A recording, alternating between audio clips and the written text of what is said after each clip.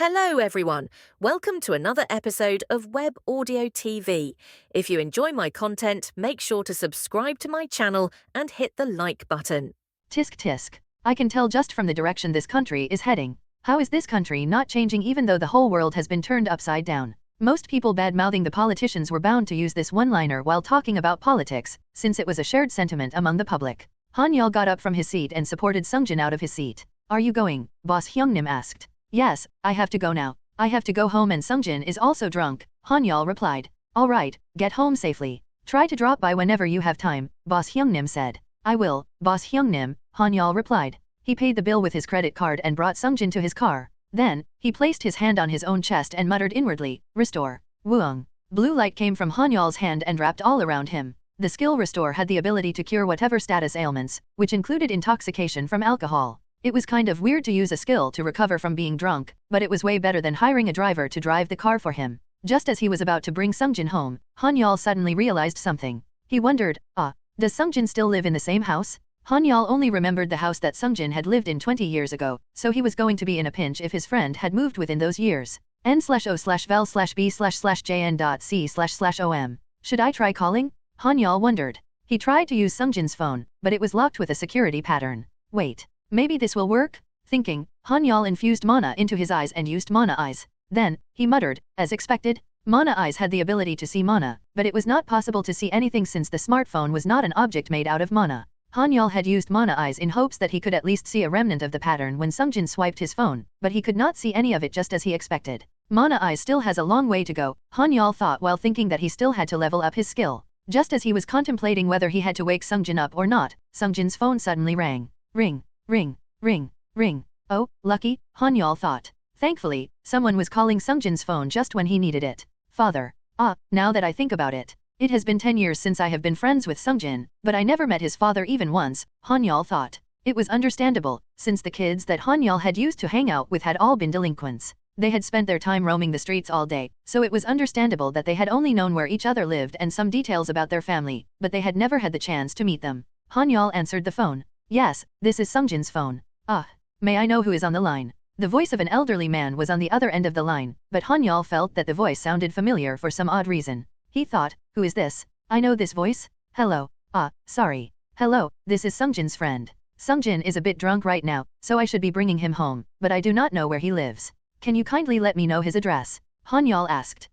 Sorry to trouble you. The address is. Han-Yeol drove to the address that Sun Jin's father had given. It was around a 40-minute car ride before he arrived at a large house on the outskirts of Seoul. Then, Han-Yeol pressed the bell. Ding dong? Who is it? It is me, Sun Jin's friend. I brought Sun Jin over, so may you kindly open the door please? Han-Yeol replied.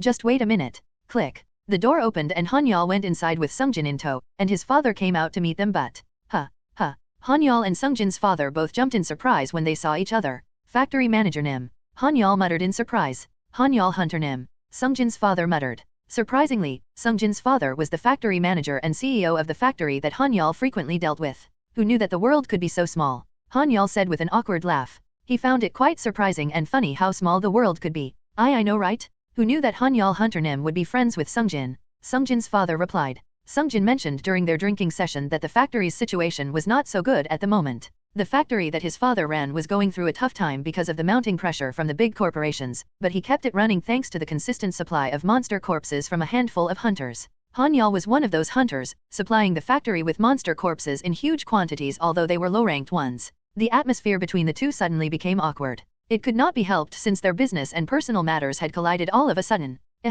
Anyway, thank you very much for bringing my son home. I will take Sun Jin now, Sun Jin's father said.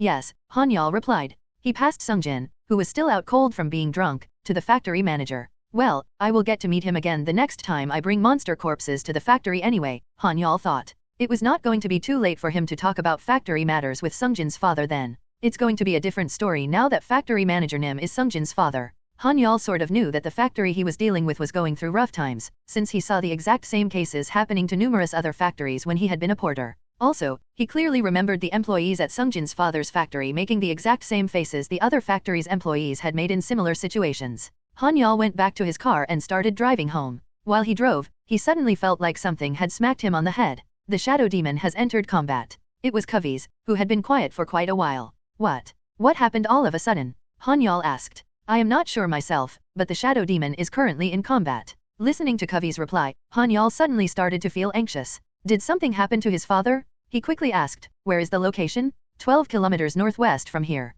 Covey's replied. Damn it! Han-Yeol cussed inwardly as he slammed on the accelerator. He swerved like a madman and ignored all of the traffic lights. It was not the time for him to worry about fines or demerits on his license. Han-Yeol immediately used mana eyes after arriving at the place that Covey's directed him to. The shadow demon's mana was a bit different compared to other manas, so he was able to easily identify it. Over there? Han-Yeol exclaimed inwardly. He could see the shadow demon was currently fighting against something, just as Covey's informed him. He then thought, is it a monster? But the emergency sirens should have been blaring by now. The state-of-the-art monster detection system was deployed all over civilian areas, and it should have rang a long time ago the moment it picked up any signs of a monster appearing in the area. The system was designed to immediately notify the public to evacuate and send a notice to the Hunters Association to deploy a team of hunters to handle the threat. This was an expensive system that they had imported from the United States when the dimensional holes had previously appeared in civilian areas. Is it a new variety? Han-Yeol wondered. It was going to be quite a headache if a monster that could avoid being detected by the state-of-the-art monster detection device started to appear in civilian areas.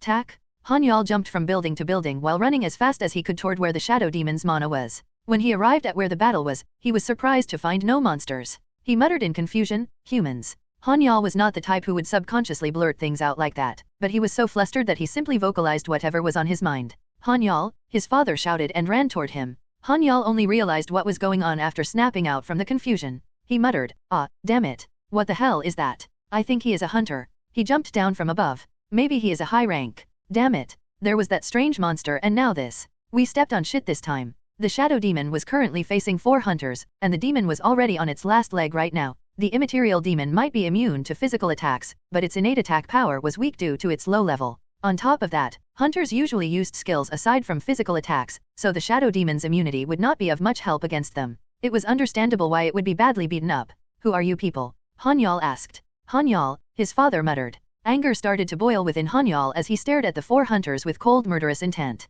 His father wanted to say something to him, but he could not muster the courage to speak because of the look on Han-Yeol's face. You dare attack my father? Han-Yeol thought. He knew it was a severe crime for a hunter to rob an ordinary civilian. This doesn't look good. What if that guy is of higher rank than us? Wait a minute. I've seen that guy at the association before. You know, right? My girlfriend works at the Hunters Association. The man with blonde hair and earrings seemed to recognize Han-Yeol. Of course, you are the only one among us that has a girlfriend. Ha ha ha. The blonde man let out a creepy laugh before he said, that guy is E-rank. I caught sight of him when I went to meet my girlfriend. Really? Yeah, why would I lie about something like that? The blonde man said. What? So he is just a small fry. Actually, these hunters were E-rank as well, but they were very confident of winning because there were 4 of them. Let's run, Han-Yeol. They are also hunters and there are 4 of them. You could die at this rate, his father urgently pleaded. He was very worried about Han-Yeol. He knew that his son was a capable hunter, but it was a different story if the battle was 4 against 1. Han-Yeol would have normally listened to his father, but he was extremely angry right now.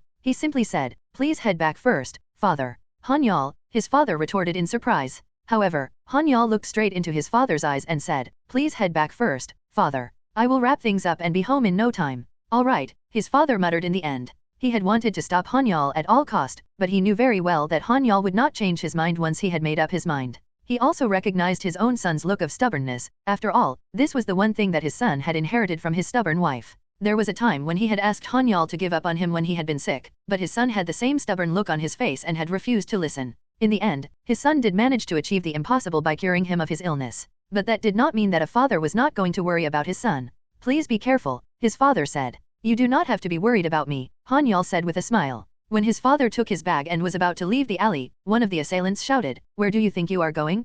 Thsker. Boom. One of the hunters extended his hand and shot out mana just as Han-Yeol's father tried to escape. The mana bullet that was the size of a basketball threateningly flew toward his father's back. Fwoosh. Zing. However, the flying mana bullet suddenly stopped in midair. What the hell? Why would a mana bullet suddenly stop? Look at that guy. What? They saw Han-Yeol with his right hand extended toward the mana bullet, and it seemed that he was holding the mana bullet back with his hand from a distance. You dare to attack my father in front of me? I guess you have a death wish, you f***ing bastards. Han-Yeol shouted angrily. Bam! Han-Yeol gripped the mana bullet the moment he shouted and the mana bullet exploded and disappeared as if crushed by his hand from a distance. Han-Yeol's father looked back in surprise when he heard the sound of the explosion, but he soon continued running away when he saw that his son was not harmed.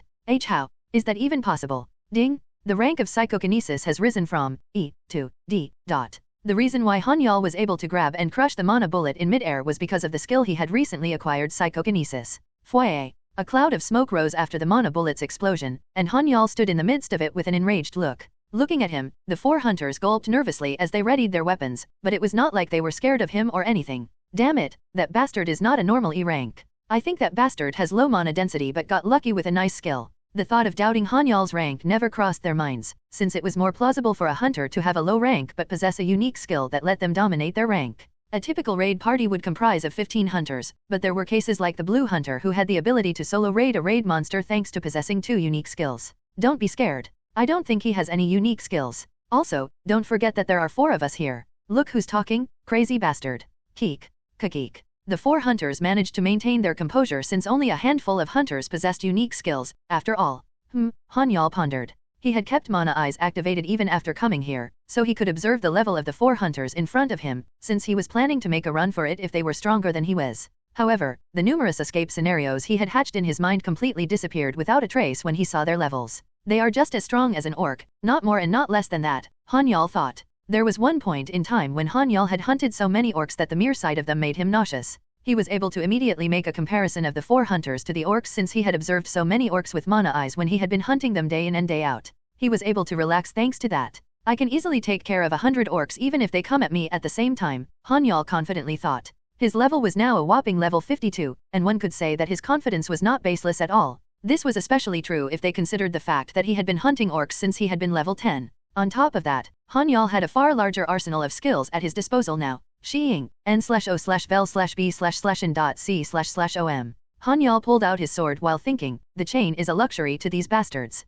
Actually, he had forgotten his chain in the van and had come without it because he had rushed over here. Kill that bastard, one of the hunters shouted. Tack. At that shout, all 4 hunters rushed toward Han-Yeol. They immediately got into formation without even sending any signs or signals to each other. It seemed that these 4 worked together quite often. However, Han-Yeol could clearly see their movement pattern thanks to him being able to trace their mana using mana eyes, and 6th sense kicked in and made everything slow down whenever the assailants tried to attack him. Their combined attack was so fast and vicious that 6th sense was not able to completely slow it down, but that did not really matter since Han-Yeol's skills were already leagues above the 4. 2 spears, 1 sword, and 1 magician-type dealer, Han-Yeol thought while observing the assailants. 3 of the hunters had engaged him in melee while the last one remained standing at the back. The hunter that stayed behind had both of his hands covered with a blue glow. The magician was wearing magic gloves, which was a piece of equipment that magician hunters who awakened with 3 magic skills often used to unleash ranged magic damage. Han-Yeol raised his sword and activated a skill, Mana Shield. He went into combat stance after summoning his shield made out of mana.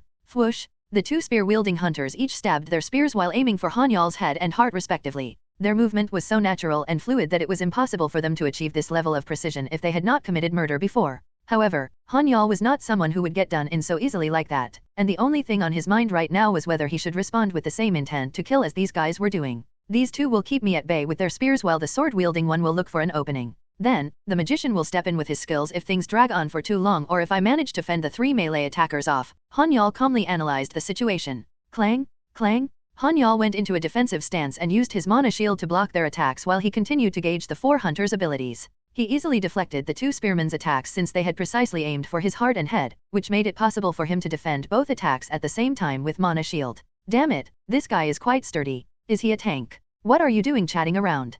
Keep stabbing him. He is just an E rank even though he is a tank. He won't be able to last for too long. Do you think we don't know that too? The 4 hunters chattered among themselves as they gained confidence after seeing Han-Yeol only defending, and it was as if this had turned into a game for them where they were trying to break through Han-Yeol's defense. However, little did they know that a viper from hell was lurking in the corner and waiting for an opportunity to strike. Let's see. I've made them lower their guard, so in that case, Han-Yeol thought. He had actually blocked their spears just enough so that they would lower their guard and get further drawn toward him, and then he presented them with an irresistible opening. The swordsman hunter lurking around waiting for an opening to present itself, while the 2 spearmen were keeping Han-Yeol busy, immediately pounced at the opportunity when he saw an opening in Han-Yeol's defense. He shouted and charged right in, gotcha. Both ends of Han-Yeol's lips suddenly curled up as he cheekily smiled. Upon spotting Han-Yeol's smile, the swordsman hunter noticed that something was not right. Shield bash? Han-Yeol activated his only attack skill with his shield. Bam! He knocked the 2 spearmen back with shield bash, and he was now facing the swordsman one-on-one. Huh. The swordsman hunter was confused at the sudden turn of events.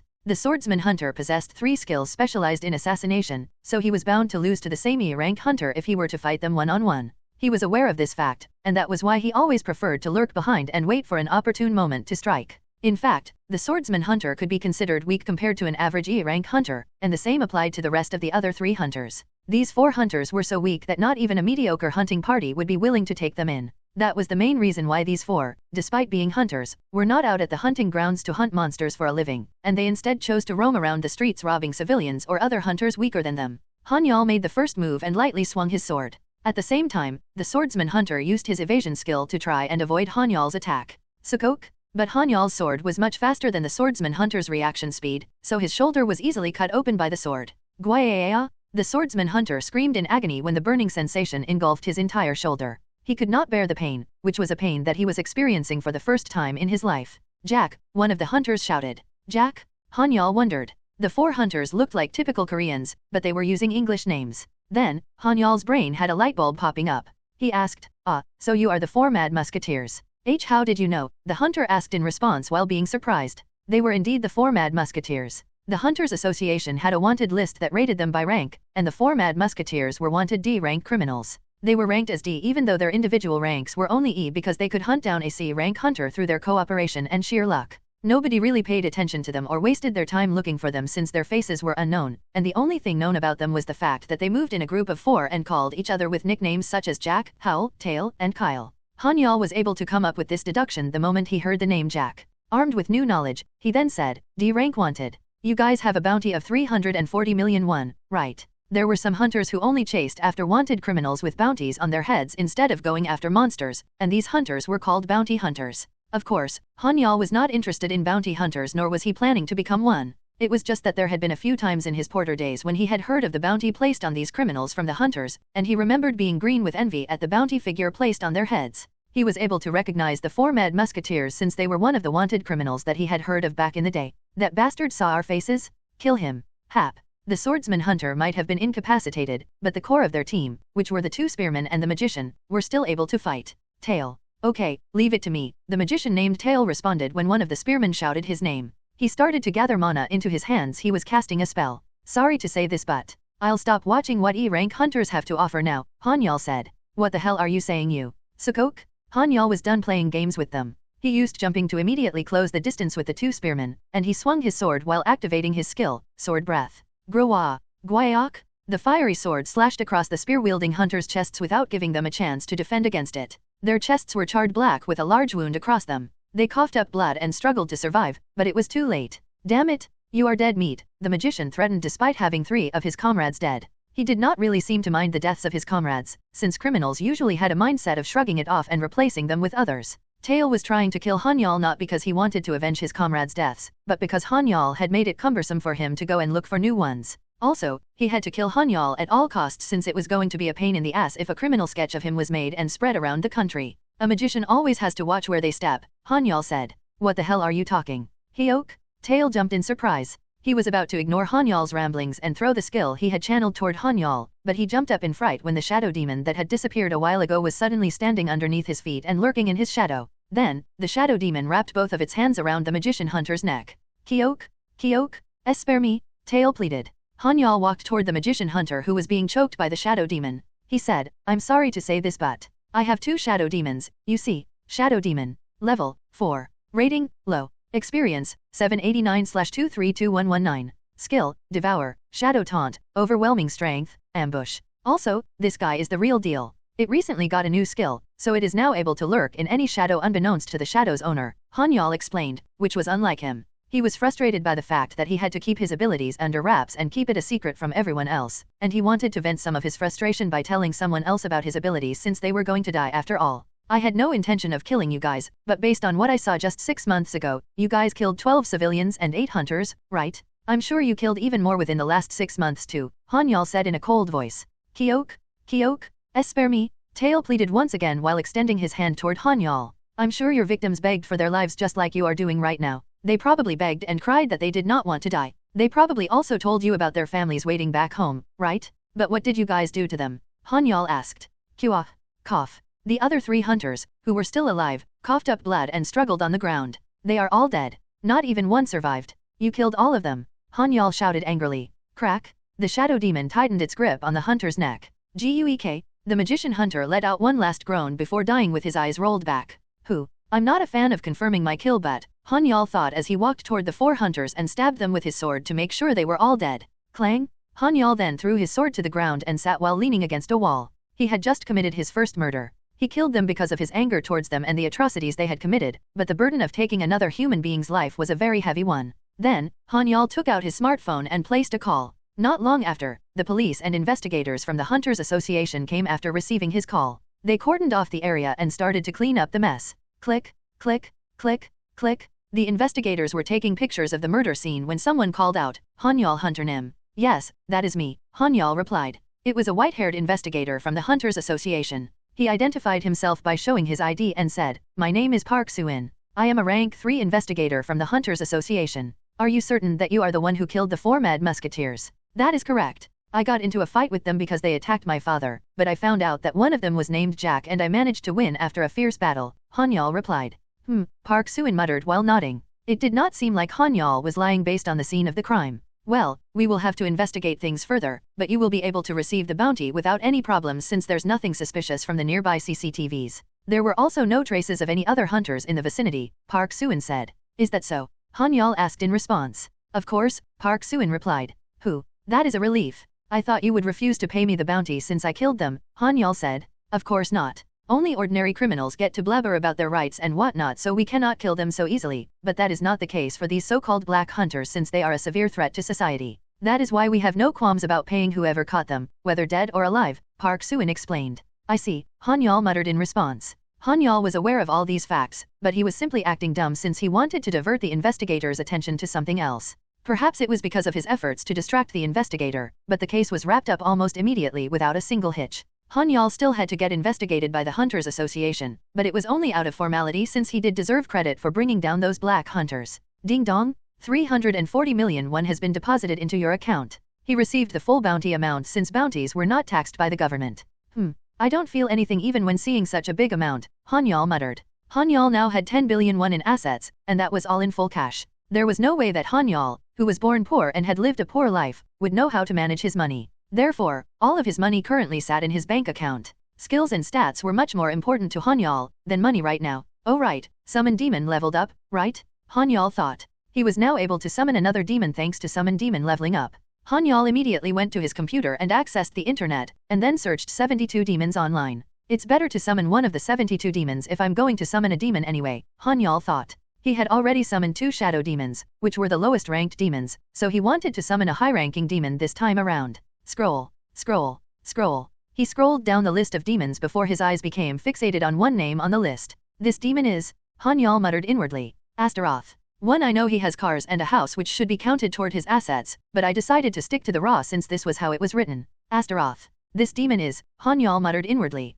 He was suddenly interested in this demon named Astaroth, so he immediately searched online for any information regarding it. Astaroth. The 29th ranking demon among the 72 demons of Solomon. This demon is unique among the 72 demons since its powers come from Ishtar, the original goddess of love, abundance, and fertility. Ishtar turned from a goddess into a demon upon being cursed by Solomon. Ishtar became the fallen demon of war, poison, miscarriage, and debauchery. She was known to seduce humans into becoming lazy and complacent before gleefully watching them have a taste of hell in endless regret. From the description alone, Han-Yeol could tell that this was an ill-tempered demon. However, that did not really matter to him. He thought, isn't it stupid to expect a demon to have a good personality in the first place? That was right, the creature that Han-Yeol was trying to summon was not an imbecile but rather a powerful demon. It was going to be ironic if the powerful demon that emerged had a good personality. Alright, I will summon this guy, Astaroth, Han-Yeol thought. He was not trying to summon Astaroth, hoping that the demon would emerge looking like the goddess or anything. Han-Yeol made a decision and printed its sigil. Then, he drove his van as fast as he could toward Ant Hell, since that was the most comfortable hunting ground for him.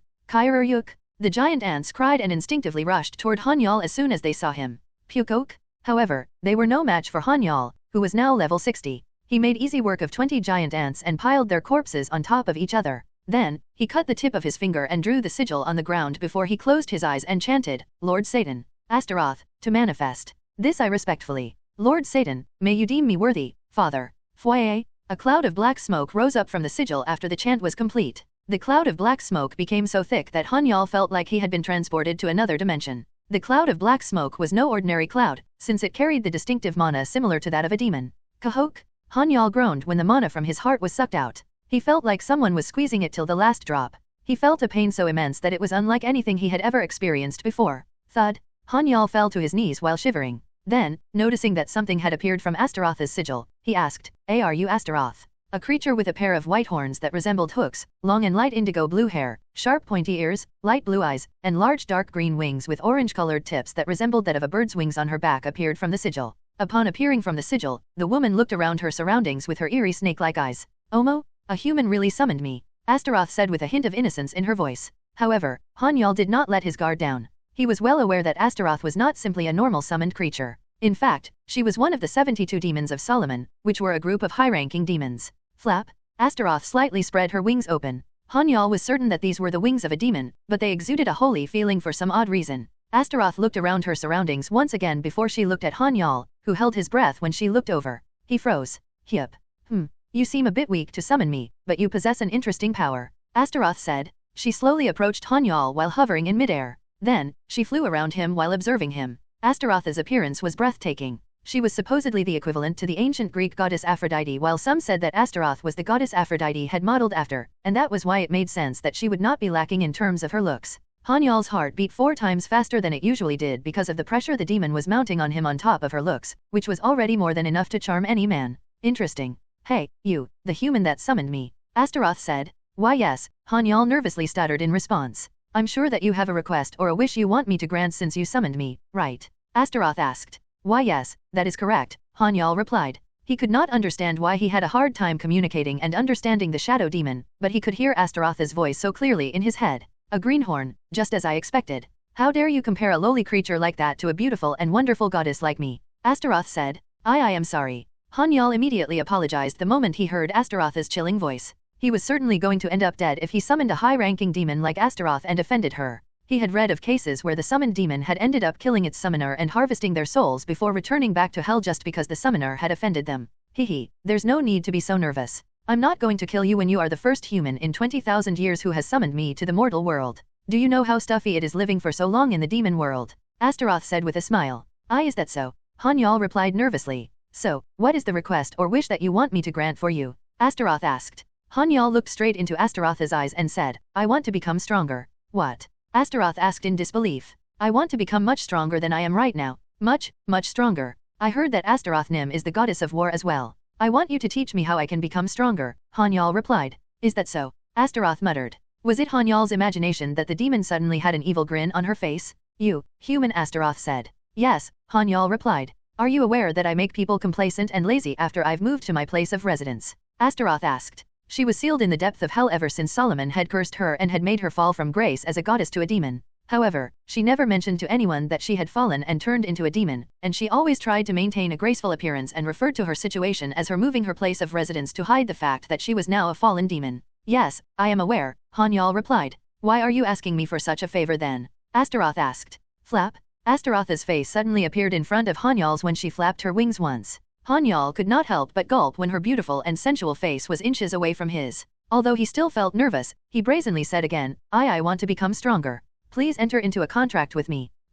Kai ha ha ha ha. Astaroth burst out into laughter. Han-Yeol stared at the laughing demon with a dumbfounded expression, because the atmosphere had been so tense. He then muttered, I have prepared my offering here, so please. Then, Astaroth suddenly stopped laughing. Are you trying to sign a contract with me with these insignificant creatures as an offering? Astaroth asked in a chilling voice. I will try to prepare something else if there is something that you desire, Han-Yeol replied. Astaroth pondered for a moment before she looked at Han-Yeol from head to toe. Oh, another important thing to mention was the fact that Astaroth was also the guardian goddess of prostitutes. Alright, it's a stretch to enter into a full-fledged contract with you since you are still weak, but I can at least grant your request. Astaroth said. Thank you very much. Han-Yeol exclaimed in response. But you will have to grant my request as well. What do you say? Astaroth said with a cheeky smile. Her request was an obvious one. Of course, Han-Yeol replied as he steeled his resolve. What a good little boy, Astaroth muttered. She moved her face closer to Han-Yeol's before she cupped his face with her hands, and then she perked her lips and blew her breath into his mouth. Cook. Han-Yeol groaned when a prickly and agonizing sensation traveled throughout his body. It felt like every single cell in his body was getting pricked right now. What is this? Astaroth said. Yes. Han-Yeol asked in response. You do have the talent. However, you are nothing but an empty shell. Astaroth replied. What do you mean? Han-Yeol asked. You use a sword and a shield, plus a chain, as your main weapons, right? Astaroth asked. Yes, that is correct, Han-Yeol replied. He had managed to do quite well by using different kinds of weapons until now. But, can you confidently say that you are good at handling any of them? I mean, is there any one of those weapons that you can confidently handle without using your skills? Astaroth asked. And no, I have none, Han-Yeol muttered in response. Astaroth puffed up her cheeks at his response and said, that's why I'm calling you an empty shell. What's the point of having a good ability if your body can't even handle it? Then what should I do? Han-Yeol asked. Astaroth sighed in resignation at Han-Yeol's stupid question before she looked at him as if she was looking at an insect. She grumbled, are you stupid? Of course you have to learn. You have to learn swordsmanship, and you have to learn how to use a whip for the chain. Then, you have to learn how to use a shield from scratch. Learn, and learn. Are you losing anything by learning? And no, I am not, Han-Yeol replied while being slightly taken aback. He was actually expecting Astaroth to grant him a new skill or teach him how to hunt more efficiently. However, the answer she had given was for him to go back to basics and start from scratch all over again. Astaroth let out another sigh while looking at Han-Yeol's stupefied expression.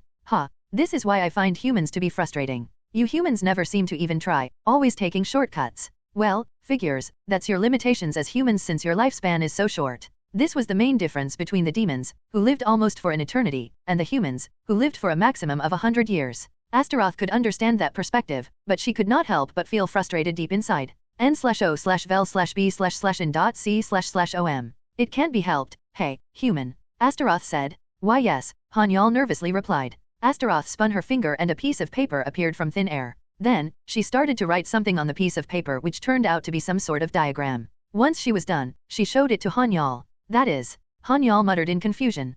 Kiker, one of Baal's loyal servants, is an intermediate ranked demon, but he is the best drill sergeant for every single weapon available. He trained most of the demon warriors so he might be able to help you with your sword, chain, and even shield if you manage to summon him. Astaroth explained. Are you giving it to me? Han-Yeol asked in a slightly quavering voice. This was because he was going to be able to fix the problems she had pointed out if he could get his hands on that one piece of paper. He could not help but feel greedy, wanting that piece of paper. Hehe. Of course, it is yours, but not for free. Astaroth slightly teased him. What should I do? Han-Yeol asked. Astaroth flashed an evil smile before she said, I picked up a certain strange scent while coming here. Strange scent? Han-Yeol asked. Yes, that's right. A nostalgic yet annoying smell, the scent of an angel. Astaroth said. Angel. Han-Yeol tilted his head in confusion. An angel was the exact opposite of the demons that he summoned, so he wondered why this demon was talking about an angel right now. He asked, who summoned them? No, it's not as simple as that. I suspect that a creature that is actually an angel's fragment is hiding among the things you call monster. Astaroth replied. An angel's fragment. Han-Yeol muttered in confusion. That's right. That is why you have to promise me one thing if you want to get your hands on this piece of paper. I want you to gather 100 of the angel's fragments and offer them up to me. Astaroth said. Astaroth's request was quite surprising and perplexing. She was asking for an angel's fragment that Han-Yeol had never seen nor even heard of before. Han-Yeol was not the type of person to agree to something that he was not familiar with, but he had far too much to lose by not agreeing to this deal. Han-Yeol said with a straight face, I will do it. Hehe, then we have a contract. Astaroth exclaimed before she flew over and planted a kiss on Han-Yeol's forehead. Smooch? Huh? Han-Yeol muttered inwardly in confusion. Ding! You have received the blessings from the 29th ranking demon among the 72 demons of Solomon, Astaroth. All abilities and stats of the demons you summon will increase by 30%. This is my token of appreciation to you, since you agreed to do what I asked of you and have summoned me into the mortal world. I hope that you will treasure it until the day you become stronger and you are able to summon me once again. Astaroth said while smiling seductively. This smile of hers was sure to charm any man alive. Yes, I will do it, Astaroth Nim, Han-Yeol replied. Hehe, alright then. Bye-bye, Astaroth said while waving goodbye before she returned to the demon world through the magic circle. Fwayayay. The piece of paper Astaroth had held onto was left behind on top of the magic circle. It was the sigil of Kiker. What a shame, Han-Yeol muttered. He felt empty when the beautiful demon in front of him had suddenly disappeared. So this is why they say that demons are dangerous? The demon Astaroth had enraptured Han-Yeol, who was much more logical rather than instinctual thanks to the various hardships he had gone through in life, with an intense emotion before leaving him all alone. He felt that this was the precise reason why people offered up their souls to a demon despite knowing that it could only be a bad idea. It was only after that did Han-Yeol calm his breathing and thoughts before he picked up the piece of paper that the demon had left behind. Looking at it, he thought, so this demon will be my teacher in the basics of weaponry? It was a bit funny now that Han-Yeol was calling a demon his teacher, but it did not matter to him whether it was a demon, human, or angel as long as he was able to grow stronger. He was prepared to consider anyone or anything that was beneficial to him as his ally, regardless of their racial background. Also, the shadow demons have gotten much stronger thanks to the gift Astaroth Nim left behind, Han-Yeol thought. 30% was an unbelievable number when considering the fact that it buffed both the abilities and stats of the demon he summoned. It might not be such a huge amount when applied to a low-leveled demon, but the difference would be as vast as heaven and earth if it was a high-leveled demon instead.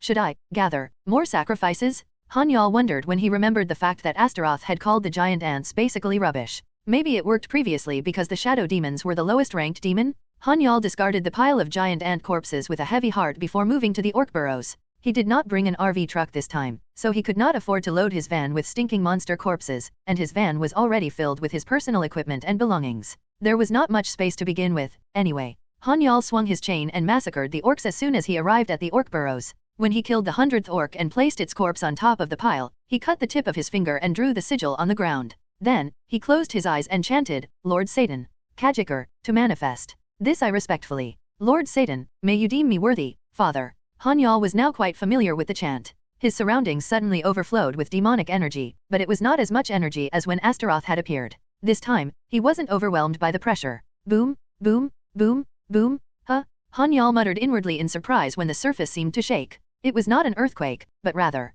bam! The sound of something large falling to the ground reverberated across the orc burrows, and Han-Yeol could see that the shadow of that large something was now towering above him. He slowly looked up and immediately muttered in confusion, gulp, gulp.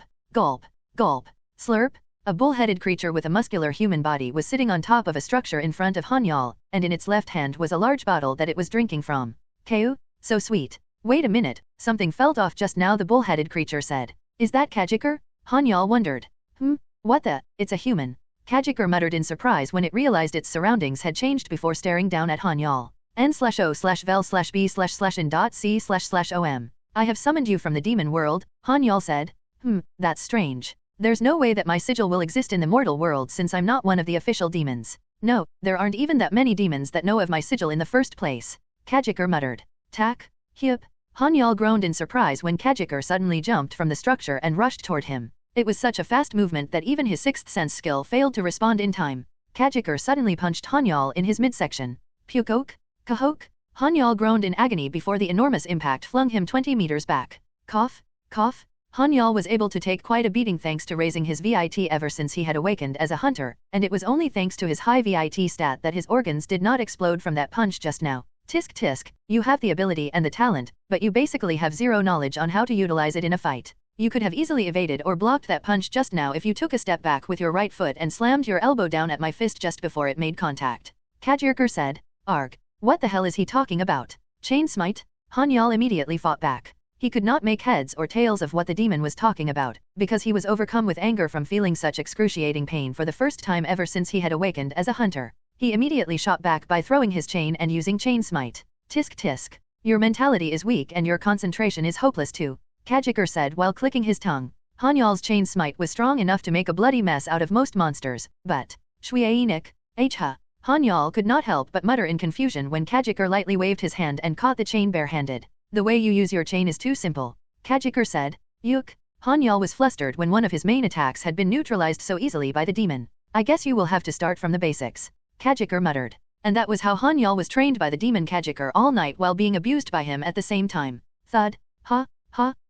Ding. Your STR stat has increased by 2. Your VIT stat has increased by 2. Your AGI stat has increased by 1. Han-Yeol calmed his lungs and heart, both of which were about to burst from being abused all night, while lying on the ground. The abuse did not come in the form of combat or anything, but rather simple yet harsh training. This was the first time, not only since he had awakened as a hunter, but also since he was born that he was so severely and thoroughly abused by someone. Thud. The demon Kiker, who was the main culprit behind Han-Yeol's abuse, walked closer to him. He said, well, at least your tenacity is somewhat of a use. I guess you will be able to keep up with the training at least. Then, are you going to enter into a contract with me? Han-Yeol asked. Keek, of course, Astaroth Nim is going to give me an earful if I don't enter into a contract with you, Kiker said with a snicker. That was not what you said yesterday, Han-Yeol muttered. He was completely out of breath. Han-Yeol was certain that the demon had asked him yesterday why he had summoned him, but he had precisely heard the demon mention Astaroth's name just now. Keek, I feigned ignorance. Only the top 30 ranking demons among the 72 are aware of my sigil, and Astaroth Nim is the only one among the 30 that would be kind enough to give my sigil to a human. She might be the demon of laziness and complacency, but she enjoys a thrill more than anyone else among them. I guess she found you somewhat interesting, Kiker said with a laugh. Who? Han-Yeol caught his breath before saying, Astaroth Nim said that I lack basic fundamentals and that Kiker Nim would be able to help me with it. Just as she said, I will definitely be able to help in that field, Kiker confidently said while nodding, and then he said, all right, I will sign a contract with you. Thank you very much, Han-Yeol exclaimed. But, Kiker suddenly interjected. Huh? Han-Yeol muttered in confusion. Kiker pointed at the pile of orc corpses and said, I can't enter into a contract with that rubbish as the offering. Then, Han-Yeol muttered. Kiker drew the bottle in his left hand closer to his lips before downing the liquid in it. Gulp, gulp, gulp, gulp, slurp. The faint smell of liquor teased Han-Yeol's nose. Booze? Han-Yeol thought. Liquor. Is it enough if I offer you liquor? Han-Yeol asked. He remembered a Chinese kung fu movie he had watched where an alcoholic martial arts master had no desire for anything except a bottle of high-quality liquor. His deduction was spot on. Liquor you say? Well, I was just about to run out of it anyway. I was starting to wonder how human-made liquor would taste like too. All right, I will enter into a contract with you if you let me drink as much high-quality liquor as I want, Kiker said. Thank you very much, Han-Yeol exclaimed. Keek. Don't resent me later on, Kiker said while laughing with a sinister look. Han-Yeol did not really understand what the demon meant, but he was still happy that he was able to enter into an agreement with him. That was how Han-Yeol successfully entered into a contract with his third demon. Han-Yeol sent an emergency request for an RV truck to the Hunters Association and paid the extra fees to transport the mountain of orc corpses to the factory. Of course, the factory that he went to was none other than the factory he was a frequent customer of, and the place was coincidentally owned by the father of his old friend, Sun Jin. It was a bit burdensome when he had found out that the elderly man who did not spare words of flattery toward him turned out to be his close friend's father, but he could not afford to stop dealing with them just because things felt awkward. He clearly knew that the factory was going through rough times and was depending solely on him and a handful of other hunters. However, what's going on? Han-Yeol wondered when he saw that there was a ruckus at the factory entrance. Looking at the numerous luxurious cars and a few vans parked in front of the factory, he thought, now that I look closely. Don't tell me, he thought with a sense of urgency. Clang? Han-Yeol's sensitive ears picked up the sound of something breaking. He drove his vehicle as fast as he could toward the sound. Soon, he saw the scene of 20 rough-looking men wearing black suits in a standoff with the factory employees. Thud. Han-Yeol came down from the RV truck. Are you here, Han-Yeol Hunter Nim? Director Han, who usually came to greet Han-Yeol whenever the factory manager was busy, hurriedly came and greeted him while profusely sweating. What's going on? Han-Yeol asked. That is, Director Han muttered hesitantly. Director Nim. Han-Yeol asked once again. That is actually, the bank. Those bastards sold our debt to loan sharks, and those guys are asking us to fork out the money right now. They are threatening that they are going to turn the place upside down and break all of our machinery if we do not pay up, Director Han explained. Han-Yeol was a very important client to the factory, but it was understandable if he was to stop all business with them now that he had personally seen the mess the factory was in. Hey, Mr. Lee, I'm telling you to pay up now. Can't you hear what Hyung-Nim is saying? The 20 loan sharks had their typical rough faces on as they pressured the factory employees. The factory employees were winning in a contest of numbers, but there was no way that these ordinary people could win in a contest of wits against these loan sharks who basically did this for a living. Han-Yeol was flabbergasted at what he was seeing right now. Is this really happening in this day and age? It did not make sense that a bunch of gangsters could come to a business establishment and spew out threats as if this was a scene from the movie Nameless Gangster or New World. After all, South Korea still had law and police enforcement no matter how corrupted it had become. Just as Han-Yeol was astounded by what he was seeing, his ears picked up a strange conversation. Manager Moon, what about the police? I did call them but, they said that their response will be delayed since they have a lot of ongoing cases right now, Manager Moon replied. What? Does that even make sense? Is this not a priority for them? 20 gangsters barged into a factory and are causing a ruckus right now. Why yes. I told them about it, but they just kept repeating the same thing over and over again, Manager Moon replied. He hung his head low even though he was not the one at fault to begin with. Tisk. This is a mess. I have no idea who is behind this, but to think that they would extend their hand to the police just to pressure a factory? Han-Yeol wondered. However, it did not take long for him to come to a conclusion, since this was a familiar repertory often shown in movies. Anyone who has been abused by big corporations would instantly understand what was going on at the factory right now. Han-Yeol slowly walked toward them and called out to the factory manager, who was also the CEO and the father of his close friend. CEO Nim. Han-Yeol Hunter Nim. What brings you here today? Sun Jin's father nervously asked. What do you mean? I hunted some orcs so I came to sell them to you, Han-Yeol replied.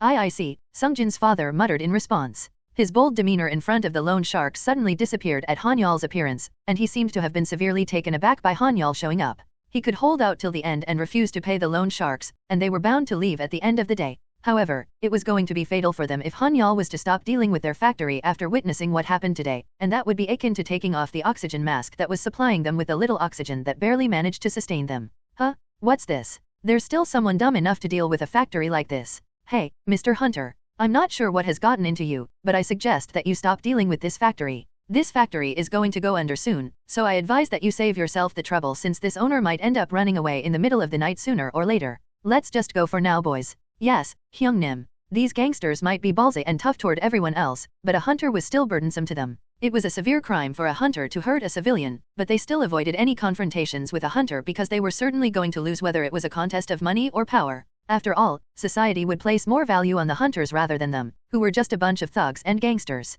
They could have just feigned ignorance and continued causing a scene, but they were not stupid enough to pick a fight with a hunter simply because a big corporation was backing them up. Both were famous gangster genre movies in Korea. And for those of you interested, Tui, lucky bastards. I know, right? The loan sharks grumbled while walking away. Then, one of them growled at a factory employee who was in his way. Move. The situation was somehow defused in an instant. Thank you, Han-Yeol Hunter Nim, Sun Jin's father said. I didn't do anything. Anyway, please calculate the orc corpses I brought today, Han-Yeol replied. Yes, I understand. Director Han, get to it immediately, Sun Jin's father instructed. Director Han sprung into action as soon as Sun Jin's father gave the order, and he called the employees to start weighing the orc corpses that Han-Yeol had brought. I am really sorry that you had to see such an unsightly scene, Sun Jin's father said while bowing. Ajusi, Han-Yeol said softly. Ha. Sun Jin's father muttered in surprise. Please speak to me casually. You are Sun Jin's father, after all, Han-Yeol said. But still, how can I do that when our factory's survival is thanks to you, Han-Yeol Hunter Nim?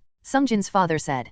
Please don't worry about that. I will continue dealing with your factory and I will increase the number of monster corpses I supply from now on. Nothing will change. We should keep our personal lives and business separate, but I won't be comfortable if you keep speaking to me with honorifics when you are Sun Jin's father. So please, just think of me as your son's friend and speak casually, Han-Yeol said. The man was his precious friend's father, so how could he just stand and continue to listen to the man speaking to him with honorifics? That was only something a sociopath would do unless that friend had done something to him when they were younger and he was exacting sweet revenge on him right now. Sun Jin's father was speechless. Ajusi, Han-Yeol said. Alright. Haha.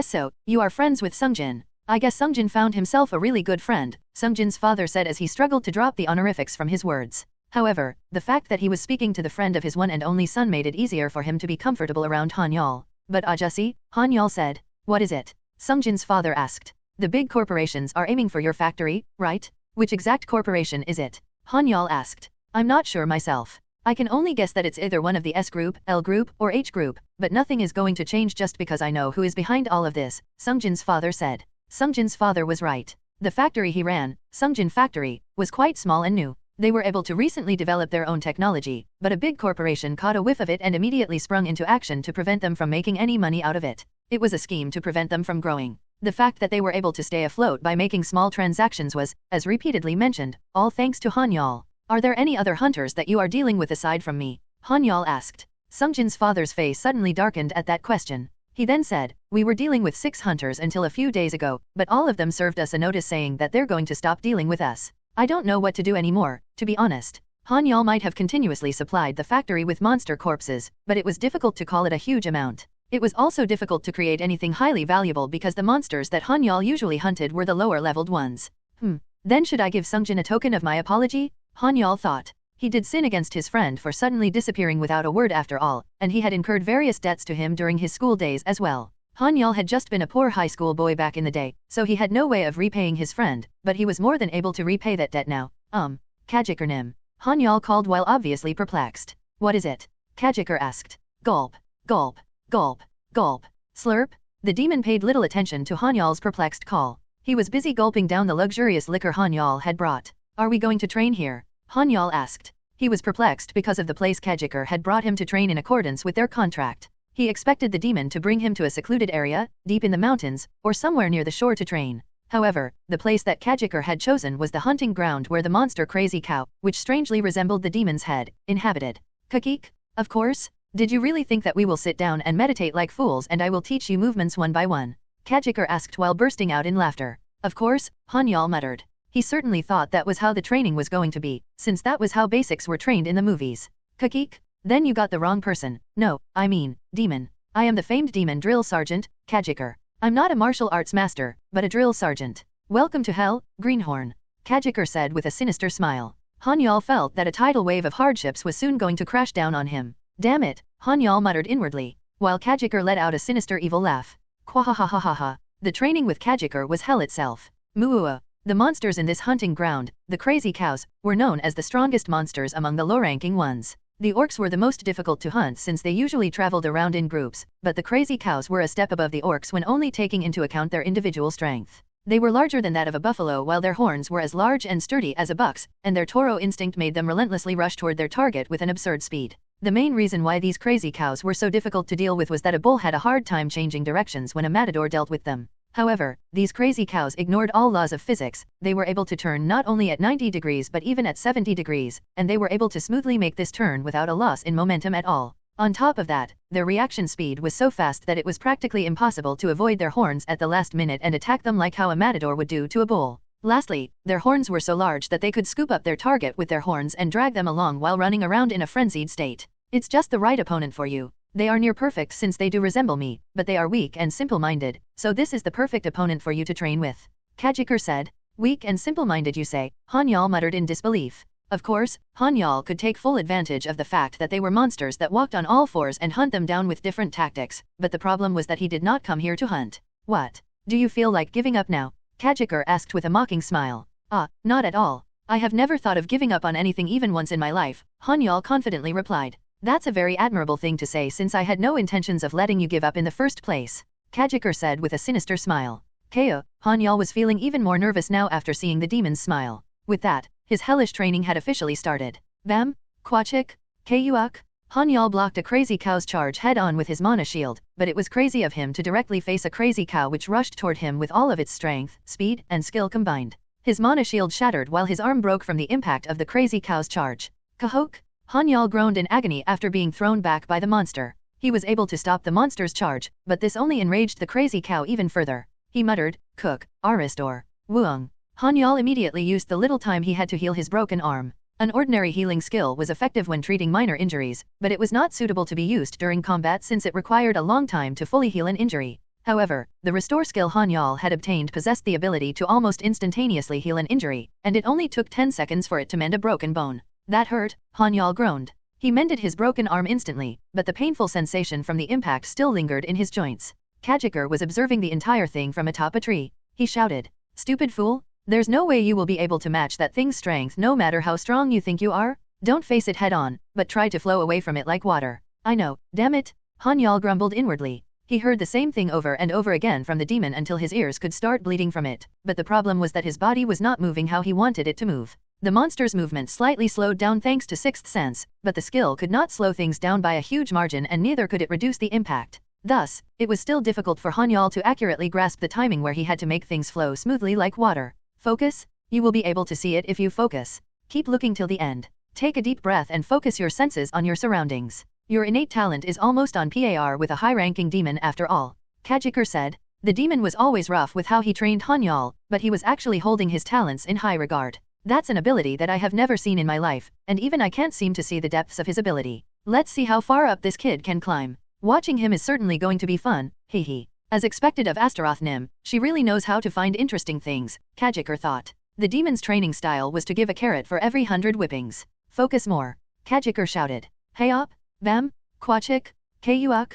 Han-Yeol was blown back by the crazy cow because he missed the timing to parry its charge, and the impact crushed his arm and flung him backward like a rag doll. Tisk tisk. You still have a long way to go, Kiker said while clicking his tongue. Damn it. Han-Yeol cursed out loud before he cast Restore on his arm and stood up once again. His eyes were still full of spirit despite having broken his arm 20 times now. In fact, it seemed that he was getting grittier the more he broke his arm. Stealing his resolve, he thought, I will master the shield now that I've come this far. Han-Yeol did use a shield all this while, but he only knew how to use shield bash and a few motions he had seen from videos. The skill that he was learning from Kiker right now was the most basic fundamental of the shield, which was to block an opponent's attack before parrying it, thereby reducing the amount of burden he would feel from the impact. Even textbooks were written through numerous experiences of trial and error. You will be able to master the basics as long as you remember what I taught you and apply it in combat, Kiker shouted. Boom, boom, boom, boom, boom. The crazy cow was madly rushing toward Han-Yeol once again. Kruawayaya? Han-Yeol let out a roar as he prepared to face the monster with all of his senses focused on it.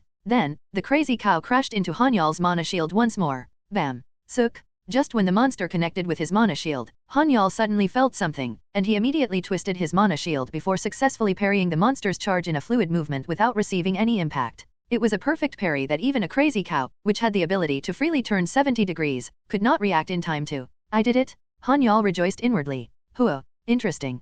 Kiker thought as he was slightly impressed by the human. He was expecting Han-Yeol to take at least a month to learn this basic skill, since he lacked any form of basic training. The fact that he managed to learn how to do it in just 2 weeks, even though it was still a bit awkward, was enough to impress him. Is this kid's talent even higher than that of a high-ranking demon? Kiker wondered. Kiker had trained numerous demons in the demon world, but even the high-ranking demons could not learn this shield skill in less than a month. This human had broken that record with sheer willpower and stubbornness. This is going to be interesting. Kiker thought. Gulp. Gulp. Gulp. Gulp. Slurp. The demon drank the expensive liquor Han-Yeol had gotten him, and the liquor tasted even sweeter now that he was in a good mood. Ding! The rank of Mana Shield has risen from B to A.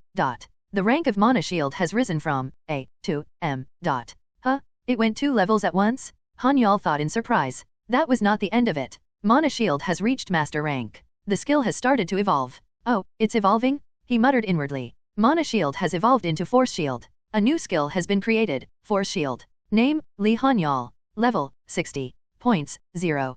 STR, 107. VIT, 103. AGI, 100. MAG, 150. LCK, 10. Invoke, 60. Skills, Dismember, D. Sword Mastery, A. Walking, B. Mana Control, B. Mana Mastery, C. Power Strike, A. Sixth Sense, C. Restrain, B. Body Strengthening, C. Mana Eyes, B. Jumping, A. Stab, C. Dagger Mastery, F. Chain Mastery, B. Infinite Library, M. Shield Bash, C. Fire Attribute, C. Mana Explosion, B. Chain Smite, B. Marksmanship, C. Martial Arts, D. Enchant, E. Sword Breath, D. Restore, E. Healing Bullet, E. Enhance Healing, E. Summon Demon, E. Telepathy, D. Power. Meditation, E. Psychokinesis, E. Force Shield, F. N/O/vel/b//n.c//om. It was exactly as the message said. Mana Shield had disappeared from Han-Yeol's skill list, and Force Shield, F, was added at the bottom of the list. Han-Yeol moved his finger toward Force Shield on the list and tapped it. Force Shield, F. Type, active. Description, the evolution of the skill Mana Shield. The user may summon a shield made out of the same mana as Mana Shield, and 5% of the damage dealt by the enemy to this shield will be reflected back to them. Another 5% of the attack will be absorbed by the user, and replenish the user's mana. The percentage will increase the higher this skill's level is. Wow, this is amazing, Han-Yeol muttered in amazement. His ordinary defensive skill Mana Shield had been replaced with a new skill that could only be described as the best defensive skill ever. The reason why Mana Shield's rank was so low despite it being his main defensive skill was not only because of his lack of skill in handling a shield, but it was also because there were no huge merits in using it in the first place, aside from blocking the enemy's attack. However, his new skill, Force Shield, was a different story altogether compared to Mana Shield. Alright, let's keep this momentum going all the way, Han-Yeol exclaimed inwardly as a newfound vigor filled his spirit. Moo! A crazy cow cried out angrily. Han-Yeol might have parried the crazy cow's attack, but the monster was still alive and well and angry. He wanted to capitalize on the momentum and pick up the pace bat. Swoosh. Sukok? Someone suddenly interfered and beheaded the crazy cow before he could test the technique out again. Bam! The now headless crazy cow fell dead on the floor, and a black magic circle suddenly appeared underneath its corpse. It was quickly absorbed into the magic circle. That will be all for today, Kiker said. The one who killed the crazy cow was none other than the demon drill sergeant, Kiker. Oh, time passed by so fast. I did not notice it, Han-Yeol muttered. Han-Yeol did not spend the entire day only training. In fact, he equally divided his time in a day into training and hunting so that he would not lose his edge in actual combat. In fact, Kiker had advised that training all day was not going to speed up his growth. He stated that effort needed to be supported with efficiency for optimal growth. Alright, today's the day that I'm supposed to go on a hunt with Yubai, Han-Yeol thought. These days, Yubai was busy doing housework and looking after her mother, and that was why they did not have time to go out on hunts together these days. Well, it did not really bother Han-Yeol much, since he could just hire another porter on the days that Yubai was not available. That was why he decided to be understanding and not tell her off since she was busy working on her house and spending time with her mother. Ding dong! Han-Yeol received a message on his smartphone. Appa, I rented the RV truck. Where should I go and meet up with you? She really picks up quite fast, as I expected, Han-Yeol thought. Yubai got sharper and sharper the more hunts she went out on with Han-Yeol, and she now knew Han-Yeol's likes and dislikes quite well. She did not treat Han-Yeol lightly and maintained her respect toward him no matter how close they had become. It had been quite a while since they went out together on a hunt, so Han-Yeol thought that it would be good to go out and hunt with Yubai once again. Han-Yeol replied to her message, come to the entrance of the crazy cow hunting ground. We will be hunting crazy cows today. Only 6.5 seconds passed before Yubai's reply came in. Yes, I understand. That was how Han-Yeol decided to hunt the crazy cows with Yubai, and Kiker, who no longer had a reason to stay in the mortal world since Han-Yeol's training was over for the day, went back to the demon world. He. I don't have to worry about running out of liquor for a while thanks to you, Kiker said with a beaming smile before going back to the demon world, and the demon drill sergeant was holding an armful of expensive liquors Han-Yeol had imported from all over the world for him. Yubai soon arrived at the crazy cow hunting grounds entrance with the RV truck, and she parked near Han-Yeol when he waved his hand to flag her down. As Han-Yeol placed his equipment in the truck's trunk and sat on the front passenger seat, Yubai asked, Appa, you will ride on the passenger seat. The front passenger seat of the RV truck was hard and uncomfortable, since the truck was designed for optimal efficiency and not comfort. I'm feeling lazy to drive today, Han-Yeol replied. Alright then, Yubai said before driving the truck deeper into the crazy cow hunting ground. Vroom, bam, cook, Han-Yeol groaned. He was trying out his new shield technique against a crazy cow, but he used it sparingly and did not focus on only using it as he did during training. This was because it was a new technique and he still had quite a big chance of failing to use it properly. Also, he was not training right now but hunting, so he was more reluctant to try things out. Han-Yeol immediately threw his chain as soon as he parried the crazy cow's charge with the shield technique he had learned from Kiker. He used his chain skill. Restrain, Shuienik. Han-Yeol's chain bound itself around one of the crazy cow's hind legs. Thud, moo. The crazy crow cried out when the chain wrapped around one of its hind legs. It helplessly crashed to the ground. Jumping, Han-Yeol kicked off the ground. Tack, Han-Yeol jumped high off the ground with jumping before activating sword breath on his descent, aiming for the crazy cow's blind spot. Then, he stabbed his flaming sword deep into the crazy cow's neck. Puuk, moo. The crazy cow cried out in agony when it felt the hot sword pierce through its neck and burn it from within before plopping dead to the ground. The crazy cows might possess higher strength and a powerful charge, but their level was still below that of an orc, so they were not that difficult of an opponent to Han-Yeol. The reason why Han-Yeol was hunting them instead of the orcs was to further test his new shield technique. He wanted to master the timing. Moo. Rumble, rumble, rumble, rumble, rumble, rumble. The big boss crazy cow was the boss of the crazy cow hunting ground that spanned acres and acres. It was 5 times larger than the average crazy cow, its thick hide in bright red. Come, bring it on. Han-Yeol steeled his resolve while in a standoff against the big boss crazy cow. The big boss crazy cow was a boss monster that numerous parties hunting in this area had to join forces to even have a chance at hunting it down. A hunting grounds boss monster could also be considered as the dimensional gate's gatekeeper. No one knew exactly why, but monsters stopped appearing from the gate whenever the boss monster was killed. Kill orders for the boss monsters had been issued to the hunters when people had first found out about the fact that monsters would stop appearing for a while when the boss was gone. However, this soon stopped when the industries depending on monsters' byproducts went through a boom. In fact, the hunting grounds boss monsters soon became a target that nobody should kill at one point, and that was precisely because the monsters, which were nothing but a source of income for the hunters and raw materials for various industries, would stop appearing if the boss monster died. However, Han-Yeol no longer had a reason to stay in this crazy cow hunting ground since he had to move on to another hunting ground with more powerful monsters, so he decided to come and hunt the boss monster down. Come and take me on? Han-Yeol exclaimed inwardly as he prepared to fight against the big boss crazy cow. He wanted to test out the limits of the new skill he had acquired after Mana Shield's evolution. He readied his round shield made out of mana and activated Sixth Sense while waiting for the big boss crazy cow to ram into him. Rumble, rumble, rumble, rumble, rumble. It was that nerve-wracking moment Han-Yeol was about to collide with the big boss crazy cow. Shield bash. Han-Yeol used his skill. He slammed his round shield made out of his mana into the big boss crazy cow's side after sidestepping. Only 1 millimeter remained between them before the frontal impact from the charging boss monster. Bam, moo. The big boss crazy cow cried out when it fell down sideways after being smashed by a powerful force. Alright. Han-Yeol rejoiced when his attack worked as planned. Ding. The rank of shield bash has increased from C to B.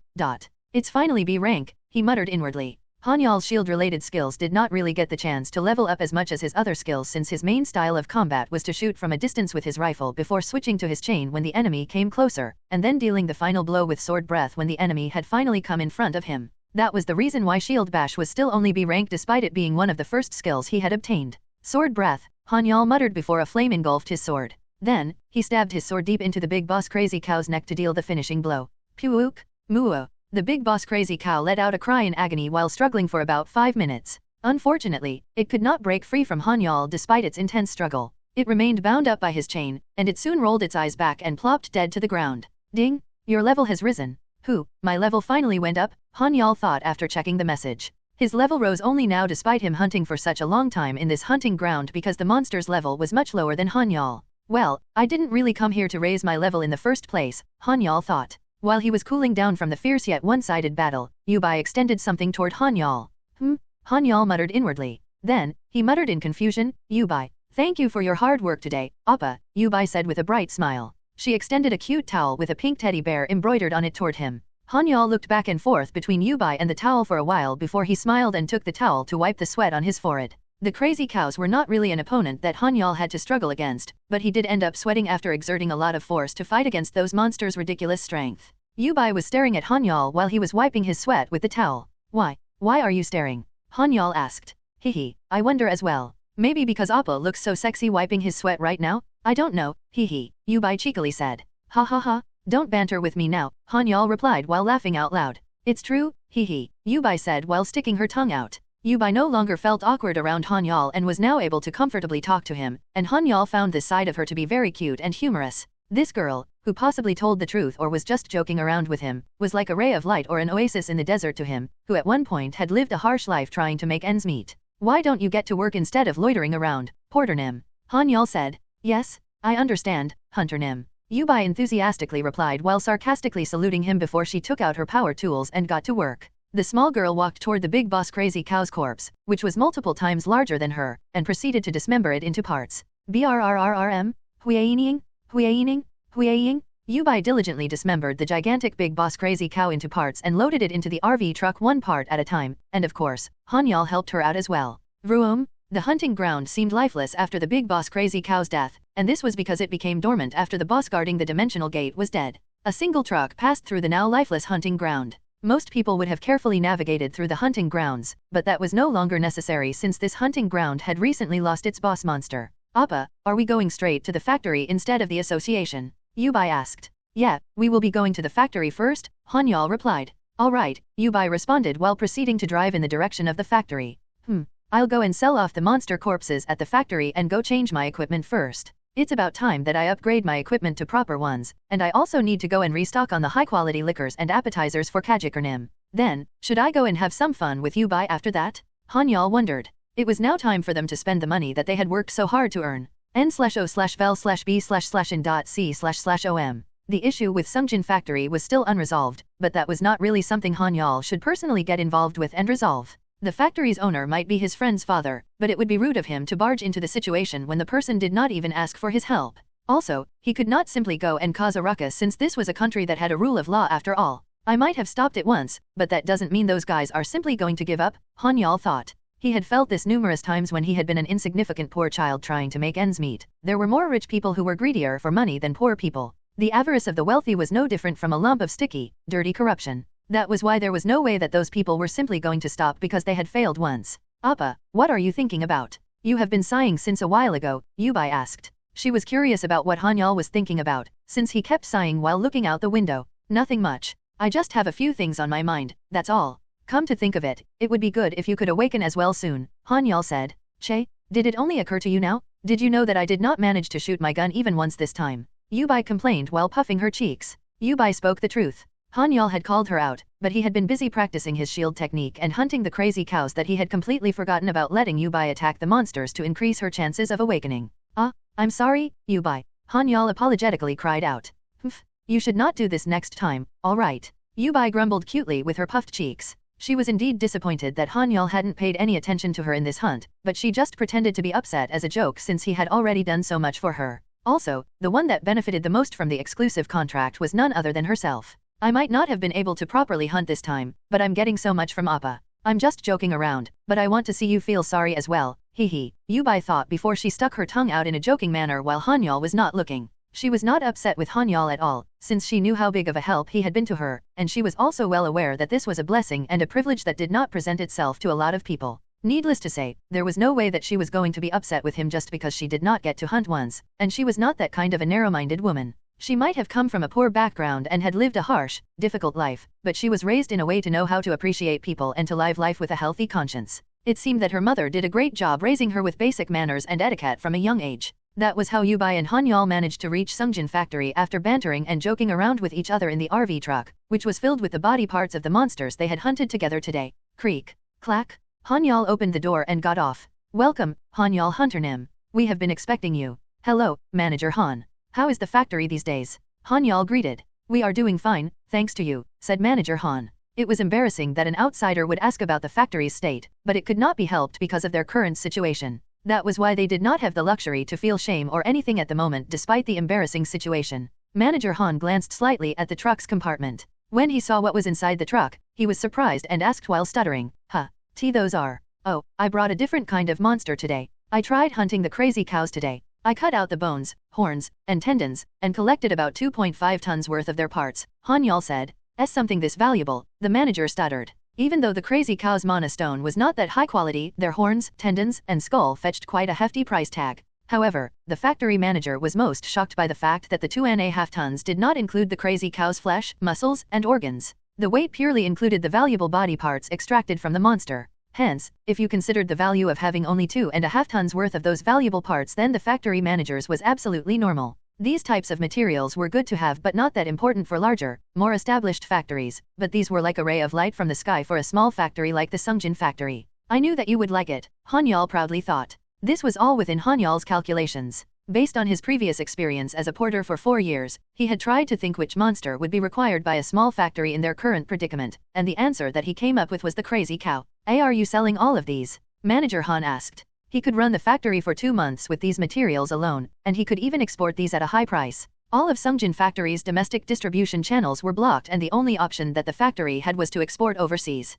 However, they could not export these directly overseas because of some pressure from the customs department. All they could do right now was to sell these to an American company incorporated in South Korea. Luckily enough, that company recently made an inquiry to Sun Jin factory if it was possible for the factory to manufacture weapons and armor out of crazy cow materials with their technology and supply these manufactured products to them. Whether it was a stroke of luck or just pure coincidence, Han-Yeol then appeared with the crazy cow materials just in time, since Manager Han was about to turn down the offer from the American company since the factory had no way to source the materials in South Korea. Of course, I brought them here to sell them. You can buy everything, right? Said Han-Yeol. Oh, of course. Manager Han exclaimed as he quickly pulled out his smartphone and made a phone call. He spoke quickly into his smartphone. Yes, sir. Yes. Han-Yeol Hunter Nim brought a total of 2.5 tons of crazy cow skulls, horns, and tendons. Yes, sir, I understand. Manager Han immediately instructed the factory employees to drive the truck to the factory to weigh the haul. At his order, the factory employees immediately took the wheel from Yubai and did as they were instructed. Appa, what is going on? Yubai asked. She was confused by the factory workers busily working. I have no idea. They must have urgently needed those materials from the crazy cow, Han-Yeol replied. He also had no idea what was going on, and the only reason he had brought the materials from the crazy cow was simply because of the fact that these were valuable materials. A moment later, an employee came running in a hurry while shouting, Manager Nim. So, did you finish weighing the materials? Manager Han asked the employee. Yes, the materials weighed 2.51 tons, the employee answered. Good, so when will the estimates for the materials be ready? Manager Han asked. It should not take that long since there are only 3 products to deal with. I think I can get the estimates in about 2 hours, the employee replied. N/O/vel/B/in.C//OM. I see, Manager Han muttered before he turned to Han-Yeol and said, Han-Yeol Hunter Nim, I am told that the estimate will be ready in 2 hours. Most of the inexpensive monster corpses were instantly calculated as a lump sum to reduce hassle, but the high-value materials from monsters were all separately classified into individual products and priced according to the weight of each part. It would usually take half a day to just finish weighing monster parts that were made up of 7 to 11 materials, but it only took 2 hours to finish the entire process for what Han-Yeol had brought since there were only 3 materials and he had already done the trimming for the unnecessary parts. We will go and grab a bite, then come back. If that is the case, Han-Yeol said. Is that all right with you? Manager Han asked. Yes, that is not a problem at all, Han-Yeol answered. I know a delicious restaurant nearby. I will ask one of my employees to guide you, Manager Han said. No, you don't have to trouble yourself. I already looked up a place online, Han-Yeol replied. Han-Yeol originally planned to go out to eat with Yubai after finishing the transaction, but it looked like they had to go and eat a little bit earlier than planned. I understand. Then I shall see you in 2 hours, Manager Han said. All right then. Han-Yeol nodded at the manager and left the factory. Appa, are you buying me food? Yubai asked. Yeah, and I also have to apologize to you as well, Han-Yeol said. He felt bad that Yubai hadn't been able to attack even once in today's hunt, and he felt apologetic about it since he would never want to go on a hunt with that hunter ever again if that had happened to him. I already told you that it was all right, Yubai muttered in response. Deep inside, however, she was actually looking forward to having a meal with Han-Yeol that he paid for. When they got into the RV truck and were driving to the restaurant, they turned into a secluded spot on the way. This street was once quite lively with various small and medium factories in the past, but all of them had closed down after not being able to withstand the pressure the large corporations had mounted on them. Han-Yeol thought when something caught his attention. Swoosh! Kaboom! Something suddenly flew toward their RV truck and exploded, causing the truck to flip upside down and the truck's roof skidded across the ground. The truck was set ablaze by a huge ball of fire so fierce that the fire was seemingly dead set on not letting anything escape from its grasp alive. Step. Step. Two figures appeared from a distance with a great view of the blazing wreckage. One of them was a yellow-haired man, who was wearing a white shirt, black suit, and black sunglasses. What? That's it, the yellow-haired man said. Don't let your guard down. The opponent is still a hunter, the other figure, who was a short woman with the same outfit and red hair, said. The yellow-haired man was holding a rocket launcher, as if publicly advertising that he was the main culprit behind the explosion. He laughed out loud. Kakik? Nobody, not even a hunter, can survive after being hit by my rocket containing my mana. You idiot! You didn't hit him? You only hit his truck despite using that much explosive power. A hunter who's good at handling mana can withstand that force as long as they are able to react to it, the red-haired woman scolded the man. Kakikek? He is free to come crawling out. I will just rip his limbs off instead then, the yellow-haired man shouted while his sadistic laugh reverberated across the street full of abandoned factories. Foyer? Ugh. Han-Yeol groaned. Han-Yeol managed to survive the explosion even though everything had happened so suddenly and he had been caught off guard. He had barely managed to react in time to activate Mana Shield and protect Yubai because Sixth Sense had only kicked in just a split second before the explosion. He could have avoided and gotten out of danger as soon as possible if he had been alone, but he had no choice but to tank the damage to protect Yubai. Han-Yeol and Yubai were currently within the barrier he had created after combining Mana Shield and Mana Control. He started to process what just happened when things calmed down a little. Damn it. Now there are killers coming after me. He had no idea whether the attackers were professional killers or just a person carrying out a job, but if there was one thing that he could be certain of right now, it would be the fact that they were after him. Sensing the two figures loitering around the truck trying to check if he was dead or alive, Han-Yeol wondered, are they sent by the large corporations? Although he could only speculate, he was certain that if someone was willing to openly attack him at this time and place, then it was most likely that someone was trying to get back at him for previously chasing those gangsters away from the factory.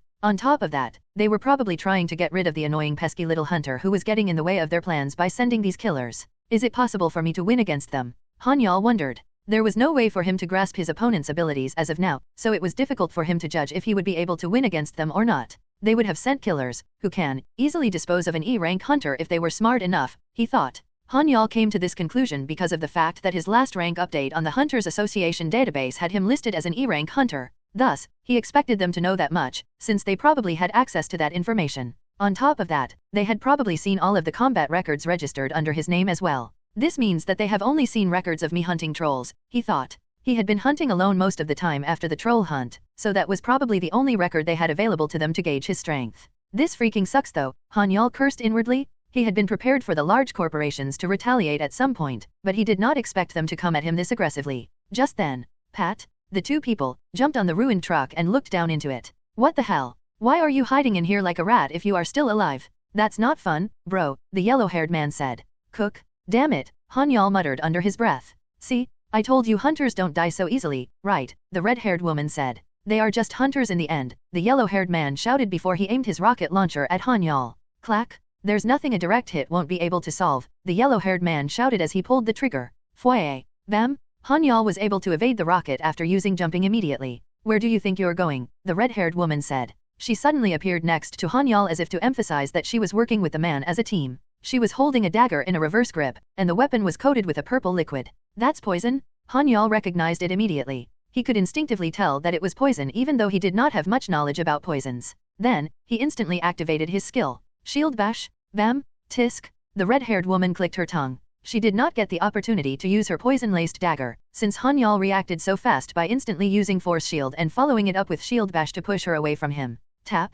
Tadak? The three of them were now in a standoff. Hey, you're pretty good bro. I'm sure the commission said you were an E-rank hunter, but you don't seem like an E-rank hunter at all. I think you're a C rank based on your movements, the yellow-haired man said. I agree. I think we will have to revise the fee once we complete this task, the red-haired woman added. Han-Yeol had no room to relax while the two assassins were leisurely chatting with each other. That was because Yubai was unconscious in his arms. He thought, I have no other choice. Shik. Han-Yeol cut his fingertip and drew blood from it. Then, he muttered, summon demon, Kiker. The blood from Han-Yeol's fingertips fell to the ground and created a pattern, and the demon drill sergeant, Kiker, whom he managed to successfully summon last time, appeared from the pattern.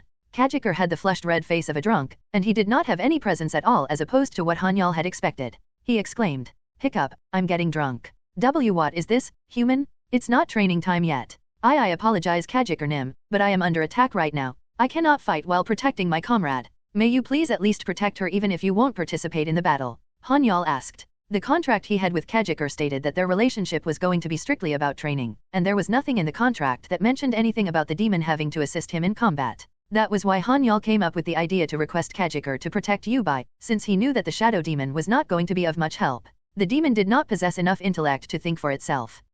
That will be 100 liters of expensive alcohol. Kiker stated his price. The demon was not the typical closed-minded demon, so it was easy for Han-Yeol to have his request granted. After all, the demon was not going to be participating in combat at all and he was only going to have to protect the human his contractor had requested him to protect. That sounds good, Han-Yeol replied. Hiccup? Alright then. Now go and fight to your heart's content. Kiker exclaimed. Thank you, Han-Yeol replied before he left Dobi beside Kiker and walked toward the killers. Shwiek. Well, that chain. I thought it was a decoration, but it turned out to be a weapon.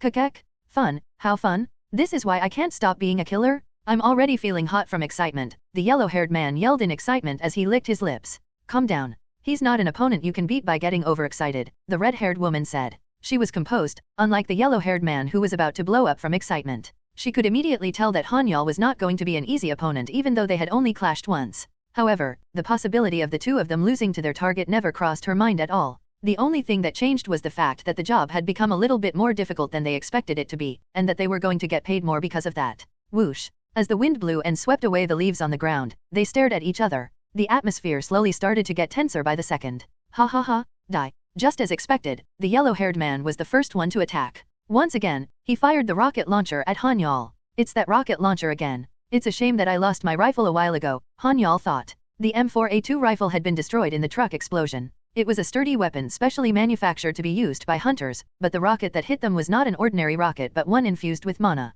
In the end, the rifle ultimately got destroyed. Jump? Han-Yeol used his skill. Tack? Han-Yeol jumped into the air and dodged the incoming rocket. Whoosh? The red-haired woman jumped into the air along with Han-Yeol, who expected her to do so. He thought, perhaps you're expecting an opening, but not a chance in hell. It seemed that they planned to lay a trap for Han-Yeol to catch him off guard the moment he tried to run away from the yellow-haired man's rockets, which packed quite a destructive power, but there was one thing that they had greatly miscalculated. Their abilities were not that superior compared to Han-Yeol, and neither were they stronger than him. There was no reason for Han-Yeol to panic at the incoming rocket, since he had a cheat skill called Sixth Sense. Han-Yeol thought as he prepared to use sword breath to finish off his enemy, I will finish you two in one shot. However, focus.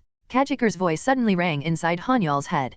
Kiker Nim? Han-Yeol muttered in response. Since I am already here, I might as well provide you with some additional special training. The opponents this time aren't monsters but humans, so I will teach you some defensive and offensive techniques that you can use against humans, Kiker said.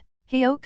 Han-Yeol was shocked. His opponents this time were professional killers, and he had no idea if he was going to be able to win against them even if he fought with his life on the line. However, the demon drill sergeant was now asking him to use this predicament to train, and this greatly confused him. You are forbidden from using sword breathe.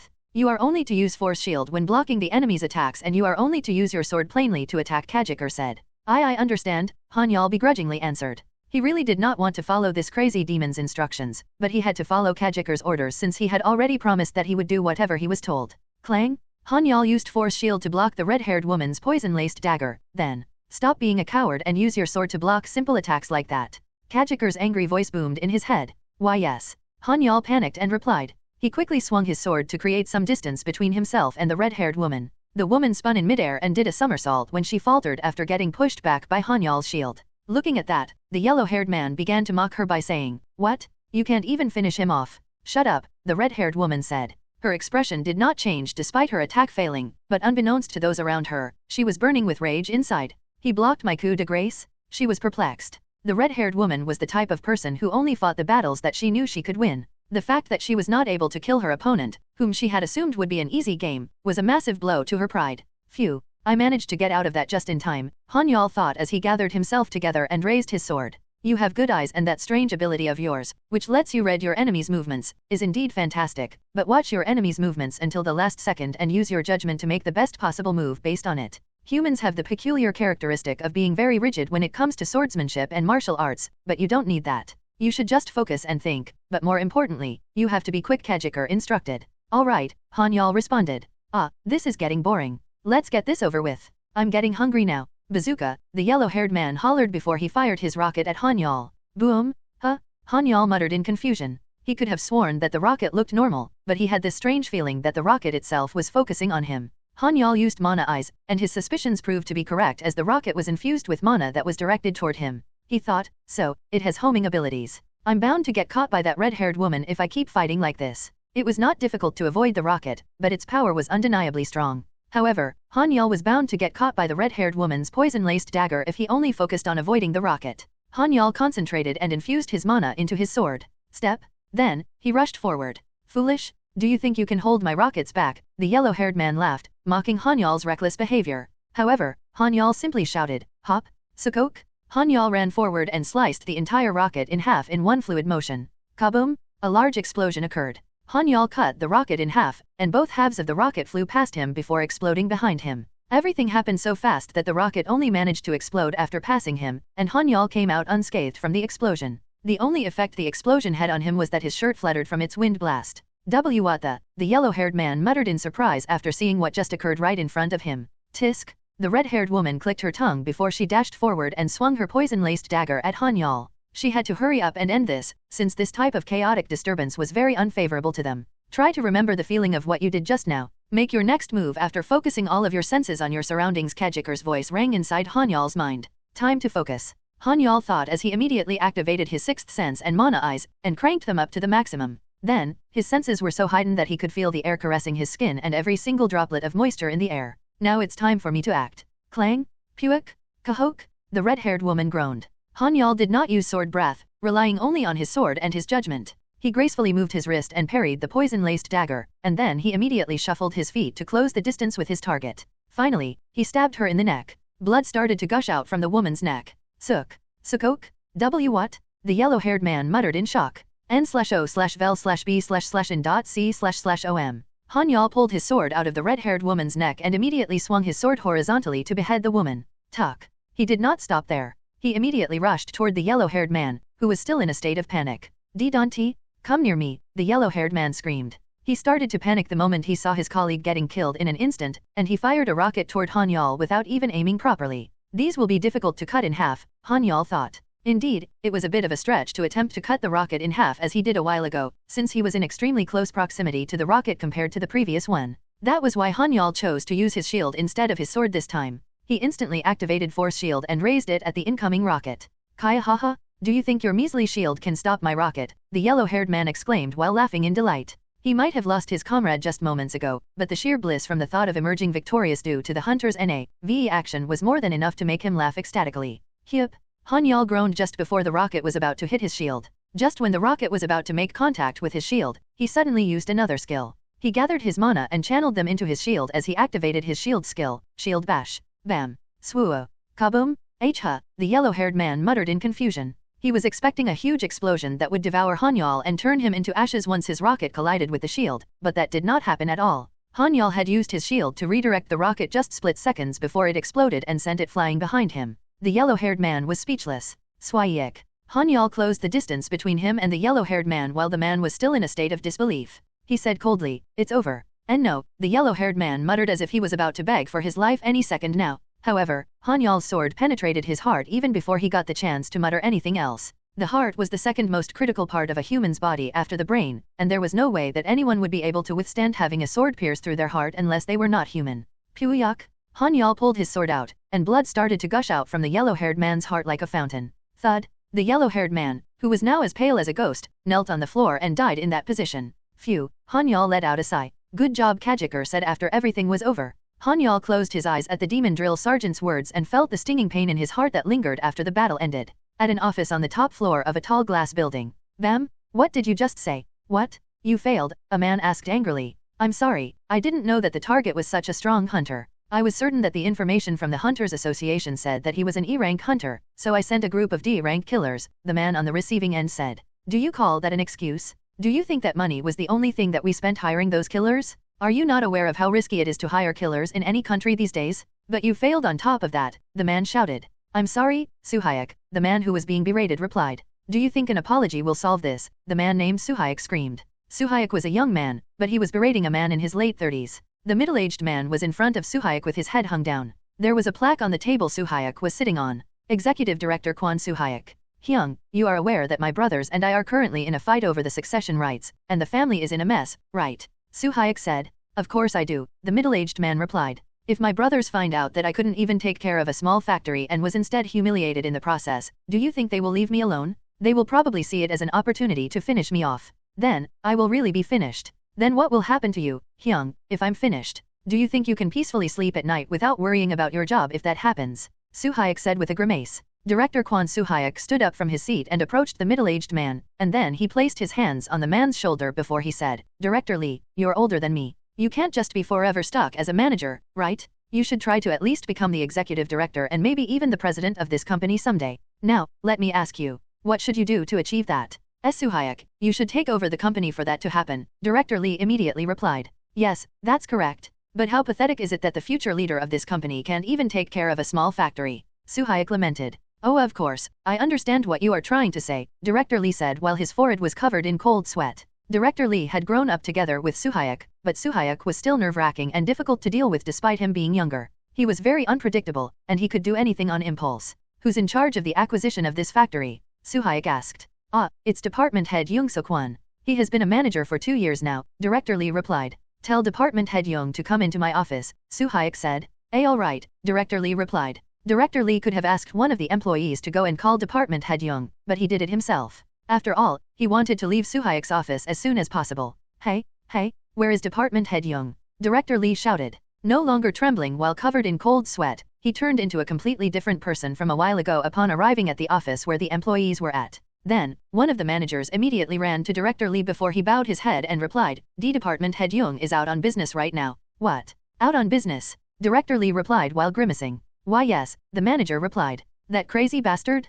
Can't he read the company's atmosphere right now? How can he even think of leaving the office at this time? Director Lee yelled angrily. What you said is correct, sir, the manager said as he tried to appease the furious manager. Director Lee pointed his finger at the manager and said, Call Department Head Young this instant and tell him to come to my office immediately. Why yes, I will do it at once, sir, the manager said as he bowed over and over again to the point that his back could break any moment now. Director Lee clicked his tongue after hearing the manager's response and went to his office. On the way there, he nervously fiddled with his necktie and grumbled, Tisk, young people these days are so useless. All of them are. It was not until Director Lee left for his office that the manager finally stood up straight and spat out curses behind his back. Wow, that crazy bastard. How can he act so high and mighty when he is so young? Damn it. The manager continued to curse Director Lee under his breath for a good 5 minutes before he turned around and called a woman. Hey, Assistant Manager Lee. Yes, Manager Nim. A woman in a suit came running in a hurry when her superior called.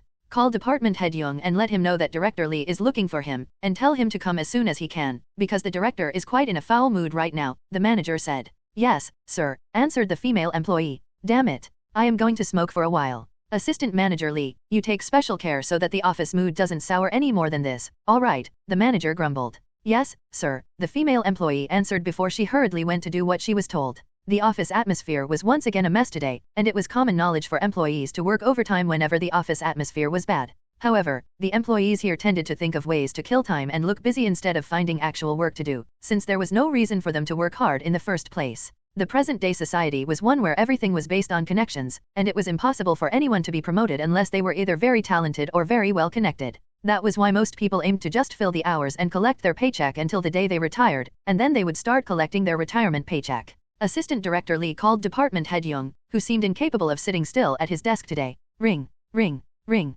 ring, ring, ring. The line was ringing, but Department Head Young was not answering his phone. Sigh, this bastard is not answering the phone again, Assistant Manager Lee grumbled. Department Head Young was a delinquent when it came to going out of the office for business. It was actually quite difficult for this company's employees to have to conduct business outside of their office due to the nature of their work, but he seemed to come up with all sorts of reasons and excuses to go out all the time. However, the fact that he came up with these excuses and skipped work was not even the worst part, because he would usually leave the office to go to saunas, internet cafes, or even brothels. The reason why Assistant Director Lee knew about Department Head Young's escapades was simply due to the fact that he would always come back to the office looking like a triumphant general coming back from war while bragging about his endeavors. Department Head Young was obviously doing something wrong, but nobody really reprimanded him for his behavior. That was because his title as the department head made him the highest-ranking person among the regular employees, and Department Head Young was one of Executive Director Kwon's lackeys. This meant that he was technically, but not officially, the highest-ranking department head among all of the others in a similar position.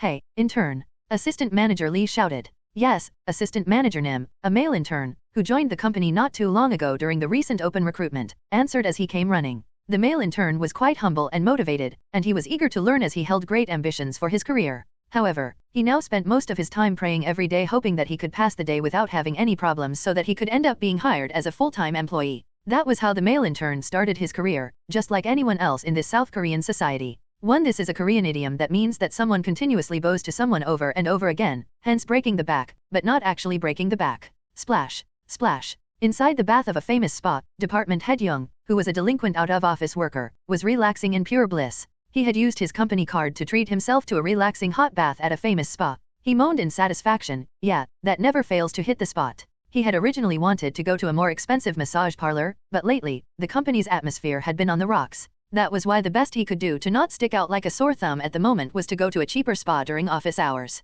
Tisk. I was looking forward to seeing that voluptuous new face that they said was coming in today. That damn hunter had to intervene and ruin everything. What a damn mess this is, he grumbled with a hint of annoyance in his voice. Department head Young was not happy with how things were going. There were not a lot of opportunities for him to claim first dibs on the new faces who came into the brothel he frequented, which was known for having a high standard and services, but his hope and expectations were dashed when that good-for-nothing hunter stepped in and ruined the perfect plan he had created. Now, he had to be content lounging in the spa hot tub instead of enjoying a different place with added services that he felt he was deserving of. I don't care if it's that pesky hunter. I will finish him and the Sun Jin factory together all at once, he said with a sinister look on his face. Splash, splash. He smacked the water's surface just as he usually did. Fortunately, he was the only male consumer inside the bath since it was still early in the morning on a weekday. He was enjoying his hot bath at the spa as per usual when a chill suddenly went down his spine. A cold chill filled the entire spa, and goosebumps started to rise all over his body. Aya! Department head Young screamed the moment he opened his eyes.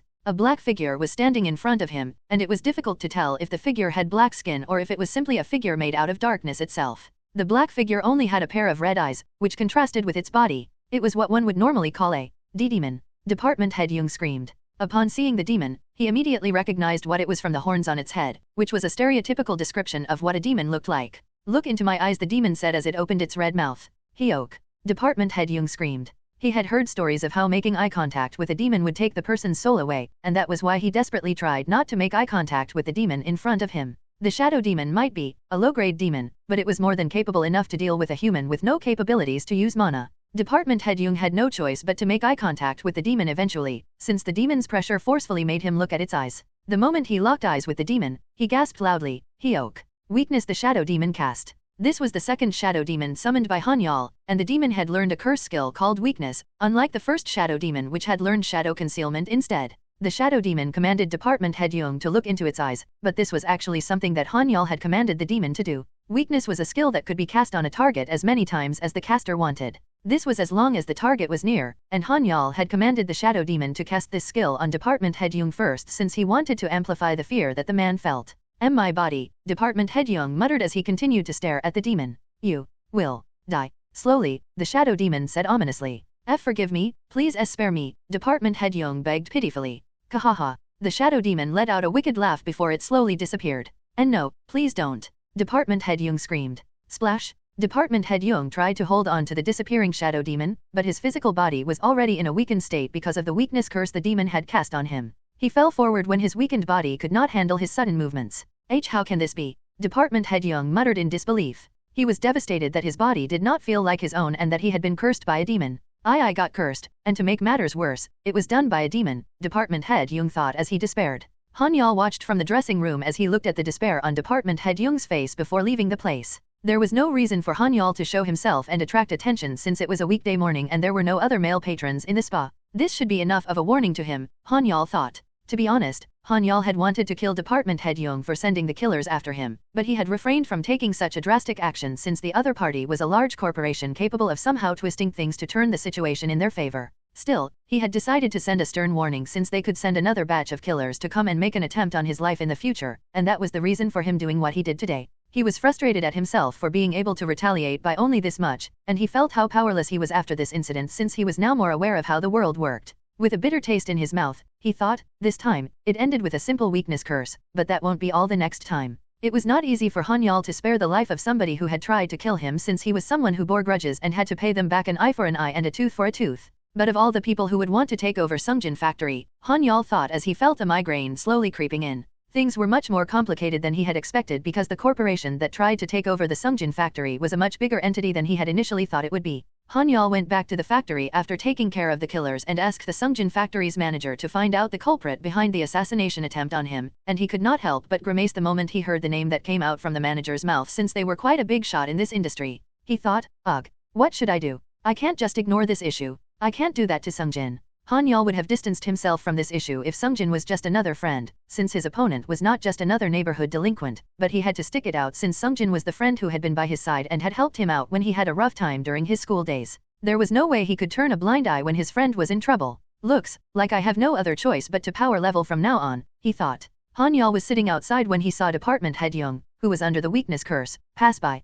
Ugh, ugh, Department Head Young moaned while staggering. He groaned when his legs almost gave out. Yuck. He was having a hard time walking because of the curse, and Han-Yeol even saw tears welling up in Department Head Young's eyes. Well, I would have felt horrible for what I did, but he should know that no matter how many tears he shed, there were many more tears that have been shed because of him, Han-Yeol thought as there was not an ounce of pity in his heart. This was because Han-Yeol knew to some extent the tyranny of the large corporation that Department Head Young worked for, and he knew even when he had been working as a porter that this specific large corporation was the #1 entity that people did not want to be involved with.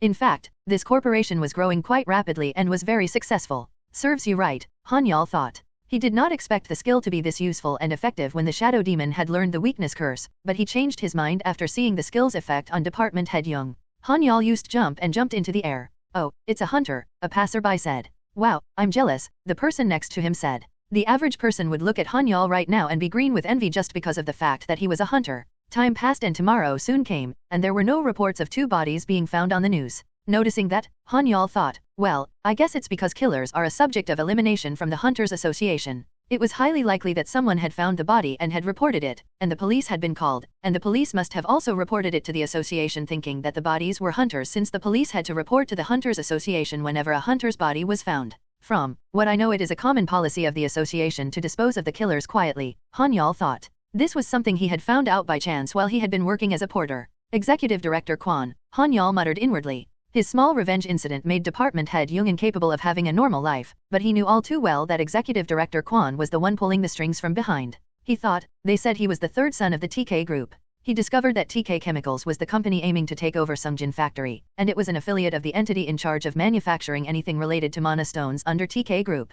Han-Yeol was still too weak and lacking to directly challenge the TK Group to a fight, but he planned to challenge them in the near future when he was strong enough to not have to worry about any killers being sent after him. An individual can't continue to get pushed around by a corporation, right? He thought. Ring, ring, ring, ring. Han-Yeol's phone rang. Who is it? Han-Yeol thought before he looked at his phone to see who was calling him. Sun Jin. The phone screen showed the name of his hard-working friend, and of course, Han-Yeol answered the phone. Hey, Sun Jin. Hey. Sun Jin shouted from the other end of the line. The sudden loud noise coming from the smartphone made Han-Yeol grimace, since his hearing became more sensitive upon awakening as a hunter. It was so loud that even Han-Yeol, who did not usually react to anything, jumped up in surprise. He yelled back even louder, "What? Why are you shouting so early in the morning?" However, Sun Jin seemed to not care about it. Han-Yeol, who had spent most of his school days fighting or being in a brawl, was more hot-headed than the studious Sun Jin, who had been an honor student and a role model. Hey, are you a hunter? Sun Jin asked directly, just like how a man should be. Huh? Did I not tell you? Han-Yeol replied. He obviously knew that he did not tell Sun Jin, but he wanted to further annoy his friend by feigning ignorance. You crazy bastard? You should have told me earlier? Why did I have to hear from my father that you are a hunter? Sun Jin shouted in annoyance. Well, how does it feel to hear that your friend is a hunter? Does it make you feel proud? Han-Yeol said jokingly. You crazy bastard, Sun Jin muttered. His voice was full of envy as opposed to the words that came out of his mouth. In fact, it was a completely normal reaction. Why would it not be? Hunters were the object of envy and it was the most sought-after job for most men of their age. A hunter got to look cool, become stronger, and most importantly, become rich. It was basically the best job that could provide what all men ever dreamed of. It was possible for any hunter to earn more than a sports superstar as long as they managed to awaken as a hunter. In fact, an E-rank hunter, which was not that high-ranked among the hunters, could earn hundreds of millions of won annually as long as they hunted diligently. So, is that why you called? Han-Yeol asked. No, you crazy bastard, come out, let's have a drink. Sun Jin replied. Now, Han-Yeol muttered in surprise as he looked out of his window. The sun had just risen, and it was still so early that even the birds seemed to be still fast asleep as they were nowhere in sight. Come on, man, let's have a morning drink. It has been a while since we had a drink in the morning, Sun Jin said. You crazy bastard. Hey, are you not going to work? Han-Yeol asked worriedly. He was perplexed when the guy that dressed up in a suit and worked at a bank was asking him for a drink so early in the morning.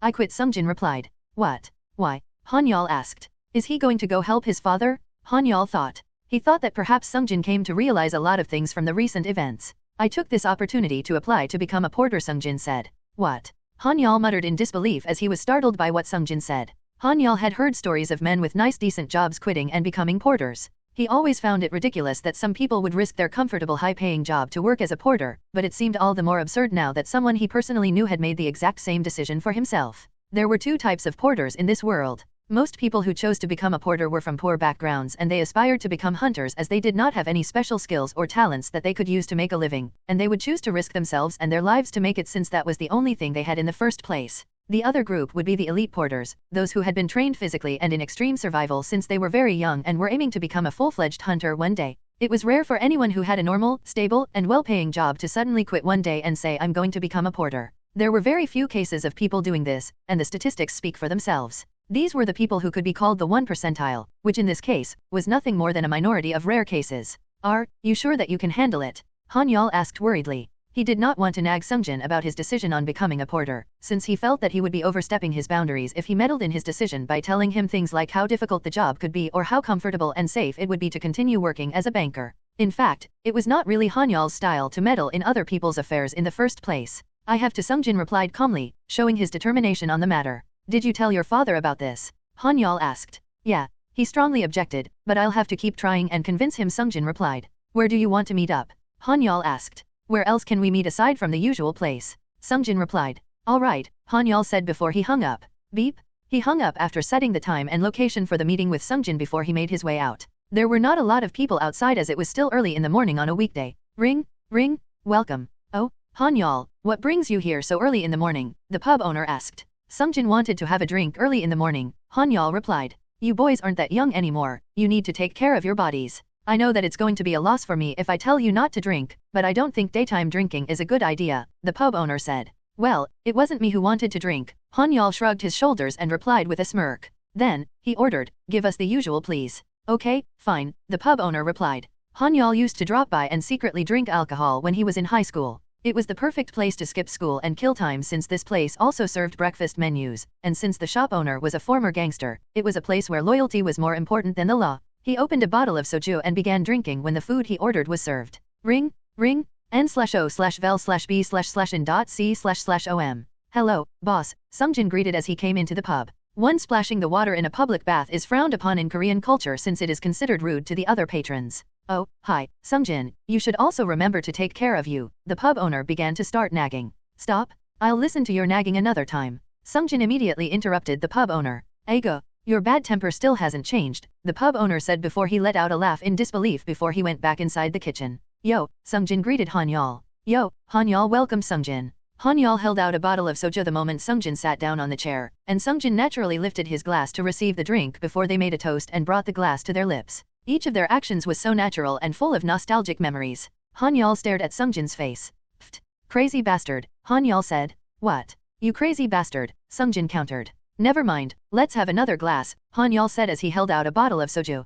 Pour me a glass, Sun Jin requested as he lifted his glass. The amount of alcohol they drank increased from 1 glass to 2, and then even more after that. Thanks, Sun Jin said. For what? Han-Yeol replied. My father's factory. You never said anything, but you're the one who has been protecting the factory all this time, right? Sun Jin said. Your intelligence has always been one of your best qualities. When did you find out? Han-Yeol joked in response. Of course, I know that Psycho, Director Kwon, is not the type of person to give up so easily. Something must have gone wrong for them to stop attacking the factory, Sun Jin explained. Sun Jin was indeed correct. Currently, all aggression made by TK Chemicals against Sun Jin factory has stopped, and the hunters who left a long time ago have returned and resumed business with the factory. It was unlike the TK group, which had a reputation for aggressive corporate takeovers, to give up that easily. Of course, Han-Yeol was not the sole reason for this change. It could also be because of the TK group's complicated internal affairs, but Han-Yeol disposing of the killers likely was a factor that put a stop to their plans. I realized, after this incident, that an ordinary person like me is unable to protect myself, my father, the factory, and other precious things around me. Besides, in this day and age, becoming a hunter is the best possible job one could ever dream of, Sun Jin explained. He steeled his resolve that he wanted to make sure that something like this would never happen to his father and the factory ever again. I'm certain that psycho, Director Kwon, will attack our factory again when he finds the opportunity to do so. Rumor has it that he's eyeing the technology that we have. Even if it's not a direct attack, they can always do indiscriminate scouting or sabotage operations, and you never know when they will attack again. But before that happens, I want to awaken, and this time I want to protect my father and the factory with my own strength, Sun Jin explained as he downed his glass. Sure, you are cool all right, crazy bastard, Han-Yeol said with a smirk. He thought inwardly, good luck, punk. Han-Yeol cheered for Sun Jin in his heart. He was relieved that Sun Jin did not simply want to become a porter for money or to look cool or because he wanted to take revenge against his enemies. He had no plans to meddle with Sun Jin's decision, but working as a hunter was a dangerous job where you could die at any time, and most people who chose this path because of shallow reasons and convictions did not last long in this field. Han-Yeol was just worried about his friend. Hehe, did you only realize how cool this Hyungnim is? Han-Yeol said with an air of arrogance. Sure thing, whatever floats your boat, Sun Jin grumbled in response. Okay, let's have another shot, Han-Yeol said as he raised his glass. All right, Sun Jin replied. Han-Yeol and Sun Jin let loose and drank as much as they could, sang at the top of their lungs at the karaoke, and danced as much as they wanted at the club. They played until the morning before they separated. The reason Sun Jin had partied so hard last night was that he knew that it would be difficult for him to meet Han-Yeol again once he started his porter training and work. The next morning, Han-Yeol called Yubai, who was lounging at home after the incident with the killers. At first, Yubai was surprised by the incident, but she did not make a big deal about it because she was also aware of the existence of killers from her training at the academy. In addition, she was aware of a specific type of killers who made money by killing hunters. She thought to herself, I'm sure he has his reasons. Yubai was not the type to ask about other people's private lives. Vroom, are we really going to that place? Questioned Yubai. She was surprised to hear about the next hunting destination that they were going to, which Han-Yeol had chosen, because she still had not adjusted back to the usual routine after resting for a long time.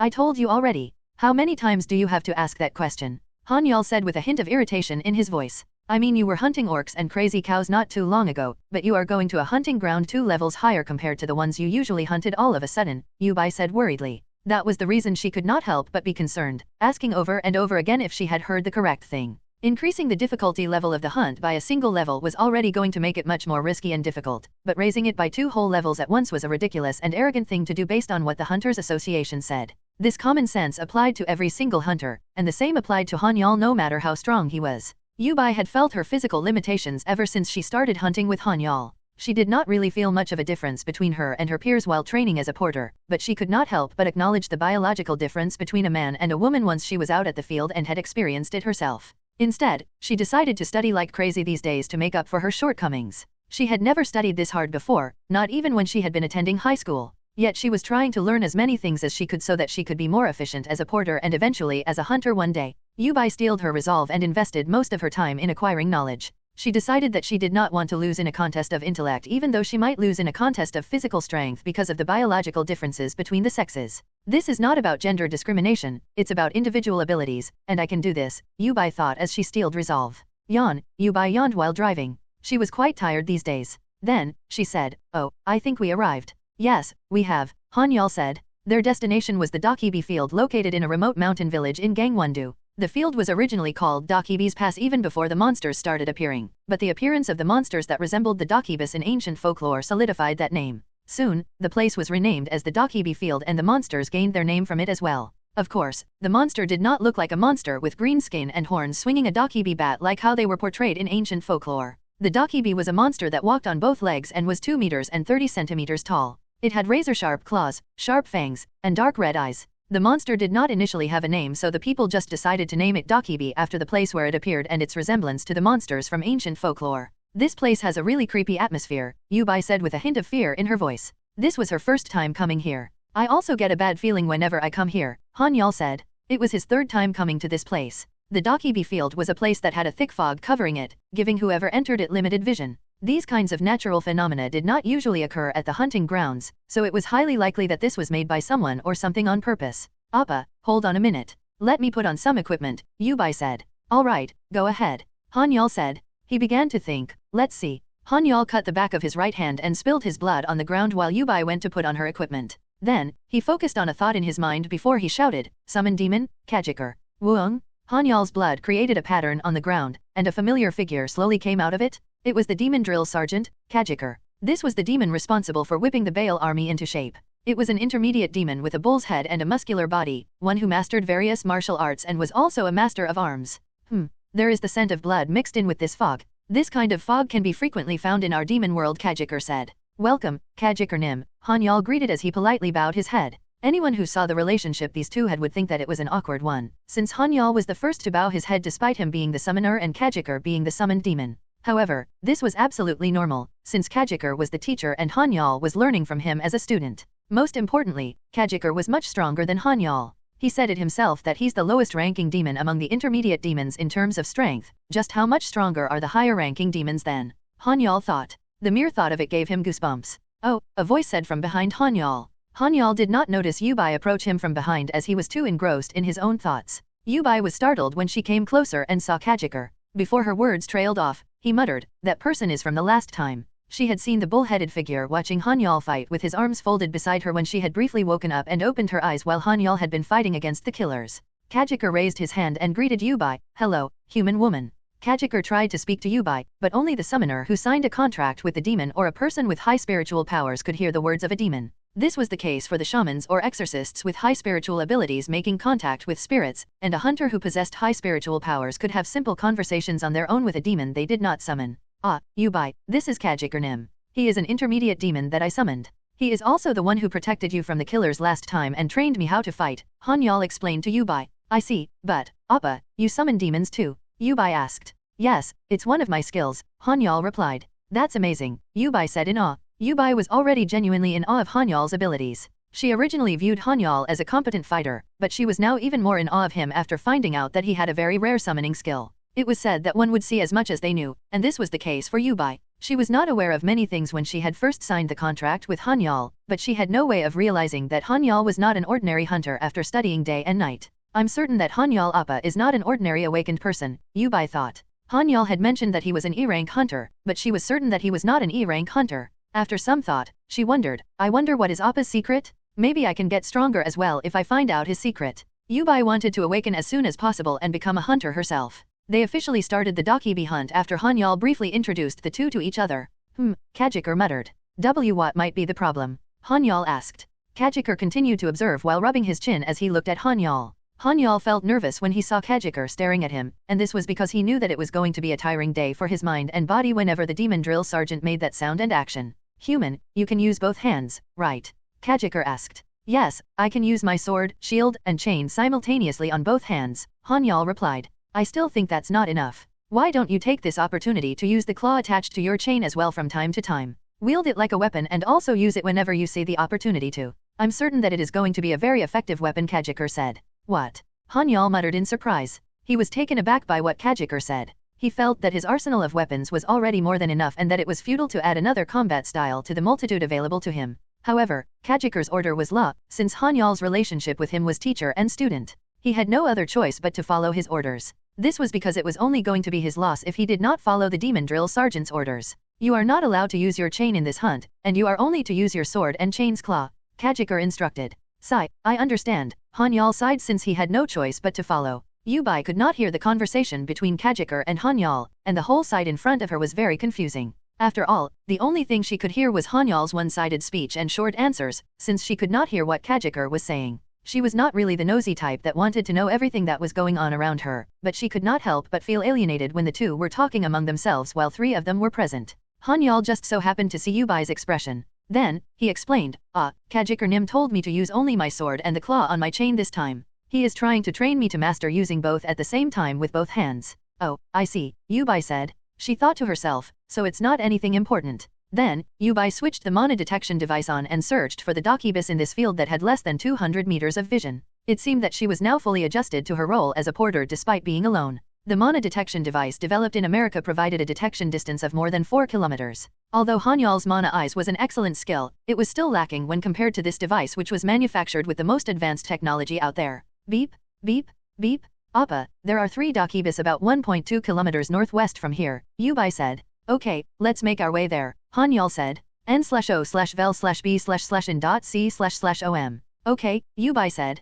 Training is the only way to assure your survival," Kiker shouted as he expressed his burning passion for training. Kiek. Ugh, they look so hideous and ugly," Yubai said with severe disgust in her voice. She reacted out of reflex when she saw the Dakibus for the first time. The Dakibus had green skin that was covered in slimy fluid, and their skin was not smooth but bumpy and grotesque. They were quite fat as well, with a lot of curves and bulges sticking out from their bodies. The Dakibi was a monster considered to be very ugly because of their short limbs compared to their height, and these were very different from the Dakibus that were portrayed in fantasy games and novels. As expected of a monster that ranks second on the list of ugly monsters, Han-Yeol said. I don't think I would want to see what the monster that topped the list looks like, Yubai said with obvious disgust in her voice. Hehe, I'm not sure if it's a relief or not, but the monster that topped the list is a very powerful and rare one, so it's not something that you will commonly find like this one, Han-Yeol said as he jerked his chin toward the Dakibus. Phew, that's a relief, Yubai said as she let out a sigh of relief. Alright, enough with the chit-chat, it's time for battle, Kiker said. Who? Alright, Han-Yeol muttered in response to the demon drill sergeant's nagging. 1 soju is an alcoholic drink that is considered as the national alcohol of Korea. 2 hyungnim is a more formal way to call an elder brother. 3 dakibi are the Korean version of goblins but not exactly a goblin. I went with the actual Korean name since the only translation in English was going to be a goblin, but it might cause confusion later on when a goblin monster appears. For more information, refer to this link. Let me explain the basics to you. The combat style that I recommend to you is for you to have a sword in one hand and your chain's claw on the other, so that you can use your restraining skill in close combat. This will allow you to get out of most sticky situations, and it can end up saving your life. Your left hand will be in charge of defending you and keeping your enemies at bay while using your right hand to attack. A chain is a very versatile weapon that you can use to immobilize the enemy or take their weapons away from them, Kiker said. The demon drill sergeant had a way of saying things in a very nonchalant way, but his knowledge regarding combat was top-notch. Kiker finished explaining how Han-Yeol should fight from now on. Han-Yeol immediately prepared for combat as soon as the demon drill sergeant's instructions were over. He steeled his resolve before he looked at a dakibi. Swoosh. Sniff. Sniff. Keek. Han-Yeol and Yubai were looking down at the dakibus from atop a hill. However, a breeze blew from behind them, carrying their scent toward the dakibus. Catching a whiff of their scent, the dakibus started to react one by one. Appa, the dakibus are coming, Yubai said. Alright, I see them too. Let it rip, Han-Yeol replied and gave the command for Yubai to shoot. Okay, Yubai replied before pulling her rifle's trigger. Rat-a-tat-a-tata? The most basic combat strategy was for the porters to shoot first before the monsters could approach so that the hunters could get a grasp of how strong and fast the monsters were. This was a crucial step when it came to hunting monsters, since the porters could awaken just by shooting at the monsters. Keek! The dakibus screeched as they were unfazed by the bullets. Then, they rushed toward Han-Yeol and Yubai. Remember, you will defend with your chain's claw and attack with your sword. That will be your basic foundation from now on, Kiker said. Yes, Kiker nim, Han-Yeol replied before he used his skill, jumping. Tack! Han-Yeol recklessly jumped toward the incoming dakibus despite Yubai still firing at them. Whoosh, whoosh, whoosh. However, there was nothing to worry about, since Han-Yeol could accurately grasp the bullets flying toward him from behind and avoid them. This feat was only possible since his sixth sense had leveled up to B rank. Perhaps it was because of sixth sense's effectiveness, but Han-Yeol only just managed to level it up to B rank despite him using this skill in every single battle. However, difficult things were usually worth the effort as the now B rank sixth sense not only slowed everything down for Han-Yeol, but the skill also made it possible for him to feel the trajectory of any ranged attack coming his way. This is really good. I love it, Han-Yeol thought while feeling greatly satisfied at his skill's new effect. With it, he managed to avoid all of the bullets in midair before running toward the dakibus while shifting his body once in a while when he sensed a bullet flying toward him. Keek! The dakibus aggressively screeched at Han-Yeol. Whoosh! Han-Yeol and the dakibus came into contact in no time, since both of them were running at full speed. The dakibi at the vanguard raised its mace before swinging the weapon at Han-Yeol. Lock your chain's claw on the mace handle, Kiker instructed. Hyup! Han-Yeol threw his chain. He focused so hard that he could feel the sensation coming from every single one of his pores, and then his chain's claw locked onto the dakibi's mace. Now, use the shield technique you have been training to parry the mace. Kiker exclaimed. Han-Yeol did exactly as he was told. He used the shield technique that was ingrained into him. He used the dakibi's strength against it by pulling his chain's claw and flicking the mace out of the dakibi's hand in one fluid motion. Kairyuk! The dakibi was perplexed when the human easily managed to take its weapon away, and the cost of it being perplexed was expensive. Sukok!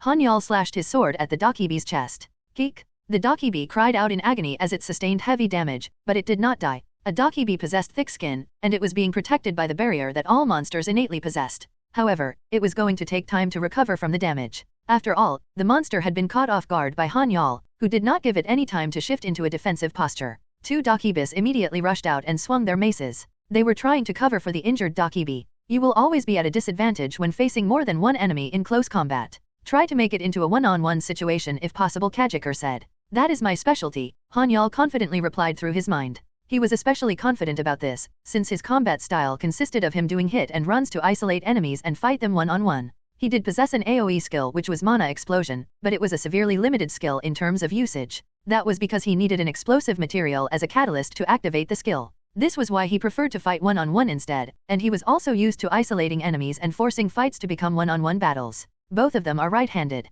If that's the case, then, Han-Yeol thought. He kicked off the ground and moved quickly to his right side. One of the two Dokibis suddenly became confused and was at a loss at the human's sudden movement, but the other Dokibi managed to react in time as it swung its mace at Han-Yeol. Whoosh! The monster swung its mace as hard as it could. It moved without an ounce of hesitation. Jumping? Han-Yeol immediately used his skill and kicked off the ground. His movement sped up even more after he used jumping to propel himself. Then, before throwing his chain's claw, he cast Enchant Fire. Shuienik. The chain's claw, which was enchanted with fire, smacked into the Dokibi's chin. The chain that Han-Yeol currently used was not an ordinary weapon, but an expensive one that cost nearly 3 billion won. The chain was fashioned with a claw at the tip, and the claw was meticulously crafted, so the Dokibi received quite a lot of damage from it. Puck! Han-Yeol's chain smashed the Dokibi's lower jaw. Keek! The Dokibi cried out in agony when its lower jaw was crushed. It was excruciatingly painful for the sturdy Dokibi to experience such bad damage to one of its body parts, especially since it was a pain that it had never experienced before in its life.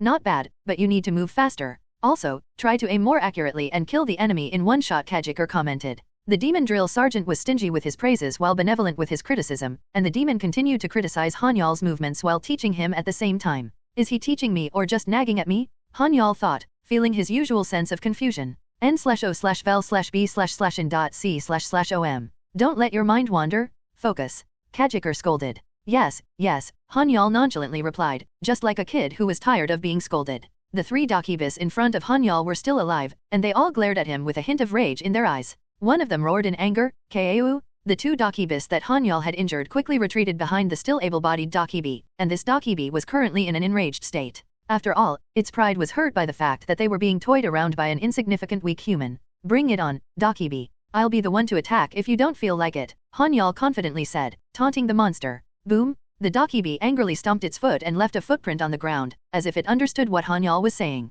Then, it charged toward Han-Yeol. However, its movement was so fast that it was hard to believe that a creature 3 meters tall could move so quickly. Now, it's a real one-on-one situation. Finish it off in a single blow? Remember this, you can execute the perfect offense and defense if you combine your sword and chain, Kiker said. A chilling gaze suddenly flashed across Han-Yeol's eyes as he looked at the incoming monster. The Dokibi swung its mace. Whoosh! Finish it in one blow, Kiker exclaimed. Han-Yeol reflexively reacted to Kiker's words as he locked his chain's claw around the Dokibi's mace and followed it up with sword breath to cut the monster's neck. He could feel his muscles twitch after demonstrating such explosive power. Thud. Roll. The Dokibi's head fell to the ground and rolled to Han-Yeol's feet. At the same time, the now headless monster flailed its arms around while spurting blood all over the place before losing its balance and fell to the ground. Keek! The two remaining Dokibis cried out in excitement when the scent of blood filled the air. The Dokibis did not really have strong camaraderie, so they did not really mind the fact that one of them was killed just now. The only reason they were starting to get both excited and enraged was purely because of the scent of blood that filled the air. Now, they wanted to see more blood. These guys have a very basic movement pattern, and that is because they possess low intellect. Observe their movements before you make any decisions. You need to train yourself to do that, so that you can start acting instinctively before you even think from now on, Kiker said. Jumping, Han-Yeol used his mobility skill and kicked off the ground as soon as the demon drill sergeant finished speaking in his mind. Tack! He jumped toward one of the remaining Dokibis, and his jump was so high that he was now looking down at the 3-meter-tall Dokibi. The Dokibi tried to swat Han-Yeol away, but Han-Yeol kicked the Dokibi on the neck before the monster could raise its weapon. Then, he used the monster's chest as a foothold and kicked off of it before spinning in midair and landing on the other Dokibi's neck. Whoosh! The Dokibi immediately reacted by swinging its mace at Han-Yeol. Tack! When the Dokibi was about to swing its mace toward Han-Yeol, he switched the weapons in his hands. He used the chain's claw, which was now on his right hand, to restrain the Dokibi's mace before he stabbed it on the head with his sword, which was now on his left hand. Puck! Keek! The Dokibi shrieked in agony when Han-Yeol's sword penetrated all the way down to its jaw. Then, it died on the spot. Han-Yeol landed on the ground and dashed toward the remaining Dokibi. He severed its head in one fell swoop. He successfully took care of 3 Dokibis at the same time. Ding! Your level has risen. The rank of jumping has risen from A to M. Jump has reached master rank. There is a possibility of the skill evolving if certain conditions are met. You have successfully fulfilled the requirements to evolve the skill jumping. The skill has started to evolve. Jumping, M, has disappeared. A new skill has been created, Catwalk, F. Catwalk? Han-Yeol was confused by the skill's name before he decided to read its description.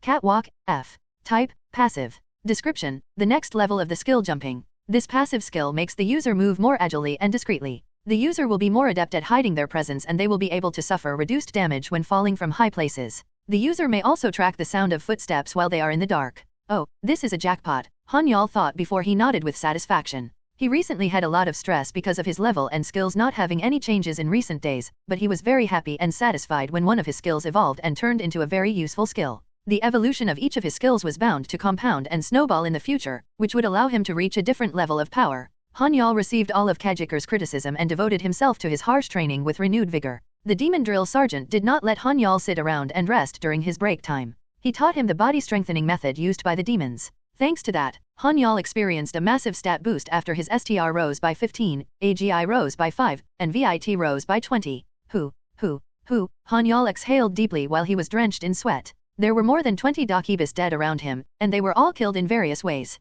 Han-Yeol was now strong enough to take on 20 Dakibus at once. Recognizing that, he wondered, is this how it feels to be powerful? Han-Yeol did not really feel that he was getting stronger all this while when he used to train alone, since he just thought of himself as a game character that leveled up and grew stronger, and he could not be blamed for thinking that way since everything seemed surreal to him. However, it was different from now on. I can feel every cell in my body react to my movements, Han-Yeol thought. He was on cloud 9 at the thought of growing stronger. You still have a long way to go, so you can save your arrogance for later, Kiker reprimanded Han-Yeol. Yes, Han-Yeol replied. Just when Han-Yeol was distracted by relishing in his newfound strength, a shadow suddenly rose up from the ground. Foyer. A shadow demon appeared by itself. I have come to collect my share, the shadow demon said. Han-Yeol could now clearly understand the demons as their telepathy grew stronger, and this was thanks to him spending a lot of time together with Kiker and having his telepathy skill level up in the process. You can take your share, shadow demon, Han-Yeol replied. I shall take it then, the shadow demon said. Foyer. The shadow demon took 5 Dakibi corpses, and there were now only 15 Dakibi corpses left.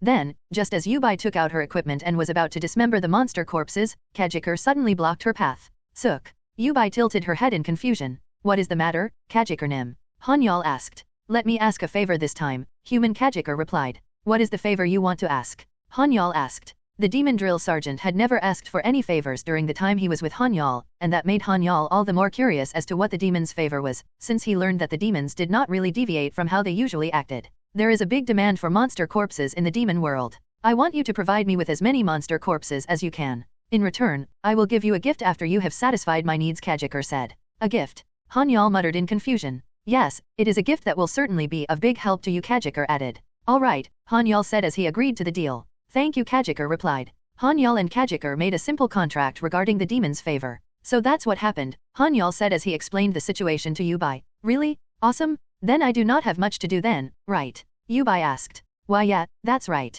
The demons take the entire corpses anyway, Han-Yeol said. Hehe, Yubai giggled while smiling brightly. Aren't you making it too obvious? Han-Yeol grumbled. Hey, come on Appa. When did I make it so obvious? Yubai cheekily said. You are a fox, I tell you, a nine-tailed fox, Han-Yeol said. Hi, Yubai giggled in response to his banter. Then, I shall take these now, Kiker said. Please, go ahead, Han-Yeol replied. That was how the demon drill sergeant, who did not really want anything aside from alcohol, ended up taking 5 Dakibi corpses as his share of the loot. Han-Yeol continued to diligently hunt after that, since he had to make up for the unexpected taxes he had to pay to the demons. Hap, Sukok, Kiik. The Dakibus were helpless against Han-Yeol once again, and they could not even put up a fight as they were simultaneously butchered. Amazing. This is really amazing, Yubai thought in amazement as she saw what was happening in front of her eyes. She wondered, how can he kill the Dakibus so effortlessly? It was possible for anyone to think that the Dakibus were not that strong after seeing them get destroyed by Han-Yeol, but that was far from the truth. The Dakibus were one of the most cunning monsters out there, and they were not afraid to pull all sorts of dirty tricks to kill their prey.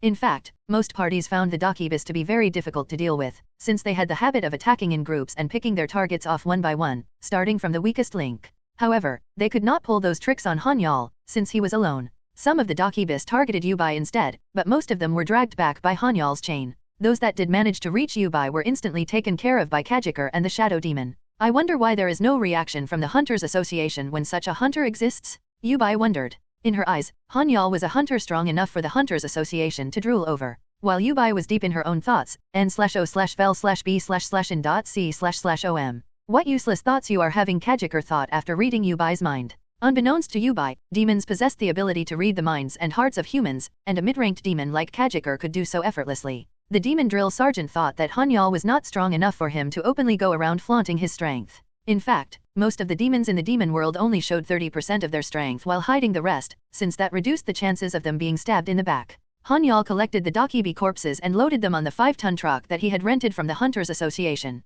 He drove the truck down to the association and sold the mana stones for a hefty sum before driving to Sun Jin factory to sell the monster parts. Manager Han rushed out and personally greeted Han-Yeol when he saw the truck approaching the factory. "Welcome, Han-Yeol Hunter-nim. Thank you for your patronage as always." All of the Sun Jin factory's employees felt very grateful to Han-Yeol, and Manager Han was definitely one of them. The employees did not know the details of what was going on, but they knew that there was something going on in the factory because of the recent rowdy events. Han-Yeol was nothing short of a savior for them. Not only had he stopped the harassment from the TK group, but he was also the only hunter who continuously supplied the factory with monster corpses. Thanks to him, the factory did not close down and their jobs were saved. I brought Dokibis this time. I mainly brought their skins, heads, hearts, and livers. Can you please take a look at them? Han-Yeol asked. Agu? Of course, we will get to it at once, Manager Han replied. He waved his hands and urged his employees to move. Normal corpses would usually stink after a while, but monster corpses did not. Perhaps it was because of the mana flowing within their body, but monster corpses decayed 100 times slower than normal corpses. The long shelf life of monster corpses was one of the main driving factors behind the flourishing industry that manufactured products from monster parts. Please send me the estimate once it is ready, Han-Yeol said. Of course, please do not be worried about it, Manager Han said while rubbing his hands. I will take my leave then, Han-Yeol said. Thank you very much, Han-Yeol Hunter-nim. Manager Han exclaimed, bowing politely. Han-Yeol left the factory with Yubai. Then, they went into an abandoned factory where Kiker was waiting for them while drinking. Looking at the demon, Han-Yeol asked, "What is the matter, Kiker-nim?" "I was able to resolve the matter with the demon world's increased demand for monster corpses thanks to the ones you provided," Kiker said. "Haha, please do not mention it. It was part of our agreement, after all," Han-Yeol replied. "You are right. Anyway, I will first give you this to uphold my end of the bargain," Kiker said as he extended his closed hand. Han-Yeol extended his palm toward the demon drill sergeant's hand, and the demon dropped 2 tiny marbles on his palm. The marbles looked like those that kids would usually play with, except that they had a dark red hue to them. Han-Yeol could feel a sinister energy coming from the tiny jewels, but he could not make heads or tails as to what they actually were. He muttered in confusion, "These are." "I contemplated for quite a while if I should give you a weapon or a skill, but I eventually decided to give you these jewels that I recently got my hands on," Kiker said. "These are jewels?" Han-Yeol asked. "Yes, and they are extremely valuable ones. I am giving them to you since you granted my urgent request," Kiker replied. Han-Yeol muttered. Though Kiker had just said that these were very precious jewels, Han-Yeol could not really feel anything special about them. The sinister aura that the jewels emitted was a bit of a concern, but he could somehow understand that they were items from the demon world, after all. The biggest problem for Han-Yeol was that he could not feel any particular power coming from the jewels. In addition, whatever these jewels could do definitely wouldn't work with mana, since they came from the demon world. One more thing. I will pass on a very precious piece of knowledge to you, Kiker said. Gulp. The demons were not ones to simply say things to appease others, since they were a race that valued honor more than anything else. Han-Yeol could not help but be nervous and excited at the same time, since a demon like Kiker said that it was a valuable piece of information. Before that. Those jewels are called Demon's Eye. It is a very precious jewel that only appears when a demon at the weakest rank lives for 2,000 years before dying of natural causes. You will be able to absorb the powers hidden within the gem if you consume it, Kiker added. Really? Han-Yeol muttered in disbelief. Have I ever lied to you? Kiker asked in response. No you have not. Then, can I just eat it like this? Han-Yeol asked. Fool? Of course you can't, Kiker said. Han-Yeol muttered in confusion. He was expecting the demon drill sergeant to tell him that he could just go ahead and swallow the jewel, so he was greatly taken by surprise when he was told that he could not simply do that. Then. I have no idea either, Kiker replied. Han-Yeol muttered in confusion once again. He had no idea? What kind of irresponsible nonsense was that? We demons can simply go ahead and ingest it, but a human's mana works differently from ours. I'm certain that you will need to do some other things before ingesting it. You need to figure out what that is before you can consume those jewels, Kiker explained. Then that means. Han-Yeol muttered. You will need to summon an intellectual demon instead of a combat-centered demon like me, Kiker said. Ugh, Han-Yeol groaned. Fortunately, Han-Yeol's summon demon skill had gone up a level, and he was now able to summon most demons as long as he had their insignia. However, what bothered him was, "It feels like I have turned into a professional demon summoner," Han-Yeol grumbled. Demons can be very useful creatures. It's a different story if you have never summoned one, but a human is bound to be addicted to our usefulness once they have summoned one of us. Then, they will become useless fools once we demons stop helping them out, and then they will naturally offer their souls to us in exchange for our help. That is how a human gets corrupted, Kiker explained. That is quite concerning to hear, Han-Yeol said while stuttering. Well, you don't have to be scared. You will be fine as long as you don't go crazy and only deal with the demons in a responsible manner. I'm sure that it is possible to become a great demon summoner while not being corrupted by the demons. Hey, why don't you aim high and try to summon the demon lords since you have already walked this path? Kiker said with a smirk. Ugh, Han-Yeol groaned. That was the only reaction he could muster at the demon drill sergeant's words. It was difficult to discern if he was joking or being serious. I shall respectfully decline, Han-Yeol said. Keek, do what you want. Your destiny will guide you to where you have to go anyway, Kiker said. Why are you saying something so out of character all of a sudden? Han-Yeol grumbled. Kahahaha. Kiker burst into laughter. So, in the end, I will have to figure things out myself by summoning a demon that can teach me how to consume these jewels. Han-Yeol asked. Of course, I have already upheld my end of the bargain simply by giving you the jewels and sharing that precious piece of information, and I'm not even asking for the spare change. Kiker said cheekily. Haha, you're so kind you're making me cry, Han-Yeol replied sarcastically. Good luck figuring it out. Ugh, Han-Yeol groaned. Han-Yeol was groaning quite a lot today. The demon drill sergeant let out a boisterous laugh, then dove back into his insignia and returned to the demon world. That demon is always tiresome to summon, Han-Yeol grumbled. He was holding his frustration in since he still had a lot of things to learn from Kiker, but it seemed that the demon drill sergeant was innately talented when it came to annoying people. Han-Yeol could not help but be skeptical whether Kiker was really such an anonymous demon. He seemed much more skilled at annoying humans than most humans themselves. What's wrong, Appa? Yubai asked as she walked up to Han-Yeol. Yubai, I'm sorry. I was so engrossed with my stuff that I neglected you for a while, Han-Yeol said. Don't mention it, it's all right. I don't have time to think about things when we are hunting, since I am quite on the edge as well, Yubai replied truthfully. She was always on the edge during their hunts, since she had no idea what kind of danger could strike at any time. The danger during their hunts remained no matter how strong Han-Yeol was. Of course, things could be much better if there were more hunters with them, and Yubai would be less tense if there were others around. Really? Han-Yeol asked. Yes, Yubai replied. Han-Yeol muttered while remaining deep in thought for a while. He stared at Yubai for quite a while, and she looked back at him while tilting her head in confusion. Looking at Yubai's expression that seemed to ask what's wrong, Han-Yeol suddenly blushed when he locked eyes with her. Ahem. It's nothing, don't mind me, Han-Yeol said, faking a cough, then he turned around. Yubai was still trying to figure out what was going on. Then, a thought suddenly flooded into her mind. I want to awaken, too. She had initially wanted to awaken so that she could earn a lot of money, but she was starting to enjoy the job as time went by and she had even started thinking that she had a knack for it. However, she could not help but want to become a hunter just like Han-Yeol. This was especially true whenever she saw him enjoying victory after a struggle against a monster. She wanted to feel that bliss, as well as the feeling of accomplishment that came from proudly standing toe-to-toe with the monsters. The hunters looked very cool in her eyes, and the desire to become just like them started to well up from within her. I want to become a hunter, specifically one like Han-Yeol, Appa, Yubai thought. She wanted to become a hunter like Han-Yeol even though she knew that it was possible that she would have to separate from him one day. She had heard that there were a lot of hunters who were much more powerful than Han-Yeol was, but she had a feeling that this was not the limit of his abilities and that he was going to be much more powerful in the future. Appa is not saying it himself, but I'm certain that he has a growth-type ability, Yubai thought. She was not stupid, she could easily tell what was going on after going on so many hunts with Han-Yeol, and she knew from what she had learned that it was impossible for a normal hunter to gradually take on stronger monsters the way Han-Yeol was doing. Of course, it was possible for other hunters to do what Han-Yeol was doing, but that was under the premise that they hunted monsters much weaker than them from the start.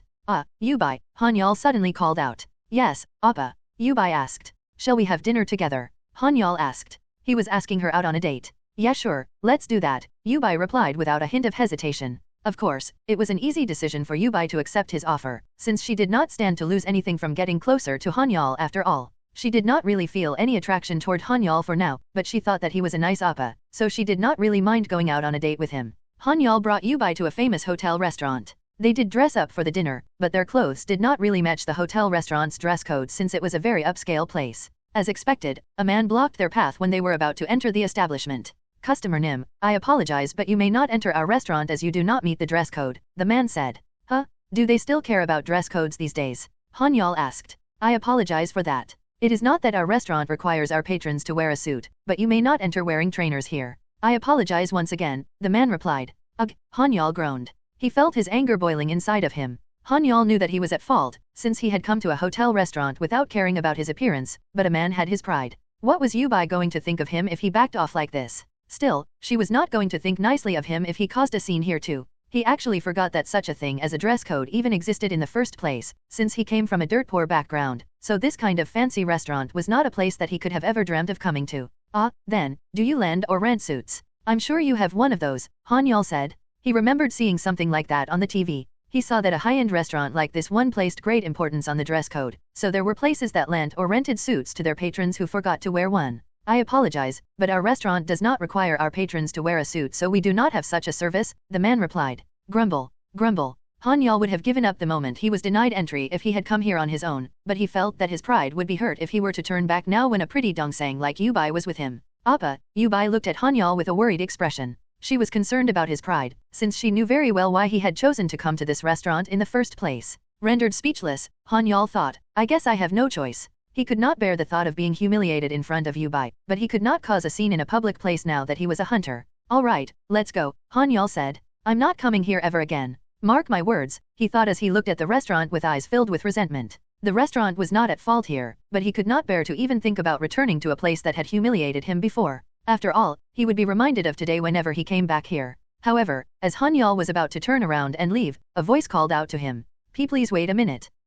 Han-Yeol muttered in confusion. Someone hurriedly stopped Han-Yeol and Yubai from leaving the restaurant. I still can't get used to this and neither can you. I read everything again before translating just to make sure it's correct, and yes it is. Tu dongsang means someone younger to you. It is usually used to refer to a junior and can be used for both male and female. Han-Yeol turned toward where the voice came from and saw a man wearing a tuxedo briskly walking toward where they were at. He wondered, do they have a policy of not being able to run inside or what? The man seemed to be in a hurry as he had an urgent look, but he also looked quite awkward. He was trying hard not to run at the same time. Then, he asked Han-Yeol, Phew, thank you for waiting for me. Pardon me, but are you Lee Han-Yeol Hunter Nim by any chance? What is going on? Han-Yeol thought. He was confused about what was going on, and he could not help but wonder, and how the hell does he know my name all of a sudden? Yes, I am Lee Han-Yeol Hunter, and who might you be? Han-Yeol asked in response. Huh, that's a relief. Hello, I am this restaurant's manager Lee Tae-min, the man introduced himself. The manager named Lee Tae-min introduced himself as he held out his hand, and Han-Yeol also reached out and shook hands with him.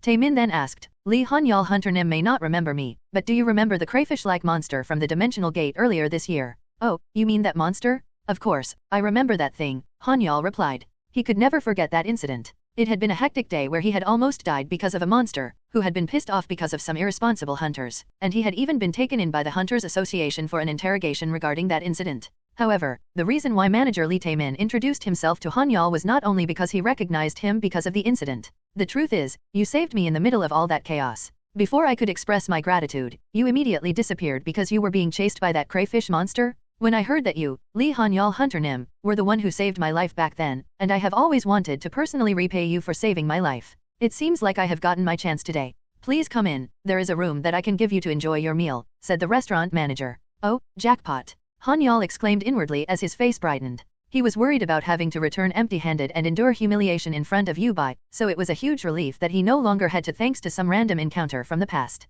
In fact, today's events did the exact opposite of what Han-Yeol was worried about. After what just happened, he now probably seemed much cooler in front of Yubai's eyes. Han-Yeol stole a glance at Yubai from the corner of his eyes. He saw that her eyes were sparkling with admiration toward him. Feeling satisfied by Yubai's expression, he thought, cool, this is more than enough for today. He intended to take things slow, one step at a time, so she wouldn't be scared away. Wow, the two of them muttered in awe the moment they were in the hotel restaurant. Is it all right for you to give us such a room? Han-Yeol asked. The room where Tae-min, the restaurant manager, had guided Han-Yeol and Yubai to was a room with a tall and wide glass window that showcased a clear view of the Han River. This was a view that most people would only be able to see on TV. Well, not bad for my first time at a hotel restaurant, Han-Yeol thought. How do you like the room? Tae-min asked. Is it okay all right for you to treat us so nicely? Yubai asked while looking at the restaurant manager. Yubai was initially too busy to think about anything as she was dazzled and mesmerized by the luxurious atmosphere. Still, she soon started to feel burdened by the VIP room upon realizing what was going on. However, Tae-min, the restaurant manager, simply smiled and replied, Of course, it is not like you are going to eat for free, right? I am just doing the best that I can to accommodate you and Han-Yeol Hunter Nim. I guess you are right in that case. Thank you. If it wasn't for you, we would have no choice but to turn around and leave, Han-Yeol said. I am ashamed to admit that this is as much as I can do for you since I do not have much power, and I am only a manager at this place. It is truly a regret that I can only do this much for someone who saved my life, Tae-min said regretfully. Tae-min's salary was not that big even though he was a luxurious hotel restaurant's manager. His salary was just a drop of water in an ocean when compared to Han-Yeol's vast wealth. Not at all. This is more than enough for us. Thanks to you, Manager Tae-min, we will now have good memories of this restaurant, Han-Yeol replied. He was now thinking of coming to this restaurant more often from now on, if it meant that it would help Taemin in his career. Thank you for your understanding. Shall I take your order now? Taemin asked as he extended the menu to both of them. Is there a chef's recommendation? Han-Yeol asked. Yes, there is, Taemin replied. We will have that, then, Han-Yeol said. I understand, Taemin replied before leaving with their orders. The wait staff came in to set up their table and prepared their meal. The menu they ordered was a course meal, so the food came out in sequence. Han-Yeol and Yubai found the food to be very delicious, and they were able to have a dinner that both of them thoroughly enjoyed. After some time had passed, Han-Yeol said to the staffers, "Thank you for your hard work, here are your tips." "Thank you very much," the staffers replied. Tipping was still an awkward culture in Korea, but Han-Yeol thought tipping looked cool from all the Western shows he had watched, so he took out a few 100,000 won checks from his wallet and distributed it to the restaurant staffers. "I'm at a hotel, so I might as well flex a little bit," Han-Yeol proudly thought to himself. Some would say that he was wasting money just to flex, but he just got a call from Sun Jin factory a while ago informing him that the 5 ton of Dobi body parts had fetched a price of 1.28 billion won. He had just earned 1.28 billion won from selling monster corpses, and this excluded the money from selling the mana stones. Therefore, calling what he did just now of distributing a few 100,000 won checks a flex was an understatement. "Ah, I almost forgot. Yubai, I haven't paid your wage for today, right?" Han-Yeol asked. "Oh, right, I almost forgot about it too," Yubai replied. "Hold on for a moment," Han-Yeol said as he pulled out his smartphone. "Okay," Yubai replied. Han-Yeol tapped on his smartphone and calculated Yubai's daily wage for the day, then sent it to her account. Yubai was due 900,000 won an hour, which was a total of 7.2 million won from 8 hours of work. Yubai could be considered as earning one of the highest wages among the porters, since a porter's average daily wage was only 1.4 million won, but it was not a burdensome amount to Han-Yeol at all. After all, it was an amount that would not even make a dent in his bank account. While Han-Yeol and Yubai were enjoying their dessert, the people around them started to murmur noisily. Murmur. Murmur? Han-Yeol could hear some commotion going on outside. He wondered, what is going on? Just as Han-Yeol was wondering, the restaurant manager, Taemin, opened the door and came inside. He bowed his head apologetically and said, "I am very sorry.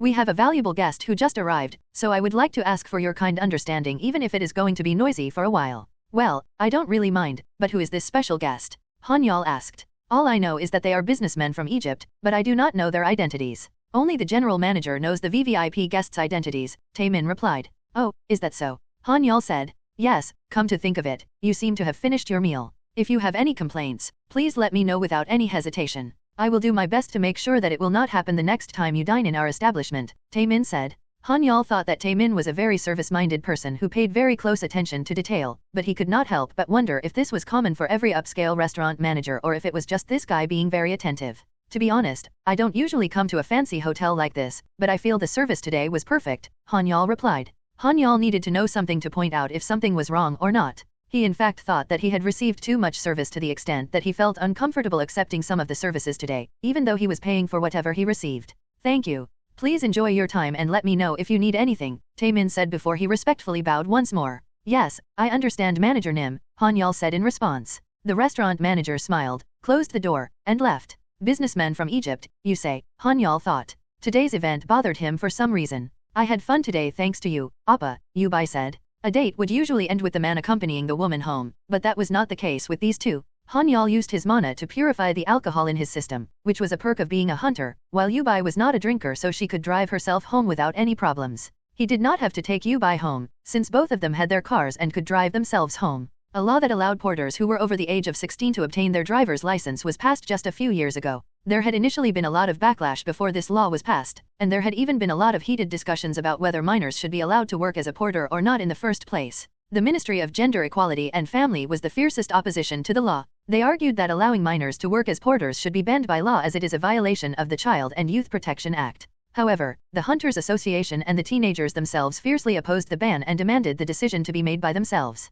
The court was too busy walking on eggshells to not get on the bad side of the Hunters Association, so they ruled that not allowing teenagers to work as porters violates the right to freedom and the right to choose their career. However, a clause was added that minors were to receive 8 weeks of education as opposed to the regular 4 weeks for adults. They were to receive regular refresher education and special care until they reached adulthood. It was also specified that you needed to be at least 15 years old and above to apply as a porter officially. Numerous teenagers whose dream was to become a hunter or those who simply came from a poor background started to apply as porters as soon as the law was passed, and that was how more and more kids started to jump into the hunter's world where they could either obtain fame or lose their life in return. There were some teenagers who were able to awaken earlier in life and receive a rank higher than most adults, so the nurturing of teenagers into hunters attracted the attention of some experts and investors as a lucrative business. Han-Yeol had something to say to Yubai before they separated. Hey, Yubai, Han-Yeol called out. Yes, Yubai responded. Is it possible for you to go hunting again tomorrow? Han-Yeol asked. He planned to go hunting once again tomorrow, because he thought of summoning the demon that could help him absorb the demon's eyes just as Kiker had said while hunting at the same time.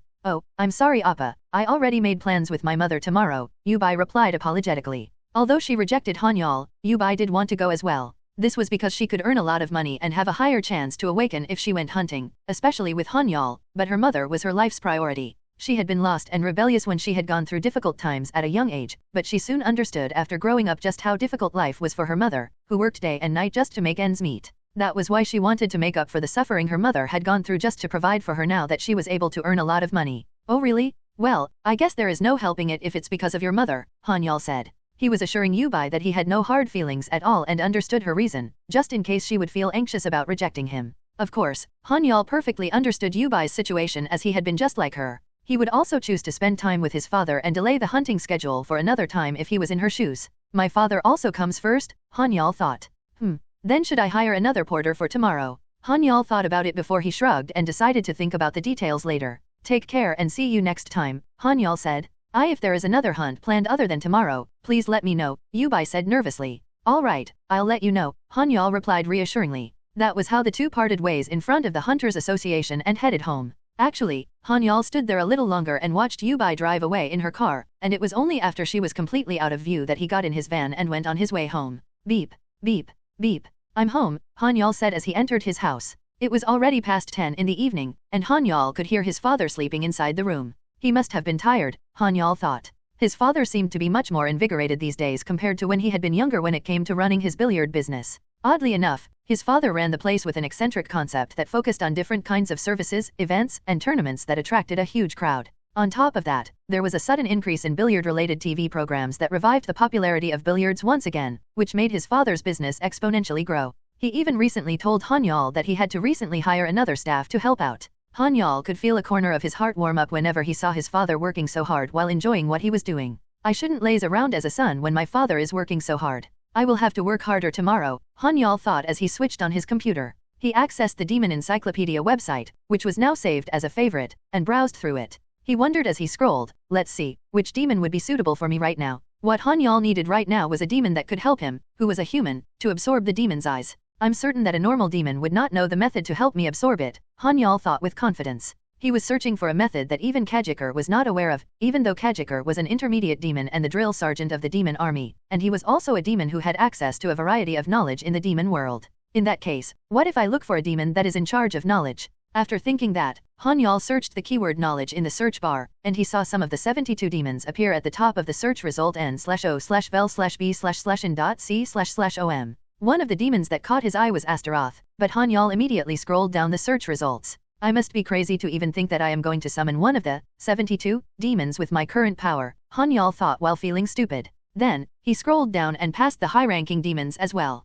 Kiker was only an intermediate-ranking demon, but he was already much stronger than Han-Yeol, so it was a laughable thought if Han-Yeol even dreamt of summoning a high-ranking demon itself. It was obvious that he would be lucky if he was not immediately devoured by the demon he summoned in the first place. One demon stood out when Han-Yeol scrolled down the high-ranking demons and reached the list of intermediate demons. The merchant of the demon world that deals with everything and anything, Delchant. Merchant? Could it be possible that this demon also trades knowledge? Han-Yeol wondered. Han-Yeol was intrigued by the concept of a demon merchant, so he continued to read the demon's description. Delchant is a demon merchant who deals with everything and anything in the darkness. However, he is well known to set the price of whatever he sells under his terms and does not permit any haggling to be done. One must be certain to pay the price the demon merchant requests or else be prepared to pay an even bigger price, as the demon merchant is known to take the soul of his customers should they fail to pay up. It is known that no human has been able to pay the price that Delchant has requested, and ended up losing their souls to the demon merchant. Wow, what a ruthless guy, Han-Yeol thought. The demon merchant would give the item that the person desired first and then ask for the payment later judging from the explanation, but the description also clearly mentioned that the demon was going to take away his customer's soul if they failed to pay the price that the demon had set. This guy should be able to do the job then, Han-Yeol thought with a smirk. People do not usually tip in Korea except for places where people drink. It is actually considered rude to tip in Korea, and there were cases of people getting scolded by restaurant owners because of it. 2. The legal age for someone to drive in Korea is when they turn 19 as opposed to most Western countries where teens can drive as soon as they turn 16. That was why the author was pointing out that there was a debate whether 16 is a young age or not for someone to drive in Korea. Han-Yeol would have preferred to summon a combat-type demon that can assist him in combat, but he already had 2 shadow demons on top of Kiker, who was technically just training him on how to fight, so he did not really feel that he was lacking when it came to combat. However, he was certain that a merchant that sold anything and everything would definitely be a big help. Even if the merchant did not possess the secret that would allow him to absorb the jewels from the demon world, he could simply purchase other stuff from him instead. Let's see, the sigil is, Han-Yeol thought as he scrolled through the web page. Delchin's sigil had a large tree in the middle and the branches did not have leaves. Instead, the branches were lined with what appeared to be gold bars. Don't tell me it's going to ask for gold? Han-Yeol thought. Well, it did not really matter to him since his bank account contained a huge sum of money and his account balance was soon going to hit 1 billion won. There were also plenty of ways to buy gold with money. Then, the location of my next hunting ground is decided. I guess I will have to do my best again tomorrow, Han-Yeol thought as he steeled his resolve. Then, he washed up and went to bed shortly after. The next day, Han-Yeol woke up early in the morning and accessed the Hunters Association's website. He clicked on the website's Hire a Porter menu, and wrote a post with the title looking for a porter who is willing to go hunting at 9 o'clock today. He also paid the additional fee to put up an urgent banner on his post. By paying an additional fee, his post would be highlighted with a different color from the other posts. This would help all the porters on the bulletin boards to see it quickly. Han-Yeol's expectation was spot on. Ding, ding, ding, ding. 4 notifications came just within 30 seconds of his notice getting posted. Han-Yeol checked the 4 applicants and immediately closed the post, since he thought that he had found the right people for the job. Recalling an old saying, he thought, life is all about timing. He carefully examined the responses that had the 2 porters' profiles attached. He then sent a message to each of the 2 porters, writing, "Let's meet in front of the Hunters Association at 9 o'clock after thoroughly examining their profiles." The current time was 5:44 p.m. Han-Yeol made his way to the Hunter Mall, which was open for 24 hours a day, after taking a quick shower. He was looking for a new weapon to replace his M4A2, which had been destroyed during the fight against the killers. It's a shame that there are master craftsmen for swords and other similar types of weapons, but there are no master craftsmen for firearms and explosives, Han-Yeol thought. It was a given that these craftsmen were all awakened individuals. They had the ability to produce weapons, armor, and other miscellaneous goods, but none of them awakened with the ability to produce any type of firearm weapons. It would be much more convenient for me if such an awakened person appeared, Han-Yeol thought. The firearms created these days were made by awakened beings called enchanters. These people enchanted the materials used to manufacture firearms, and their enchantment helped the firearm nullify the barriers that all monsters innately possessed. There were no enchanters who personally manufactured the firearms and infused their mana into it just like how the other awakened craftsmen did. I don't mind going all out and investing in my equipment this time, Han-Yeol thought. Han-Yeol's skills were much more diverse compared to other hunters, and he possessed 10 skills when an average hunter possessed 3.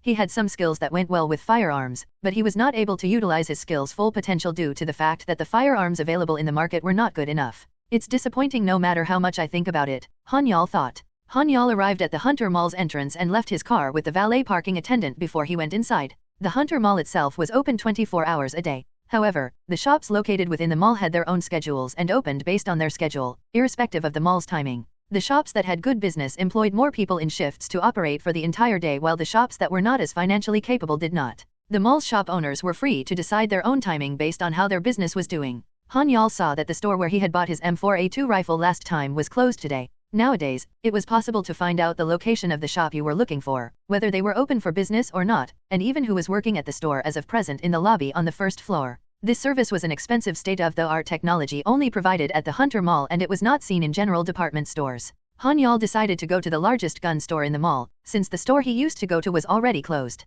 "Welcome to the big gun shop," the store clerk greeted Han-Yeol. The store clerk was a very beautiful woman, as expected of a popular shop. She was a tall, slender, and big-breasted natural beauty that had no traces of having done plastic surgery anywhere. Just how many beauties are there in our country? Han-Yeol wondered. He noticed that every store he went to had a beautiful working staff, and he found it to be a nice yet mysterious thing. "Are you looking for a specific model?" the store clerk asked. "Oh yes, do you have the HSK 447P model?" Han-Yeol replied. Han-Yeol had just bought whatever the shop owner had recommended the last time he had gone to buy his M4A2 rifle, since he did not know anything about guns at that time. However, he had meticulously collected information online and had come prepared with the exact model that best suited him. Can I suggest that you consider this model?" the shop clerk asked. Han-Yeol had no idea what kind of training the store clerk had received, but the beauty was suggesting an entirely different model even though she had clearly heard what he was looking for. "This is," Han-Yeol muttered. This is the GN7 model by the subsidiary of S Group, S Defense, which is manufactured by one of the best weapons manufacturers in our country. It uses 7.76mm mana-infused bullets and can also launch a grenade through the grenade launcher attached to it. In addition, it also has a laser sight that can automatically assist your aim. On top of that, it has an anti-recoil function as well as excellent waterproofing, the store clerk explained. Han-Yeol frowned when he saw the gun that the store clerk had brought out and given as a suggestion. He asked, "Isn't this the model that was on the news not long ago because of the explosion caused by the electronic system battery?" It was a model that caused a lot of controversy in the news, and Han-Yeol was well aware of its problems. They had done a massive marketing campaign to promote the model and had even exported it to the United States, which was considered as the hometown of all firearms for hunters. There had also been quite a lot of fuss about South Korea's defense industry finally standing shoulder to shoulder with the rest of the world thanks to this gun. However, those dreams and hopes were dashed when all of it had to be recalled due to battery malfunction, and South Korea's defense industry was back to square one once again. That is correct. The older model was recalled due to battery problems, but this newer model is completely free from the battery problems as it has been fully resolved. Also, its safety is 100% guaranteed by the S Defense Company, so you may be rest assured and use it with confidence, the store clerk said reassuringly. She's been thoroughly trained to sell mainly domestic firearms, Han-Yeol grumbled inwardly. What he wanted was the newly launched HSK-447P produced by H Defense Company, a German-based defense company that was also a powerhouse for manufacturing products for hunter use. The gun might not be made with advanced technology compared to the GN7 model recommended by the store clerk, but it was a reliable and sturdy gun with far fewer chances of it breaking down. In addition, it was also a model assembled by an rank enchanter, so Han-Yeol could not help but trust it more than the domestic firearm suggested by the clerk. Lastly, it was impossible for South Korea to manufacture this type of weapon since they did not have an rank enchanter yet. "No, thank you, I'd like the HSK-447P model," Han-Yeol said. The store clerk was slightly taken aback by Han-Yeol's response, but she instantly recommended the GN7 model once again. She reasoned that the HSK-447P model was expensive due to high import taxes and the lack of functions compared to the GN7 model for its price, but the clerk had no choice but to bring out the HSK-447P model with tearful eyes when she saw that Han-Yeol was slowly starting to get annoyed. "Drop the pitiful act. I can't take a loss just so that you can benefit from it, right?" Han-Yeol grumbled inwardly. The store clerk was seemingly going to get quite an incentive if she sold the domestic firearms instead of the imported ones, since it did not make sense for anyone to stubbornly suggest to their customer, again and again, to buy the domestic firearm just because they were told to by their company. It was a different story if the store owner was nearby watching the store clerk, but Han-Yeol did not see anyone else aside from the beautiful clerk at the store. Han-Yeol wouldn't simply throw money and get done in just because the seller was a beautiful woman. He was a hunter that valued his money more than anything else. The store clerk finally started to take out the firearm that Han-Yeol requested, and then she asked if he needed anything else. "Please give me 10,000 bullets as well," Han-Yeol said. "10,000, the store clerk muttered in surprise. "Oh, and give me 3 of those rifles instead of 1, Han-Yeol added.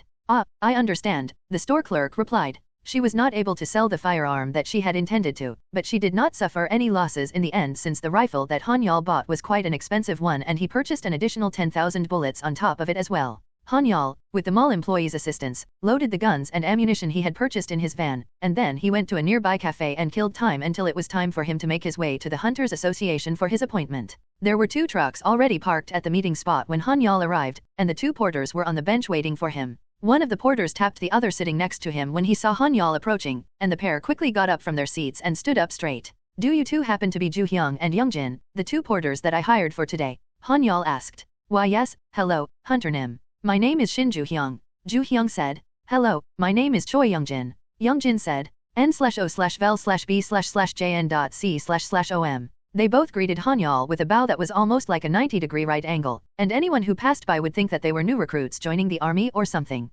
However, their actions were a given, since they were technically beneath Han-Yeol, who was a hunter. "Yes, it is nice to meet the both of you. My name is Lee Han-Yeol, and I am the hunter you will be working with today," Han-Yeol introduced himself. He shook the 2 porters' hands after their brief introduction. One of the porters named Joo-hyung raised his hand and said, I have a question, Hunter Nim." "Yes, feel free to ask me anything," Han-Yeol replied. "Are we really going to the gold mine with just the 3 of us?" Joo-hyung asked. The 2 of them applied for the job even though they knew that it was a solo hunt, since the pay was really good and that the hunter was probably confident enough to hunt solo. However, they could not help but be concerned since the gold mine that they knew of was not a place that one could underestimate. In fact, gold mine was considered to be one of the most complicated places to hunt in the country. A hunter could escape from dangerous situations if they had escape skills like camouflage or such. However, it was not the same for the porters, who would surely die if they were to be in a dangerous situation since a normal human cannot outrun the speed of a monster. This was why it was only natural for Ju-hyung and Youngjin to feel anxious about this hunt. Han-Yeol fully understood their worries, because he too had worked as a porter for 4 years.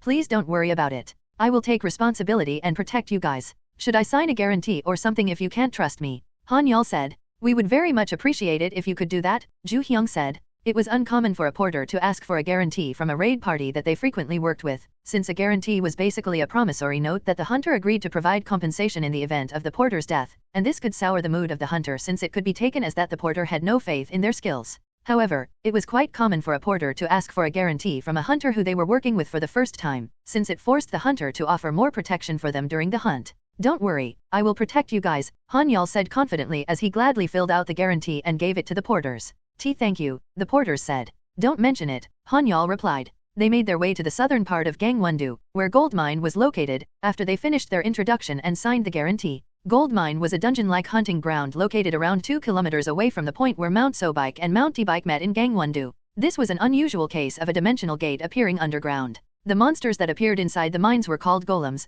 and they were unusual creatures that contained gold inside their bodies. The normal golems were made out of soil and stone, and more powerful golems made out of all sorts of metal appeared the deeper one ventured into gold mine. Gold mine was a hunting ground inhabited by all sorts of golems, so it was suitable for E-rank hunters all the way up to C-rank hunters. The golems became more powerful the deeper down the mine, and they possessed more gold the deeper they were found. Vroom! Han-Yeol and his party drove fast on the 3-lane road. The road conditions in Gangwon-do were not that good in the past, but the road conditions started to get better compared to other provinces when the Hunters Association started to actively support its development. This was mainly due to the fact that Gangwon-do had the largest number of dimensional gates and hunting grounds in South Korea, therefore the province received a lot of financial support from the Hunters Association. 30 years ago, Gangwon-do's local economy was completely destroyed after the dimensional gate appeared, but some considered it as a blessing in disguise since the province was able to become one of the wealthiest areas in the country thanks to the support from the Hunters Association. PSSHH, the walkie-talkie that Han-Yeol shared with his party rang. We are 10 minutes out before arriving at the gold mine.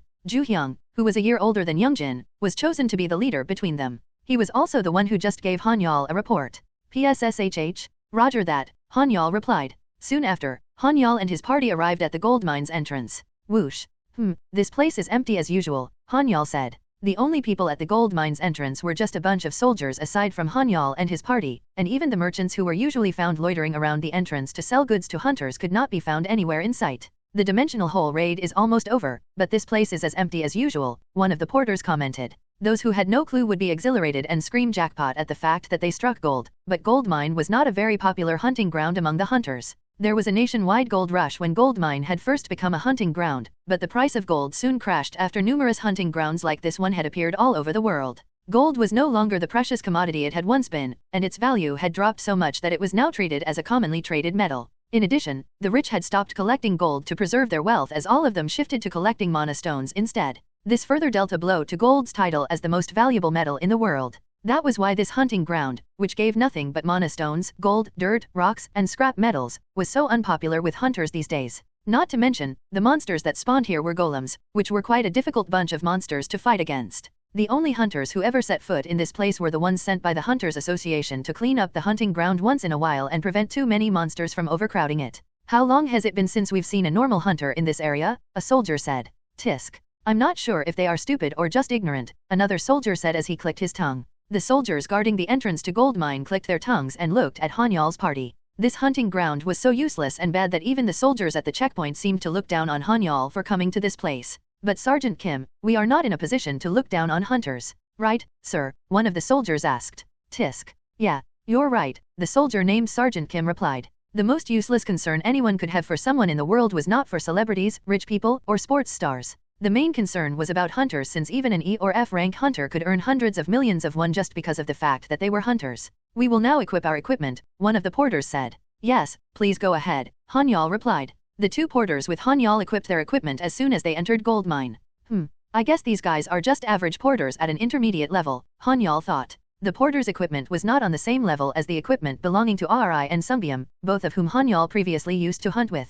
Still, they were using better equipment than the ones that Han-Yeol had received from the association when he had been working as a porter. Then I should get ready too, Han-Yeol said. He went to a secluded area away from the two porters, who were busy equipping their equipment, and took out a paper that he had already printed in advance that had Delchin's sigil. Han-Yeol placed the sigil on the ground and dripped his blood on it. Then, he muttered the chant that he had previously used to summon the other demons, Lord Satan. Del chant, to manifest. This I respectfully. Lord Satan, may you deem me worthy, Father. Foyer. A cloud of dark smoke rose up from the sigil after the chant was done. It carried the distinct mana of a demon and it spread out on top of the sigil. Kia-hia-he. A sinister laughter filled the entire area, and the surrounding area's atmosphere suddenly turned eerie. It was as if a ghost had shown up. Boom! A light explosion occurred on top of the sigil before a demon jumped out of it. Kia-hia, to think that I will get to come to the human world once again? How long has it been since I have been here? The demon that popped out had a white painted face that resembled a clown. It had a long yet slender face, skinny body, pointy ears, and a long purple take. It was carrying a large object that resembled a backpack on its back, and was wearing a large circular object on its body.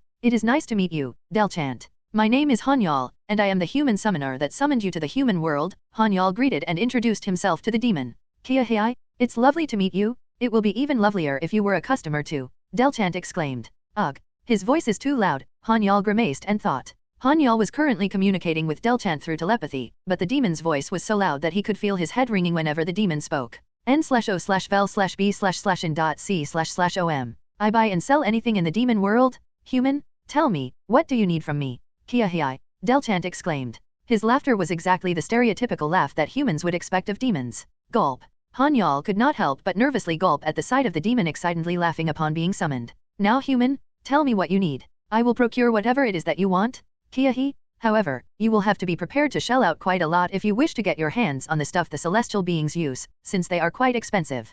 Kia-hia, Del chant said while laughing eerily. The demon was trying to disorient and prevent Han-Yeol from thinking by being loud, but Han-Yeol knew exactly what he wanted from the demon. I want to know the secret of how a human can absorb a demon's eye, Han-Yeol said. Huh? Why do you want that of all things? That's useless if you don't have a demon's eye, you know? Oh, don't tell me, Del chant said in surprise before trailing off at the end. No, I just need the secret for some personal reasons. Can you get it for me? Han-Yeol asked. Kia-hia, I smell something fishy, but business is business so. Alright, you are in luck since I have that secret with me right now, Del chant exclaimed. That's a relief? Han-Yeol let out a sigh of relief before he said, I will make a trade with you, then. It's quite boring for a first trade. There's no impact at all. It's too bland. I can't believe you asked for something so basic and worthless for our first business transaction. Well, I'll give you a pass since it is our first deal after all. Kia-he, the fee will be 100 kilograms of gold. I'm willing to let you pay later as well, but when can you give me the payment? Del chant asked as a light flashed in his eyes. I will give it to you within the day, Han-Yeol confidently replied. Kia-hia, sounds good to me. It's even better for me the sooner I can receive the payment. However, I will be taking your soul if you fail to pay me within the day. Mark my words, Del chant said with a hint of seriousness in his voice. I am well aware of that, Han-Yeol replied. Kia-hia, Del chant let out an eerie laugh before he extended his hand. Ding! A new skill has been created, mana absorption. Mana absorption? Han-Yeol thought before he decided to check the new skill's description. Mana absorption, F. Type, active. Description, a skill that allows the user to absorb all types of mana. However, the user will suffer a penalty if they absorb mana that is incompatible with their body. Ugh, these descriptions are always so vague and unhelpful, Han-Yeol grumbled inwardly. How is it? Do you like it? Del chant asked with a smirk. Yes, I love it, Han-Yeol replied politely. Kia-he, then do you have anything else to say? Del chant asked with a sheepish smile. No, I do not, Han-Yeol replied. Then, call me once you have the gold ready, Del chant joyfully exclaimed. Yes, I will, Han-Yeol replied. Kia-he, Kia-hia-he. Del chant let out his eerie laughter before disappearing. Han-Yeol waited until Del chant completely disappeared before he took out the demon's eyes from his backpack. The jewels that had a dark red glow to them exuded the same sinister aura that he had felt upon first receiving them. When Han-Yeol grasped the two red jewels in his hand and was about to absorb them, Carvis suddenly said, Please wait a minute, Han-Yeol nim. Huh? Carvis? Han-Yeol muttered in surprise. Usually, Carvis stayed silent until Han-Yeol spoke to her first. Han-Yeol stopped for a second and did not use mana absorption the moment Carvis surprised him. Please wait a moment, Carvis said. Why? What's wrong? Han-Yeol asked. You were about to absorb that jewel with mana absorption, were you not? Carvis asked. That's right, why? Han-Yeol replied. He tried to rack his brains to see if he could figure out what was wrong, but he momentarily could not really think of anything that was off. That was why he found Carvis' sudden interruption to be even stranger. I might just be a bit too paranoid, but may I suggest that you first increase the level of mana absorption before using it to absorb that jewel right now? Carvis suggested. Wait a minute, Han-Yeol pondered for a moment before he realized that there was some truth to Carvis' suggestion. The mention of a penalty is bugging me. That jewel called the Demon's Eye is not an object from the human world, and neither is it something that a human should possess. Don't you think that the penalty clause will definitely apply to the demon's eye since it states that the user will suffer a penalty for absorbing mana that is incompatible with their body? It is logical to try and reduce the risk as much as possible if there are no given measurements to gauge the risk in the first place, Carvis explained. That sounds right. Carvis, thanks for helping me out after a long time, Han-Yeol said. Please do not mention it, Carvis replied. She was still as cold and as direct as ever. However, she was an ego that existed solely for the benefit of Han-Yeol. Then, would I be able to absorb mana stones? Han-Yeol asked. I think that's a possibility. I am not certain what kind of effect it will have, but I suggest that you give it a try. I do not think that it is a bad idea, after all, Carvis replied. All right, Han-Yeol said. He placed the demon's eyes inside his backpack once again. He had prevented any unforeseen dangers thanks to Carvis since he almost absorbed the demon's eyes without giving it much thought. There's no reason for me to take a risk when nobody knows what's going to happen, Han-Yeol thought. He did not like the idea of taking risks and gambling with his life when he could just take a roundabout way that was safer and had more certainty. This was the reason why Han-Yeol did not purchase a single lottery ticket, nor did he go to Gangwon Land even though he had grown up dirt poor, and he did not spend even 10 won on sports betting when most of his peers had been doing it for fun. He was not the type to gamble in hopes of turning his life around. Han-Yeol, Hunter Nim, one of the porters called out from a distance. Han-Yeol went back to where the porters were. Hunter Nim, the porter asked with a confused look. I had to attend to nature's call, Han-Yeol replied. I see. Then, are we going to enter the gold mine now? The porter asked. Yes, of course. There's no reason for us to waste time loitering around out here, Han-Yeol replied. Yes, I understand, Hunter Nim, the porter replied. The two porters inspected their guns for the last time before starting the hunt. It was then that Han-Yeol suddenly thought of something. He motioned for the two to come over to his van while asking, Alright, can you two come over here for a moment? Why yes, the two porters muttered in confusion. Ju-hyung and Youngjin went over to where Han-Yeol had called them over with a baffled look. Then, when Han-Yeol passed the HSK 447P and 3 cartridges that he had bought earlier to them, they muttered in surprise, This is a new rifle manufactured by H Company from Germany. I am lending these guns to you two for self-defense since I am hunting alone. I am not giving these to you, but you may use them for free as long as you are hunting with me, Han-Yeol said. Any man would feel greedy to get their hands on the latest equipment. The two porters' eyes sparkled the moment they saw the new shiny black rifle that was extended toward them.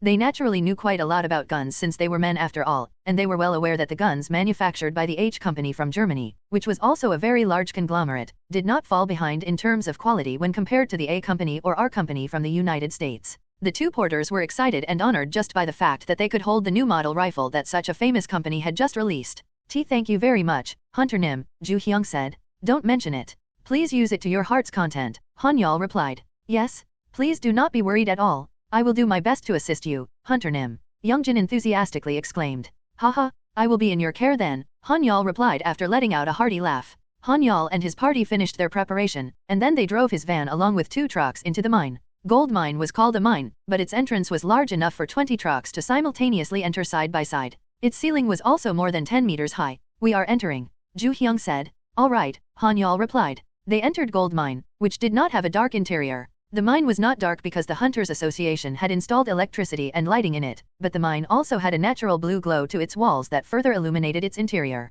Rumble, rumble. However, its floor was rough and not leveled, so the truck shook quite often while driving through it. It could not be helped since the mine floor was a natural ground not paved for vehicles. PSSHHHT? Hunter Nim, there is a mana reaction coming from 300 meters in front of us. Ju-hyung, who was driving the truck at the forefront, said through the walkie-talkie. The golems were difficult to find since they seldom reacted and mostly spent their time hibernating within the ground.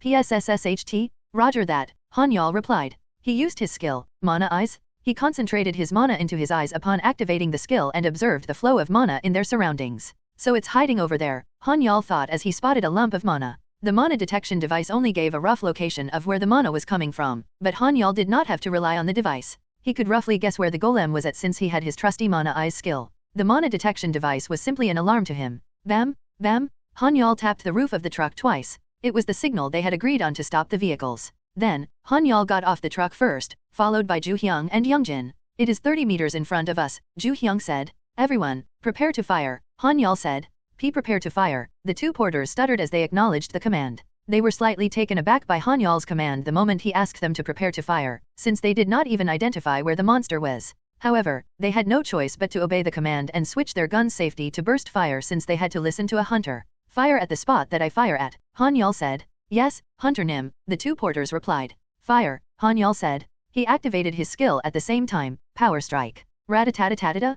Han-Yeol made the first move as he fired his HSK-447P rifle at a specific location, and then the two porters followed suit as they fired at the exact same spot that he was firing at. The bullets armed with mana enchant on top of power strike flew toward the target that Han-Yeol had spotted with mana eyes, and then they accurately hit just what he wanted. Pat, pat, pat, pat, pat. The bullets were seemingly hitting nothing but rocks, so the porters could not believe their eyes when they saw that the bullets had accurately hit a golem in its head. They wondered, how the hell did he know that there was a golem hiding there? And he also hit it with such accuracy. The display of accuracy that Han-Yeol had shown was so unbelievable that the two porters could not help but wonder the exact same thing at the exact same time. One Gang One Land is a famous casino in Korea. The normal way to hunt golems was to cast an AoE attack on the area that the mana detection device pointed at, and most porters knew about this method even though golem hunts were rare these days. After all, this was a question that popped up quite often in their theory tests at the academy. It was difficult for any porter to forget anything about golems since the theories on how to deal with one were quite complicated, and most would find themselves losing marks on their tests because of it.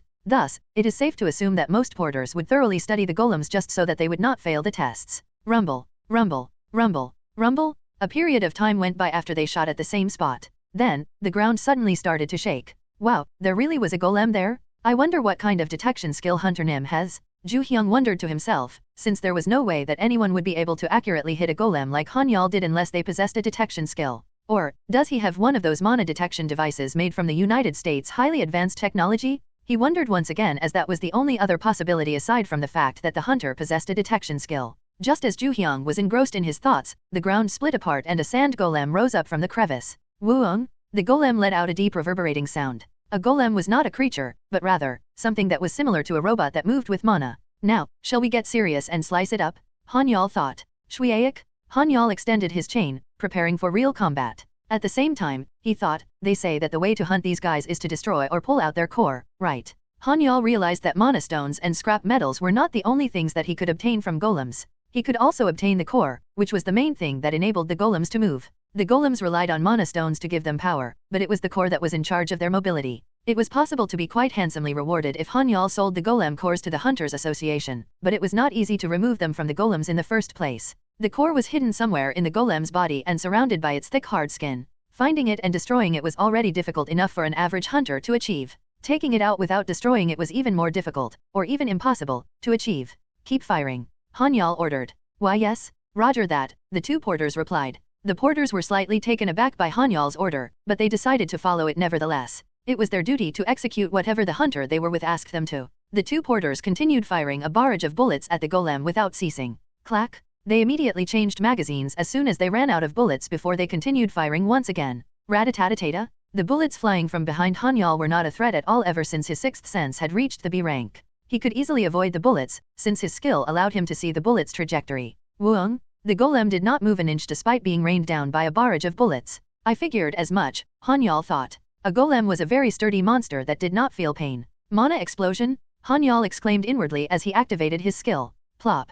Kaboom! He fired a grenade from the grenade launcher attached to his HSK-447P at the golem's face, and he increased the grenade's firepower by infusing it with mana explosion. A large explosion rocked the mine when the grenade accurately hit the golem's face. How does my heartfelt greeting taste like? Han-Yeol thought with a smirk. Fwayay. The explosion's smoke cleared away to reveal the golem that was still standing in the midst of it all. Upon seeing the golem, the two porters cried out, H. Hunter Nim. The explosion looked quite powerful in their eyes, so they were terrified by the sight of the monster withstanding that powerful explosion without taking any damage while only shedding sand from its body. Well, I already knew that golems are tenacious sturdy bastards, Han-Yeol thought. Everything was within his calculations. His previous use of mana explosion was to signal the start of his hunt and to test how sturdy the golems really were. However, the porters, on the other hand, could not read minds. Therefore, they were not aware of what Han-Yeol was thinking right now. We are in trouble? The two porters thought. The porters were frozen in fear. They stopped firing their guns despite Han-Yeol ordering them to continue firing without ceasing, and slowly started to retreat backward as if they were ready to make a run for it any second now.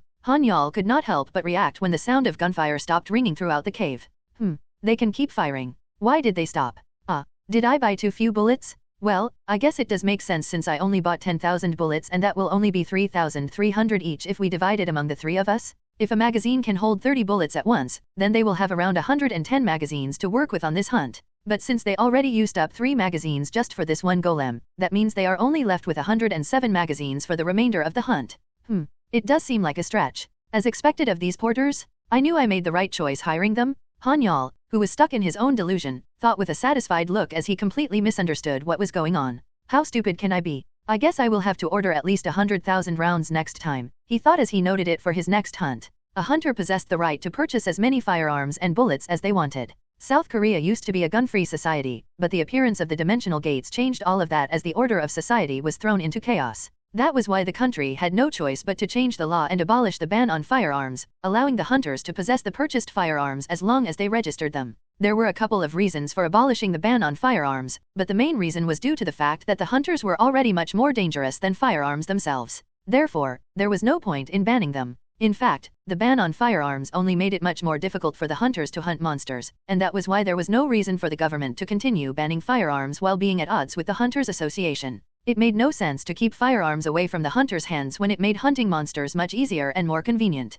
However, some unstable countries were thrown into further chaos when a group of vigilantes armed with firearms had joined forces with hunters to conduct terrorism. Fortunately, there were no such issues as of yet in South Korea so far. Thud. Now, back to reality. The 4-meter-tall giant golem slowly started to move after absorbing the brunt of the impact dealt by Han-Yeol. The sand golem was considered to be the weakest monster in Goldmine, but its size and brute force should not be underestimated. That doesn't matter, Han-Yeol thought as he jumped. Tack! He flew through the air and found something glowing with a bright blue hue embedded within the golem's body. My eyes can, Han-Yeol thought as he spun in midair to close the distance with the golem. He threw his chain while using restraint to immobilize one of the golem's arms. The golem possessed quite a large build, which made its movement slow and dull. The golem flinched and wobbled when the chain restrained its arm, since its size also made it difficult for it to maintain its balance while standing up. It might be a monster being supported by the power of mana, but it was still made out of sand, which was not a very tensile material in the first place. See everything? Han-Yeol exclaimed inwardly. Puuk. Pukok? Han-Yeol fell near the staggering golem's side and stabbed his sword into the golem. Then, he felt the sensation of digging through the sand before the tip of his sword hit something and broke it. Q. The golem staggered for a while more before the light on its eyes went away. It slowly started to crumble. The golem could no longer maintain its form after its core was destroyed. Ding! The rank of Sword Mastery has risen from A to M. Sword Mastery has reached Master rank. There is a possibility of the skill evolving if certain conditions are met. You have successfully fulfilled the requirements to evolve the skill Sword Mastery. The skill has started to evolve. Sword Mastery has created a sub-skill instead of evolving. A new skill has been created. Flash Strike, F. Flash Strike? Han-Yeol thought. Flash Strike, F. Type, active. Description, a skill created by a swordsman who wanted to strike at the speed of light. It is a skill that strikes faster than light. The user may deal 300% additional damage if they hit their target's weak spot, and deal 150% additional damage if they do not hit the target's weak spot. Oh, this is the first time that I'm getting a proper sword skill, Han-Yeol thought. Most of the skills that Han-Yeol used were just skills that indirectly helped out whenever he swung his sword. He never had a proper active sword skill to inflict damage. However, he now had one to add to his arsenal of skills. But, most of my skills will be limited to stabbing from now on. Do I have to go and buy a rapier instead? Han-Yeol wondered. Just when Han-Yeol was deep in thought, the two porters, who were scared witless a while ago, were now flustered and dumbfounded. They initially thought, what kind of mixed hybrid is that, when they saw Han-Yeol take out his sword right after shooting at the golem from a distance, but they never imagined in their wildest dreams that they would see him dispatch the golem in one strike. They had heard rumors of hunters who enjoyed solo hunting, but they never thought that a solo hunting hunter would be this powerful. They simultaneously thought, but I'm sure that he is an E-rank hunter. Most porters welcomed the fact that the hunter they worked with were strong, since that reduced the chances of them dying along with them. However, that did not mean that they could simply accept the ridiculous display of strength that Han-Yeol had shown just now. These two were experienced enough as porters to tell how strong a hunter was simply from observing them. What the hell is that hunter? Ju Hyung thought as he looked at Youngjin. How the hell should I know? Youngjin replied to Ju Hyung's incredulous look. Can you guys please collect the mana stones and the gold? Han-Yeol said. Most of the time, the porters would immediately collect the spoils as soon as the hunters were done hunting. However, the two of them simply stood and watched as they were still stunned by what they were seeing. That was why Han-Yeol had to nudge them into taking action, since they seemed to have momentarily forgotten what to do. Why yes, Hunter Nim. Ju Hyung replied. I am sorry. Youngjin replied in a hurry. The two started to move as soon as Han-Yeol finished speaking. They seemed like veteran porters a while ago, but now they are acting like a bunch of newbies, Han-Yeol thought. He could not understand why the porters were acting this way, since he had been leisurely hunting without any worries. He did notice, however, that the two had been frozen with fear the entire time. Han-Yeol tilted his head in confusion when he could not figure out why the porters were so disoriented. The two collected the mana stone and gold under the pile of sand left behind by the sand golem. How much gold is there? Han-Yeol asked. We have to weigh it to be certain, but there seems to be around 500 grams, Ju Hyung replied. Ah, really? Han-Yeol muttered in response. He thought, when am I going to collect 100 kilos of it? Of course, Han-Yeol had the option of buying 100 kilos of gold since the price of gold had plummeted and it was now slightly more expensive than a normal metal. In fact, he had enough money in his bank account to purchase 100 kilos of gold in one single transaction. Why would I spend money when I can just hunt for it? Han-Yeol thought. The gold that he obtained from golem hunting could only be sold at the same price as scrap, but Han-Yeol intended to kill a few birds with one stone by hunting the golem to gain experience points for his level and skills while collecting the gold to pay the demon merchant. This made much more sense to a Scrooge like Han-Yeol, who would rather go through difficulty than spend money unnecessarily. Alright, let's get moving. Why don't we hunt properly now since we have already started the hunt? Han-Yeol said. Yes, Hunter Nim, the two porters nonchalantly replied. These two did not really think much of it, but they were in for a world of surprise. Huff, huff, huff, huff. Enough. Please. Water. Ju Hyung and Youngjin were severely disoriented and in an extremely exhausted state. They had hunted for 8 hours straight, collecting mana stones and gold without rest. They had repeated the process of moving, hunting, and collecting over and over again. The only time that they had been able to rest was when they were seated in the truck while on the move. Thud. Their 12 hours of intense hunting came to an end when they loaded the core of the metal golem, which was the final monster of the day. Thank you for your hard work. I will certainly pay you more for working really hard today, so please don't worry about it, Han-Yeol said. Huff. Huff, thank you, Hunter Nim, Ju Hyung replied. At the same time, he thought, I'm never going to work with you ever again. Ugh. I think I'm going to go insane from exhaustion, Youngjin grumbled inwardly. These two were severely exhausted after experiencing Han-Yeol's tight hunting pattern, which they had never experienced before. After all, most hunters preferred to hunt in a relaxed manner. While the two porters were too exhausted to do anything, Han-Yeol went to a secluded area. Gold mine consisted of numerous mine shafts with pockets here and there, so there were plenty of places that he could go to be away from the porter's eyes. Clack, clack, clack, clack, clack. Then, Han-Yeol placed the mana stones he just collected on the floor. He asked, I can absorb these and increase my skill level, right Carvis? That is correct. There is a limit to how much you can raise your skill level at a single time, but I think absorbing that jewel called the Demon's Eye or whatever it is called after increasing your skill level is the right decision, Carvis replied. Alright, then shall we get started? Han-Yeol thought as he extended his right hand toward the pile of mana stones. Then, he used mana control to assist him in synchronizing his mana with the mana coming from the mana stones. N/O/vel/b/in.c//om. When Han-Yeol felt the mana stone's mana rise up like air, he immediately used the skill he had bought from the demon merchant for 100 kilos of gold. He cast mana absorption, Wuong. Then, the mana stone's mana reacted to his skill. It started to seep into Han-Yeol's extended hand. Hape. Han-Yeol groaned inwardly. Badump, badump, badump, badump. His heart wildly reacted to the absorbed mana, beating faster and faster. What is this sensation I'm feeling? Han-Yeol thought as his heart started to beat even faster. He wondered if this was how it felt to be under the influence of illegal drugs. An unexplainable sensation spread throughout his body while his heart continued beating faster and faster. Ding! The rank of mana control has risen from B to A. The rank of mana mastery has risen from C to B. When two of his skills leveled up at the same time, Han-Yeol thought with a satisfied look, it finally reached a rank. One of the first skills he had obtained upon awakening with his growth type ability finally became a rank. Mana control was a basic skill that controlled the assisted flow of Han-Yeol's mana, so it took quite a while for it to level up. This is just the start, Han-Yeol thought as he clenched his fist while feeling his newfound power. 1. When he absorbed the 5th mana stone, a message suddenly popped up. Ding! You have obtained enough mana from external sources. Your mag stat has risen by 1. Huh? Han-Yeol muttered inwardly in confusion when he read the message that appeared in front of him. He absorbed the mana stones because he wanted to increase his mana absorption skill level, but he never expected his mag stat to increase as well. So this is how it works? Han-Yeol's passive skill, Body Strengthening, increased his STR, AGI, and VIT stats whenever he trained his physical body. This meant that he could increase his mag stat whenever he absorbed mana from external sources. Jackpot, Han-Yeol thought with a smile. He wondered if this was how the researcher who developed Viagra had felt when he had accidentally stumbled upon it while trying to develop a drug for heart diseases. His heart beat faster as the ecstasy of his newfound jackpot only pumped his adrenaline further. Then, after absorbing 5 more mana stones, ding, ding, you have obtained enough mana from external sources. Your mag stat has risen by 1. The rank of mana absorption has increased from F to E. Han-Yeol's mag stat increased by 1 and his mana absorption skill level ranked up after he absorbed the 10th mana stone. Status window. Han-Yeol called up his status window. Name, Lee Han-Yeol. Level, 64. Points, 0. STR, 122. VIT, 123. AGI, 105. MAG, 170 plus 2. LCK, 10. Invoke, 60. Skills, Dismember, D. Sword Mastery, M. Flash Strike, F. Walking, B. Mana Control, A. Mana Mastery, B. Power Strike, A. Sixth Sense, B. Restrain, B. Body Strengthening, C. Mana Eyes, B. Stab, C. Dagger Mastery, F. Chain Mastery, B. Infinite Library, M. Shield Bash, B. Fire Attribute, C. Mana Explosion, B. Chain Smite, B. Marksmanship, C. Martial Arts, D. Enchant, E. Sword Breath, D. Restore, E. Healing Bullet, E. Enhance Healing, E. Summon Demon, D. Telepathy, D. Power Meditation, E. Psychokinesis, E. Force Shield, F. Catwalk, F. Mana Absorption, E.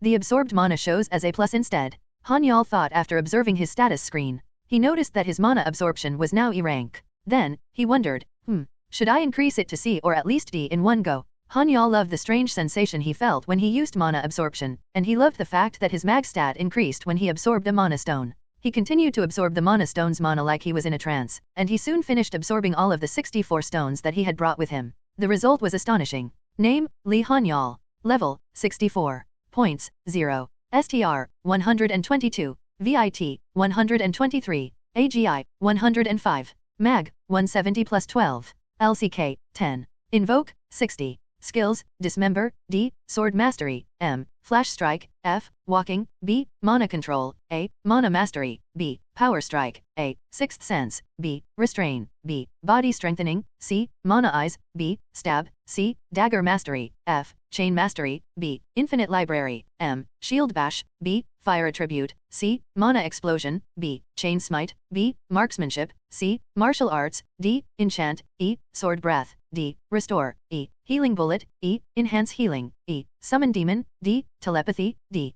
Power Meditation, E. Psychokinesis, E. Force Shield, F. Catwalk, F. Mana Absorption, E. His mag stat increased by an astonishing plus 12, but Han-Yeol was still not satisfied. His mana absorption skill did not level up further from E rank. Han-Yeol went back to the truck where the two porters were after absorbing all of the mana stones, and there he found the two soundly sleeping. Snore, snore, snore, snore? Was I a bit too harsh on them? Han-Yeol wondered. He was well aware that his hunting pace was a bit too fast for normal porters to keep up with, since he had once been a porter as well, and that was the reason why he was willing to compensate them with a higher wage. He initially thought that it was fine to up the pace since the porters did not have to dismember anything, but it seemed that he had been mistaken about it and he had gone a bit overboard this time. Was I being insensitive? Han-Yeol thought. He realized that even though he had been aware that the porters couldn't keep up with his pace, he had decided to turn a blind eye to it since he wanted to hunt more and more golems. Further reflecting on his actions, he thought, well, it's not that important to cater to the needs of others in this day and age where most people are self-centered, but I guess I should compromise a little bit in the future. Han-Yeol reflected on his own actions so much because he had been a porter once, and he knew very well how difficult and tiring the job was. Then should I hire 4 porters instead in the future? He pondered. Money was not an issue for Han-Yeol when it came to hiring porters, because hiring 2 or 4 did not really make a huge difference to him, but he realized that he could further increase the pace if he brought 4 porters next time. By doing that, he could make them work in shifts, thus increasing his hunting efficiency. Of course, he could also hunt in a party, but he was more comfortable working alone since he did not have to be conscious of others. There was also the added advantage of not having to discuss things with others before making a decision and not having to share the profits from the hunt. Besides, there was no reason why he could not hunt alone when soloism was a trend these days, where people ate alone and drank alone at restaurants and bars. Han-Yeol muttered for a moment as he pondered what to do. Han-Yeol decided to wake the porters up. As much as he wanted to let them rest, it was not appropriate to sleep in this place. Then, he told them that they were free to go home and that he would personally return the truck to the Hunters Association. He also transferred 5 million won to each of their accounts, as their wages for today. Is it alright for you to pay us so much? The 2 porters asked in surprise when they saw their wages come in.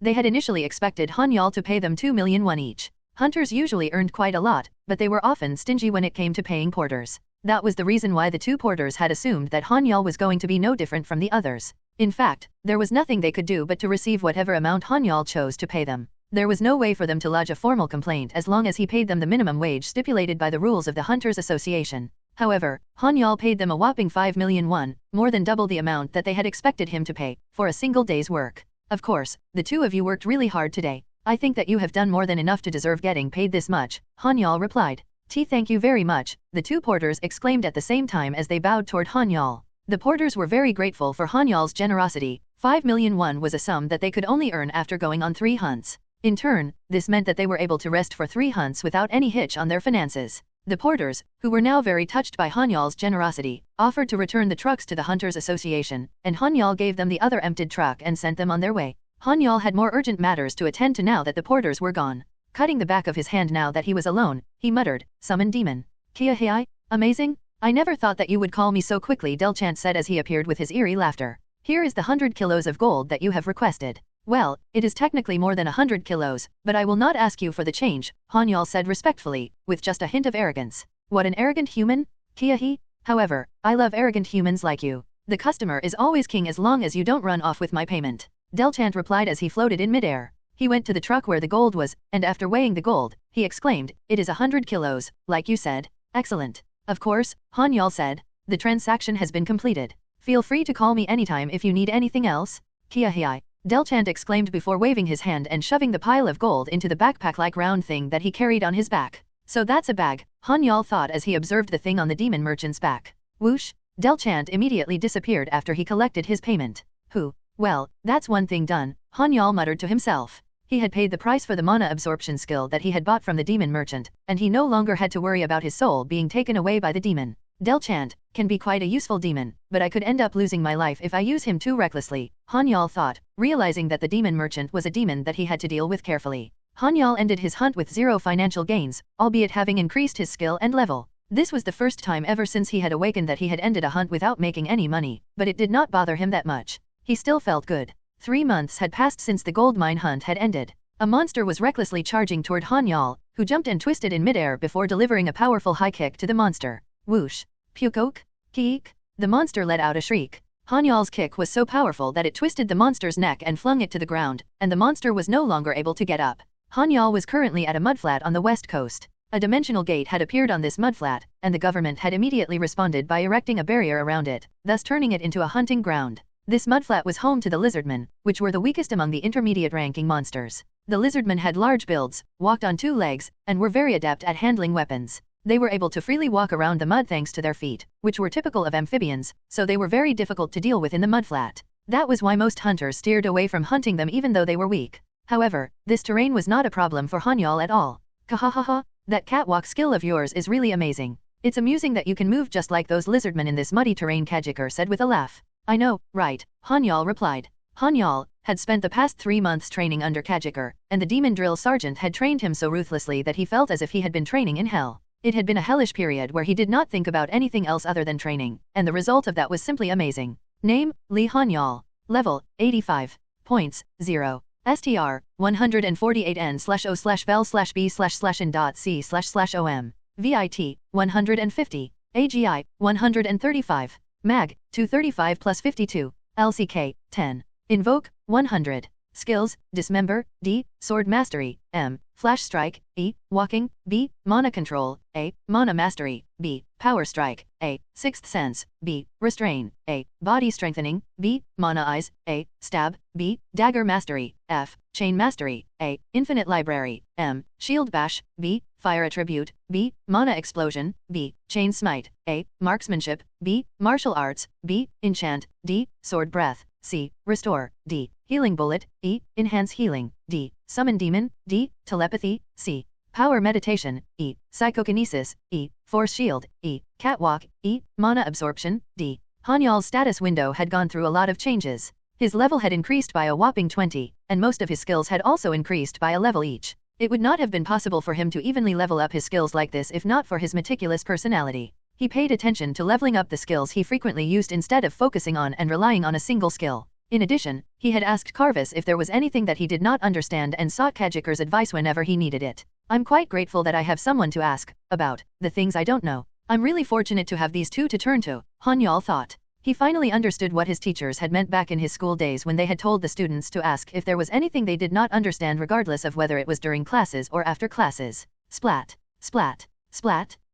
On the other hand, Yu-Bai was struggling to move around the mudflat unlike Han-Yeol, who had catwalk to assist his movement. This was the main reason why the lizardmen were not that famous and not frequently hunted unless the hunters received a quest to hunt them. Even though the hunters themselves sometimes had a skill that assisted their movement, as Han-Yeol did, the porters struggled. Han-Yeol had not chosen this hunting ground because it was deserted. Instead, he had specifically chosen the lizardmen because they were able to help to his goal of strengthening himself, as they gave quite a lot of experience points. It just so happened, by sheer coincidence, that the sweet leveling spot he had found turned out to be a deserted one. Be careful, Yubai. It's going to hurt real bad if you fall down and accidentally cut yourself with the saw, Han-Yeol warned. Han-Yeol could easily patch Yubai up no matter how seriously injured she was, as long as she was still alive. However, he continuously asked her to be careful. Such excruciating pain could leave her traumatized for life, and it could even affect her career in the future. Please do not worry, I have been doing this for quite a while now, you know, Yubai replied, pouting. Well, I guess you are right. This is going to be your second month now, Han-Yeol said. Humph. Yubai scoffed and pouted because she felt that Han-Yeol was looking down on her. Haha, I'm sorry. I just teased you a little bit since you are doing such a good job, Han-Yeol said with a laugh. Forget about it, Yubai replied, switching on her electric saw. Huiyining? Yubai was now quite the veteran porter, displaying skillful movements in dismembering the lizardman. She split the monster parts into the ones worth something and those worth nothing, just as she had learned from Han-Yeol. Then, she loaded them up on a sled. It was impossible for a vehicle to run on this mudflat, so they had to make do with a 700-kilo sled that was specially designed for mudflats. Han-Yeol grabbed a mana stone and used his skill. Mana absorption. Huong? He has done this 100 times now. Ugh, how much money did I throw away because of this crap I'm doing? Han-Yeol grumbled inwardly. He had been easily and thoughtlessly absorbing the mana stones for the past 3 months, but he soon realized that he was literally absorbing an astronomical amount of money. In addition, the number of mana stones that he had to absorb increased the higher his bonus mag stat got. Just as he had completely absorbed the mana stone in his hand, a message popped up. Ding! You have obtained enough mana from external sources. Your mag stat has risen by 1. The rank of mana absorption has increased from D to C. Finally, Han-Yeol exclaimed inwardly. The skill that he had poured tens of billions of won into had finally reached the level that he desired.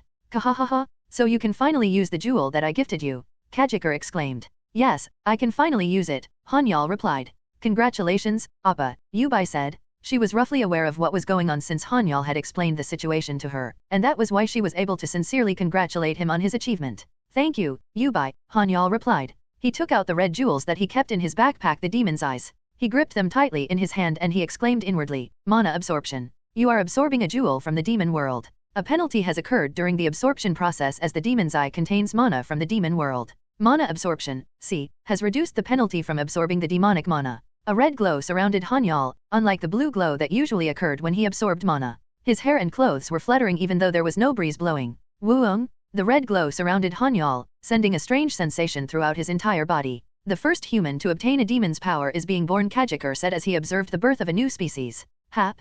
Han-Yeol groaned in pain. He suddenly could not breathe and his body started to twist and squirm on its own, and then his eyes slowly started to glow red. Ding! You have absorbed a jewel from the demon world. You have absorbed the demon's eyes through mana absorption. The power of demons is not something that a human can dare to have. However, you are able to obtain their power through your skill. A new skill has been created, Demon Eyes. Ding! The skill Demon Eyes and Mana Eyes have started to conflict with each other. Demon Eyes has absorbed Mana Eyes. The rank of Demon Eyes has risen from F to E. The rank of Demon Eyes has risen from E to D. Fwaa. Steam started to rise from Han-Yeol. Then, he sighed. Phew, it was not that difficult for Han-Yeol to absorb the demon's eyes, but he felt exhausted after experiencing this strange sensation that he had never felt before. Demon Eyes, Han-Yeol thought as he checked his new skill's description. Demon Eyes, D. Type, active. Description, a skill created by absorbing the demon's eyes, which is a jewel from the demon world, through an absorption skill. The user may select 3 modes when activating this skill. A mode allows the user to scan for mana within a 10 km radius,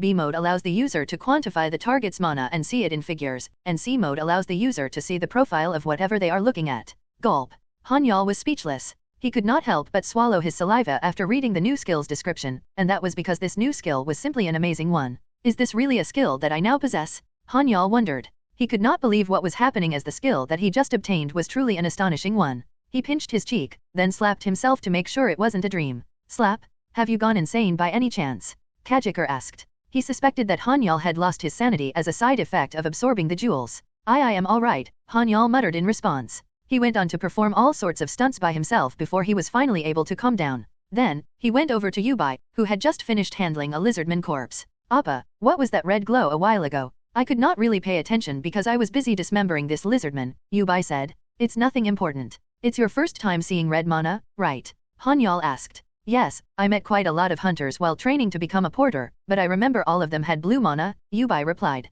She was correct. Most of the hunters' mana was blue in color, and Han-Yeol's mana color momentarily changed after he absorbed the demon's eyes. In fact, all of his skills exuded the same blue mana whenever he used it. Do you remember that I summoned demons? Han-Yeol asked. Yes, Yubai replied. I'm just borrowing their power for a bit, that's all, Han-Yeol said. You are borrowing the demon's power? Yubai asked with a hint of surprise and nervousness in her voice. Just for a moment. I was shaking off their mana just now, that's why my mana was red a while ago, Han-Yeol said. Ah, I see, Yubai muttered in response while nodding. However, she thought to herself, liar? Yubai did not really have a grasp of what was going on, but she could clearly tell that Han-Yeol was lying right now. She had told him that she did not manage to get a clear view of what was going on since she was distracted with her work, but she had, in fact, managed to look at what happened with Han-Yeol. She could confidently tell that Han-Yeol's squirming motion had not been to simply shake the mana off. In fact, she thought that it was more appropriate to describe it as him accepting the mana instead. I'm certain that Appa has a secret that should not be revealed to others. I'm certain of it, she thought.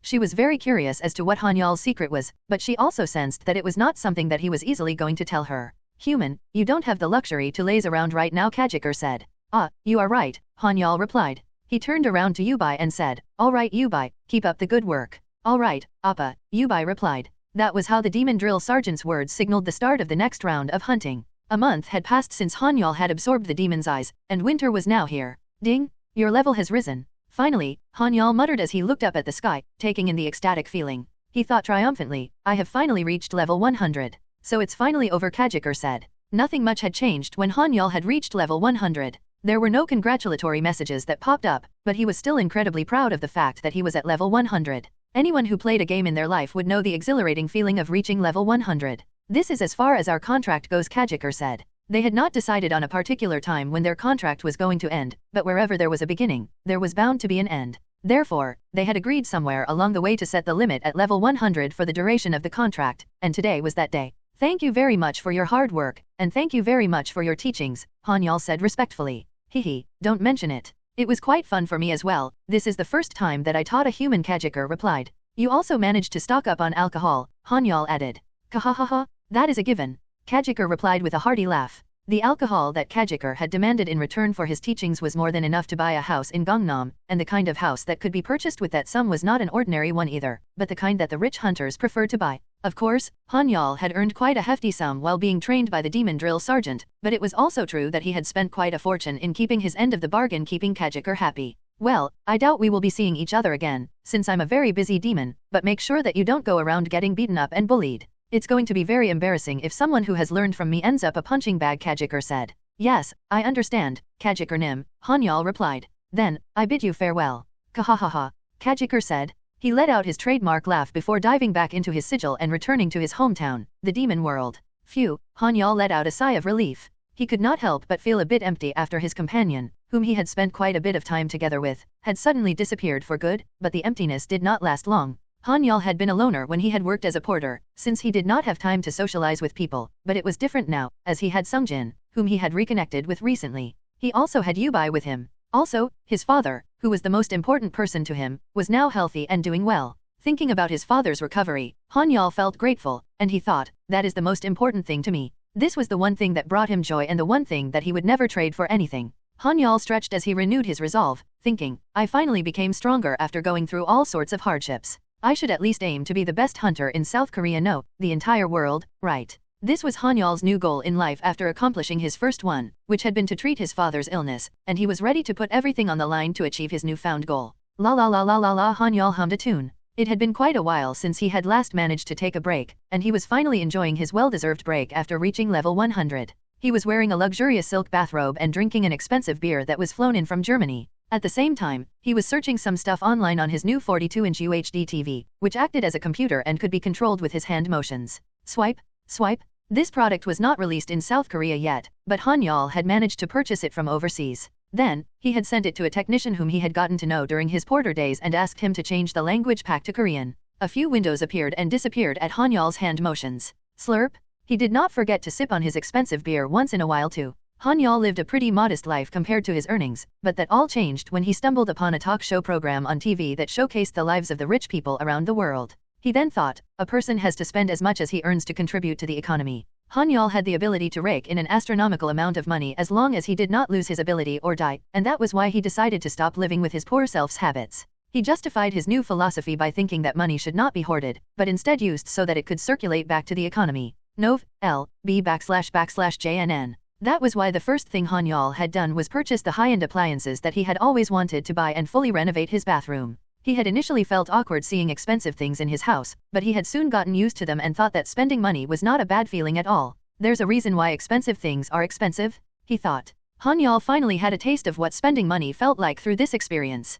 Han-Yeol was watching a video of a raid party hunting in a hunting ground that housed intermediate rank monsters considered to be much stronger than the lizardmen. He thought, it's time for me to increase the difficulty now. It was better for Han-Yeol to start creating his own team instead of solo hunting if he were to increase the difficulty. However, most of the parties that hunted intermediate rank monsters were not ragtag groups, but proper raid parties that had been together for a long time. This was unavoidable, since the difficulty of an intermediate hunting ground went up substantially if the monsters inhabiting it were at the middle rank of the intermediate level, and the reason for the sudden increase in difficulty was that the monsters inhabiting these kinds of hunting grounds, unlike the lower rank ones, had their own skills. It was definitely going to send a chill down anyone's spine if they were to imagine a few or even a few dozen intermediate rank monsters firing their skills toward them at the same time. Han-Yeol did feel proud at the fact that he was now level 100, but he was not brave or stupid enough to simply rush into an intermediate rank hunting ground all on his own, and the video that he was currently watching confirmed that his gut feeling was correct. Bomb, bomb, bomb.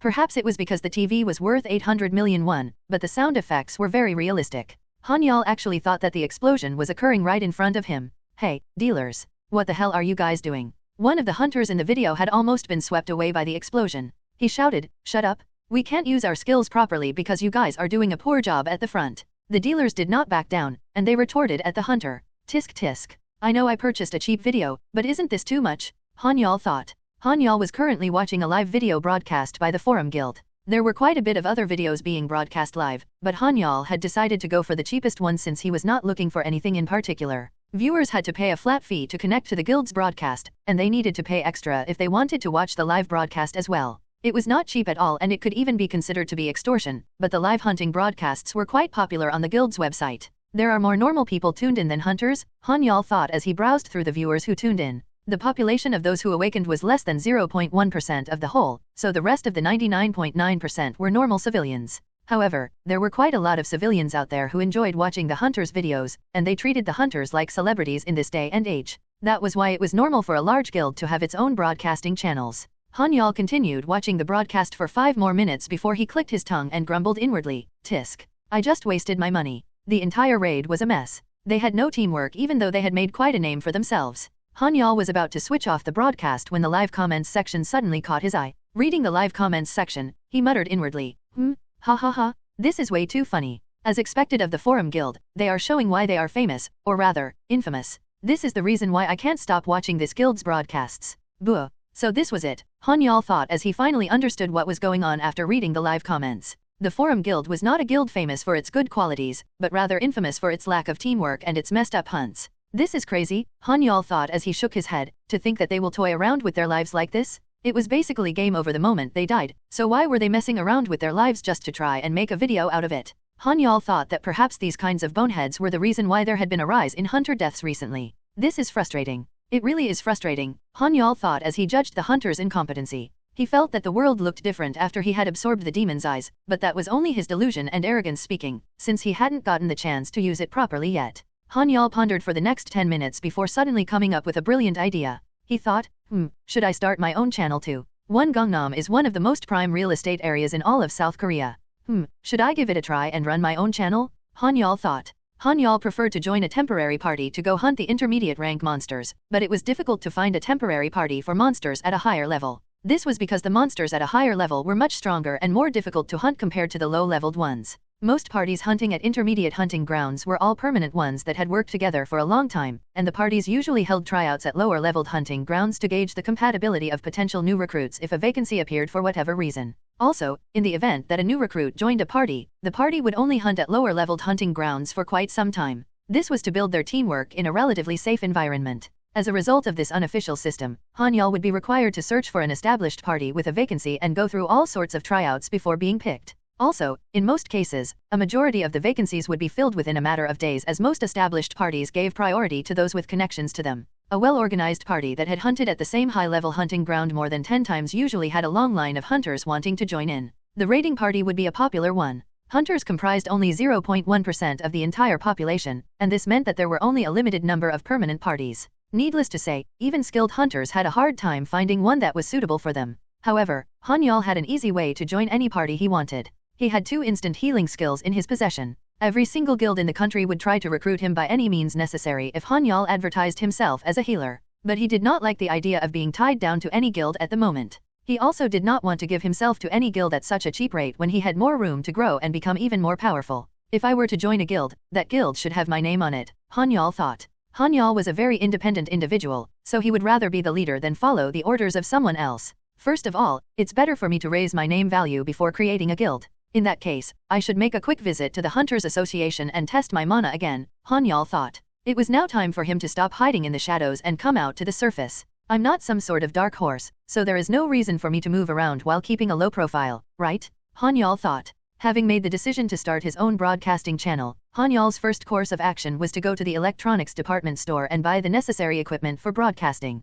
He planned to buy not only the cameras but also every single other piece of equipment needed. And while he was at it, he was going to get the best ones. Han-Yeol walked into the electronics store and simply said to the store clerk, "Give me the best equipment you got for broadcasting." "Yes, right away, sir," the store clerk immediately replied. Han-Yeol was immediately treated as a VIP customer. He was assigned 2 employees who guided him and explained the specification of each type of equipment. The assigned employees would explain the specification in layman's terms if Han-Yeol as much as grimaced or frowned for a moment because of how complicated the technical jargons were. The broadcasting equipment was very expensive, but the stores did not have the same luxury they previously had to stereotype or be picky with their customers. Beep. Han-Yeol used his smartphone to scan the QR code given to him by the employee, and the detailed information on each product such as distribution channels, production date, and regional pricing appeared for him to see.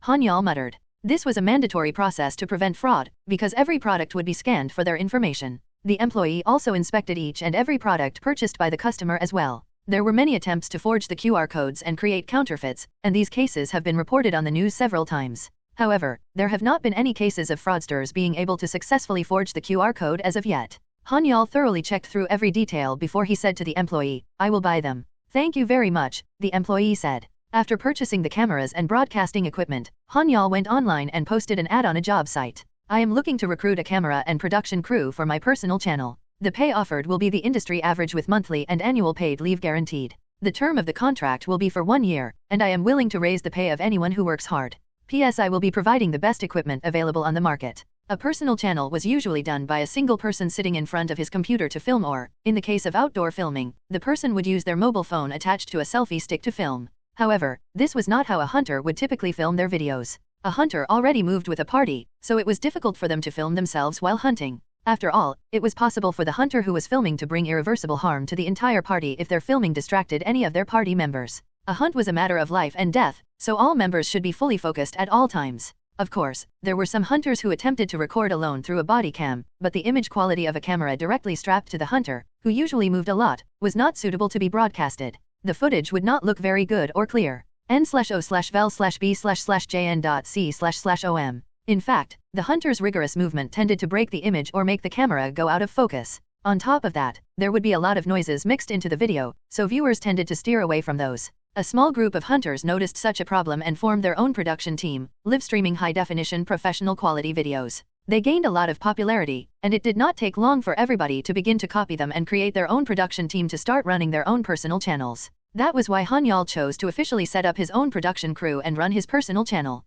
Han-Yeol went online after laying the groundwork of starting his new channel. He browsed the internet and thought, let's see which platform looks welcoming. Before the Dimensional Gate incident, BJS had once enjoyed their heyday as female cam channels and gaming broadcasts garnered a lot of fame. However, after the Dimensional Gate incident, the number of viewers plummeted due to the catastrophic change in society. But not long after, the broadcasting platforms were revived due to the hunter's personal broadcast. In fact, revived was an understatement. The hunters' broadcasts were generating such an overwhelming amount of revenue that was way more significant than the revenue the platforms earned before the Dimensional Gate incident. This caused even large corporations to contemplate whether they should enter the broadcasting market themselves or not. Even CK Group, one of the largest corporations, was already in discussion with a medium-sized broadcasting company for mergers and acquisitions. Isn't it better to be on the best site? Han-Yeol thought. The broadcasting market has changed a lot over the years, but one thing remained the same. That was America TV, still the #1 broadcasting platform. America TV withstood the decline of fame through online broadcasting after the Dimensional Gates appeared.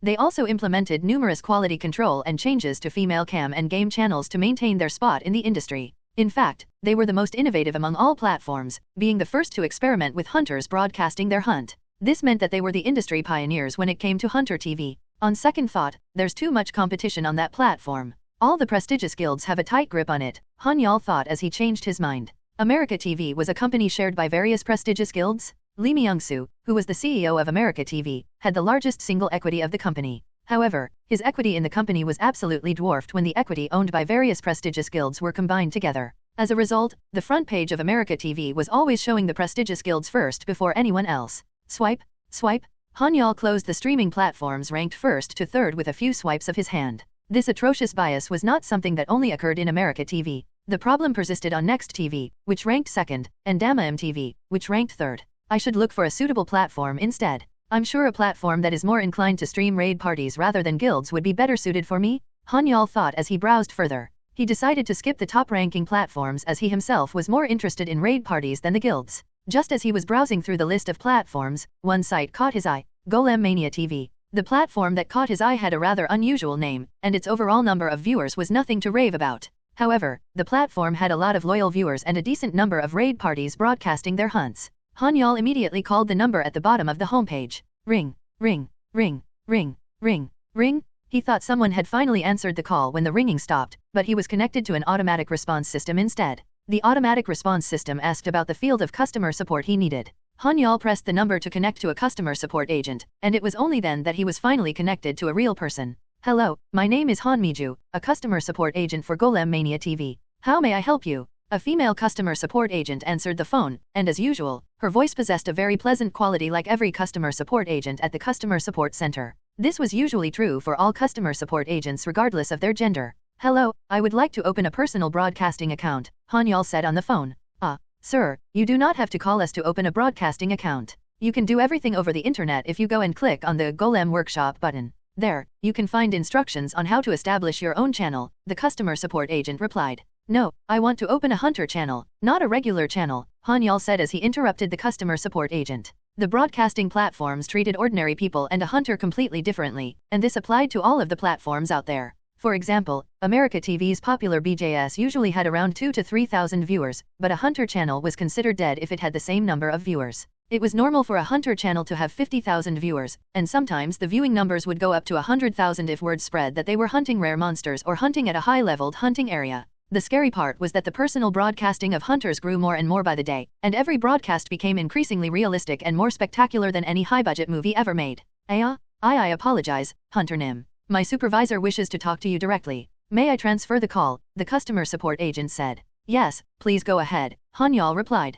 Please wait a moment, the customer support agent said before she transferred the call to her supervisor. Han-Yeol's conversation with the supervisor went on for about 10 minutes. Han-Yeol was asked which raid broadcasting team he was part of, and when he answered that it was a personal broadcast, there was a brief silence on the call. But the supervisor immediately brightened his voice again and went through the steps with him. I bet he was about to look down on me when I said it was going to be my personal channel, but he snapped out of it just because I am still a hunter nevertheless, Han-Yeol thought. His speculation was spot on, because even a personal channel run by a hunter would garner more views compared to a normal person broadcasting. Han-Yeol, who was successful in creating his personal channel, sat on the sofa and was deep in thought for a while. He wondered, what should I show on the screen? His usual self? Himself as it is? Or his honest, unfiltered, day-to-day life? All of these words used by the broadcasting stations were just nonsense buzzwords. Han-Yeol had searched for one recording of a reality show program where idols appeared on a regular basis to watch female idols when he had been in high school, but that was when he had learned that there was nothing realistic about it. Rather, it was more befitting to say that everything on camera was staged.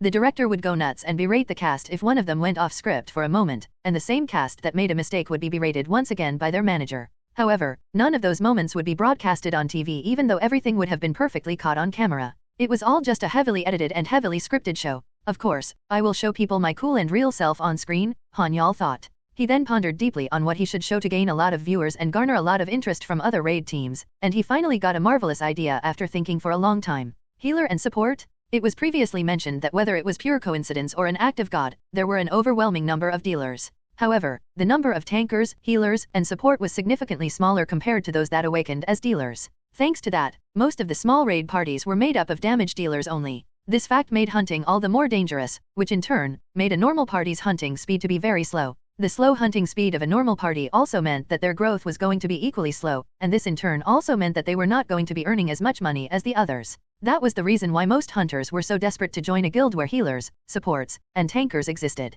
I can take on all three roles, but I should focus on showing my healer and support skills first, Han-Yeol thought, finally deciding on the concept of his channel. There were still quite a lot of tanks available in the market compared to healers and supports. The off-tank role was one of the most popular roles for those who have recently awakened. In fact, the off-tank role could be divided into 3 different types. These were the DPS tank, which referred to tanks with powerful offensive skills, heal tank, which referred to tanks that were able to use healing skills limited to themselves, and summon tank, which referred to tanks that possessed weak physiques but had the ability to call upon their summons to act as a tank for their summoners. Most raid groups began to use the method of using 2 tanks instead of the traditional 1 tank setup as various types of tank types appeared, and surprisingly enough, most found it to be more effective than the traditional setup.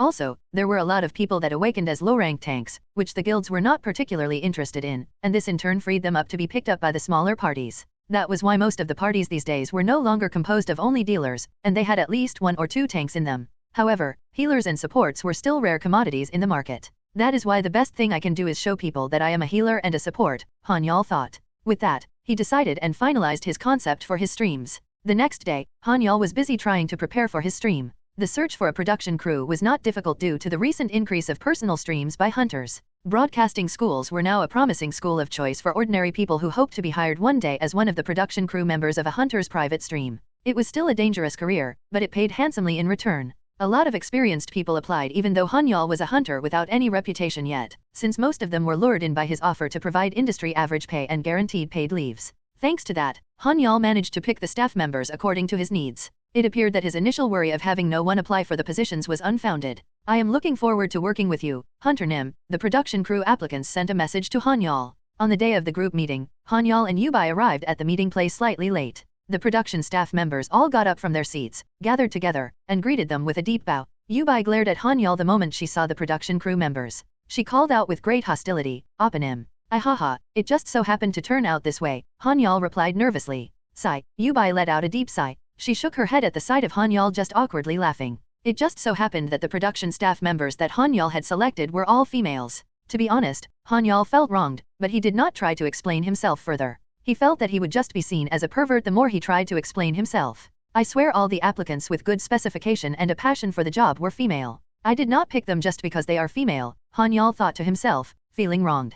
He never chose anyone just because of their gender, and this was just a mere coincidence. But of course, it was also true that because of this coincidence, Han-Yeol was very pleased by the sight that greeted him. This is a jab at the electronic industry in Korea where the vendors were very rude to customers, but they started crying and acting nice when people started to import their own equipment online. True story happened in Korea. 2BJ refers to broadcasting jockey, which is the Korean term for a streamer. Why is it called that? It's another case of misused/outdated English words in Korean. Alright, we will start the meeting, Dobi said. Dobi had been recently promoted to the role of manager and was no longer a porter. When she did not hunt with Han-Yeol, she used that time to study hard and gain experience, which resulted in her being skilled enough to be promoted to a manager. Yes, the production crew answered as they all shifted their focus to Dobi. The channel that is being created is Han-Yeol Hunter Nim's personal hunter channel, Dobi explained. Murmur, murmur, murmur. The production crew was fully aware that the job they had applied for was for a personal channel, but they came today with a hint of skepticism that somebody would actually run a channel alone. However, they could not help but be taken by surprise after hearing it themselves during the team meeting.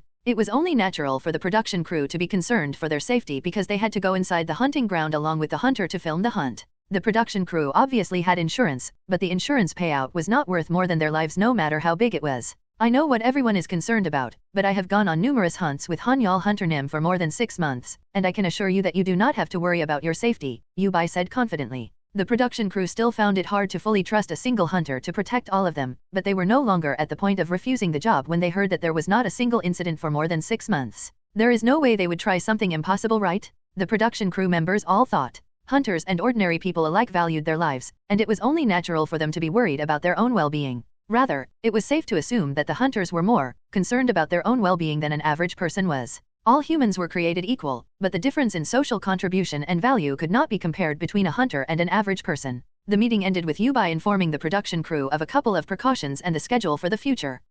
Han-Yeol muttered while staring at the monitor, seemingly in deep thought. Staying behind to clean something up, Dobi asked, "Appa, is something bothering you?" I really think we should either rent or purchase our own office space, Han-Yeol said. Well, I think that is not a bad idea, Yu-Bai said. The current location where Han-Yeol and the production crew were holding the meeting was not actually his office but a gathering cafe. A gathering cafe was a new kind of trendy cafe that rented out rooms for people to hold meetings at an hourly rate. n/o/vel/b/in.c//om. It was not particularly inconvenient or uncomfortable, but Han-Yeol wanted his production crew to have their own office where they could work at ease. With all the best equipment and the best welfare benefits, Han-Yeol thought. Han-Yeol secretly fantasized about stuff like this. He dreamt of becoming a successful CEO or chairman of some foundation that provided a great work environment and benefits to his employees. He could not explain why, but he was fond of these kinds of stories. Han-Yeol knew nothing about running a company. He did not have the ability to start one, and most importantly, he did not have the time to run one. However, he decided that it would not be so bad to fulfill his dream through his channel since he was going to operate a broadcasting channel anyway.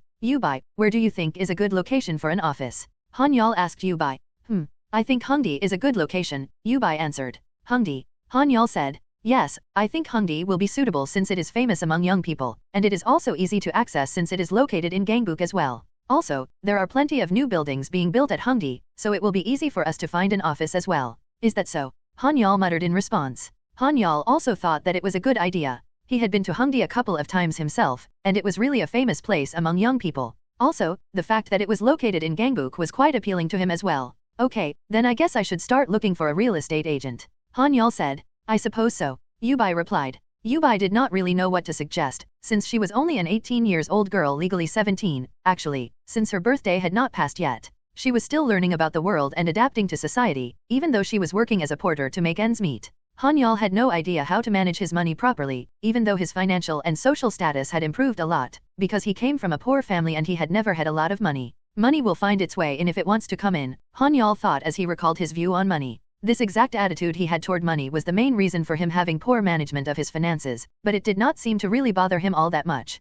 Appa, why don't you hire a professional to manage your assets for you? Yu-Bai suddenly said. That's a good idea. Maybe I should do that, Han-Yeol said as he seriously considered Yu-Bai's suggestion. Well, most of my money is just sitting in my account since I'm spending way less than what I'm earning right now, Han-Yeol thought. Yu-Bai's suggestion made him realize that it would be good to have somebody manage his money in a more systematic way and make investments here and there.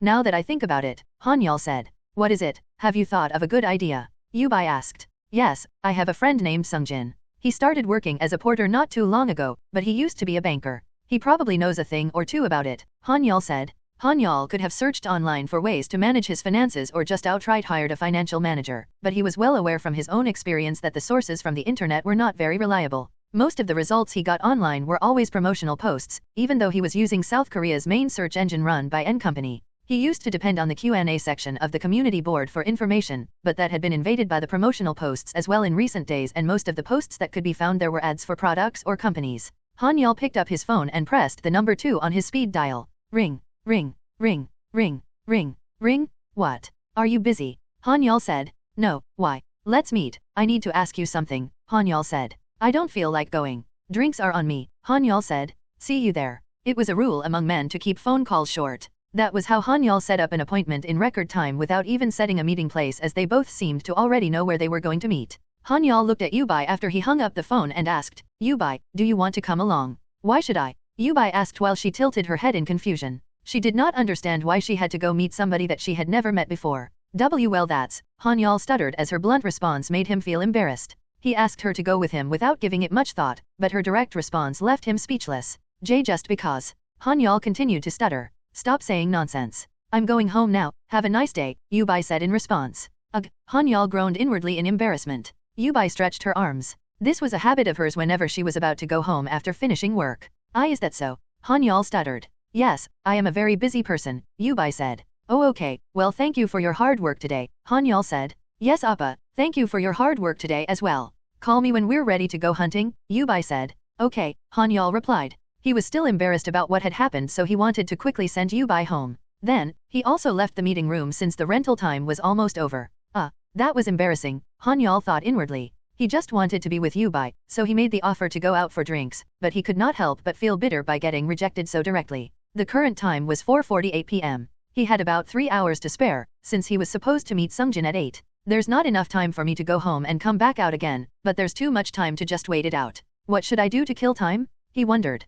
Han-Yeol walked down the road, but he noticed that everybody was looking at him. That was because Han-Yeol had been bringing his HSK-447 rifle and his sword with him at all times ever since he was attacked by the killers. Look, it's a hunter, one of the people on the street said. Do you think he's a high-rank hunter? Another asked. Hey, Kman, do you really think those high and mighty high-rankers will breathe the same air as us? They think so highly of themselves that they would not step a single foot in our neighborhood. I'm sure he's a low-rank hunter, the passerby said. I guess you have a point, the other person replied. In the past, the caste system was legally abolished, but then a capitalistic society took over, dividing the society into three classes: the poor, the middle class, and the 1% of the world. However, a small number of people started awakening as hunters after the dimensional gates appeared, and the fourth class in society was added. This new class was none other than the hunters. The hunters were considered as a walking weapon of mass destruction, and they were the only ones capable of killing the monsters coming out from the dimensional gates. This made them feel superior to the common people, and they demanded their own residential areas to be erected so that they could be segregated from the common folks.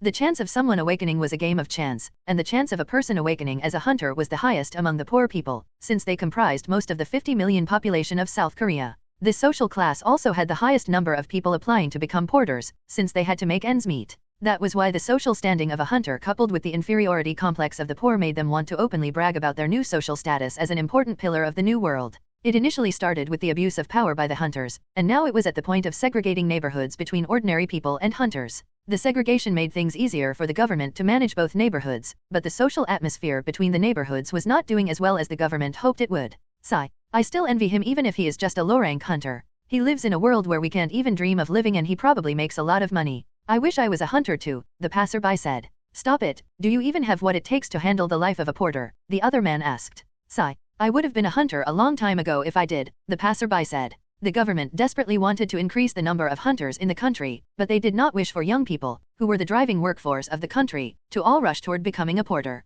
The government only wanted those with the determination required to survive the harsh industry to apply for this job, and that was why they produced several documentaries that explicitly showed the real life of a porter. These documentaries aired during the prime time hours, and as a result, a lot of young people gave up on becoming a porter. Also, the fact that there were some live broadcasts of a party being wiped out did not help convince those who were thinking otherwise, and this helped push the government's agenda of balancing the workforce. Yes, just keep on living like that, Han-Yeol thought. He heard everything that they were saying, but he did not really mind it since he understood that they were only saying these things out of envy. Numerous people looked at Han-Yeol with eyes full of envy and jealousy as he walked down the road.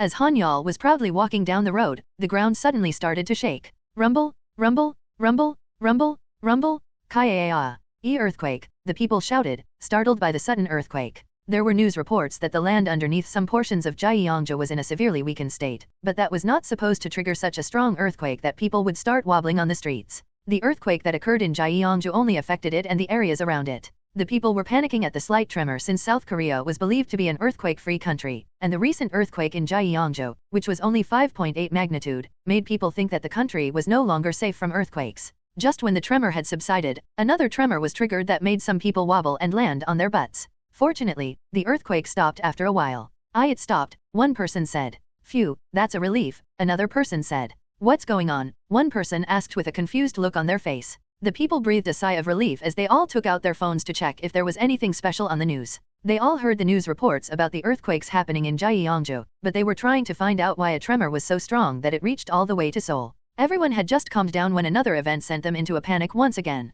Baam? A powerful explosion suddenly occurred in a nearby building. Kaya. It's an explosion, a panicked voice said. What the hell? Another said.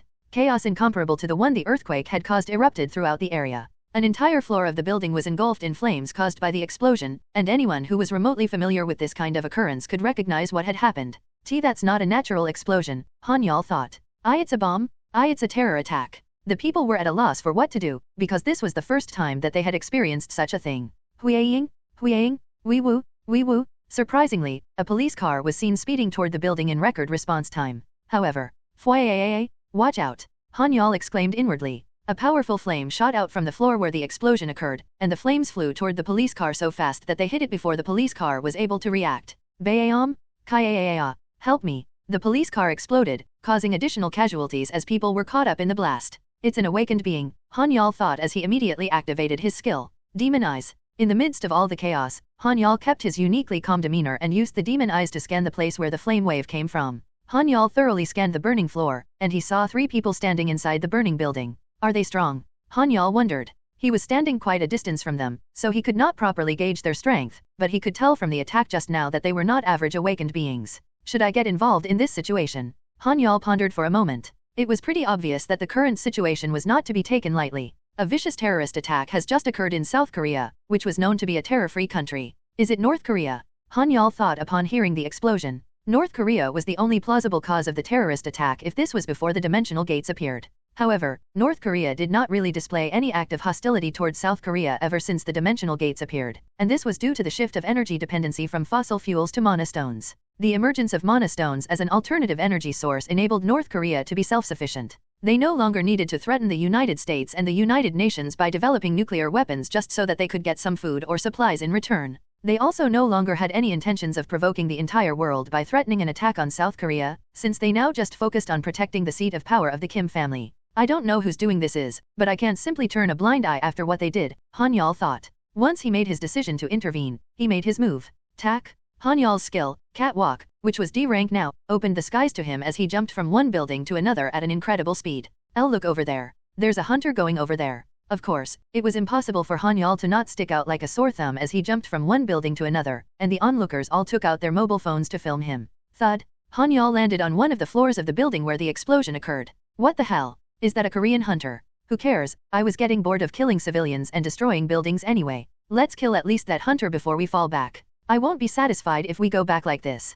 Arabic? So they are from the Middle East then, Han-Yeol thought the moment he heard them speak. Then he gritted his teeth as he thought, these sons of bitches. They weren't satisfied doing their crazy stuff in their own country, so they came all the way to Korea to cause a scene. There was no way that Han-Yeol would not recognize these people when he spent most of his time watching the news. Of course, he could not be certain of their identities, but he was certain of one thing. Recalling a recent news story, he thought, terrorists. The terrorists were threatening South Korea for carrying out relief efforts and missionary work in the Middle East. They threatened that South Korea was not going to be safe from terrorism, but the majority of the people were not concerned about their threats since there had been no cases of terrorism happening on South Korean soil before and after the dimensional gates appeared.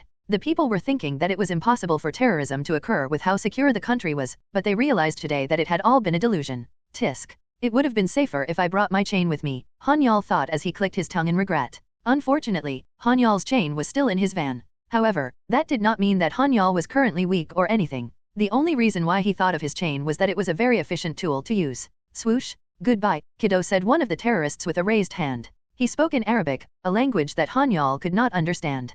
Fwayayay. The fire that was devouring a police car suddenly rose up and threateningly looked down on Han-Yeol, who could feel the heat right in his face. But surprisingly, Han-Yeol simply smiled and pulled his sword out. Murmur. Murmur. A hunter had gone into the building where the explosion occurred, so the crowd gathered outside started to murmur while expectantly waiting for what was going to happen next. The crowd started to get louder when another explosion occurred and the fire started to grow stronger. What? What the hell is going on? Is it a terrorist attack or an accident? Crazy, do you still think that it's just an accident after seeing fire being shot at that police car? Still. Wee woo. Fwayayay. The firemen who just arrived at the scene immediately moved to douse the burning police car. However, they could not carelessly approach the police car since the fire was too strong and the gasoline in the fuel tank might catch fire and cause another explosion. The entire area was cordoned off by the police, but the problem was that these perpetrators were suspected to be awakened beings. Needless to say, the police could not carelessly rush in. The entire police force and fire department were currently waiting around for a team of hunters to be sent before they could proceed any further.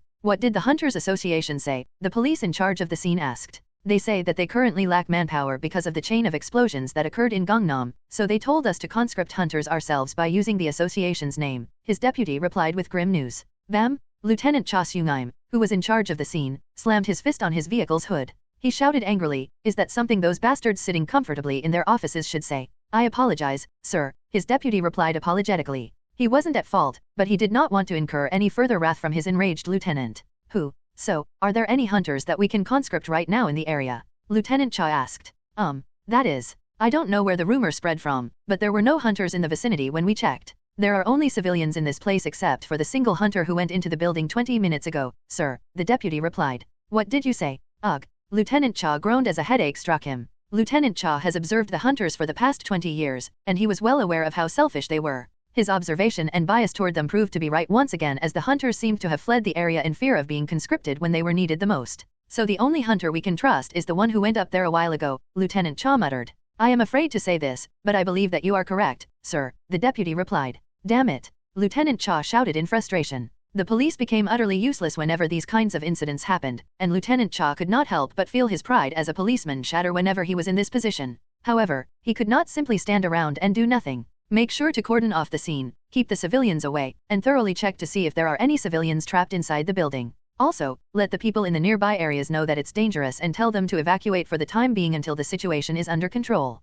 Lieutenant Cha ordered. His subordinates immediately got into action as soon as he gave the command. Damn it! I should also awaken or something rather than rely on these good-for-nothing hunters, Lieutenant Cha grumbled. Just as Lieutenant Cha was distracted by his own resentful thoughts of what he could do if he were a hunter. Bam! Crack! Clang! Cook! Another explosion occurred as the window of the office on the ground floor shattered, and a person suddenly fell from the higher floors of the building. Looking at the person who was falling from the building, the onlookers screamed in horror. Kaya! The person was falling at an incredible speed, and it was impossible for anyone to survive a fall from 30 stories up. However, Han-Yeol let out a groan before landing on the ground and rolling a few times to absorb the impact. He then stood up without suffering any injuries. Han-Yeol Hunter Nim. When somebody suddenly called out his name, Han-Yeol turned around in surprise and saw that the one who called him was carrying a camera. However, what surprised him even more was the fact that he recognized the person and the group who stood with them. They were none other than the production crew that he recently hired. Han-Yeol exclaimed in surprise when he saw his production crew by pure coincidence. What a strange turn of events, he muttered inwardly. It felt as if someone had set the stage for him and let everything fall in place, but Han-Yeol was aware that such a thing was not possible. I can do that instead, Han-Yeol thought as a brilliant idea suddenly popped up in his mind. He called over his production crew and said, "Let's start working from today." What do you mean by that? Moon Soo-in said. The production crew did not have a leader yet, but Moon Soo-in, who was the eldest among them, assumed that role for now. However, the entire production crew was surprised when Han-Yeol suddenly told them that they would be starting their work from today. Of course, it was a given that they should do as they were told since they were now employed by Han-Yeol, but they were taken aback due to the abruptness of his schedule. In fact, they were at a loss since they had no idea what they were going to do today. Do you have an action camera with you by any chance? Han-Yeol asked. Yes, I always carry one around with me, but... Don't tell me. Soo-in exclaimed in surprise all of a sudden. Han-Yeol smiled in response and said, "You catch on quite quickly. Han-Yeol Hunter Nim. Are you by any chance planning to record this?" Soo-in asked with a hint of nervousness in her voice. Han-Yeol shrugged before he said, "Well, there's nothing wrong with it, right? It's not like it's illegal or something. I'm just starting out my channel, so I need something big to attract a lot of attention, right? Well, there might be some sensitive parts, but we can always edit after we record it. I will get the approval from the government and the association, so please just focus on recording it for now." "Yes, I understand," Soo-in replied. That was how they ended up deciding to film the entire thing, and Han-Yeol took 2 action cameras from Soo-in and placed one on each shoulder. He thought, it's not a special camera. The hunters usually used cameras that were coated in mana so that they would not get destroyed by the rough fighting that hunters usually engaged in. Of course, some cameras still ended up breaking even after being coated with mana, but the coating reduced the chances of that happening. "Well, I don't have a choice now, do I? I will just have to be careful not to break it while fighting," Han-Yeol thought. While Han-Yeol was still concerned about his cameras, the terrorists finally started to make a move. "Oh, over there," one of the onlookers exclaimed while pointing toward the building. Everyone looked up and saw 3 people jumping down from the building. N/O/vel/B/C/in.C//OM. Damn it, kill that bastard.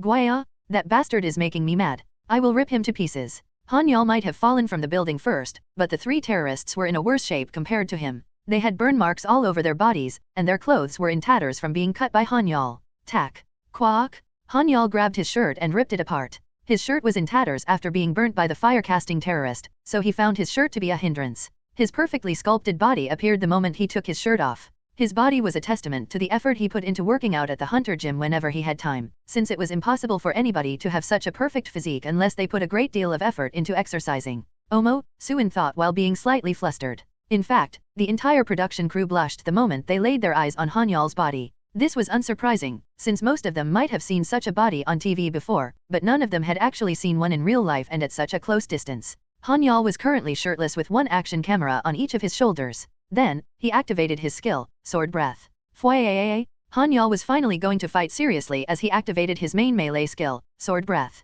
Then, he immediately drew his newly purchased handgun, the MP-0-113K, and shot multiple rounds aimed at the terrorists' faces. His marksmanship skill was enhanced thanks to demon eyes, and he was now able to clearly read his opponent's movements. "Power strike," Han-Yeol muttered inwardly before letting the bullets fly. Tang, tang, tang, tang, tang, tang, tang, tang. The terrorists somehow managed to deflect Han-Yeol's bullets, but they were not able to come out of it unscathed. The sheer force behind the power strike reinforced bullets was astonishingly powerful. What kind of ability does that bastard possess? How the hell is his gun so strong? The terrorists gritted their teeth while barely managing to survive Han-Yeol's attack. Ding! The rank of Power Strike has risen from A to M. Power Strike has reached Master rank. There is a possibility of the skill evolving if certain conditions are met. Han-Yeol muttered in confusion. It had been quite a while since Power Strike reached a rank, but it showed no signs of having any more progress, so Han-Yeol figured that it was the end of the line for it. However, he was quite surprised to see that the stagnating skill finally leveled up, and the skill was starting to evolve as soon as it reached Master rank. You have successfully fulfilled the requirements to evolve the skill Power Strike. The skill has started to evolve. Power Strike, M, has disappeared. A new skill has been created, Mana Strengthening, F. A new skill has been created, Mana Bullet, F.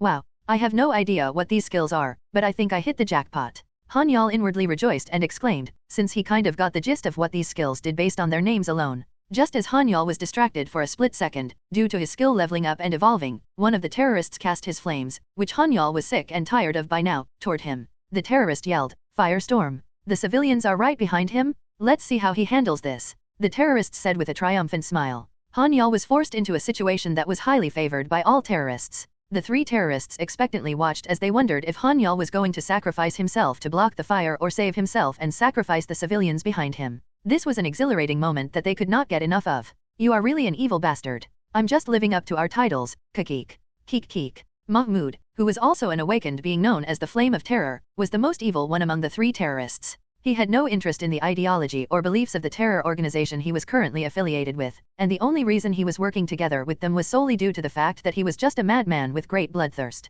In short, he joined the terrorists so that he could freely enjoy taking the lives of innocents. He was a terrorist who mainly operated in the Middle East, where high religious and geopolitical tensions always sparked various conflicts. However, he immediately volunteered for this mission the moment he heard of the opportunity to paint South Korea, which was a country that had never experienced a terrorist attack before, with blood. An enormous flame shot out from the terrorist and flew toward Han-Yeol and the people behind him. Those who valued their lives immediately ran away from Han-Yeol, but it was too late. These guys are really the worst evil bastards, Han-Yeol muttered inwardly as he gritted his teeth. Even a 5-year-old kid would know that a terrorist was a bad person, and the fact that the one in front of Han-Yeol intentionally aimed at the civilians only proved that stereotype true. Some people might give the terrorists the benefit of the doubt when they carried out their acts because of their hatred for the United States or to bring attention to their causes, just like how the Koreans acted under the Japanese occupation, but their actions this time were nothing of that sort. These terrorists were only using the cover of their beliefs as a pretense to fulfill their hideous desires. However, Han-Yeol did not seem to be taken aback even though the flame was right in front of him. In fact, he had an angry look instead of a nervous one. He muttered inwardly, "Force shield. BZZT." A large shield made out of mana appeared on Han-Yeol's left hand, and that was not all. Hyup! He let out a groan as he gathered his mana from all over his body and infused it into his shield. Mana strengthening has been activated.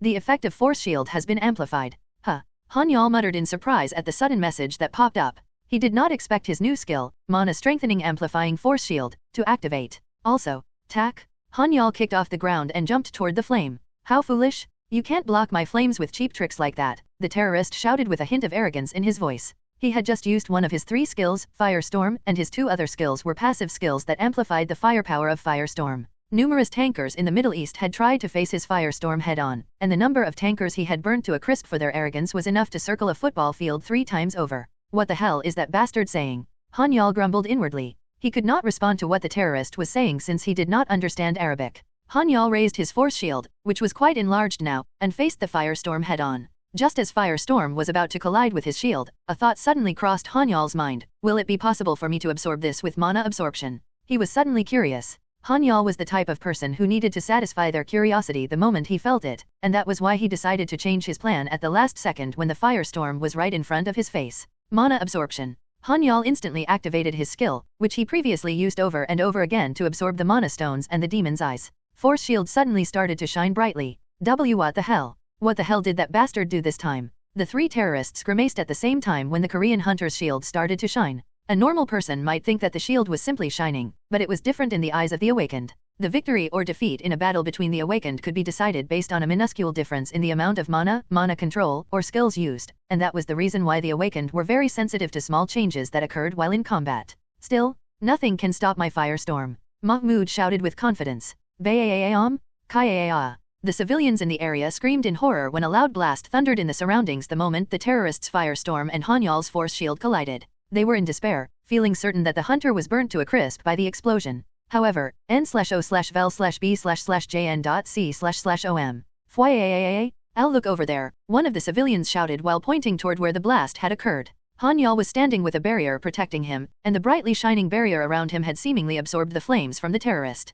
How is this possible? Mahmoud exclaimed in disbelief. The terrorists were baffled when their most powerful skill had been absorbed by the Korean hunter, and the fact that it happened right in front of them made them doubt their own eyes. This is impossible. Mahmoud shouted from anger and surprise. There were plenty of awakened who had managed to avoid his attack, but none of them had faced it head-on like what the Korean hunter did. Mahmoud completely trusted that nothing could stop the destructive power of his firestorm, so he could not help but feel despair when his belief was shattered in an instant. Mahmoud? Mahmoud? Damn it, the other terrorist called out. It was normal for a person to be disoriented once a strong belief of theirs had been shattered so suddenly. Mahmoud, who was a psychopath, could not recover from the shock. His skill, one that he thought was the most powerful skill in the world, was useless in front of the Korean hunter. His companions tried to make him come back to his senses, but he was no longer responding to their words. While the terrorists were trying to regroup themselves, a message popped up in front of Han-Yeol. Ding! Force shield has successfully absorbed firestorm with the help of your other skills. The absorption efficiency has been reduced since the skill contained the mana of another being. However, you may infuse your own mana and launch an even more powerful version of the skill you have absorbed. Do you wish to proceed? The rank of force shield has risen from E to D. Huh? Why is it even asking me? Of course it's a yes, Han-Yeol immediately thought. You are returning firestorm to your attacker. The firestorm skill that Han-Yeol's shield had absorbed suddenly reappeared as soon as the message ended. The new flame, much more powerful than the one before, flew toward the terrorists. Huh? What the hell? The terrorists were taken aback when their most powerful skill was reflected back to them. They were so flustered that they forgot to take Mahmoud with them as the two others immediately dodged to save their own skin. That's right, come to Daddy Firestorm. You are mine, Mahmoud exclaimed, having lost his mind from the shock. Han-Yeol's version of Firestorm, which was greatly amplified with his mana, swallowed the insane terrorist whole and did not even leave a bone behind. Gwaaaaaaaaaaah! Mahmoud screamed for the final time before disappearing without a single trace.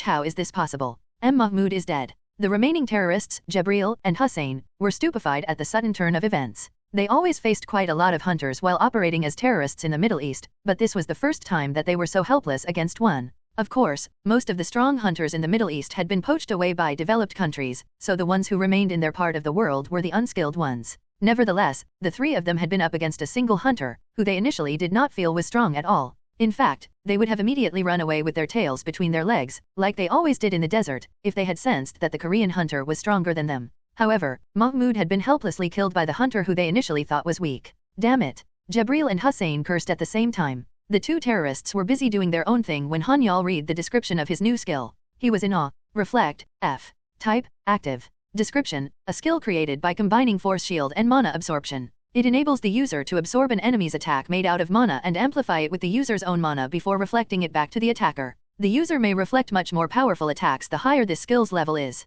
So I can create this kind of skill too, Han-Yeol thought in awe. He felt that the newly obtained skill was the same as the skill the protagonist from one cartoon that he had watched when he was younger had used. Anyway, Han-Yeol was on cloud 9 after obtaining a cheat skill. Wow, did you see that? Did you see that just now? Amazing. Han-Yeol's production crew could not help but exclaim at what they were witnessing and filming just now. They had filmed numerous things in their career, but this was the first time that they were filming something so amazing and awe-inspiring. In fact, they could not believe what they were seeing with their own eyes. A lot of things might have changed after the dimensional gates appeared, but the lives of the normal people did not really change except for the fact that they had to be nervous about the possibility of a dimensional gate appearing where they were at. The war against the monsters was the responsibility of the hunters and the porters, so it did not really concern civilians. The normal people lived just as they historically did. They lived normal lives, going about their mundane days. The production crew that Han-Yeol hired this time studied really hard with dreams of becoming a producer in their respective fields one day. They had been enticed by Han-Yeol's offer to provide them with lucrative pay and a new experience when they had applied for the position, and they were selected after emerging victorious from the fierce competition.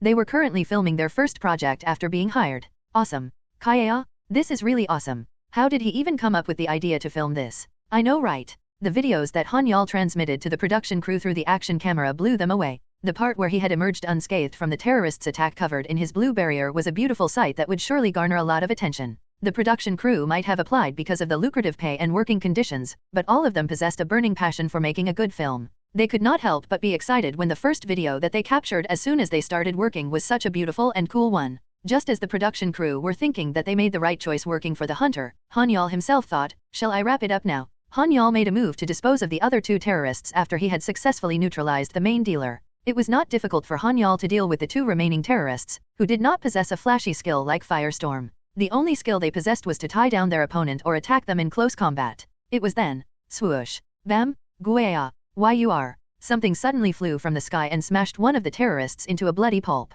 Then, the remaining terrorist seemed to exclaim something as he trembled in fear. That is, Han-Yeol thought the moment he saw the thing that smashed the terrorist. It was a being dressed in a suit that resembled Horus, the mythical ancient Egyptian god. However, something else was on Han-Yeol's mind as he wondered, what the hell are Egyptians doing in our country? South Korea did not have a close-knit relationship with African countries. Of course, there were a lot of efforts, such as the Korea-Africa International Conference, to build stronger ties between the two, but most African countries were more inclined toward building a relationship with either Japan or China. That fact only puzzled Han-Yeol even more when he saw an Egyptian warrior on Korean soil. Damn it! What the hell are you doing here? The last remaining terrorist exclaimed before he pulled out his shamshur and charged toward the Egyptian warrior. However, the Horus warrior extended its right arm and said, "Die, shwu, bam, kuyak." The terrorist screamed in agony when a burst of light shot out from the Horus warrior's right hand and hit him in the chest before triggering an explosion. Bayam! A corpse with its chest burnt to a crisp was lying on the ground. It's strong, Han-Yeol thought. Of course, Han-Yeol was strong enough to get rid of the two remaining terrorists after killing the stronger one among them, but he could tell that the Horus warrior was quite strong from the short display of power it showed. Do-do-do-do-do-do-do. The sound of helicopters and sirens blaring filled the air when the terrorists were finally neutralized. The government officials were just arriving after everything was over. The Horus warrior turned around and looked at Han-Yeol for a while. At the same time, Han-Yeol looked back at the suit-wearing warrior. They made eye contact before the Horus warrior activated its booster and flew right beside Han-Yeol. When the suit-wearing warrior took off their helmet, Han-Yeol was surprised. He thought, huh? It's a woman. To Han-Yeol's surprise, the person who emerged from underneath the suit was not a man but a woman. She was a beautiful dark-skinned woman with tattoos of ancient Egyptian texts on her face. Han-Yeol was not sexist. He was only taken aback because he expected the Egyptian warrior to be a man, just like the ones he had seen in the movie, The Mummy, where ancient Egyptian men wielded their shamshi while wearing just an undergarment covering the lower half of their body. The Egyptian beauty extended her hand and said, "It is nice to meet you, Korean warrior. My name is Tierana. I am a proud warrior and guardian hunter of Egypt." "Oh, I don't speak Arabic," Han-Yeol replied. There was no way that Han-Yeol could speak Arabic since it was a very difficult language to learn, and he had not been the studious type back in his school days. In fact, there were plenty of Koreans out there who could not speak English, which was a commonly used language all over the world. So, how many people would actually think of learning Arabic when it was a language only spoken in the Middle East? Of course, that excluded those people who had some sort of connection to that specific region. However, Han-Yeol shook her hand nevertheless, since a handshake was a common greeting both in Korean and in Arabic. Han-Yeol slowly introduced himself to the Egyptian beauty in English. "Hello, my name is Han-Yeol, Han-Yeol." He slowly emphasized his name syllable by syllable. Han-Yeol chose to introduce himself to her since they were already sort of acquainted with each other, even though they had a hard time communicating. "Tierana, my name is Tierana," said the Horus warrior whose stiff expression gradually softened. She also repeated her name slowly so that Han-Yeol could understand her. "Ah, Tierana, Tierana." Han-Yeol proceeded to repeat her name. The woman confirmed her name with a nod. "She's pretty," Han-Yeol thought as he looked at Tierana, who was slightly smiling. The goddess of beauty was seemingly following Han-Yeol around and blessing him, since every single woman that he came across was very beautiful. His eyes were very happy at what greeted them. "Although it's a shame that we can't communicate with each other," Han-Yeol grumbled inwardly in disappointment. However, Han-Yeol would not have understood her even if she spoke in English, since Han-Yeol's English proficiency was that of a 7th grader. Order was restored when the team sent by the Hunters Association and the rest of the fire department finally arrived at the scene. However, Han-Yeol did not immediately leave the scene just because the terrorists had been eliminated. Addressing the captain of the fire brigade, he said, "I will also help with the rescue efforts." "Are you sure about that?" the captain asked Han-Yeol in surprise. The terrorists might have been subdued and neutralized, and the emergency responders were already rushing to the collapsed building, which had been destroyed by the terrorists and the earthquake, to rescue the survivors. But the entire rescue operation was very frustrating. The earthquake that had shaken the city was at a magnitude of 6.5 according to the Department of Meteorology and Weather, and such a magnitude could be regarded as a strong one for the Korean peninsula. The already difficult and frustrating rescue efforts were further made difficult by the accidents occurring all over Seoul. After all, the emergency response personnel were already short-handed. Seoul would usually ask for assistance from Gyeonggi-do or the other nearby regions during such a crisis, but it was difficult for the other regions to provide additional manpower since the earthquake that had occurred affected the entire nation.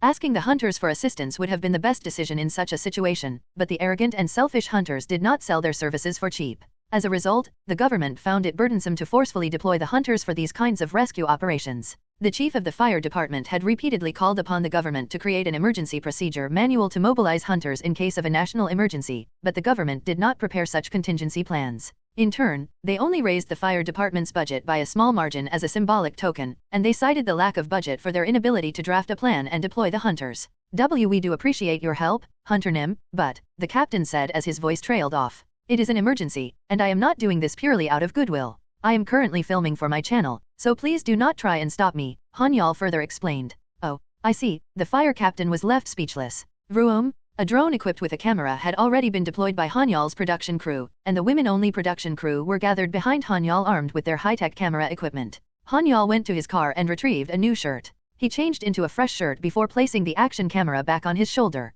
Then we will be in your care, the fire captain said to Han-Yeol. Yes, I will be in your care as well, Han-Yeol said. That was how Han-Yeol ended up joining the rescue operation. Tisk, what difference will one hunter make in this operation? A young fireman said disdainfully. It should help a little bit, another fireman said. What can a non-professional do? He doesn't even know what he's doing, the young fireman said. He continued to complain, just look at those cameras? He's just pretending to help for now, but I bet you that he is just going to disappear and hide when we need him to actually do some work. The veteran firefighters were very grateful for Han-Yeol's offer to aid them in the rescue operation. However, the newly recruited firefighters were not too happy about him offering his help because of their deeply rooted antipathy towards the hunters. This type of antipathy towards the hunters was not only present in the young firefighters, but it could also be seen in various parts of society. The civilians' hatred toward the hunters deepened as the hunters started to grow further apart from them. The younger generation could not do anything directly against the hunters due to the now existing social difference between them, but they utilized social media to still express their hatred toward the hunters. Hey, even that hunter, who's not even a firefighter, is willing to help.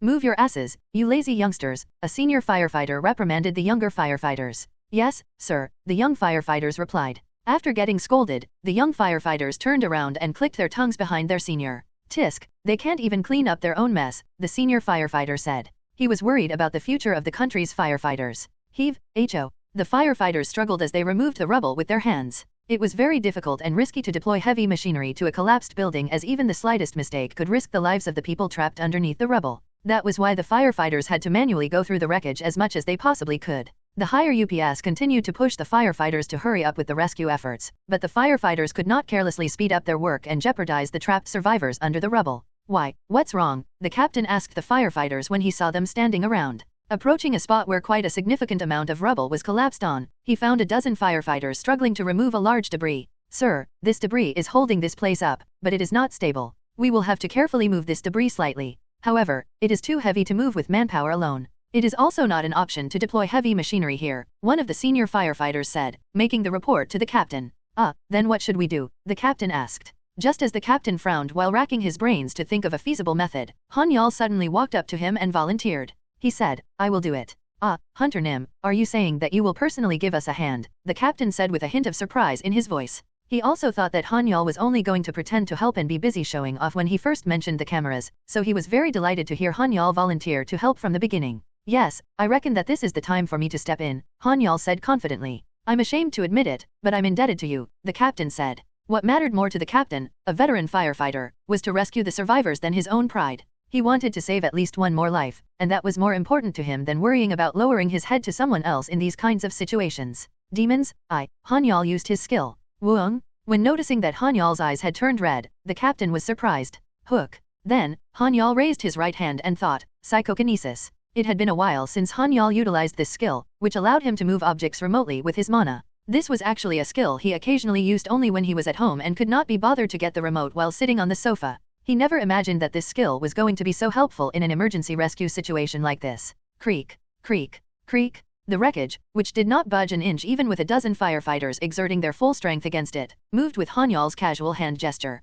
How could this be? The captain was shocked by the sight. What should I do with this? Han-Yeol asked the captain. The captain, who was dumbfounded, returned to his senses. He quickly explained, please do not fully remove it, and just move it slightly so that a person can pass through it. The rubble might collapse if you fully remove it, since there is nothing else supporting the debris above. Roger that, Han-Yeol said before moving his hand again. Creak, creak, creak. Han-Yeol moved the wreckage slightly to the right side just as the captain instructed and made a hole that was just enough for people to pass through. He then asked, "Is this enough?"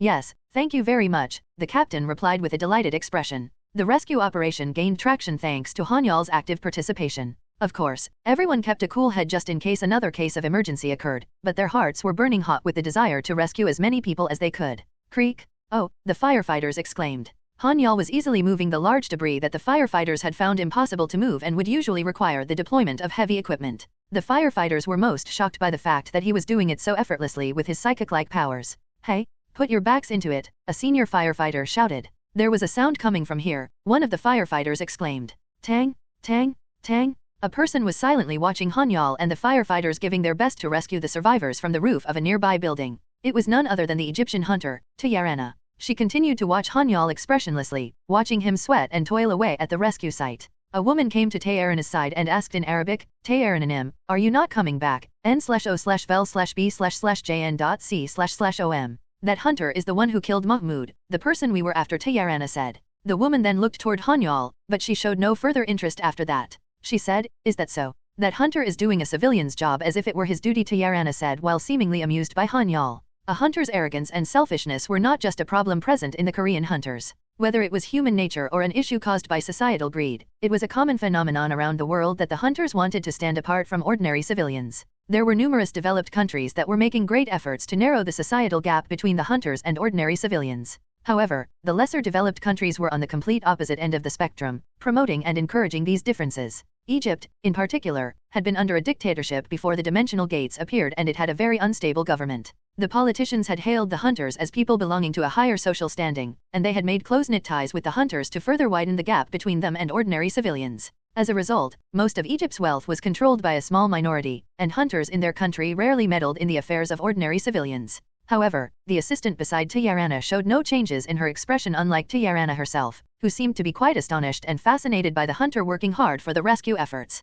"That is a lowly act, Tayaranim. You are of noble blood and with noble powers. Please leave such lowly things for the peasants to do," the assistant said. The countries with unstable political landscapes, such as Egypt for example, tried to return to the Middle Ages by introducing a new class system. As if having entered a new Renaissance era, the Middle East became even more complicated as their socio-political situation plunged into chaos. However, Tayarana, who was staring at Han-Yeol, opened her mouth and said, "Something about it looks cool." What? The deputy was taken aback by Tayarana's words. She collected herself before calling out worriedly, "Tayaranim. Shua." Tayarana suddenly activated her propellers instead of responding to her assistant. She flew toward where Han-Yeol was busily working. Han-Yeol suddenly felt something flying toward him while he was using psychokinesis. He turned and saw the Egyptian warrior flying in his direction. He wondered, what's going on? Does she still have anything more to say? Unable to understand why the Egyptian warrior was coming back to him when they could not communicate properly in the first place, Han-Yeol tilted his head in confusion while looking at Tayarana. He gestured to ask if something was wrong. Han-Yeol had decided to use body language, which was a universal language that everyone commonly understood since spoken language was not a viable option for him. Floating in midair, Tayarana pointed at the rescue site and tapped her chest before pointing back at the rescue site. "Don't tell me, she's trying to say that she wants to help as well?" Han-Yeol thought while being confused. After he finished moving a large piece of debris with psychokinesis, Han-Yeol went to the captain and said, "Excuse me, Captain." Yes, Hunter Nim," the captain replied in a kind voice. The captain's attitude towards Han-Yeol could not be more hospitable and amicable. This was because Han-Yeol's ability was equivalent to having 5 heavy pieces of equipment simultaneously working together. His ability could also be used anywhere at any time, unlike the heavy equipment that could cause a collapse when carelessly used in these kinds of precarious situations. I wish I could work with a hunter like this for the rest of my life," the captain wished. He knew very well that it was nothing but a dream that would never come true. Still, he was content with only living that dream for now. "Do you know anyone who can perhaps speak Arabic?" Han-Yeol asked the captain. Why Arabic all of a sudden?" the captain asked while seemingly confused. He was taken aback by Han-Yeol suddenly looking for someone who could speak Arabic. Then, he looked in the direction that Han-Yeol was pointing and fell speechless. That person over there is a hunter from overseas, and she was the one who helped me catch the terrorists. It seems that she wants to help us with our rescue efforts, but it would be very dangerous for us if we do not understand each other in this kind of situation. We can have one more hunter help us with the rescue efforts if we can find anyone who speaks Arabic, and that will help us get things done much faster," Han-Yeol explained to the captain. Han-Yeol's suggestion was indeed tempting for the captain. "Please wait just a moment," the captain said before he quickly ran towards somewhere. Then, Han-Yeol looked at Tayarana and gestured for her to wait for a while. "Nod." Tayarana nodded in response. 10 minutes later, the captain somehow managed to bring someone who could speak Arabic and interpret on behalf of Tayarana. What should I do and where should I go? Tayarana asked in Arabic. She is asking what she should do and where she should go, the interpreter translated for them. Please ask her to clean the debris up there since she has the ability to fly, and please tell her to be careful because everything might collapse all of a sudden, the fireman told the interpreter. Okay, the interpreter said before proceeding to translate the fireman's request in Arabic. Tayarana nodded before taking out the debris one by one and throwing them to an empty space. Bam, bam, bam, as such monstrous strength, the fireman thought while seemingly surprised at Tayarana's strength. Tayarana was nonchalantly throwing the large debris, which was large enough to send a reverberating sound throughout the air, like she was tossing pebbles for fun. Wow, the fireman muttered in awe. He knew that gaining monstrous strength is one of the abilities a hunter obtained when they awakened, but seeing it in person was even more shocking to him. In all honesty, he found the fact that someone could leisurely throw those large pieces of debris as if they weighed nothing even more shocking than seeing Han-Yeol lift the wreckage with psychokinesis. In addition, Tayarana was not wearing her helmet while working, so it was an even greater shock for him to see such a beauty in person. The young firefighters, who had been against Han-Yeol's participation in the rescue efforts just because he was a hunter, seemed to have had a change of heart at Tayarana's participation in the rescue efforts.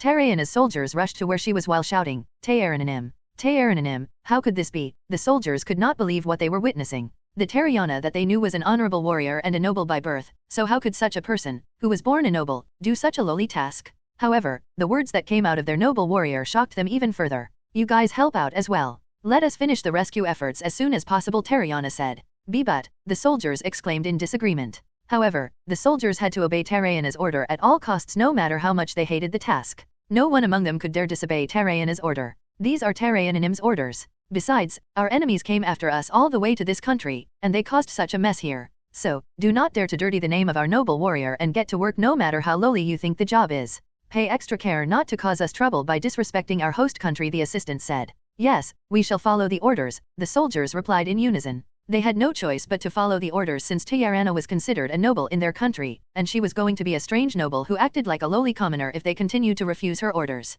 The Egyptian soldiers, who had come to subdue the terrorist, joined the rescue efforts. Thud! There is a survivor over here, one of the firefighters shouted. Medic! Another urgently called for help. An hour had gone by since the rescue efforts first started, and they were starting to find survivors buried under the rubble one by one. The first person they had found was already dead, and this made the firefighters tear up in despair. Thankfully, the second one they had found was still alive, even though the survivor's condition was not looking good at all. Medics? What the hell are you doing? The captain shouted with obvious anger in his voice. There are 3 congressmen who got injured nearby, so the medics are making their way over there. One of the firefighters answered the captain. What? Why the hell would 3 teams go there when only 3 people are hurt? The captain asked furiously. We were told to bring all 3 teams to assist the 3 injured congressmen, the firefighter said with a hint of nervousness in his voice. What the hell is that supposed to mean? The captain shouted as he lost his temper. I am sorry, sir, the firefighter said.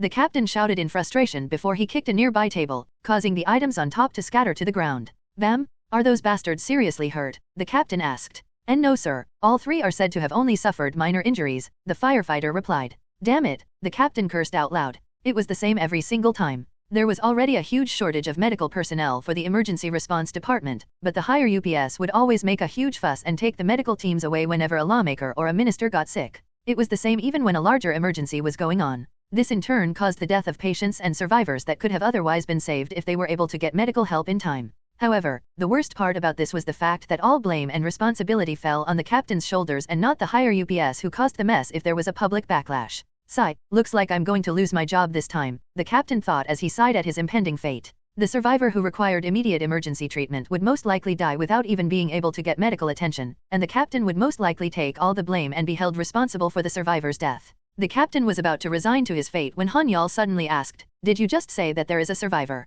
Oh, Hunter Nim, you are here, the captain said in surprise. Han-Yeol approached the captain and asked, Where is the patient? Oh, over there, but, the captain muttered hesitantly with his words trailing off. He pointed in a certain direction. Even before the captain could finish speaking, Han-Yeol was already running in the direction that he was pointing toward. The paramedics were doing their best to administer first aid to the survivor, but the survivor was in a critical state and needed to be treated right away. However, there was no medical team to be found anywhere near the survivor. Damn it, the paramedic cursed in frustration. The survivor had to be immediately rushed to the hospital, but the injuries were too severe. He might not make it if he were carelessly moved without being administered any treatment at the site. Huff, huff, huff, huff. The patient was quickly attached to a respirator to keep his breathing stable, but his injuries were too severe for the paramedics to do anything about them. Just as the paramedics were in despair and were losing hope in saving the survivor, Han-Yeol arrived at the scene and approached the patient. He said firmly, "Please move aside for a moment." "Ah, Hunter Nim. This patient is in a critical state, you can't come here," the paramedic carefully said. The paramedic was not a doctor or a medical professional, but he knew that it would be crazy to touch someone in such a critical state. A single mistake could immediately result in the survivor's death. If that were to happen, the paramedic himself would have to take the blame and be held responsible. It had always been this way. Nov. L. B//JNN. The paramedic reached out his hand to prevent Han-Yeol from touching the patient. Tack. Someone grabbed the paramedic's hand and stopped him. He turned to see who was stopping him and saw that it was the foreign hunter, who shook her head and gestured for him to not interfere with Han-Yeol. But, the paramedic stuttered. He was completely stunned speechless by the beautiful obsidian-like eyes of the woman. Han-Yeol placed his hand on top of the patient's chest. Then, he cast his healing skill, Restore. Wuong, Hiop? Han-Yeol exclaimed as a blue light emitted from his hand. The warm blue light enveloped the patient, who was in a critical state. Wow! The people at the rescue site exclaimed in awe when the blue light spread across the entire area. Everyone dropped what they were doing to focus on the source of the light. The body of the patient, who was struggling to breathe, began to change bit by bit. The twisted bones returned to their place and blood began to circulate again in the lower half of the body, which had turned blue due to the lack of blood. On top of that, the patient's lung, heart, stomach, and liver, which had been crushed by the collapsed structure, started to recover too. They were just not visible to the naked eye. Cough, cough, the patient coughed, finally released from the death's grip. He's alive, the paramedic shouted in surprise. It's a healing skill, another person shouted. How is this possible? He can even use healing skills? Another exclaimed in surprise. People started to gather around the critically wounded patient who had miraculously recovered. It was not easy to witness such perfect healing skills in person, since such an ability was rare. The guilds also thoroughly managed and prevented such skills from being exposed to the public. However, everybody had just witnessed the miracle happen right before their very own eyes. For reference, the 3 medical teams each had 1 hunter with F-rank healing skills. The 3 hunters were F-rank awakened, only capable of using 1 healing skill. Thus, it should have been impossible for them to officially work as a hunter. However, thanks to the 1 healing skill they had, they could work as medical hunters and make a fairly decent salary. Surprisingly, there were quite a lot of F-rank hunters who had a healing skill working under medical agencies. The F-rank recovery skill was not so effective and did not treat much of the injury, but the effectiveness of an E-rank healing skill was on par with the treatment received from doctors. Thank you, the survivor muttered. He gasped out his breath before falling unconscious. He had to sleep to recover his exhausted stamina, as the restore skill did not recover one's exhausted stamina. Now this patient just needs to focus on recovering. Let's keep moving. There are still more people in need of rescue, Han-Yeol said to the crowd. Why yes, Hunter Nim, the crowd yelled together. It wasn't just a single person's life that Han-Yeol had saved, but rather, he had saved the morale of everyone at the rescue site itself. What was the point of working hard to save someone if they just died on the spot due to the medical team's absence? It was just suffering with no reward. However, Han-Yeol's restore skill had prevented that suffering from happening. Every person they rescued from the wreckage could now be saved by using Han-Yeol's restore skill, and even the ordinary civilians understood how great Han-Yeol's healing skill was. Tae-Erana was at a loss for words when she saw the scene that had happened in front of her. Tae-Erana's assistant, who was right next to her, said in disbelief, Tae-Erana Nim, that man. Yeah, he is as strong as I am, and has an A-rank healing skill that can save someone even on the brink of death within 5 minutes. Tae-Erana said. It is absurd to say he is as strong as you, Tae-Erana Nim. He is definitely not as strong as you, her assistant insisted. Yeah, I know, but he will soon be as strong as I am, Tae-Erana said. What? Her assistant muttered in disbelief. Egypt was not a country that had a developed political or social landscape. With the money they earned from exporting mana stones, they heavily invested on their hunters. That was why Egypt did not fall behind when it came to the research and development of their hunters compared to the developed nations, and they were well aware that a hunter had a limit to how strong they could grow. That was the reason why Tae-Erana's assistant could not understand what she was saying. It's just a feeling that I have, Tae-Erana said nonchalantly. Tae-Erana Nim, her assistant muttered. Let's wrap this up and head back, Tae-Erana said. Yes, I understand, her assistant replied. She quickly stood up and followed Tae-Erana. Han-Yeol had helped out with the rescue efforts for 12 hours, using all of his abilities. Even then, the operation lasted for another 3 days and 2 nights after that. The damage caused all over Seoul had stretched the manpower of the emergency response department too thin, but fortunately, there hadn't been that much destruction in the city despite the earthquake's strong magnitude. Of course, that did not excuse the government's late response, which had incurred both social and political rebuke. As always, the world will return to how it was, Han-Yeol thought. Sigh. So, were you the hunter who was recently all over the news? Sun Jin asked over the phone. Of course, did you think I deliberately set up an appointment with you and not show up? Han-Yeol said. Tisk, I'll let it slide just this once, Sun Jin said. Shut up, Han-Yeol replied. Han-Yeol had been so caught up in the rescue efforts that he had totally forgotten about his appointment with Sun Jin. It had even slipped his mind to give Sun Jin a call because of all the chaos that had happened around him. Thankfully, they were good friends, so Han-Yeol apologized over the phone and Sun Jin forgave him right away. Their conversation over the phone ended quickly. Han-Yeol looked at the token of appreciation that was on the other side of his room. It had been given to him by the Ministry of Public Safety and Security for his help with the rescue efforts. However, he did not receive any monetary compensation. Of course, Han-Yeol did not take that to heart, since he did not volunteer to help to receive any financial reward. Besides, he had accomplished everything he wanted to achieve by helping out with the rescue efforts. But that beautiful woman really did turn out to be an Egyptian warrior, Han-Yeol thought. Han-Yeol had a large TV in his living room as well as a wall-mounted TV in his room, and he saw a familiar face on TV. One of the Egyptian hunters, Tyarana, has attended the South Korea-Egypt Hunter Forum. Her beauty further brightened the forum's atmosphere. The forum aimed to promote partnership on the research of mana stones between South Korea and Egypt, and another topic discussed at the forum was the exchange of hunters so that they could share their knowledge and culture between the two countries. The representatives of the Hunters Association from both countries could be seen smiling brightly on TV. Looking at them, Han-Yeol thought, a cooperation between the Korean and Egyptian Hunter Association. Han-Yeol knew that there were quite a few cultural and economic exchanges with Egypt, but it was the first time that he had heard of such a relationship being formed between the Hunters Associations. He looked at the TV screen and thought, it's strange to see such a sudden development between the two Hunters Associations when they previously had no relationships with each other. The mana stones, which replaced fossil fuels as an energy source, could be found anywhere as long as there were monsters present. This was one of the reasons why the import and export of mana stones were not pursued by most countries. In short, the Hunters Association did not encroach on each other's territory since it was possible for all of them to sustain themselves. Most hunter associations did not interfere with other countries' business nor did they want to be interfered with, except for the United States and China who both like to interfere in other countries' business since before the appearance of the dimensional gates. However, the Hunters Association of South Korea and Egypt were agreeing to sign into an alliance. They even agreed to swap a rank hunters according to the alliance agreement. Politics is all about the secret, backroom, deals, Han-Yeol thought.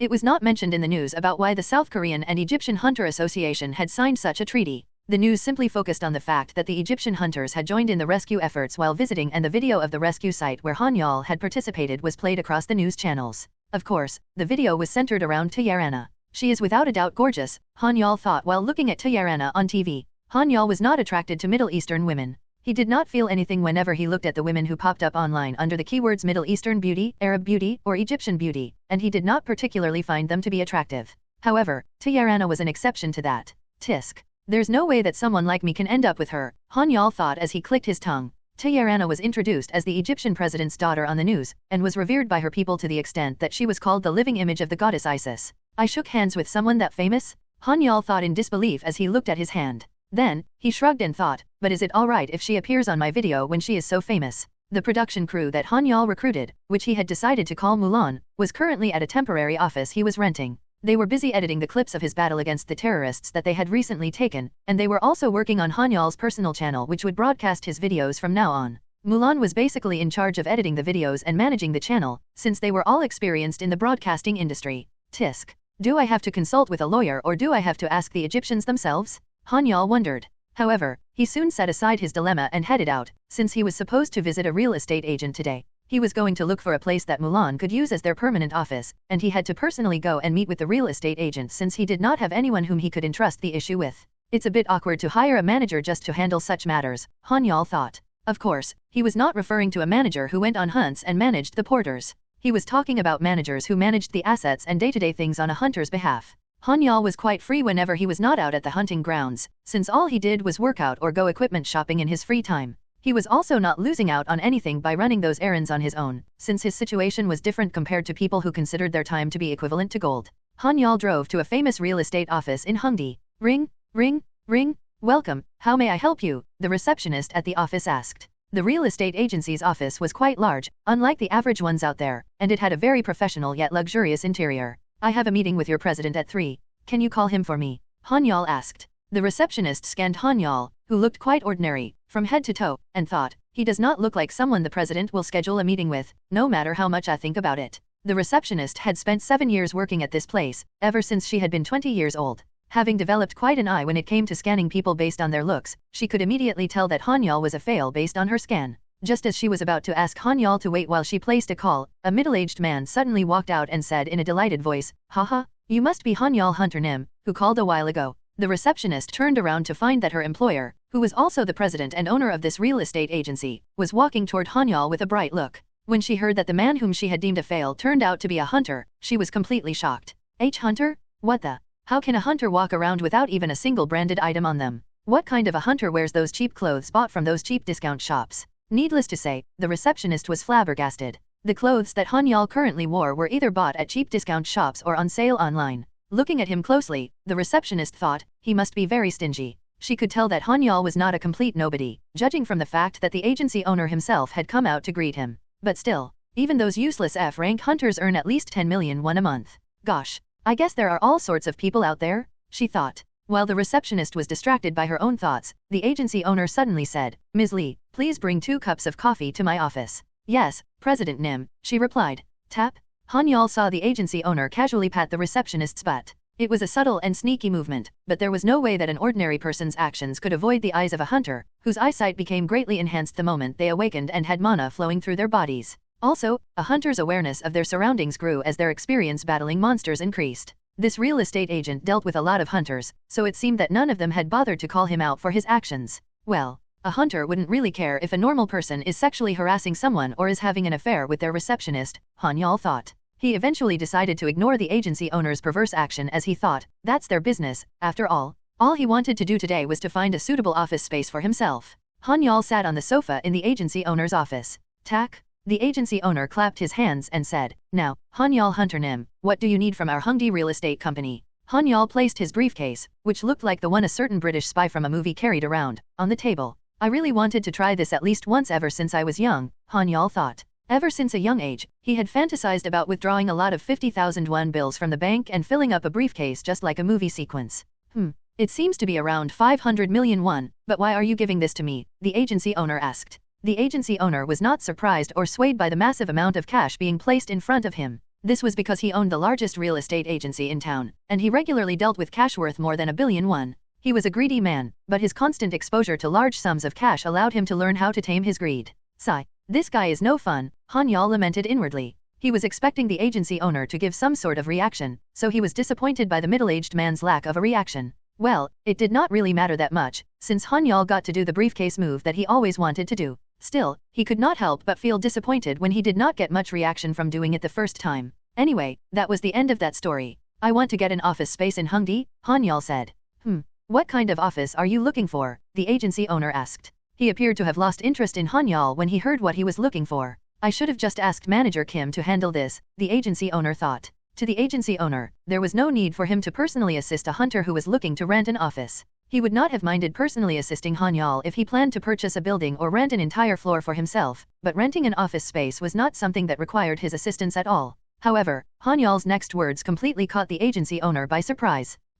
I would prefer to build my own building, but that will take a long time before I can use it, right? So I wanted to ask you to do 2 things for me. First, find me an office space that I can rent for now, and make sure that it will take up the entire floor. Second, find a suitable building for me in Hongdae that I can purchase, and make sure that I will be purchasing the entire building. After all, you cannot help me build a building, right? Han-Yeol said. N/O/vel/b/jn.c//om. No, that is not true. We realtors are not only about helping our clients buy and sell properties these days. In fact, I also possess a construction license, so it is not illegal for you to get a consultation from me. There are plenty of buildings being built around this area these days, so you cannot make a living if you do not have one of these licenses? Ha ha ha, the agency owner replied with a burst of boisterous laughter. The agency owner's attitude made an abrupt shift. He finally caught the scent of money from this poorly dressed hunter, and he could immediately tell from Han-Yeol's words that he was a loaded hunter even among the hunters. That's right. There are people like him as well. They act and dress like poor people, but they are actually loaded with cash, the agency owner thought.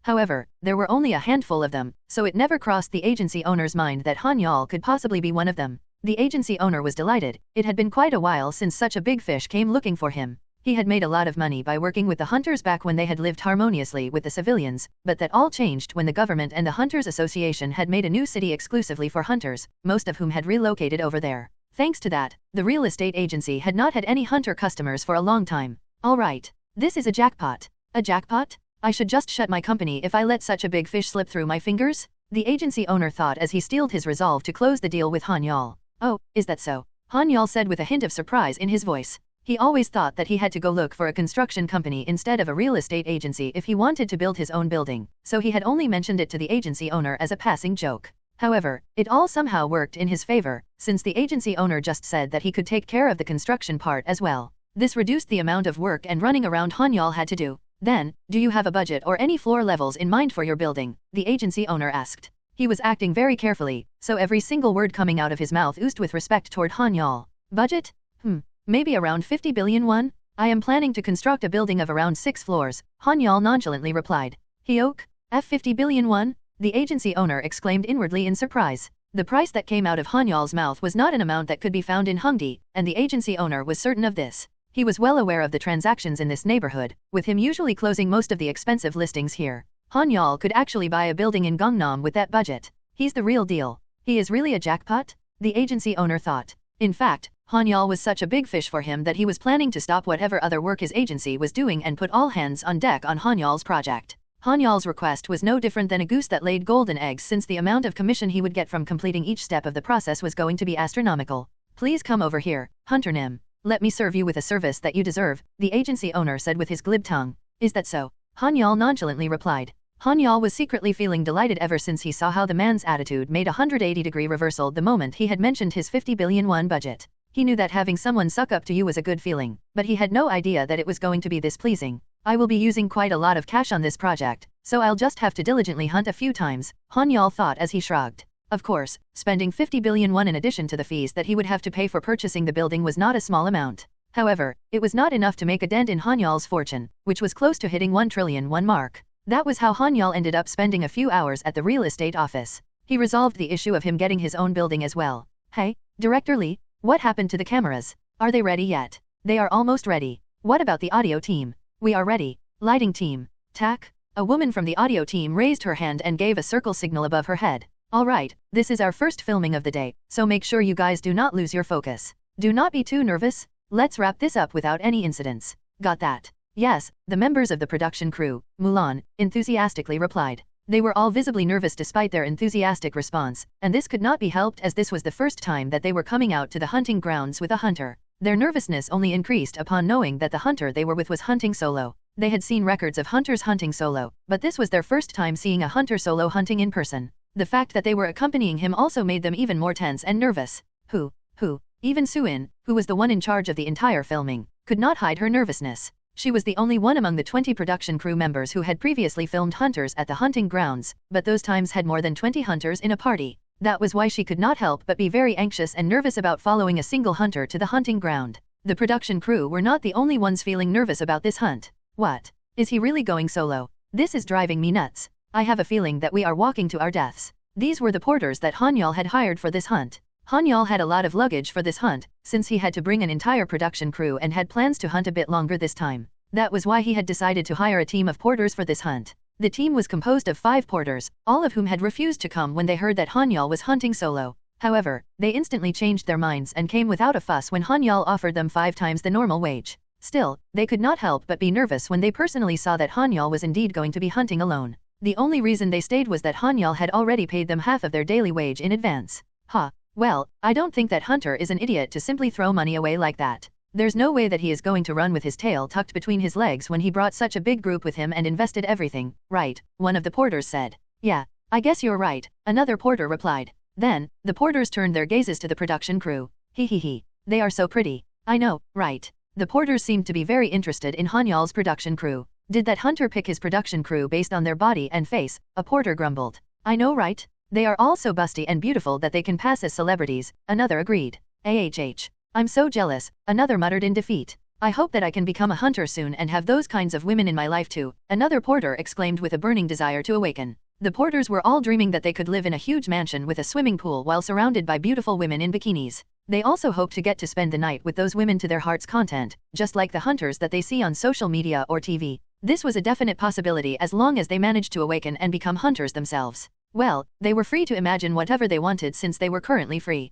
A porter would usually be very busy before a hunt commenced, but Han-Yeol was hunting solo and he had his personal porter, Dobi, with him. That was why the only thing they had to do was to check the equipment they were going to use before the hunt started. Dobi perfectly executed her role as Han-Yeol's personal porter by taking care of everything he needed even before the others could do anything. The other porters were now gathered around her since she was designated as the leader among them. Wow, she's a beautiful porter. I wonder how perverted that hunter is. The porters wondered. It was obvious that their imaginations would run wild. If they excluded the 5 of them, then Han-Yeol was the only male among the 22 people at the party. However, they did not think ill of him at all, since this was the life that they were dreaming to have one day. I'm so jealous, the 5 porters thought in unison. Again, they were free to imagine whatever they wanted. 1 trillion won is approximately around $700 million USD in today's conversion rate, for those who are curious but too lazy to look it up.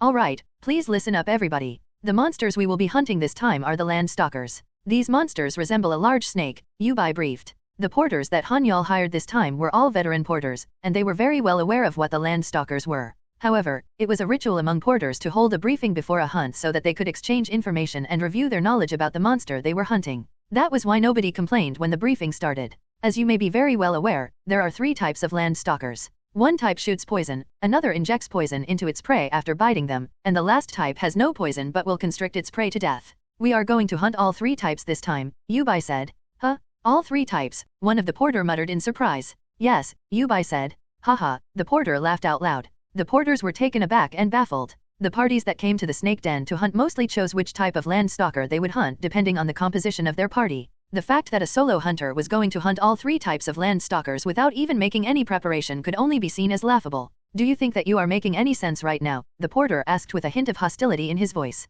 What do you mean? Yubai asked. She feigned ignorance even though she was fully aware of what the porter meant. The land stalkers possess highly venomous poison except for the anaconda type that does not possess poison, and the fact that the poisons differ according to their type makes them even more lethal. It is common knowledge not to carelessly challenge these monsters without preparing an ample supply of antidote. Of course, I am aware that the leather and poison that you can get from the land stalkers are highly valuable, but they are not worth you gambling your life away. I noticed that you did not prepare any antidote, but you are telling us that we are going to hunt the land stalkers. This is akin to telling us to commit suicide. We cannot understand what you are thinking, the porter explained. Nod. The other porters silently expressed their agreement with firm nods. The porter who spoke up had said nothing wrong, and it could be argued that he was the logical one right now. Yubai smiled and shrugged her shoulders before she replied, well, technically, you are not wrong. Then, Yubai suddenly cut the porter off and said, that is, of course, within your own boundary of logic. Huh? What do you mean by that? The porters asked in unison, feeling confused.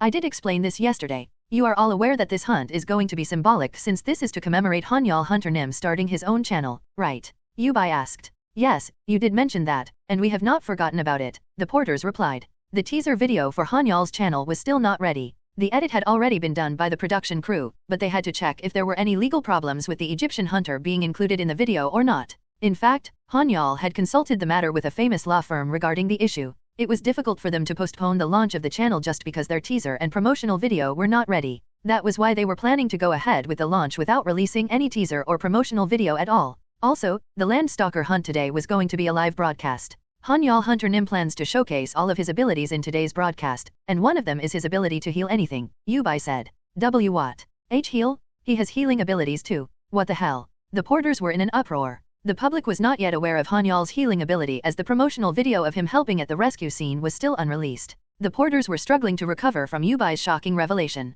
To think that he has the ability to heal everything. It all makes sense now. That means that the poisons are not a threat at all. The land stalker's poison does not instantly kill the target too. Now it all makes sense. The porters were all deep in thought. The land stalkers, except for the anaconda type, were dangerous because of their poison, but they were not threatening once their poison was neutralized. That was why the snake den was a very efficient and famous hunting ground if a party had a member with the ability to neutralize poison. It would be unwise to hunt here without such a member, because the prices of antidotes on the market were ridiculously high. Thanks to that, this hunting ground was rated as average when it came to its popularity, and not a lot of hunters frequented it. However, the parties that possessed a member who could neutralize the monster's poison tended to stay for quite a long time in this place to hunt. Here, most of the lucrative hunting spots were all under the control of the big guilds, and the regular hunters were forced to hunt somewhere secluded. Of course, Han-Yeol was forced away from the lucrative hunting spots and was forced to hunt somewhere far away just like the other regular hunters. Vroom. One would never imagine that Han-Yeol's party was a solo hunting party due to the sheer number of vehicles moving in a convoy.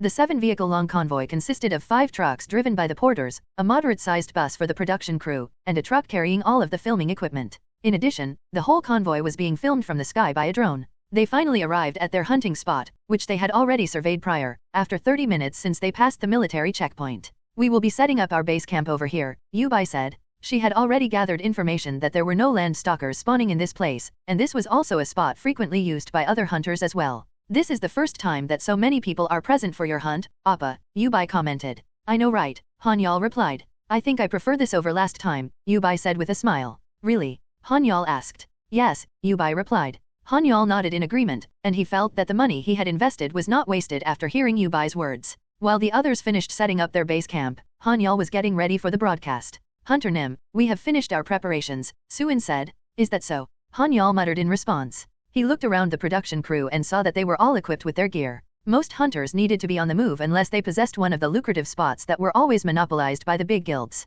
That was why the filming gear was all made out of special lightweight material so that the crew could easily carry it around with them. Some might criticize them for opting to use expensive equipment that needed to be carried around when a smartphone or a small filming camera would have sufficed. However, these were important decisions that had been made to satisfy the viewers' endless desires. The viewers did not want pretty women or flashy effects to be shown in the videos. The one thing that they would never compromise on was the quality of the videos. That was the reason why hunters tended to invest a lot in their equipment to deliver crystal clear high-definition videos to their viewers, especially now when the competition among hunter channels was becoming fiercer by the day. In fact, the channel rankings heavily depended on how well the video quality could be transmitted to their viewers. For example, there was a time when a server error had led to America TV's video quality dropping. That incident had been enough to push them down to second place in the industry for a whole week. Of course, they then invested an astronomical sum of money to remediate the error, and they reclaimed their spot as the industry leader in no time. The platform that Han-Yeol registered with, Golem Mania TV, was a platform well known for its good video quality.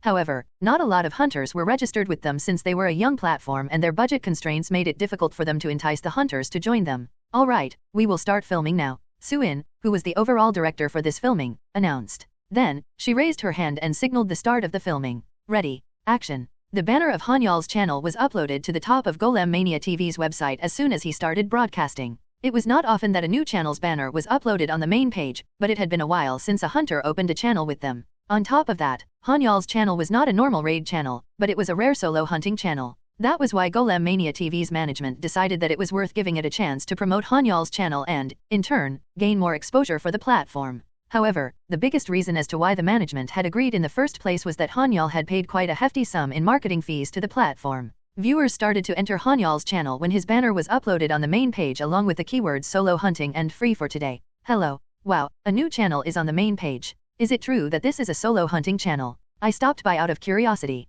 The chat room started to get busier and busier. Yes, welcome everyone to Hunter Nim's newly opened Level Up TV. My name is Han Yubai, and I am the personal porter of Hunter Nim, as well as the main MC for this channel. I am pleased to meet all of you. Yubai greeted the viewers. At the back of her mind, she thought, wow, it feels like I've become a celebrity. There had been a point in time when Yubai wanted to become a celebrity since she was tall, beautiful, and even sang well. In fact, a lot of people had told her that she should try and audition to become a girl group member, and watching the girl groups on TV did make her want to become one as well. However, her dreams had been shattered by ruthless reality. She had to give them up to make ends meet. Nevertheless, becoming the MC of a channel was like a consolation to her since she still felt like she was living her dreams of becoming a celebrity. Wow, you are damn pretty. Cute. You look so cute and beautiful. Is this a female cam room? The MC of a hunter channel was usually the hunters themselves, since hunters were hungry for fame. However, Han-Yeol was running this channel so that he could make a name for himself as a hunter and raise his value in the process, and he was not interested in becoming a celebrity or anybody famous.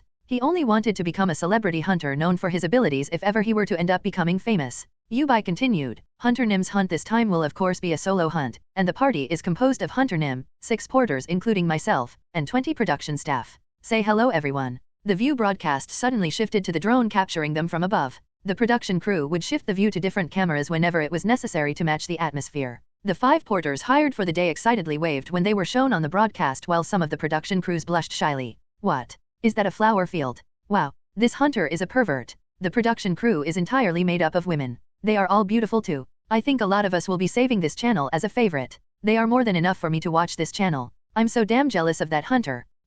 Of course, we will have to introduce Hunter Nim to all of you since he is the owner of this channel, but we will be skipping the introduction for now. All of you can then decide for yourselves as to what kind of a hunter he is, Yubai teased before she paused for a moment and continued. The monster we will be hunting today is none other than the land stalkers. I'm certain that most of you who frequently watch hunting broadcasts would be familiar with where we are today. However, I will briefly explain for those who are not familiar with the land stalkers and this place. This hunting ground is the habitat of the land stalkers, and there are 3 types of land stalkers living here. There are two types that use poison to kill their prey, while the last one is an anaconda-like monster that constricts its prey to death. It is very difficult to hunt the land stalkers without any antidotes on standby. Yes, I know about that. I've been a viewer for 7 years now. That's basic knowledge. Hehe, I will skip over the details since you are all veteran viewers, and we will go straight to the hunting part. We were actually supposed to have a professional MC for our channel, but our channel is not that rich as you can see, Yubai said as she made a sad gesture. That is why I became the MC due to the lack of budget. I wish to ask for your understanding, since I will have to participate in the hunt because I am a porter as well n/o/vel/b/jn.c//om.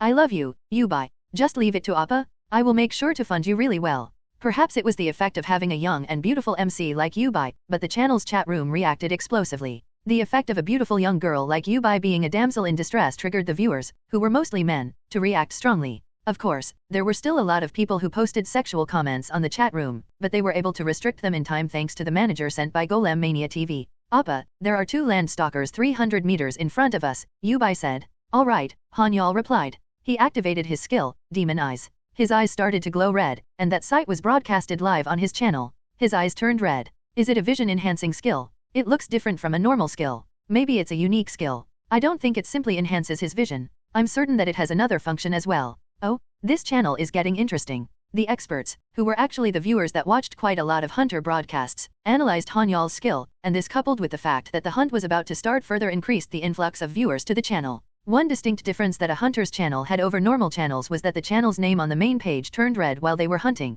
and this was one of the main reasons that there would be an increase in viewers whenever a hunt commenced. After all, the viewers were looking for action-packed scenes to watch. The flashy action scenes that the hunters delivered to their viewers were something that no other normal BJ could ever deliver. Just as Han-Yeol was about to come into contact with the 2 land stalkers, his channel's name turned red, and a huge influx of viewers came pouring into his channel. This was all thanks to him and his production crew's plan to bait the viewers into coming in by offering free streaming for today. Wow, this is a jackpot. This much is a given since they spent so much money just to advertise their channel. Well, I guess you're right. The 2 managers sent from Golem Mania TV to join and oversee Han-Yeol's party were conversing as they watched the viewer count increase explosively. Well, they might have said that this was due to the amount of cash that Han-Yeol had spent to promote his channel and the concessions their platform had made for him, but Golem Mania TV was a small platform and it was rare for them to see so many viewers flock into a single channel. The feat that Han-Yeol's channel achieved was simply amazing. Current viewers, 42,111. The viewer count passed the 40,000 mark. There were even foreigners who tuned into Han-Yeol's channel since Golem Mania TV not only had servers in Korea but in other countries as well. A translation system was not supported on the platform, but there was no big need for it. There was not much talking on the stream and most of the things shown were action from the hunting. Hiss. Monsters right in front of us, Appa, Yubai said. Yeah, I see them too. It's a pair of land stalker cobra, Han-Yeol replied. 2 land stalkers that shot out poison appeared in front of them. The snake-like monsters that could sense heat aggressively hissed at Han-Yeol and his party. Hiss. Hiss. Han-Yeol was also prepared for combat. He unsheathed his sword on his waist and took out his chain with his other hand. Porters, prepare to fire, Yubai ordered. Click. Clack. The group of 6 porters, including Yubai herself, immediately loaded their guns and aimed at the monster at her command. Fire. Yubai shouted. Rat-a-tat-a-tat-a-tat-a. The 6 rifles simultaneously unleashed a barrage of bullets at the land stalkers. Kaya. The land stalkers shrieked angrily after being showered with bullets. They were not really injured by the bullets, but the prickling sensation got on their nerves. They immediately dashed and rushed toward the porters. Tack. Just as the land stalkers were about to rush toward the porters, Han-Yeol kicked off the ground and jumped into the air before he used his skill, Chain Smite. Shuienik. His chain flew toward one of the land stalkers slithering on the ground as he used one of his trademark skills, Chain Smite. Shuieik. Puck. Puck. Puck. The land stalker staggered for a moment after it was hit by Han-Yeol's chain, but it soon recovered. This showed just how tenacious of a monster it was. Hiss. The land stalker hissed threateningly. Bam. Bam. The land stalker was advancing despite being beaten up by Han-Yeol's chain smite. The land stalker might look like a monster with a small brain, but a research study published by the monster experts stated that monsters possessed intelligence greater than most animals and that they usually seemed to contemplate how they could efficiently kill the humans they were attacking. The land stalker tenaciously endured Han-Yeol's chain as it measured the distance between itself and the human. It looked for an opportunity to shoot its poison. That's right, get closer to me, Han-Yeol thought. Attacking from a range with his chain was not the only strategy that Han-Yeol had planned for these monsters, and it seemed that he was also measuring the distance between himself and the land stalker. Hiss. The land stalker hissed when it finally reached its desired distance between itself and the human. It raised its head before spreading out its hood. This was its usual stance before it shot out its poison. Now's my chance, Han-Yeol thought. Tack. When Han-Yeol kicked off the ground and jumped, the land stalker cobra stayed stationary for 2 seconds after it spread out its hood, preparing to shoot its poison at its target. Han-Yeol knew the land stalker cobra's moves based on the information that he had gathered from the archives of the Hunters Association, and the records suggested that this was the exact moment where the land stalker cobra was most vulnerable. This was his best time to attack it. Hiss! The monster hissed as it did not seem to be bothered by Han-Yeol's actions. The monster fully spread out its hood and opened its mouth wide. Payot! Then, it fired its poison just 2 seconds later. A stream of greenish liquid shot through the air as if it was fired from a powerful water gun, and flew toward Han-Yeol. Hyup! The porters tensed up as they watched the poison fly through the air. Yubai did not express it, but she was also worried about Han-Yeol for a split second. She was worried that Han-Yeol was nervous about the broadcast and would make a mistake which was unlike him. It was normal for them to worry since the porters and the 20 production crew members were all going to be obliterated if Han-Yeol died. However, Force Shield, Han-Yeol cast his most powerful defensive skill. A white barrier in the shape of a kite covered him entirely the moment he activated his skill. Looking at it, he thought, the shape of the shield changed? His force shield had leveled up to C rank after he fought against the terrorists, but he did not get the chance to use it after that. This was why he had no idea that the shield's shape had changed. However, those thoughts lasted for only a moment. He had to focus on the battle against the land stalkers for now. The fight had just officially started since Chain Smite was only his way of greeting to the monsters. Restrain? Han-Yeol used his signature skill. His chain flew through the air and bound itself on one of the land stalkers. Then, perhaps the instincts of the snake-like monster kicked in, because it twisted and bound itself around the chain as well. Afterwards, the monster attempted to constrict the chain. How stupid, Han-Yeol thought. A monster was no different from an animal regardless of how high its intelligence was, and as such, they were bound to be faithful to their instincts. Alright, it's a one-on-one fight from now on, Han-Yeol thought with a smirk. However, he could not leisurely take his time. He expected the other land stalker to be able to break free from his chains quite soon. Sword breath, Han-Yeol used his offensive skill. Fwayayay! A white goldish flame engulfed his sword. The image of Han-Yeol using a shield covered in a white light and a sword engulfed in a white goldish fire did not really suit him, since he was someone who summoned demons and was even an apprentice under a demon. However, those kinds of things were not important when it came to combat. Slither. The land stalker bided its time before it took aim at Han-Yeol and spat its poison toward him. Put? Put? The monster repeatedly spat out its poison, which traveled through the air at a really high speed. However, Han-Yeol could clearly see the incoming poison thanks to his sixth sense, and he was able to nimbly avoid it like an acrobat thanks to catwalk. He avoided the first shot of poison by turning and twisting in mid-air, and he avoided the second one by blocking it with his shield. PSSSHHHT? Smoke rose from his shield once the poison hit its surface. Force shield is made out of my mana, so the shield will stay intact as long as I don't run out of mana, Han-Yeol thought. He could feel his mana being significantly reduced whenever the monster's poison hit his shield, so he decided to avoid the poison that he could avoid. Meanwhile, he closed the distance between himself and the land stalker. The land stalker was not weak in close combat just because it spat out its poison from a range. It wouldn't be classified as a difficult monster to hunt if it was only strong with long-range attacks but weak in close combat. Tack. The land stalker used its spring-like flexibility to suddenly spring up toward Han-Yeol. It tried to bite him the moment he got close enough after enduring its endless poison attacks. However, it failed to inflict any damage to Han-Yeol, whose force shield was blocking its advance. The land stalker coiled its body as it prepared to launch another strike after its first one failed to deal any damage. Now's my chance, Han-Yeol exclaimed inwardly. Tack. He took advantage of the moment that he had been waiting for, kicking off the ground and charging at the monster. Han-Yeol and the land stalker were already in close proximity. They stood eye to eye when he kicked off the ground and nimbly moved with catwalk. Hiss. The land stalker hissed and tried to constrict its approaching prey. At the same time, Han-Yeol avoided it by jumping up before he used his new skill, Flash Strike. Kwayok. Puuk. It had not been long since Han-Yeol first gained the skill, but he was able to effectively use Flash Strike to pierce through the land stalker's thick skull and crush its brain. A snake might possess a small brain, but the brain was a common weakness among most living creatures. It was impossible to recover from any damage to the brain unless it was an undead. Thud. The land stalker spat out its poison for the last time before it crashed to the ground. Clearly, its brain was mashed up. Clang. The other land stalker finally returned to its senses and freed itself from the chain. Then, it rose up from the ground and started to vibrate its hood. That is, Han-Yeol exclaimed inwardly. He suddenly remembered the information he had read on the Hunters Association's website, which had an online archive. He immediately covered himself with his shield. Then, he linked it up with another defensive skill, Reflect. Woong. His defensive skill that reflected all damage was activated. Hiss. The land stalker started to vibrate its hood before its eyes glowed bright red. Doo-doo. Crack. Then, the monster started to slowly petrify in place. I made it, Han-Yeol thought as he let out a sigh of relief. A land stalker would use one of its unique abilities whenever it was enraged, and that was its ability to petrify any creature that looked into its eyes. It was an ability that even the land stalker itself could not control, but there were quite a lot of hunters who had gotten done in by this ability that the monster could not use at will. It was not a very threatening skill to a raid party since they were composed of many hunters, and one hunter getting petrified did not really mean that much in the first place. However, it was a different story for Han-Yeol, who was hunting solo. Him being incapacitated for combat would mean that the almost 30 people who had tagged along with him for this hunt could be annihilated as well. That was a close call. Han-Yeol let out another sigh of relief. Fortunately, he was able to see the specific movement that a land stalker would do before using its unique ability, Snake Eyes. Because of that, he could take preventative measures for it. The land stalker ended up being the one petrified by its own skill because of Han-Yeol's new ability, Reflect, which reflected all abilities or damages flung to him back to the caster. Tak, Sukok?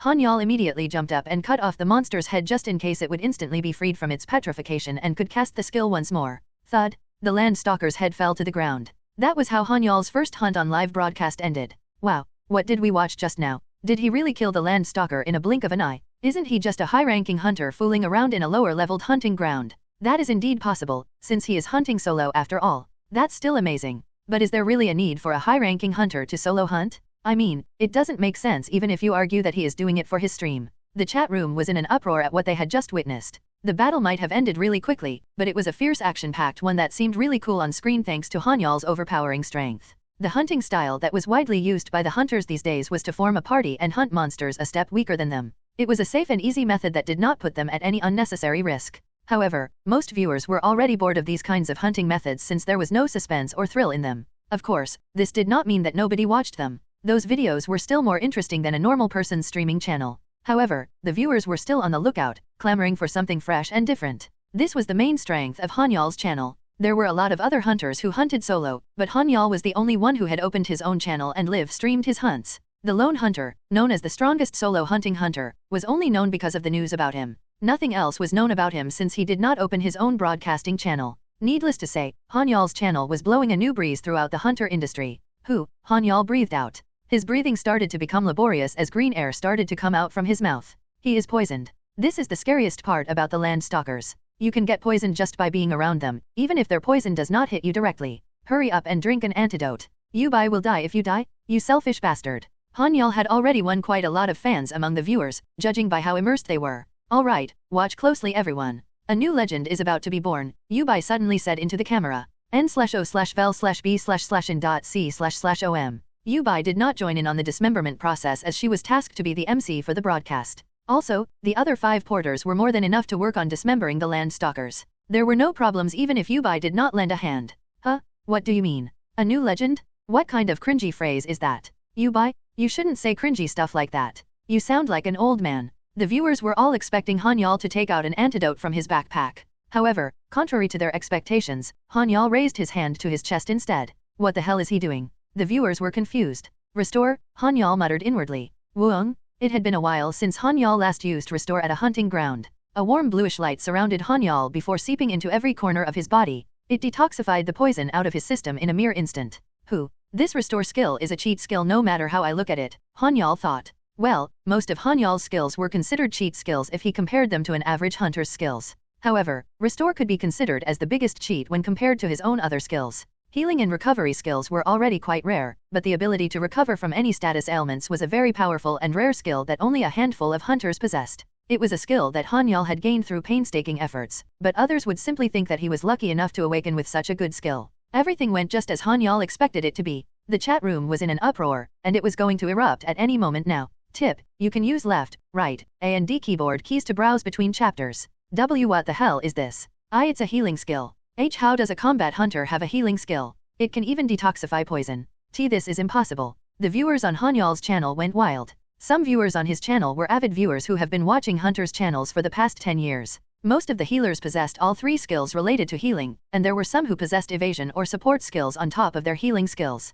The term battle healer existed in hunter terminology, but there were no actual hunters who were capable of it. However, Han-Yeol just used a healing skill not only to heal himself but to detoxify the land stalker's poison from his surroundings as well. Yubai, who was watching over Han-Yeol, suddenly said, "Porters, Hunter Nim has detoxified the poison in his surroundings." "Yes, we will get to it at once," the porters replied as if they were new recruits at a boot camp. Han-Yeol's overwhelming display of strength had silenced all doubts they had toward him. Step, step, step. Han-Yeol confidently walked over toward his party as he waved at the camera after finishing his hunt. Awesome. He didn't do anything, but he looks so damn cool. This is really the start of a legend.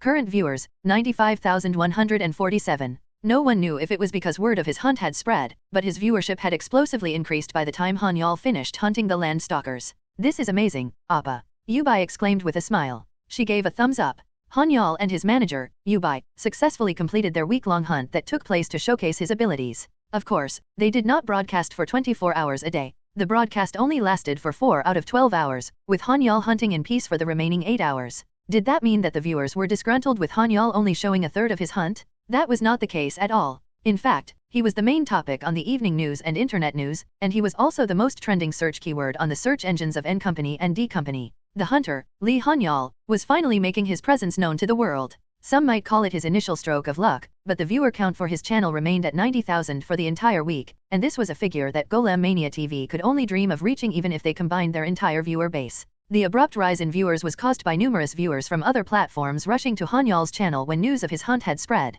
However, Han-Yeol did not earn a lot from his channel since it was a free channel for now, and he did not place any ads in it as well. Nevertheless, Han-Yeol still managed to earn quite a hefty sum just from hunting the land stalkers for the entire week, so it did not really bother him. 12,210,200,001. This was the amount that Han-Yeol had earned after selling a week's worth of mana stones and monster corpses. Of course, that amount was slightly reduced after he paid Yubai and the other porters, but he still managed to earn more than 100 billion won in a week. Han-Yeol had no plans to make any money out of his channel. Well, I won't refuse any money that I earn after becoming a superstar, Han-Yeol thought. Han-Yeol was not the type to refuse free money given to him, so he would be glad to accept any money thrown his way. Tap, tap, tap, tap. Tap, hum, Yubai hummed cheerfully while tapping away at her laptop. She was sitting in a comfortable seat at a quiet cafe and working on her report paper for the manager course she was taking at the Porter department. She was already a manager, so she did not need to take any more special education or courses. However, she had already resolved to become the best manager out there, and that was why she was putting in the extra effort.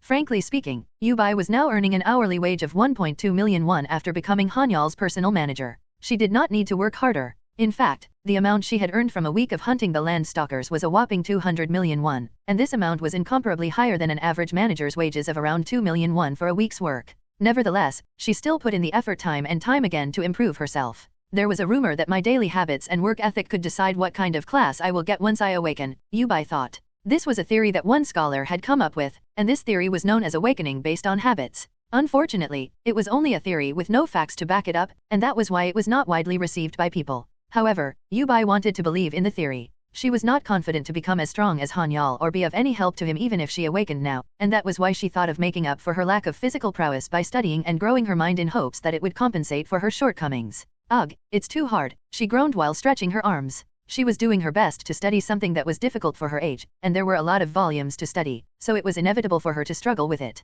On top of that, she had to make up for her week-long absence by submitting a report. That was why her workload had doubled during this time. On the other hand, Han-Yeol leisurely hummed away while wearing sunglasses and lying comfortably on a soft couch with his legs up on the table. He was spending his time playing a game on the newly released HVR, which was a hyper-realistic virtual reality game. The HVR was a device that the user could connect to their smartphone and use. It could be used while the user was staying still, but the user would still feel like they were moving in real life thanks to the virtual reality device. The HVR was an expensive device, but Han-Yeol was able to reserve one for himself and pay for it. Its price was now simply spare change to him. While Han-Yeol was enjoying the game, the screen suddenly turned pitch black. Beep? Huh? What the heck? Han-Yeol muttered in surprise. He took off the VR device and checked his phone to find an incoming call from a number he was not familiar with. He wondered, who's this? Han-Yeol tapped on his phone and answered the call. Hello.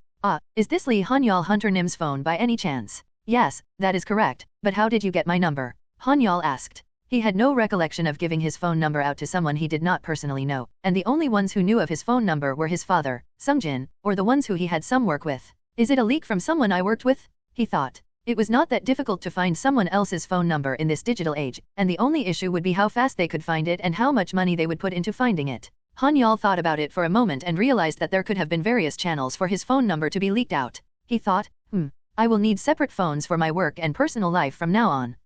My name is Paragon, and I am the leader of the Paragon Raid Party. I enjoyed watching your broadcast on your Level Up channel, and I wanted to ask if you would be interested to meet for a while, the man on the other end of the line said. Paragon Raid Party. Han-Yeol muttered in response. Yes, that is correct, Paragon replied. Han-Yeol grimaced as he tried to recall details about the Paragon raid party. It was a familiar name to him, but he could not recall much about them since they were not that big to start with. He decided to mute the call for a moment and ask Yubai when he could not recall anything about them. Yubai, what kind of a raid party is the Paragon raid party? Han-Yeol asked. Asking was the most convenient method if one had no idea what to do. Paragon raid party. Yubai repeated the name. Yes, Han-Yeol confirmed. The Paragon raid party. They first established 5 years ago as a raid party, and they usually hunt in low-level hunting grounds despite being called a raid party. Their leader died 2 years ago and Choi Dae-wook, one of their new recruits, forcefully took over the party. They are now hunting at intermediate-level hunting grounds after the takeover. There are plenty of rumors about them, but their overall impression in the industry is not that good. Some of the rumors that contributed to their infamy are that they purposely decimated 3 parties hunting and that they frequently used their porters as bait. Of course, nothing has been proven since there was no proof of it, Yubai explained. Ah, I remember them now, Han-Yeol said. He now remembered the stories he had heard about Paragon raid party when he had been working as a porter. He still could not remember everything about them, but he remembered one thing for sure. It was a resolve he had made back then. I told myself not to work for Paragon no matter what happens, Han-Yeol thought. Sorry, but I have no plans to work with your Paragon raid party, Han-Yeol replied. Huh? Hey, isn't it customary to at least meet and hear the other party out, the man said. No, I am not that free of a person, and I have nothing to discuss with someone from a party that I have no intention of joining. I will be hanging up now since I am busy, Han-Yeol said. Hey, wait, the man shouted. Beep. Han-Yeol ended the call and tapped a few times to block the number. He then thought, with what I offer, I can enter the best raid party with the best treatment. What the hell are they thinking, expecting me to join their dirty weak party? No way. He was thankful whenever any party had called him to work back when he had been a porter, but he was now the hottest hunter in all of South Korea. Just as he was about to get rid of the sour taste in his mouth and was about to get back to his game, his phone started to ring again. Ring, ring, ring, ring, ugh. It must be another raid party, he grumbled. Han-Yeol had no plans to enter a party in this fashion. He was planning to officially put up a notice for his services with the Hunters Association and go through the due process to join a raid party, but it seemed that there were a few impatient ones who had scoured around for his contact details and were trying to poach him away before that. Beep beep. Han-Yeol no longer entertained any of the incoming calls and switched his phone off. He hated it when his plans got disrupted, and that was why he had no plans to entertain anyone regardless of what kind of offers they made. How dare they try to poach me away by dealing under the table, Han-Yeol grumbled. N/O/vel/B/in.C//OM. Clack. Han-Yeol walked over to join Yubai and threw his phone on the table. Meanwhile, Yubai was eating a delicious and sweet strawberry parfait beside him. This is all because you, Appa. You caused too big of a scene. I initially had no idea, but you told me that the healing and chain skill you have is a big deal, right? Do you know how surprised I was when I did an in-depth research on your skill? Yubai said. Really? Han-Yeol muttered in response. Yes, of course. I've worked only with you ever since I became a porter, and all of my common sense about a hunter has been set to you. I struggled so much just to adjust to how regular hunters are. Yubai said. Ha ha ha. Han-Yeol laughed awkwardly while scratching his head in embarrassment. He was worried that he might have badly influenced Yubai in some way. Well, there's nothing bad about it since I was able to see an even bigger world thanks to you, Appa, Yubai added. Really? Han-Yeol's face brightened at Yubai's words. Just then, the waitress brought the rest of their order over and said, the cheese smoothie and double blaster parfait you ordered are here. Ah, thank you very much, Han-Yeol said. Han-Yeol and Yubai were currently occupying 3 tables in the cafe. They could be considered rude customers, but Han-Yeol had ordered 120,000 won worth of coffee and desserts to prevent any talk about them. The owner of the cafe did not glare at them or anything despite them occupying 3 tables for 4 hours. In fact, the owner was contemplating whether to provide them with some freebies to appeal to the 2 or not. They thought, I won't have to worry about my sales as long as I can turn those 2 into regular customers. This cafe was not located in the city and neither was it a famous brand, and that was why it had a hard time making sales. Its average daily sales were only around 200,000 won. Needless to say, the cafe owner could not help but see Han-Yeol and Yubai as a pile of cash when they had spent 120,000 won in a matter of 4 hours. On the other hand, Han-Yeol was currently thinking, ugh, this is so uncomfortable. I should get my own office as soon as possible or something. He was discontent with the fact that he had to hang out at a cafe instead of his own office, since he was uncomfortable here and wary of the other people looking over at him. Han-Yeol was someone with an obsession of having his own place, after all. Han-Yeol quickly went to the real estate agency as soon as he received the agency owner's call. Welcome, Han-Yeol Hunternim, the agency owner greeted while rubbing his hands. Have you found an office? Han-Yeol asked. Of course. Fortunately, I was able to find a place that was willing to lease the entire floor, so it was not that difficult finding a place that suits your needs. But, the agency owner said. But, Han-Yeol said, they are asking a bit too much for the rental, the agency owner said. How much are they asking? Han-Yeol asked. The place used to have an internet cafe that did quite well, and it is located right in the center of Hongdae, surrounded by clubs, so there is a lot of foot traffic in the area. They are asking for a deposit of 300 million won, monthly rent of 13 million won, and maintenance fees of 2,400,000 every month, the agency owner explained. Is it for the third, fourth, and fifth floor connected internally? Han-Yeol asked. Yes, that is correct, Hunter Nim, the agency owner replied. Let's go and take a look, Han-Yeol said. Yes, certainly, Hunter Nim, the agency owner said as he rubbed his hands together. Han-Yeol hopped into the agency owner's car, and they drove toward the building that the agency owner had mentioned just a while ago. Han-Yeol muttered as he looked around. How do you like it? Isn't it neat and tidy? In fact, there is no other place in this area that can satisfy your needs, Han-Yeol Hunter Nim. It was a common trend to split the space into smaller rooms and rent it out parcel by parcel, which makes it very difficult to find a place with this amount of space, the agency owner said. Han-Yeol muttered. Han-Yeol followed the agency owner around, looking at every nook and cranny of the office. He liked that the office was spacious, but he did not like the place itself. The ceiling was too high and the silver cylinder-like vent was too noticeable, and he did not like that the bathroom walls were made from cement walls. I can always just renovate the interior of this place, Han-Yeol thought. He did not like the place 100%, but he still had to make his decision soon. After all, the agency owner had told him that it was not easy to find these kinds of places. By the way, did you say that the deposit of this place is 300 million won? Han-Yeol asked the agency owner. N/O/vel/b/jn.c//om. Yes. Let me explain once again, the deposit for the space is 300 million won, the monthly rent is 13 million won, with an added utility fee of around 2,400,000 won. That is the original price, but the owner of the building is asking for a deposit of 500 million, not 300 million won, just because business was good this past year, the agency owner explained. It was ridiculous for the building's owner to raise the deposit by an additional 200 million won from the original 300 million won just because business was good the past year. Unfortunately, it was quite common to find landowners pulling these kinds of stunts. Then, please proceed with that, Han-Yeol said nonchalantly. What? The agency owner blurted out. It was a good thing for him, since he was going to close the deal immediately. He just could not help but be taken aback by Han-Yeol's cool response. Curious if he had heard Han-Yeol properly or not, the agency owner stuttered and explained everything once again. The owner of the building is not asking for 200 million won. The owner is asking for 500 million by adding 200 million won on top of the 300 million won. Yes, I understand. I know that the deposit is 500 million won, Han-Yeol replied, confirming what the agency owner said. Are you sure? The agency owner asked again. Yes, Han-Yeol said. Hunters sure are generous with their money, the agency owner thought to himself. The real estate company president was surprised by Han-Yeol's calm demeanor toward the huge sum, but to Han-Yeol, 200 million won was just Yubai's weekly salary. I'm going to get the money back anyway, right? Han-Yeol thought. The reason why he did not bat an eye at the increase was that he was going to receive the deposit back anyway. Then, let us proceed on making a contract with these conditions, the agency owner said. By the way, startled by Han-Yeol's sudden interruption, the agency owner said, yes, Hunter Nim. Do you know any interior design company? Han-Yeol asked. The agency owner's eyes flashed when he heard Han-Yeol's question. Han-Yeol had decided to entrust everything to him, since he was now asking about an interior design company on top of erecting a building. He did not really have to meet every single one of Han-Yeol's demands, but a customer was still a customer in the end, so he tried his best to satisfy the hunter's requests. Of course, Hunter Nim. I have been working in this industry for nearly 20 years, so I have connections within that field too. Haha. I can get a draft design ready and send it to you if you tell me what it is that you are looking for, the agency owner confidently said. What I want is, Han-Yeol said before he proceeded to explain. Han-Yeol spoke enthusiastically about his ideal type of office for nearly 30 minutes on the spot. The conversation was not boring or difficult at all for him, because it was to create the dream office that he had been thinking about until now. Rather than being bored, it made him explain more and more passionately in order to design the most stylish and the most beautiful office he could imagine. The agency owner carefully recorded everything Han-Yeol said in order to make the final product reflect Han-Yeol's criteria as much as possible. The agency owner was able to take the top spot in the fiercely competitive Hongdae real estate market thanks to his diligent attitude towards his work. He left the small dealings to his employees when his company grew, but he personally handled high-value clients himself.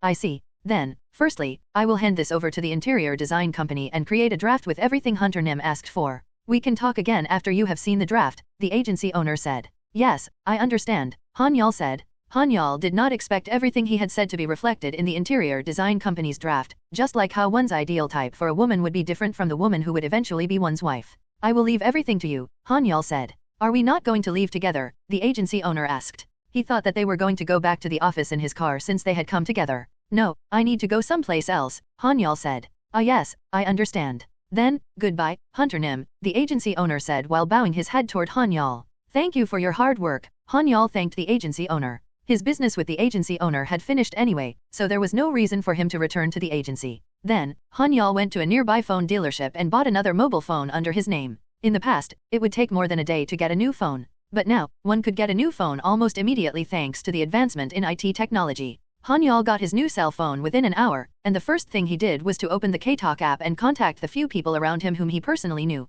He told them about the situation and gave them his new phone number. Wow, you have become quite famous, Han-Yeol. I could not watch your live broadcast since I was busy, but I watched the recorded one. Geez, I never knew that you are such an amazing hunter. Watching you really motivated me. I would love to have a drink with you, but I'm going out on a hunt soon so I won't have the time to do that. Let's definitely catch up and have a drink next time, Sun Jin said. Alright, Han-Yeol replied. Tisk, I wanted to go out for drinks with Sun Jin, Han-Yeol thought. He was slightly disappointed, since he wanted to stop by and have a drink with Sun Jin. He wanted to talk about his problems and share stories of what had happened during the filming before going home. Unfortunately, it seemed that Sun Jin was very busy. Figures. I heard that the bastard's running 2 to 3 jobs at the same time, Han-Yeol thought. It was a difficult and dangerous thing to do, but it was a surefire way to quickly become a hunter. It's just like him to do such a thing, though. Han-Yeol thought about the most amusing quality of his friend. Sun Jin had always been a very goal-oriented person ever since his schooling days. He never looked back or got distracted after he had set a goal for himself.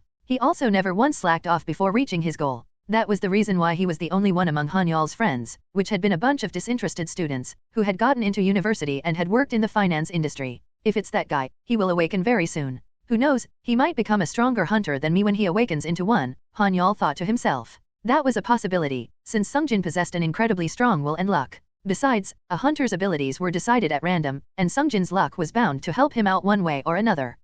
So what should I do now? Han-Yeol wondered. He had nothing to do after finishing most of the things that he had to do. After his plans to have a drink with his friend had fallen through, he thought, I don't want to go home yet. He did not have much to do even if he went home, so he decided to go for a stroll instead. At first, he just tried to walk around aimlessly, but he soon had many thoughts in his mind. Thankfully, the thoughts he had were positive ones. I almost forgot that I have to hire a financial manager now that I've almost reached $1 trillion in my account, Han-Yeol suddenly remembered while he was walking. Yubai had advised that it was necessary for Han-Yeol to hire a financial manager, because his assets would keep growing until it went beyond his control. I think I should also hire my own personal lawyer as well, Han-Yeol thought. Han-Yeol realized that the more he thought about it, the more people he needed to hire. It was going to cost a lot of money, but that did not bother him at all, since he could recoup all of his costs by going out to hunt. In fact, he could earn hundreds or even thousands of times more than his cost if he went out hunting. I need to increase the amount of money I spend, Han-Yeol thought. He initially thought that he was already spending a lot of money, but he was actually living a very simple life when compared to the amount he was earning. His main problem was that he did not know how to simply waste money on extravagant things because he never once had money to waste in his life. That's right. I should spend money on what a hunter can easily spend money on. I should go and upgrade my equipment, Han-Yeol thought. Just as he was about to move, a message suddenly popped up. Ding! The rank of walking has risen from A to M. Walking has reached master rank. There is a possibility of the skill evolving if certain conditions are met. You have successfully fulfilled the requirements to evolve the skill walking. The skill has started to evolve. Walking has created a sub-skill instead of evolving. A new skill has been created, Mana Pouch, F. Why is the reward for mastering the walking skill the Mana Pouch skill? Han-Yeol thought in confusion. Han-Yeol opened his status window. Name, Lee Han-Yeol. Level, 103. Points, 0. STR, 177. VIT, 164. AGI, 151. MAG, 275 plus 71. LCK, 10. Invoke, 150. Skills, Dismember, C. Sword Mastery, M. Flash Strike, D. Head Cutter, F. Walking, M. Mana Pouch, F. Mana Control, A. Mana Mastery, A. Sixth Sense, B. Restrain, A. Body Strengthening, A. Mana Eyes, A. Stab, A. Dagger Mastery, E. Chain Mastery, M. Infinite Library, M. Shield Bash, A. Fire Attribute, A. Mana Explosion, B. Chain Smite, A. Marksmanship, B. Martial Arts, A. Enchant, C. Sword Breath, B. Restore, D. Healing Bullet, E. Enhance Healing, D. Summon Demon, D. Telepathy, B. Power Meditation, D. Psychokinesis, D. Force Shield, C. Catwalk, D. Mana Absorption, C. Demon Eyes, C. Mana Strengthening, F. Mana Bullet, F. It certainly seems like the reward for mastering walking. Let's see. Mana Pouch, Han-Yeol thought as he looked at the skill's description. Mana Pouch, F. Type, active/passive. Description: the excess mana produced by walking will not be dispersed into the air when the user's mana capacity is maxed out. Instead, this skill will store the excess mana. The stored mana may be given to another person or used by the user to activate a skill in case of emergency. The mana stored by this skill will be up to 2000, and its capacity will increase by an increment of 2000 whenever this skill levels up. Wow, is this for real? Han-Yeol thought in amazement. Looking at its name alone, he initially thought that the skill was not going to be a big deal. After all, its name Mana Pouch didn't make it sound too valuable, but he soon changed his mind after he read the skill's description. Storing the excess mana is one thing, but I can give the mana to someone else? He thought in astonishment. This was basically a way to cheat when hunting. It was not a skill that directly benefited Han-Yeol, but he could give his mana to a porter, who had no mana capabilities to use mana attacks, or even a party member, who was unable to use their skills due to running out of mana. The potential that this skill had, made it an understatement to even classify this as an S-rank support skill. If I continue at this rate, it may not be just a dream to become the best hunter in Korea or maybe even in the entire world, Han-Yeol thought to himself. Han-Yeol was easily motivated to go out and hunt, since he grew stronger the more effort he put into himself. It was quite common to see hunters ending up in a rut, becoming selfish, and losing passion for becoming stronger these days. When one would ask them for the reason why they turned out like this, they would reply by saying that it was because every day was just an endless repetition of the day before. After all, it was not that they would get stronger just by working hard like Han-Yeol did, since they had awakened with 3 predetermined skills that would remain until the day they died. It was unavoidable for someone to end up in a rut and lose passion if there was no progress in whatever they were doing. This was true no matter how passionate someone was about their occupation. That was why it was quite common to see hunters lose their passion for hunting and work just to make a quick buck, and they would avoid risking their lives. This explained why no hunters would be present when there were disasters happening in civilian areas. Well, that has nothing to do with me, Han-Yeol thought as he shrugged his shoulders. Han-Yeol was proud of the fact that he had grown stronger even though the skill he just got was not a combat skill. But first, let's fill Mana Pouch with mana, Han-Yeol thought as he immediately started to make a move. Step, step, step. Han-Yeol began to walk at a brisk pace. He was not going to gain more mana or quickly gain mana the faster he walked, but his quicker speed was his way of expressing the happiness and joy he felt at the moment. Hum, hum, hum, hum, Han-Yeol hummed as he walked in a good mood. Ding, huh? Han-Yeol muttered in surprise at the system notification. Happiness has increased. A new skill has been created, Amplify. Again? Han-Yeol muttered inwardly in surprise. This was his first time learning 2 skills in a row in this manner. Amplify, he thought as he checked the skill description. Amplify, F. Type, active. Skill description, the user may temporarily amplify their mana or skill. However, the user will have to offer 1 mana stone as an offering, and the amplification rate will be 40% the offered mana stone's purity. The amplification rate will increase by 10% every time this skill increases in rank. What does this even mean? Han-Yeol wondered as he was confused by the description. The skill seemingly worked in a similar fashion to a certain once popular card game that required the user to sacrifice their mana stone to amplify their mana. It will be difficult to frequently use this skill, Han-Yeol thought. It was already stomach-churning to waste the mana stones by absorbing them, but the thought of using it to amplify his mana made it even worse. In fact, he was starting to think that his skills were getting more demanding as they appeared. Leaving those thoughts at the back of his mind, Han-Yeol made his way toward Hunter's Workshop Street and invested 50 billion won at the dwarf's workshop to craft another sword and chain. He then went to the Hunter Mall, where he brought protective equipment for the first time since becoming a hunter. He purchased a set of equipment to protect his chest, arms, legs, and neck. That was how Han-Yeol had spent the entire day alone. Time passed, and it was finally the day that not only he but even the public long awaited for. It was the day for Han-Yeol to publicly choose his raid party. The selection meeting is today, right? Was it at 3 p.m.? Yubai asked Han-Yeol. Yes, it's at 3 p.m., Han-Yeol replied. Yubai was currently at Han-Yeol's house. She was in charge of the raid selection meeting that would be held via video conference, since she was Han-Yeol's personal manager. The response is starting to get really intense, Yubai said. I know right, Han-Yeol said. It was currently 1:20 p.m. The website where the video conference would take place was already full of the raid party's IDs even with an hour and 40 minutes left to go. n/o/vel/b/in.c//om. Wow, all the famous raid leaders like Kiker, Caucus and more have gathered. It really is amazing to be both healer and supporter at the same time, Yubai said while seemingly fascinated by the situation. Keek? Exactly, Han-Yeol laughed leisurely. Han-Yeol had worked as a porter for 4 years, so he was already quite experienced with raid groups and guilds to the point that he was sick of them. He had also seen firsthand how much they were obsessed over healers, so that was why he was able to gauge how valuable he was going to be when he first gained his restore skill. That was why he was not impressed with all these raid parties and guilds gathering here today. He had already expected this to happen. They were bound to get riled up since I explicitly mentioned that I will be joining a raid party and not a guild, Han-Yeol thought. There were going to be a lot of raid parties that were affiliated with a guild trying to scout Han-Yeol, but there were bound to be even more raid parties that were not affiliated with any guilds. These raid parties without any guild affiliations were bound to be even more riled up than the others, since scouting a healer to join was already a difficult thing for them to do, and most of the healers they did manage to scout usually ended up turning out to be fake healers.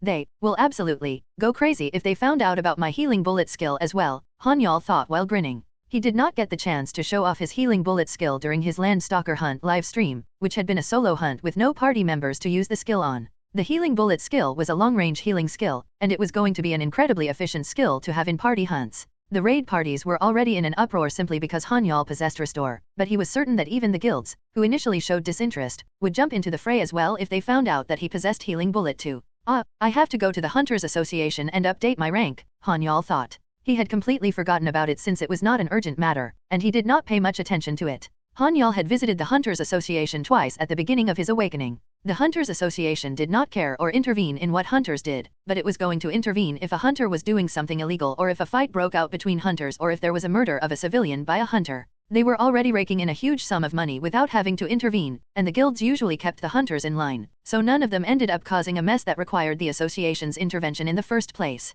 The main task of the Hunters Association was to protect the interests of the hunters whenever the government or the Congress tried to meddle in their affairs. Appa, there's only 10 minutes left before the meeting starts, Yubai alerted Han-Yeol, who was immersed in playing his phone game, that the event was about to start. Oh, you're right, Han-Yeol replied. Han-Yeol shut down his mobile game and went out to his living room. Then, he turned on his camera and logged into the website of the Hunters Association, and accessed the public video conference room. He greeted, "Hello." His face appeared on the screen once he connected to the video conference room, and his video conference room was posted on the main page of the association's website since he was the main star for today. Thanks to that, everyone immediately knew that he had logged on for the meeting. Oh, hello, Han-Yeol Hunter Nim. Kaya, I am a fan. The video conference's chat was very hot with reactions and comments blazing in. The video conference was conducted in an open conference room, and that was why even the people who were not directly participating in the conference could take part through the chat. The raid selection meeting was usually kept away from the public's eye and conducted behind closed doors, with only a few invited individuals or entities taking part. However, this meeting was made public since Han-Yeol had requested it to be made public, and the association had no choice but to agree to his demand. Then, Yubai stepped forward and brought the microphone toward her. She began calmly reciting the lines from a script she had memorized. We will soon begin the raid party selection of Lee Han-Yeol Hunter Nim. The explanation of this meeting's rules was supposed to begin 10 minutes later, but I will start explaining now since the representatives of the raid parties that signed up are all present. We will start the raid party selection meeting 10 minutes after the explanations have been provided. Han-Yeol had told Yubai to read from the script since it was not even an official broadcast, but she had chosen to memorize the entire script. She did not want to look incompetent by reading from a script in front of so many people. Most importantly, it is forbidden for raid leaders to criticize or argue with each other. We will force you to leave the meeting if you cause trouble or start a fight with one another. Please keep in mind that this is a public broadcast for everybody to see and not a private meeting, Yubai said. Han-Yeol possessed quite a unique set of abilities, which were mostly growth type, but there had been others who had awakened with outstanding abilities and received quite the exposure to numerous raid parties and guilds.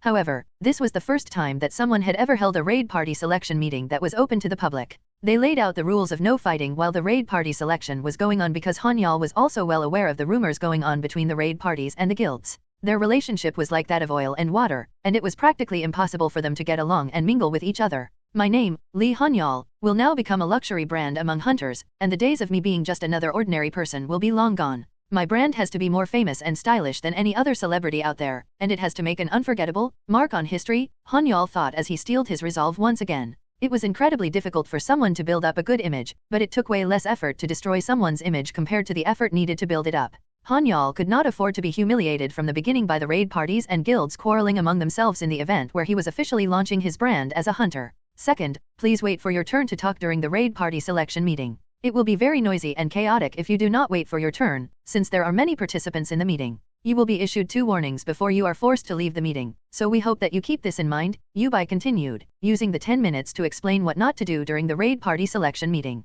She did not really have to explain the other rules of the selection process since everyone would already be familiar with it. Thirdly, Yubai continued talking as she explained the other rules. 10 minutes quickly passed, and it was now exactly 3 p.m. That was the moment Yubai announced, "Then, we will start the raid party selection meeting." Wow, just watching this selection meeting is making me nervous. Who will take Hunter Lee Han-Yeol? The Falcon Raid Party? Or the Brown Bomber? Or maybe the Bear Trap? I don't care who takes him, I only want to look at Yubai. Yubai, this Appa loves you so much. Yubai had a lot of fans blowing up the chat. This was unsurprising, since she, at the young age of 18, exuded youthful beauty on screen. The viewers, who were mostly male, went crazy over her. Han-Yeol read the intense reaction on the chat window and thought, Yubai really is growing up and becoming a beauty. Perhaps she was eating well after becoming a porter, or maybe it was her constant exposure to mana, but Yubai was indeed getting prettier by the day. They say that girls are all grown up when they reach high school, but Yubai is still blooming, Han-Yeol thought. It was a bit strange, but Han-Yeol felt proud of the fact that he was working with her.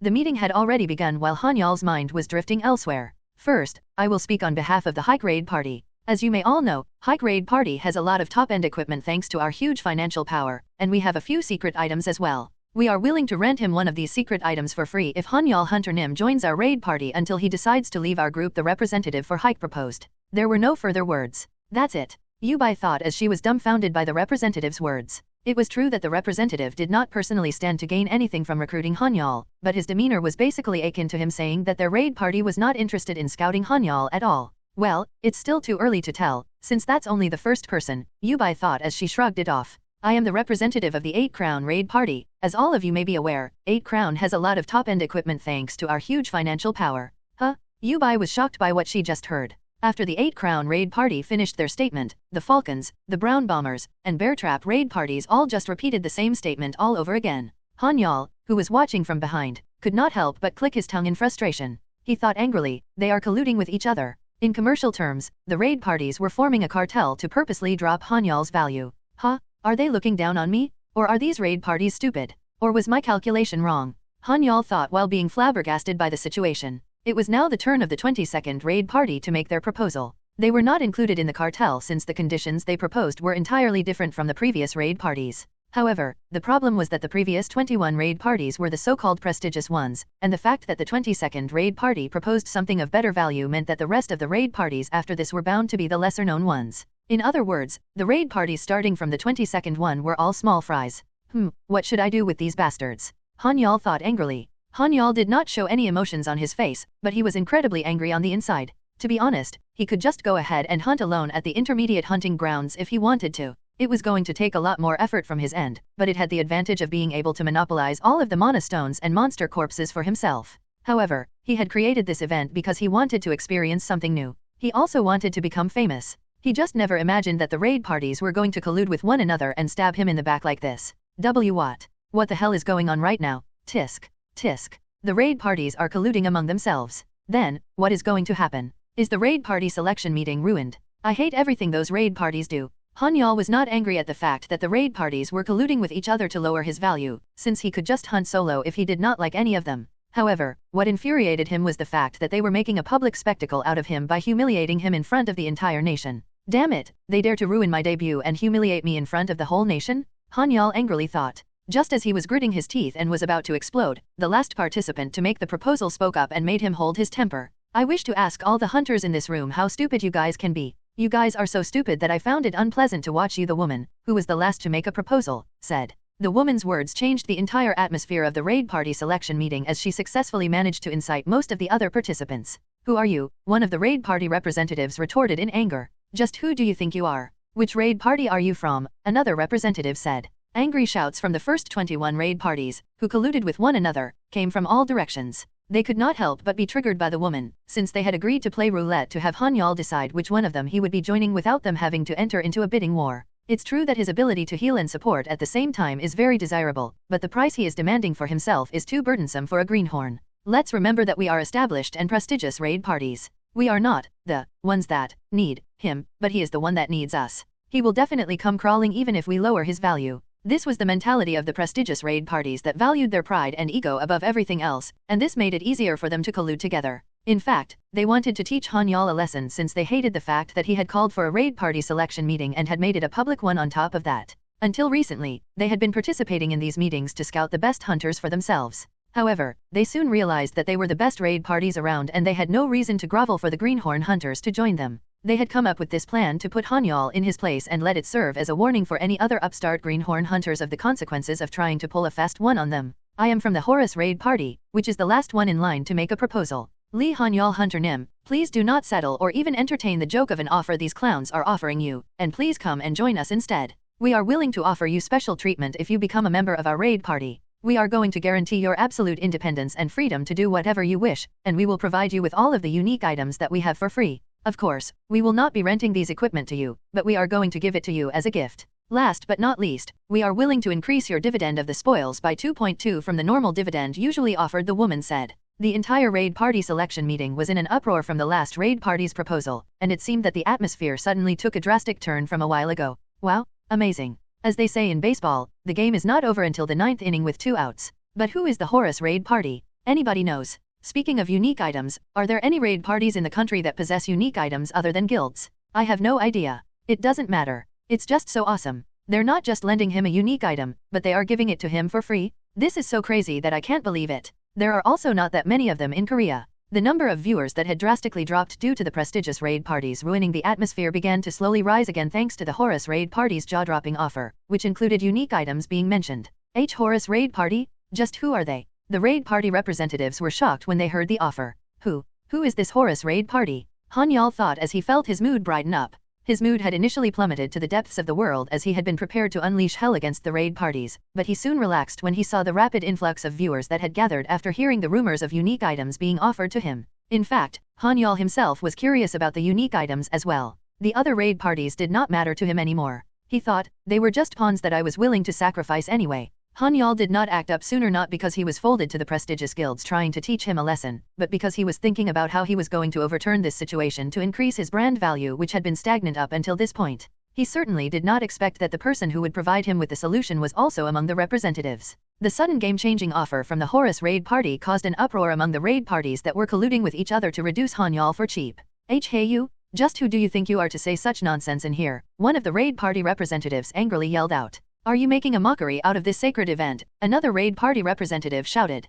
Who the hell are you people? Who invited them here? Another raid leader yelled out in anger. Embarrassment, annoyance, and anger could be heard from the voices of the raid party representatives who had tried to collude together. However, the game was almost over. Appa, Yubai said as she slightly tilted the microphone down and looked at Han-Yeol. When Yubai gave the signal and wondered what she was supposed to do next, Han-Yeol gave her a smile and nodded firmly. Yubai, seeing Han-Yeol's signal, nodded in response to say that she understood what he meant. She quickly returned to the microphone and announced, the last raid party has submitted their proposal. It was originally planned that a few days would be taken to carefully discuss and weigh each and every one of the proposals, but Han-Yeol Hunter Nim has decided to make his decision right now. The raid party that has been selected from this raid party selection meeting is the Horus raid party? Congratulations. The chat room erupted as soon as Yubai's announcement was done. Wow, I knew it. Serves those arrogant raid parties right. Screw you. Ha ha ha ha ha. It's been a while since I saw these arrogant raid parties get humiliated. This feels great. Yubai, this Appa loves you so much. There were a few strange chats mixed in between, but the overall reactions were favorable to Han-Yeol.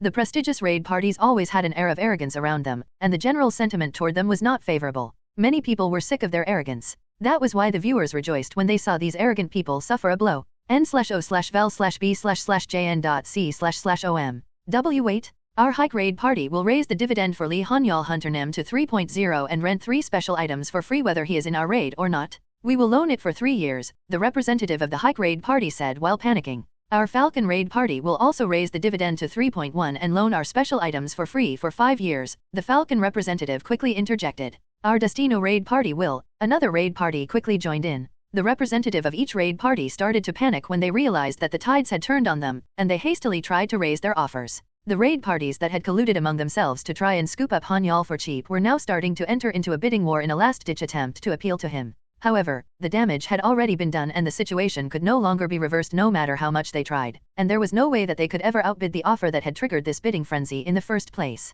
Tisk tisk. Do they think that they can beat the offer of free unique items? Tell me about it. I would choose the proposal that's offering to guarantee my freedom to do whatever I want even if the dividend is a bit lower. Not to mention, they made sure that it was going to be a no-brainer the moment they threw in the unique items as a gift. I always say that our nation's raid parties are all stupid. How can they be so similar to politicians? Tisk tisk. Most of the viewers of the raid party selection meeting were from small or medium-sized raid parties and some temporary parties, so the flurry of criticism the prestigious raid parties suffered ended up becoming even harsher. The average hunter was often subjected to power abuse and being looked down on for being weak or having no backing by the members of the prestigious raid parties. This was why the viewers were relentless and merciless when it came to dishing out their criticism against these prestigious raid parties. The natural law of this world dictated that the weak had to keep their mouths shut in public and keep their opinions to themselves.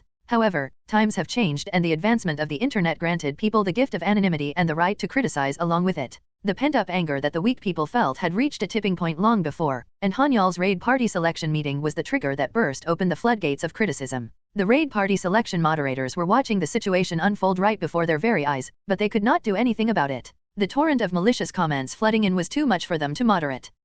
They look like zombies chasing after a prey, Han-Yeol thought while being amused at the situation. Han-Yeol could not listen to anything the raid party representatives were still shouting into their microphones as they tried to grab his attention, and this was because Dobi had already muted the broadcast from their side. However, she kept their side unmuted so that they could still hear Han-Yeol give a final closing speech. Han-Yeol got up from his seat and went towards the microphone that Dobi had left for him. He said, "I would like to express my deepest gratitude and sincere apologies to all the viewers who watched my raid party selection meeting. I wanted to show you some thrilling and intense competitive bidding, and I also wanted to show off my cool side. Unfortunately, things did not go as I expected due to some unforeseen circumstances. That is why I am giving everyone who tuned into the broadcast a one-time coupon to use on my channel for free as a token of my apology." Oh wow, that is so cool. Sweet. I love you. As expected, Lee Han-Yeol Hunter Nim is extremely generous. God Han-Yeol. Kaya, I'm getting drunk from the euphoria. So cool. Unlike a certain type of people. Kukiku. By promising to give every single one of the viewers a free channel access coupon, Han-Yeol caused the chat room to erupt once again.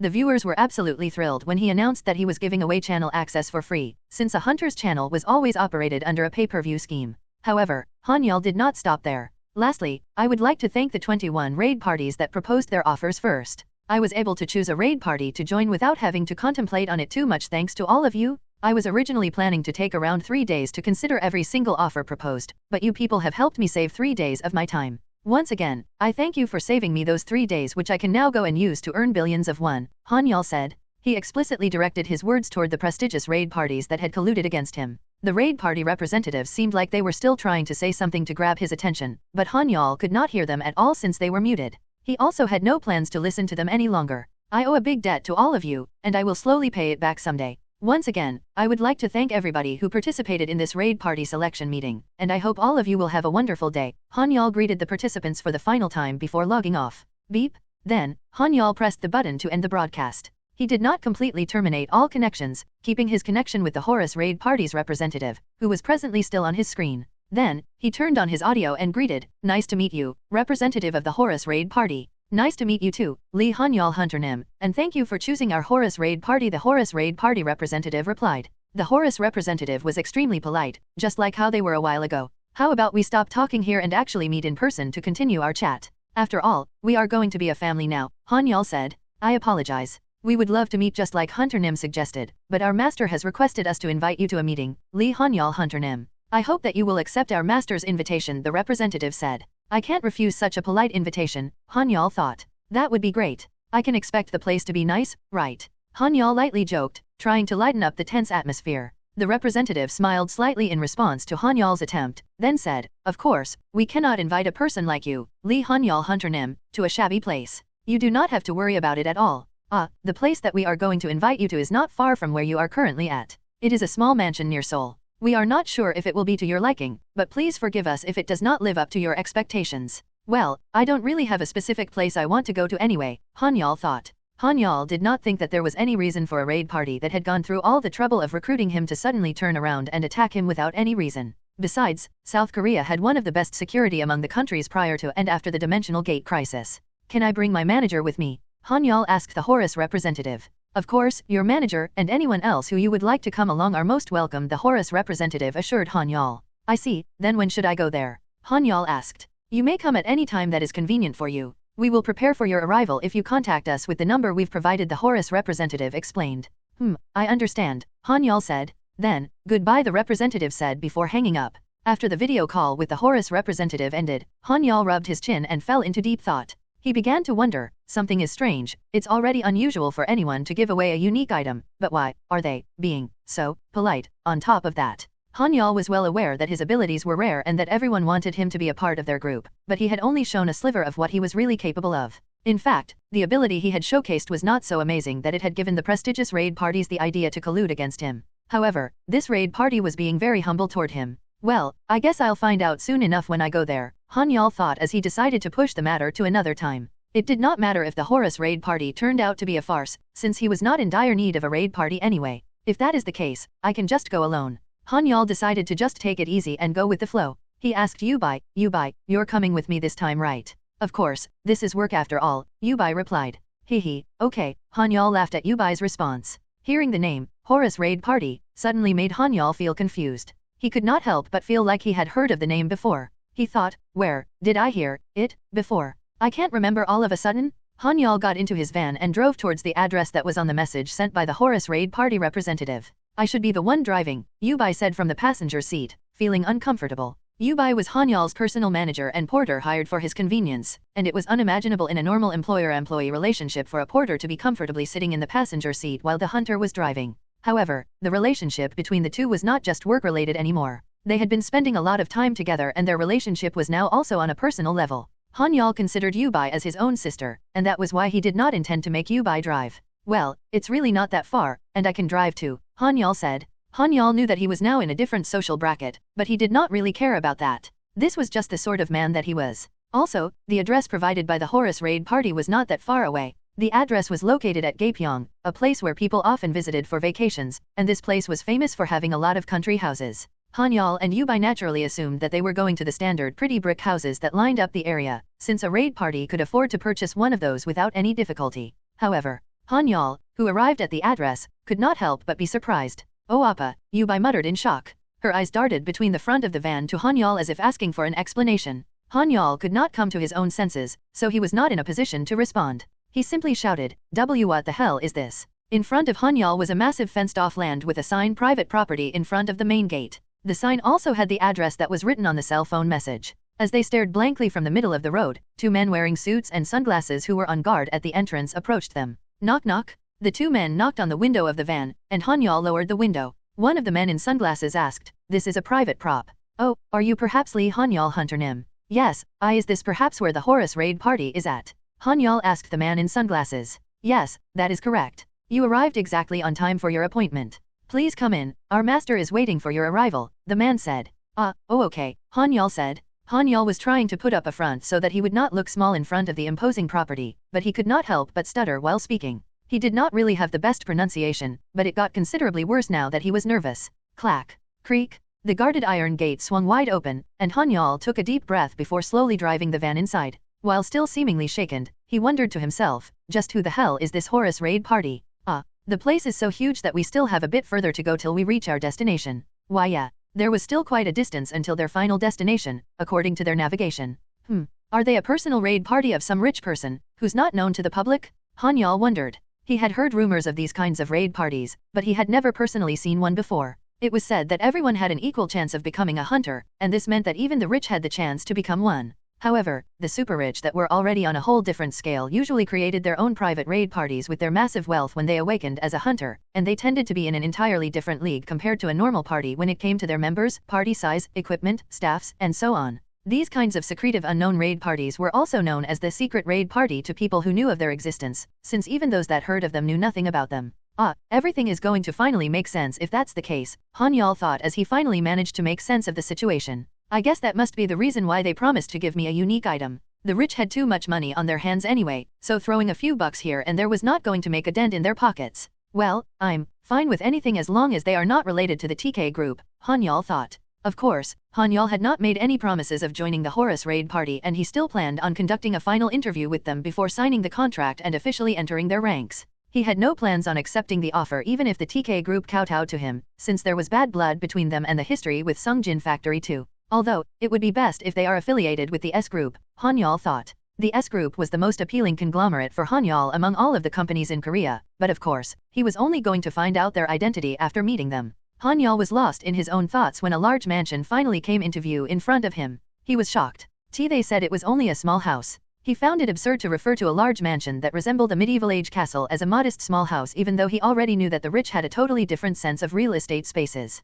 Han-Yeol, whose assets were yet to exceed 1 trillion won, felt like he had entered a different country the moment he approached the gates. He thought in amazement, so this is the class of the super rich. Wow, this house is so beautiful. Yubai exclaimed with sparkling eyes. Yubai fell in love with the architectural design of the humongous mansion while Han-Yeol felt slightly intimidated by the size of it. Architecture was something that Yubai had always been interested in even before becoming a porter, and she would have chosen to study architecture at university if her family's situation had allowed her to. In fact, her love for architecture remained even while she had been hopelessly wandering around aimlessly or had already changed her career path to a porter. Han-Yeol saw Yubai's reaction and said, "That's true, it really is a beautiful mansion that can only be seen abroad or on the internet." His reaction was a bit milder compared to Yubai. He might be interested in beautiful houses, but he wasn't interested enough to look them up during his free time. Vroom, clack. The mansion's gate opened automatically as Han-Yeol's vehicle approached it. It seemed that the people from the initial entrance had already informed them of their arrival. But that's weird. A rich person with a mansion and land of this size should have appeared on the internet or the news at least once, Han-Yeol thought. Critics might say that Korea had low freedom of press to report on wealthy and influential people, but the new outlets made sure to pounce on juicy gossip stories, such as humongous mansion for example, like a group of hungry hyenas. Han-Yeol was up to date with any kind of rumor or news in the country, but he did not recall hearing of a person wealthy enough to possess a mansion of this scale in Gapyeong. I wonder, is he some rich man working in the media industry? Han-Yeol wondered. Han-Yeol thought that there was a possibility of the person being some kind of media conglomerate. However, after giving it some more thought, that did not make much sense. The person could not have possibly stopped every news article about him no matter how influential he was in the media world. However, what? Han-Yeol was astounded by the scene that greeted him next. He could see the rows of bodyguards and attendants who were lined up near the entrance of the mansion. Han-Yeol glanced at Yubai, who was still oblivious to what was going on since the mansion had already fully captivated her. They all foreigners? Han-Yeol thought. On top of that, most of them seemed to be of Middle Eastern descent, and the theories lingering in Han-Yeol's mind instantly disappeared the moment he saw them.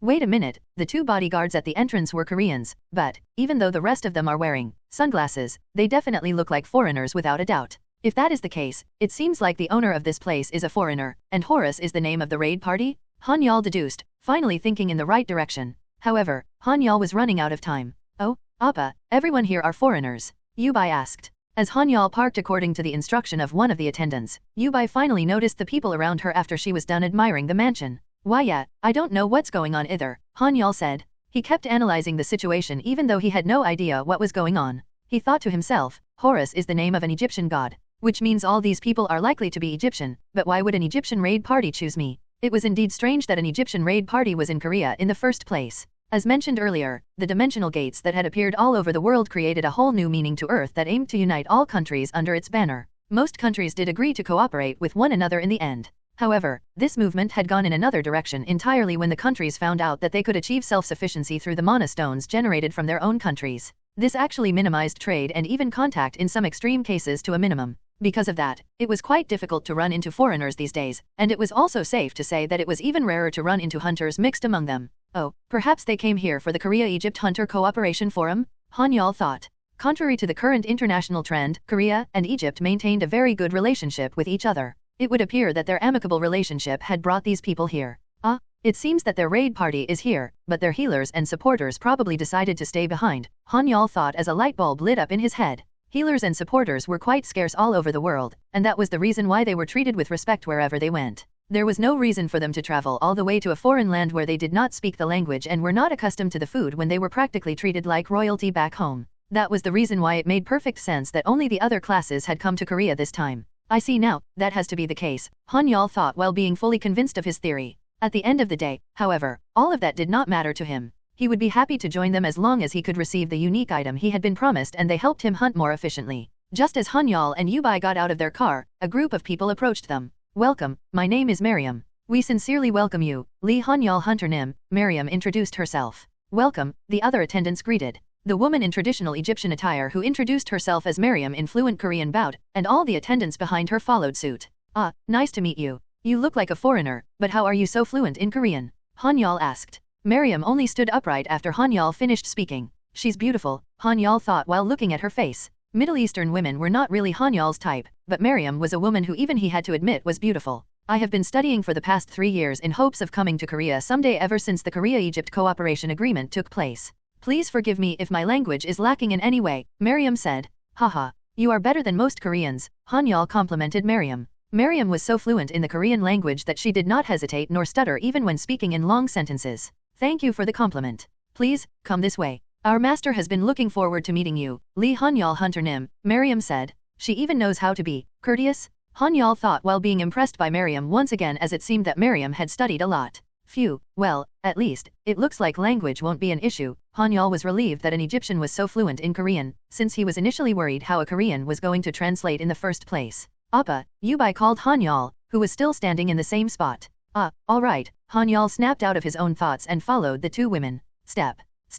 Miriam led Han-Yeol and Yubai to a large living room in the mansion. Taearanim, I am here with Lee Han-Yeol Hunter Nim and his manager, Miriam said in Arabic before entering the living room. She then bowed her head toward the person looking out the window. Miriam had spoken in Arabic since Egypt was an Arab country. Who's that? Han-Yeol curiously thought before he stuck out his head to get a good look at the person who was looking out the window. Noticing that it was a woman, he then thought, at least it's better than working with a man. Han-Yeol definitely preferred to work with a woman instead of a big brawny man since he was going to enjoy his work better that way. The woman who was looking out the window slowly turned toward them after hearing Miriam's announcement. What? This can't be? Han-Yeol was shocked when he saw the woman's face. Why you are? Han-Yeol exclaimed in surprise. He had briefly met the woman at the scene of the terrorism and had thought that he would never get to see her again. Who is the goddess of Egypt? Taearanim. The noble lady of Egypt, Taearanim. Her followers alone make up 1/3 of Egypt's population. The spiritual pillar of the whole African continent. Various news agencies continued releasing information about Taearanim with all sorts of eye-catching headlines, and Han-Yeol,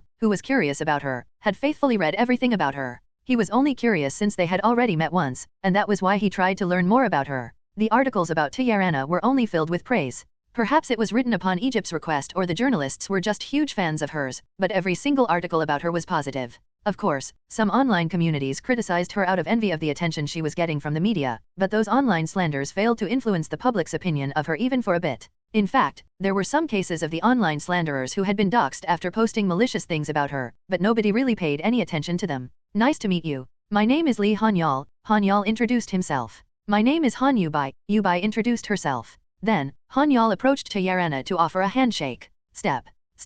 The two female bodyguards beside Taearanim flinched the moment Han-Yeol approached and they immediately tried to unsheath the swords on their waists, but Miriam quickly stopped them. Do not interfere. A powerful telepathic wave hit the two bodyguards in the head. N/O/vel/B/jn.C//OM. Yuk. Cook. The bodyguards had instinctively unsheathed their swords even though they had been instructed not to interfere because of their loyalty toward Taearanim. They were also in a foreign land, so the tension within them was at the max. The bodyguards straightened their posture after recovering from the mental shock. I apologize. I am sorry, Miriam Nim. They acknowledged their mistakes, bowed their heads, and stepped back to their original positions. The entire thing had transpired in just a few seconds amongst themselves, but Han-Yeol, who had telepathic skills of his own, had overheard everything the moment Miriam used telepathy on the bodyguards. His telepathic skill had leveled up to B rank through his communication with the demons, Kiker in particular, so he was able to easily intercept other telepathic communications. These people are weird, Han-Yeol thought. Nevertheless, he ignored what happened and extended his hand toward Taearanim to request for a handshake. Taearanim stared at Han-Yeol's extended hand before she extended hers and gently shook his hand. So soft, Han-Yeol thought while admiring the sensation on his hand. He was aware that Taearanim was a hunter just like him, but her hands were so soft that it felt like he was touching a cup of pudding. What's wrong with me? Han-Yeol thought in surprise as he quickly got rid of the strange thoughts in his mind. It was unacceptable for him to have such weird thoughts of her, since she was not just another ordinary person but Taearanim, a revered international goddess as well as the princess of Egypt. There were numerous men who would cry themselves to sleep at the thought of Han-Yeol having a one-to-one meeting with Taearanim, and they might start terrorizing him if they found out that he even shook her hand on top of his meeting. Please, have a seat, Miriam said. She stepped forward and recommended Han-Yeol to have a seat after the two shook hands. Okay, Han-Yeol muttered in reply. Han-Yeol and Yubai sat on a very soft and luxurious sofa at Miriam's beckoning. Taearanim sat on the seat of honor while Miriam sat across from them. First of all, I apologize for hiding my identity when I approached you, Taearanim said. Taearanim would like to apologize for lying about her identity and participating in the public raid party selection meeting, Miriam translated. Oh, that's all right. It does not matter whether you keep your identity private or public anyway, since you have been officially selected. As long as you keep what you promised during the open selection, Han-Yeol replied. He did not really care whether he was working with an Egyptian raid party or a Korean raid party. The original actually says she even knows the 4-character idioms, since she used that in the previous sentence, but it does not make sense in English so it has been substituted. Disclaimer, the plot, characters, and opinions presented in this novel are purely fictional and do not necessarily represent the views of Wuxia World, our translators or partners. Han-Yeol could be branded as a traitor in this day and age where countries had closed off their borders, but he did not really care about all that. Being patriotic is also a mental disease? This was Han-Yeol's honest opinion. He believed that a hunter was already doing everything for their country if they did not try to evade taxes and faithfully paid it. Everything else after that was up to the individual's personal beliefs, and nobody could say anything about that. Miriam translated Han-Yeol's words to Taearanim. Of course, I will give you the unique item, and grant you the special member status that gives you complete freedom, Taearanim said. Tae said that she will give you the unique item and grant you a special member status that grants you complete freedom, Miriam translated. Haha, then the conditions are not bad for me at all. When should we sign the contract? Han-Yeol asked. Go through the rest of the details with Miriam instead, Tae said. You may discuss the rest of the details regarding the contract with me, Miriam said. Miriam, call me when you are done, Tae said. I understand, Tae Miriam said. After leaving the rest of the work to Miriam, Tae got up from her sofa and left the living room. Han-Yeol and Yubai also stood up from their seats. It was customary in Korean culture to stand up from one seat when an elderly person or a person of higher status got up from theirs. Tae might only be 20 years old, but she was still a charismatic princess who carried an air of dignity around her. People would automatically acknowledge her status. Han-Yeol knew that Tae was the same age as him, but he found it hard to believe. The two of them carried themselves so differently. As expected, royalty have a different air around them, Han-Yeol thought. He could not use demon eyes because of its distinct characteristics that made his eyes glow red, but he could tell that she was at least 2 levels stronger than him. He had seen her fight against the terrorists, after all. Well, I'm certain that Tae isn't a master rank hunter, but she did mention that she's an S-rank hunter, Han-Yeol thought while recalling the information he knew about her. An S-rank hunter was already in a position where they could easily obtain whatever riches and treasures they wished to have. In fact, the S-rank could be seen as the pinnacle of the hunters since the master-ranked hunters could be considered an anomaly. Not to mention, Tae was considered the noblest person in Egypt, a country where the caste system was reenacted. She was revered by the Egyptians as a child from heaven. This made it all the more of a mystery that someone of her status would personally come all the way to Korea, and it was an even bigger mystery that she would recruit Han-Yeol to her raid party. The negotiations between Han-Yeol and Miriam regarding the contract finally began after Tae left the room. Horus was the correct name of the private raid party that Tae owned and used to enter Korea, although they did lie about their identity prior to this negotiation. We, the Horus raid party, hold Han-Yeol's abilities in high regard. Of course, we do value your various healing and support skills highly, but the Horus raid party holds the combat sense and prowess you displayed when you hunted the land stalkers alone even higher. That is why we, the Horus raid party, have decided to not restrict you to a solely healing or supporting role, but to allow you to roam and do whatever you want in a hunt. We are also offering to let you have the freedom to do whatever you want during the time you do not have any scheduled hunts with us, Miriam explained. Han-Yeol muttered. Han-Yeol pretended to act cool on the surface, but he felt a bit surprised inwardly. He had thought that the Horus raid party only offered to recruit him because of his healing and supportive skills, which he had focused on showing off. However, they were valuing him on a much higher level than what he initially expected. Han-Yeol, who was a little shocked by the unexpected offer, asked, "Can you tell me more? This is a personal offer made by Tae, so please consider it as a formal offer. Our Horus raid party wishes to recruit Han-Yeol Hunter Nim as the vice commander and special operator for the raid party," Miriam said with a serious look. Vice commander? Han-Yeol could not help but feel shocked. Then, Miriam continued, and the dividend for the mana stones and monster corpses will be raised to 2.8 times. On top of that, I have explained earlier that we will not interfere with your personal activities aside from the regularly scheduled raid hunts. Furthermore, we will grant you the authority to select anyone from the raid party to bring along for your personal hunts. Please rest assured about their skills. They are all great Egyptian warriors, so they will not be lacking in their ability. Are you serious? Is this really a valid offer? Han-Yeol muttered in surprise. He could not believe the conditions that the Horus raid party was offering him, even though he was listening to them with his own 2 ears. Their offer was totally unheard of in the industry. You are surprised as expected, Miriam said with a smile. Snap. Miriam snapped her fingers before a woman wearing a traditional Egyptian attire came in and handed a yellow envelope to her. Then, she handed the yellow envelope to Han-Yeol and said, "This is our official contract. Please have a look. Nov. L. B /JNN.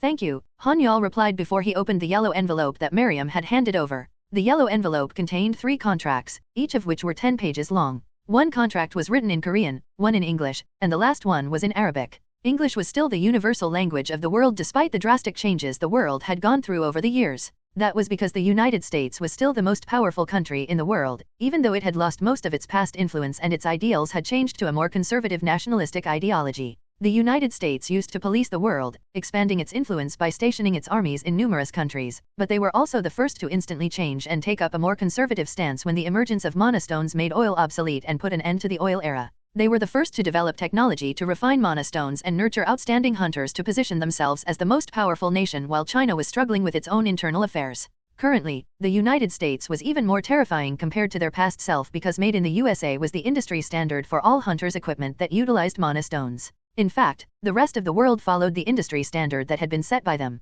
This was a testament to the superior technology of the Americans. The Americans, armed with their newfound technological superiority, progressed from policing the world to monopolizing the big markets by making sure that no trade could occur between other countries if they were not involved. The United States started to exercise even more influence around the world than ever before now that China and Russia were faltering, thus leaving the Americans unchecked. Han-Yeol muttered while going over the contract. Naturally, he was only looking at the contract written in Korean. He did not speak English properly, let alone Arabic, so they did not have to prepare 3 different contracts. I guess I have no choice but to study English and Arabic from now on, he thought. English was the universal language, so learning it was bound to be an advantage for him. As for Arabic, he had to study it since he was going to be spending time with Egyptians from now, and his pride wouldn't allow him to rely on translators all the time.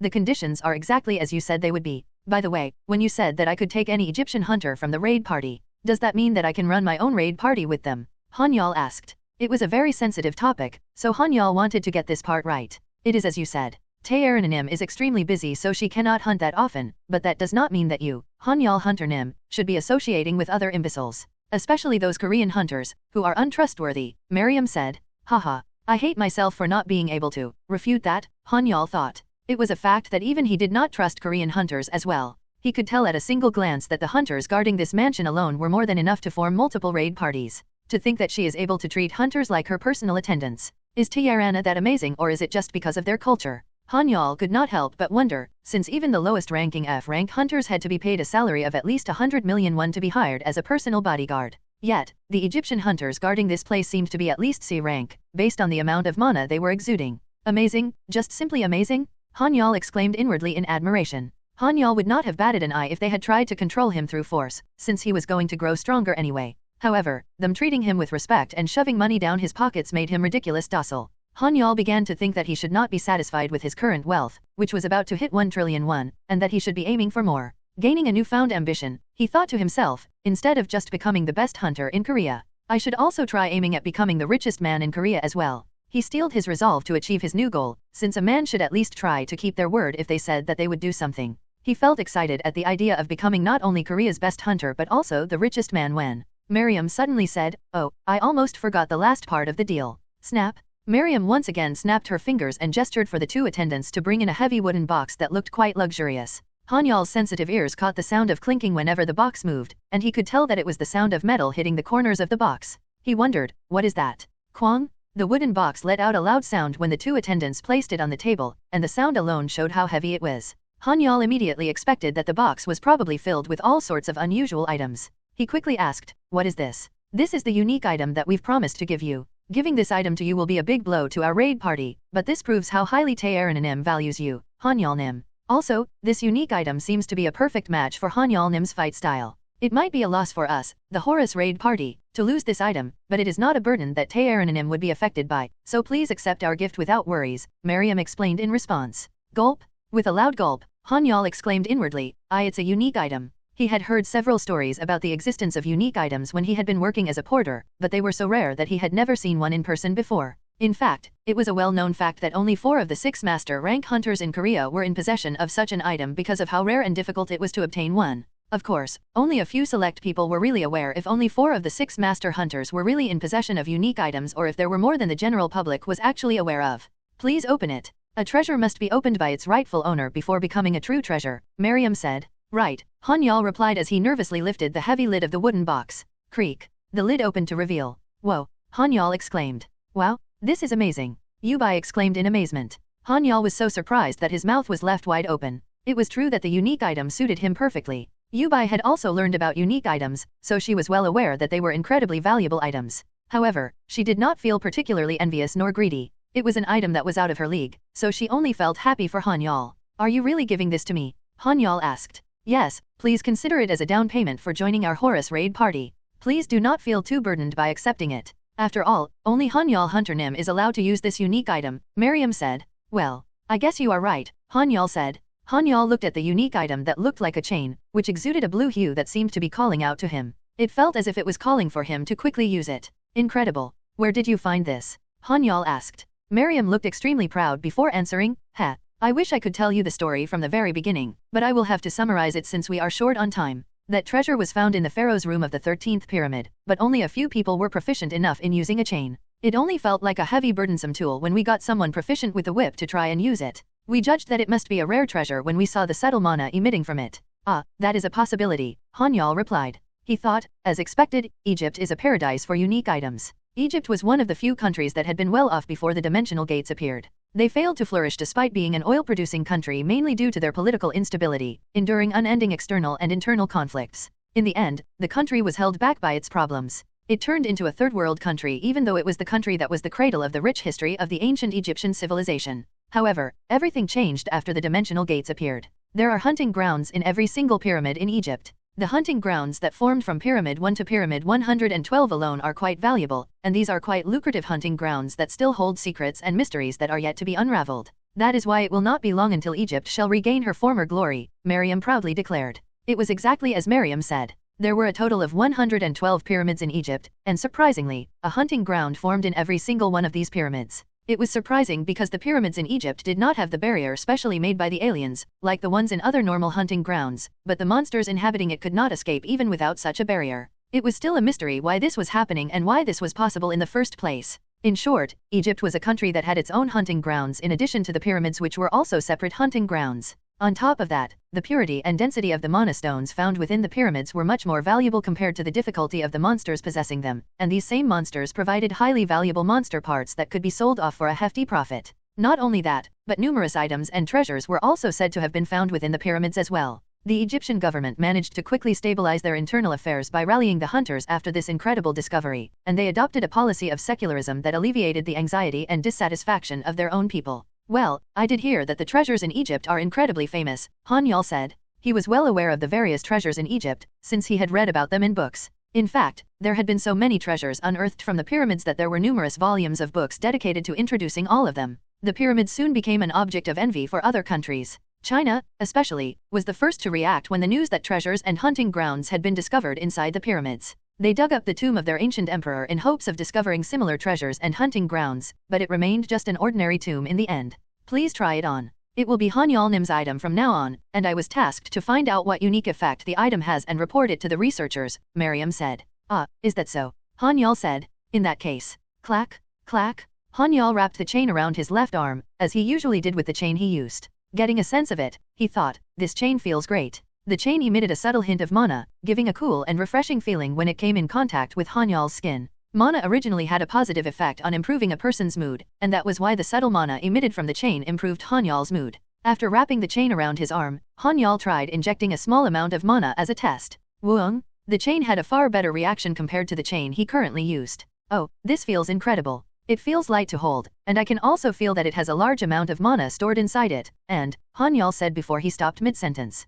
Woong! The chain suddenly started to react violently. What? Han-Yeol was startled by the chain's sudden violent reaction. He tried to control the chain by injecting his own mana, attempting to counter whatever was going on. He groaned, Cook. He desperately thought, see, calm down, will you? Appa. Yubai yelled out. Han-Yeol Hunter Nim. Miriam shouted. Miriam and Yubai tried to help Han-Yeol, but there was nothing that they could do to help him. They had no choice but to stand still and helplessly watch Han-Yeol writhing in pain. They needed to know what was going on for them to be of any help, but Han-Yeol spent a while struggling against the chain. Then, he could finally feel the chain's strength gradually getting weaker. Good, I just have to seal it all at once, Han-Yeol thought as he concluded that a dangerous situation could occur if the chain was left to act however it wanted. He decided to inject his mana to seal the chain and force it to obey him. 1, 2, 3. Woong! Han-Yeol injected an enormous amount of mana into the chain to seal it in one go. Ding! The unique item, Inkiju, has accepted its new owner. Inkiju is a living mana chain, and you may grant new powers to it. Do you wish to grant it new powers?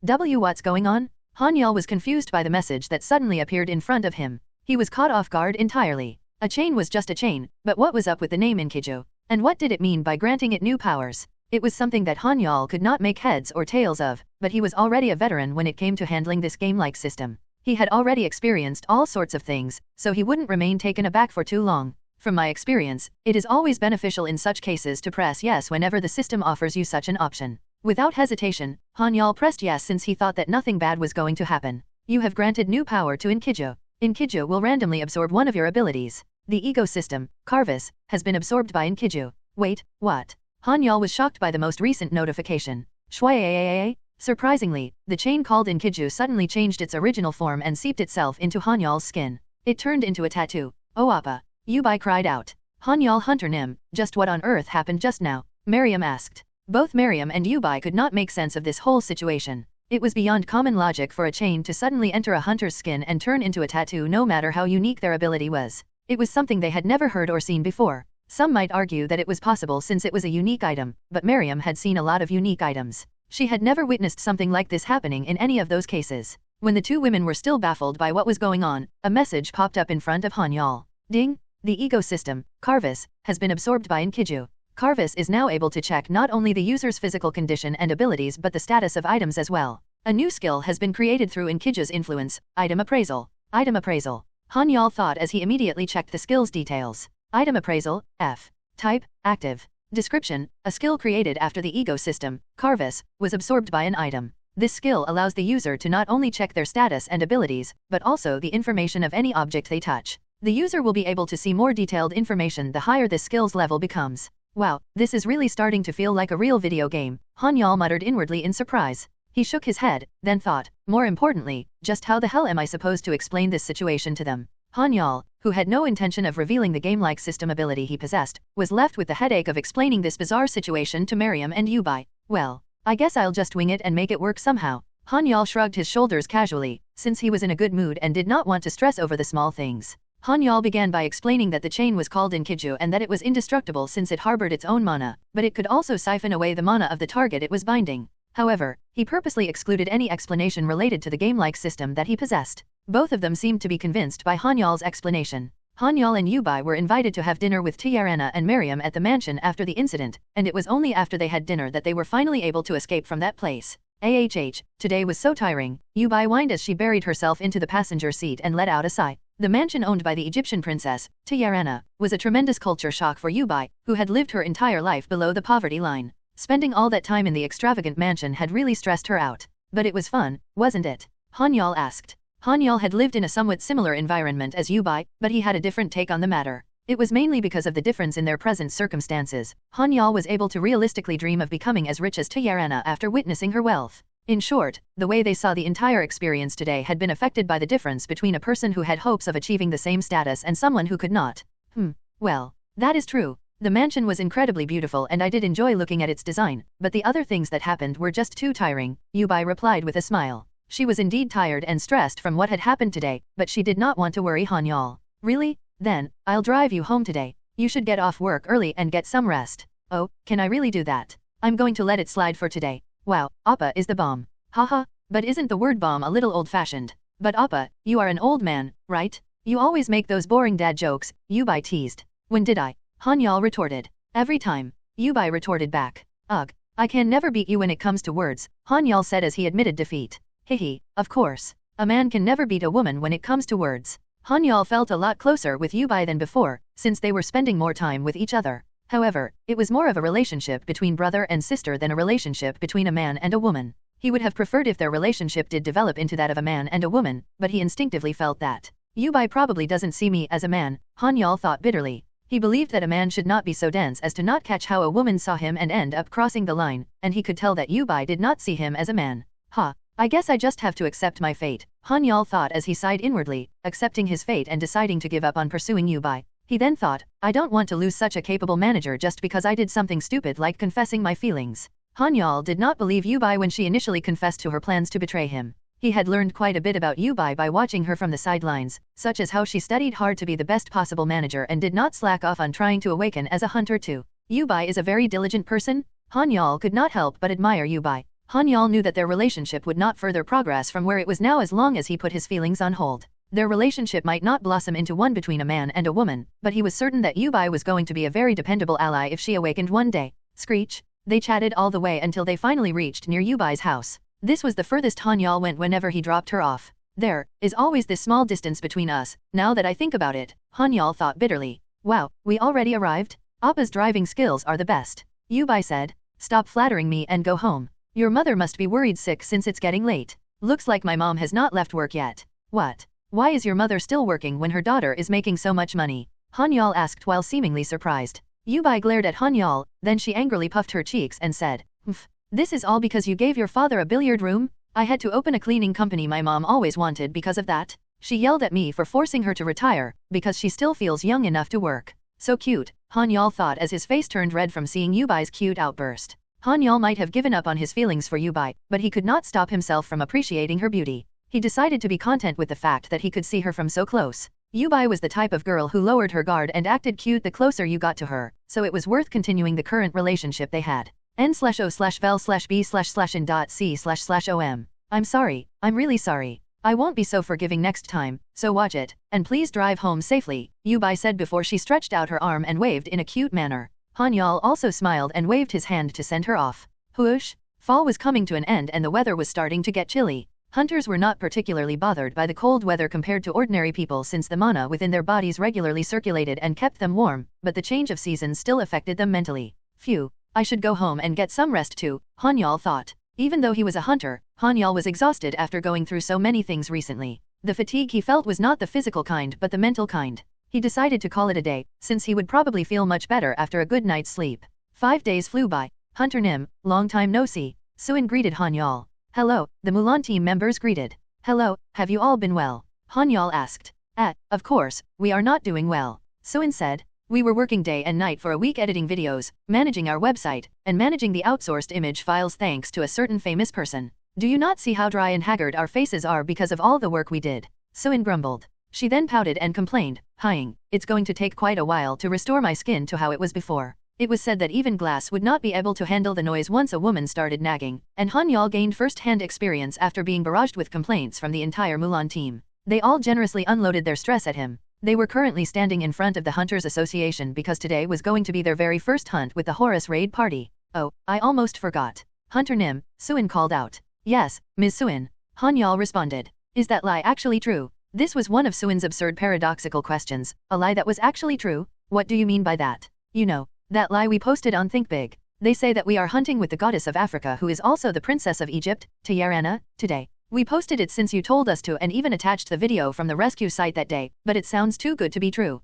I mean, she could have helped out at that time because of the terrorists and all, but I don't think Hunter Nim has what it takes to be associated with a goddess like her. Have you heard of that rumor? One of the Korean master hunters tried proposing to her, but she shot him down almost instantly. So, how does it make sense that she is going to be hunting with us? It doesn't make sense. It has to be a lie. Suin was having a hard time believing whether what Han-Yeol said was true or false. A party had been hosted the evening after the Korea-Egypt Cooperation Forum concluded, and the party had been attended by the top-ranking hunter in Korea alongside a master-rank hunter. He was known as the Halazen Monster, but his real name was Kim Tae-san from Jeju Island. Kim Tae-san had asked Tiarana out on a hunt together with his raid party without any romantic intentions or inclinations. He had believed that if her raid party and Tamra, which was Korea's top raid party, joined forces, then they would be an unstoppable force. n/o/vel/b/in.c//om. Tae-san had been confident that the Egyptian princess would immediately accept his offer. After all, a hunter was instinctively inclined to surround themselves with the strong and they naturally preferred to work with powerful comrades.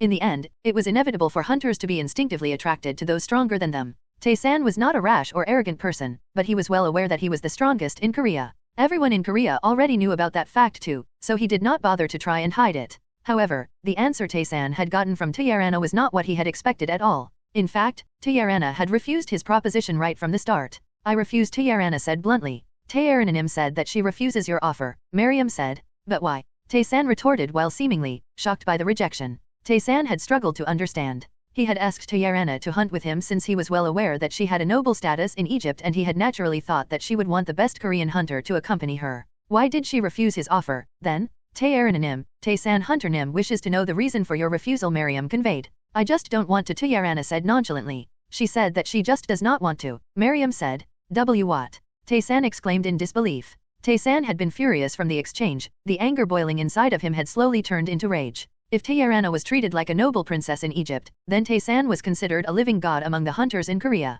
He was known for using his bare fists as his choice of weapon, and his fists were so powerful that he could send most hunters flying with a single blow. There was nobody in Korea in their right mind that could possibly reject his offer, but Tae-san had just been flatly rejected without a thought by the guest from Egypt. This exchange had caused cracks in his pride. Tremble, tremble. I'll excuse myself, Tiarana said without a hint of emotion. I will excuse myself, Miriam translated. After Tiarana and Miriam left, the furious and humiliated Tae-san had been left all alone, shaking in anger and embarrassment. Yawn. Tiarana had let out a yawn as the party had been starting to bore her. Although it had been an ordinary yawn, it had been beautiful enough to mesmerize all of the men around her. Tae-Aranim, is it really fine to just refuse the offer of the hunter called Kim Tae-san so easily? I heard he is the strongest hunter in Korea, Miriam asked while seemingly worried. Miriam had interpreted every word without fail as it was her duty. However, she had concerns after Taeyarana had rejected the offer too nonchalantly. Miriam had expected Taeyarana to reject the offer since she knew her personality very well, but she had not expected her to reject Tae-san in such a blunt and straightforward manner. Miriam had concerns, because this was not Egypt where Taeyarana's noble status could be used to shield her from any criticism or retaliation. The fact that the other party was the strongest hunter in Korea had made her even more worried too. Was it really necessary to antagonize the strongest hunter in Korea? Miriam anxiously thought. She had no need to bat an eyelid if this was Egypt, but she had concerns as they had been invited here as guests. It's going to be fine, Taeyarana reassured Miriam. Yes, I understand, Miriam replied. It was clear that Taeyarana did not care at all. Hunter Nim, the internet is in a complete uproar after the news of your collaboration with the Goddess Raid team broke out. The internet is demanding us to start broadcasting this instant. Suin frantically said. The internet chat room was indeed going crazy right now. Han-Yeol had exchanged contact information with Miriam instead of Taeyarana since she was still not proficient in Korean. He had also discussed the copyright issues with the video that had been taken at the rescue site, to which she had easily given him the approval to use it. Only then did he immediately release the first promotional video that he had prepared in advance as a teaser. That video alone had created a ton of interest in their joint hunt. Han-Yeol had told Miriam about the Mulan film crew, and had even explained various reasons and justifications to allow them to film the hunt. This discussion had taken place 2 days, when the cooperation hunt with the Horus raid party had been set. Is that really a thing? Miriam asked while seemingly surprised. Yes, it is, Han-Yeol replied. How interesting. I'm interested in it, and it seems to have piqued Taeyaranim's interest as well.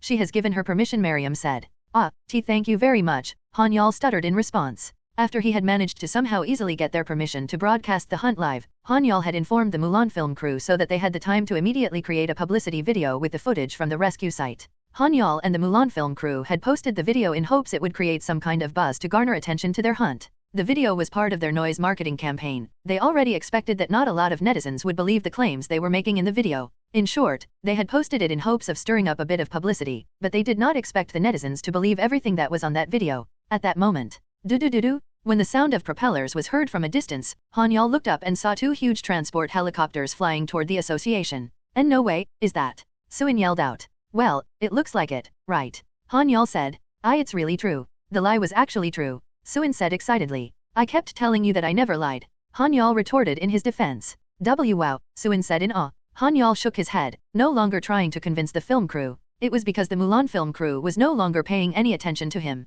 Instead, their eyes were glued to the transport helicopters which were currently making their landing. Now that I think about it, Taeyarana is a goddess among women as well, Han-Yeol thought as he watched Taeyarana get off the transport helicopter with her attendant's guidance. Taeyarana was wearing the Horus armor that she had worn when they had first met, and not the traditional Egyptian attire Han-Yeol had seen her in 5 days ago. Taeyarana looked around for a while, searching for someone after getting off the helicopter. When she finally found Han-Yeol, she approached him before anyone else. She held out her hand and said, "Good to see you again." Taeyaranim said that it is good to see you again, Miriam translated for Taeyarana.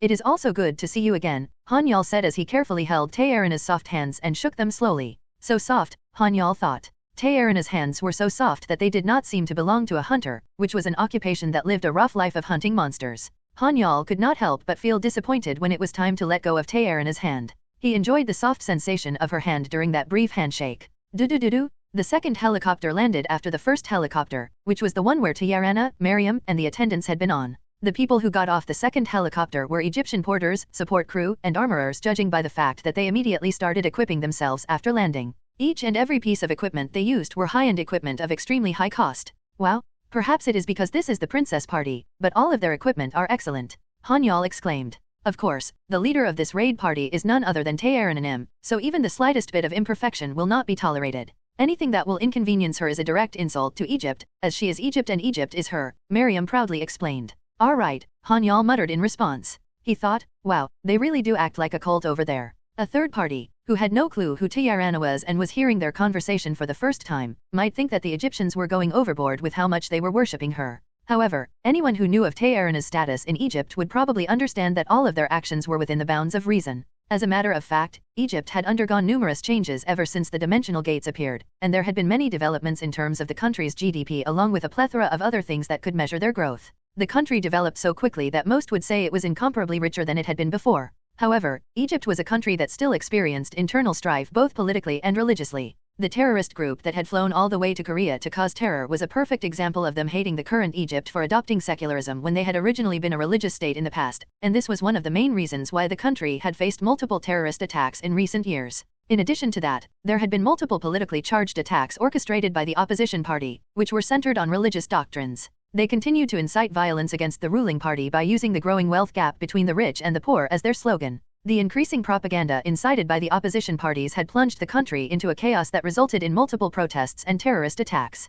In fact, the country was seeing an increase in suicide bombings carried out by ordinary citizens in recent years because of these subterfuge methods. Despite all of these obstacles, Egypt was still able to remain as the leader of Africa by establishing a society based on lineage. They also used something close to idolatry where Tyranna was at the core of it all. In other words, Tyranna was no different than the very pillar upholding modern Egypt. With Tyranna being the pillar of the entire country, to possibly inconvenience her with the subpar equipment of her raid party members was truly an inexcusable thing that would offend the entire nation of Egypt. By the way, I still have not been informed what monster we are hunting today, Han-Yeol said. He had only been told to come to the heliport near the association at this time today, but he did not hear exactly where they were going to hunt. Oh, did we not tell you? Miriam asked in response. Yes, Han-Yeol replied. Today's hunt is to commemorate Han-Yeol Hunter Nim's inauguration as a special member of the raid party, so we wanted to go to a hunting ground of your choice. There seems to have been some sort of miscommunication in the process, and I deeply apologize for that. Miriam apologized before glaring at the person beside her. I apologize. An Egyptian man bowed 90 degrees and apologized. Unbelievable, you dare call yourself a follower of Tyrannim when you can't even take care of such a simple task. Miriam said angrily. I have no excuses, the Egyptian man said while trembling and looking absolutely terrified at Miriam's infuriated gaze. He could not help but tremble in fear because he knew very well how Miriam could be when she was angry. Before the atmosphere was about to hit a tipping point, Han-Yeol quickly intervened. It is fine. As a matter of fact, there is a hunting ground that I have always wanted to go hunt at. I never attempted to hunt there alone as I am not strong enough. Why don't we go there? Ah, that is great. We wanted to arrange Han-Yeol Hunter Nim's first hunt to your preference as much as possible, and it is indeed delightful news that you already have a hunting ground in mind. I believe that our thoughts and yours are aligning from the start, Miriam said while seemingly relieved. She nodded with a smile. The Egyptian man let out a sigh of relief after seeing Miriam's reaction. But, your punishment will be decided later, Miriam said as she glared at the man. Why yes, I understand, the Egyptian man said while seemingly dejected at the thought of his suffering only getting started. Then, which hunting ground does Han-Yeol Hunter Nim have in mind? Miriam asked. It is a hunting ground called Paradise Field within Bundang. Han-Yeol replied with the name of the hunting ground he had been aiming for quite a while now, but had never had the opportunity to visit as a solo hunter. Paradise Field. Miriam repeated the name of the hunting ground. The Paradise Field within Bundang was one of the most important hunting grounds Han-Yeol was ultimately aiming for. I am certain the monster there possesses angel shards, Han-Yeol thought. Aside from being correct about that fact, Han-Yeol was trying to complete the task Astaroth had given him. It was the task to collect angel shards, which he had received a long time ago when she had bestowed him with Kiker's seal. Han-Yeol was planning to complete that exact task through this opportunity. Upon receiving the quest from Astaroth, Han-Yeol had immediately gone to search for information on which monsters dropped the angel shards. Unfortunately, to his dismay, he had failed to find a single monster with any relation to an item or even anything that was remotely associated with the angel shards. However, he had relentlessly continued searching for information, and he had one day stumbled upon a piece of information that one of the dimensional gates that opened within Bundang, called Paradise Field, had occurred at one of the largest cathedrals in South Korea called St. John's Cathedral.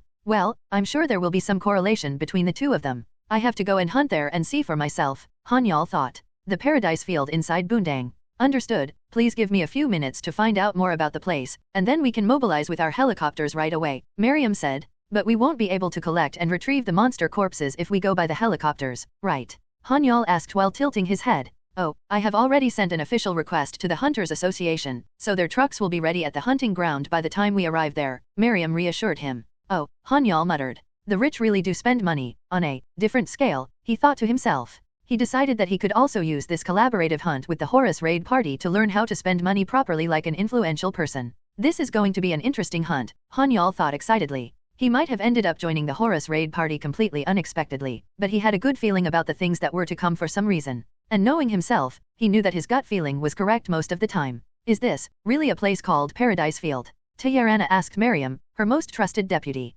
Yes, it is correct. I checked with Han-Yeol Hunter Nim and also checked with the public official who works for the Korean Hunters Association. This place is indeed called the Paradise Field located within Bundang, Miriam replied. The reason that Tyranna had asked Miriam one more time just to clarify was that Kaya, Yuhihi, Kiik, She distinctly remembered being told by her deputy that they were headed to a hunting ground called Paradise Field located within Bundang. However, the scenery that appeared in front of her when she arrived at the so-called Paradise Field did not look anything remotely resembling a paradise, but rather, the entire surroundings looked much closer to hell on earth. Screams that seemed to condemn the weak to eternal suffering could be heard at the entrance of Paradise Field, where there were no monsters. These screams of agony seemed to point out that this hunting ground was a place where the souls of sinners had been sent to suffer for eternity. What a nice place, Tayarana commented. Do you think so? Miriam asked. Yes, Tayarana said. Of course, Tayarana did not even blink an eye after witnessing such a terrifying event. According to the hunting ground report submitted to her by Miriam, she knew that the level of this field was not dangerous enough to threaten her. In fact, she viewed this place as the optimal hunting ground to host a warm welcoming party for Han-Yeol.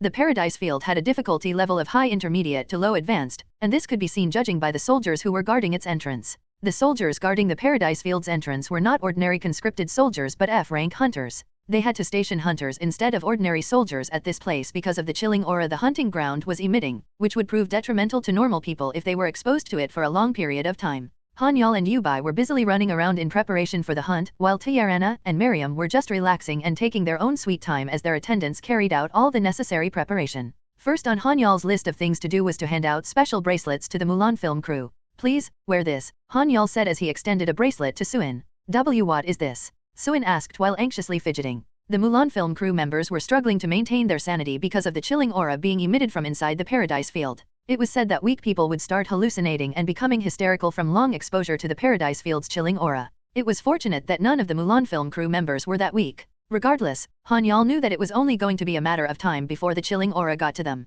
To safeguard them from it, he had made some necessary preparations. N/O/vel/b/in.c//om. This is a special bracelet enchanted with a protection spell. You will not be affected by the chilling aura in the area if you wear this at all times, Han-Yeol explained. Wow, are you giving this to me? Suin asked. No, I'm only lending it to you, Han-Yeol replied. Why not just give it to me for free? Suin asked. These are not mine to give. The association lent it to me for free because of the chilling aura that the Paradise Field emits. I think you are well aware of what the aura can do to ordinary people who don't possess mana, and these bracelets were created by the enchanters. Each of these probably costs around 1.1 billion on the market? That is, if they can find one, Han-Yeol explained. Wow, really? Suin asked while seemingly surprised at the bracelet's astronomical price tag. Yes, Han-Yeol replied. Suin looked at the bracelet, which had a beautiful blue jewel she was wearing. She did not think that this piece of jewelry was going to be that expensive. Yes, it looked quite pretty, but it was nowhere near the same quality as the ones being sold in jewelry stores. However, this piece of jewelry had a hefty price tag that made her doubt her ears for a second. What would happen if it breaks? Suin asked nervously. Shudder. Well, I am sure that won't happen, but if it does break, then, I will have to pay for it, Han-Yeol nonchalantly said. Hyok. Suin gasped in surprise. It went without saying that the equipment being lent out by the association for free was uninsured.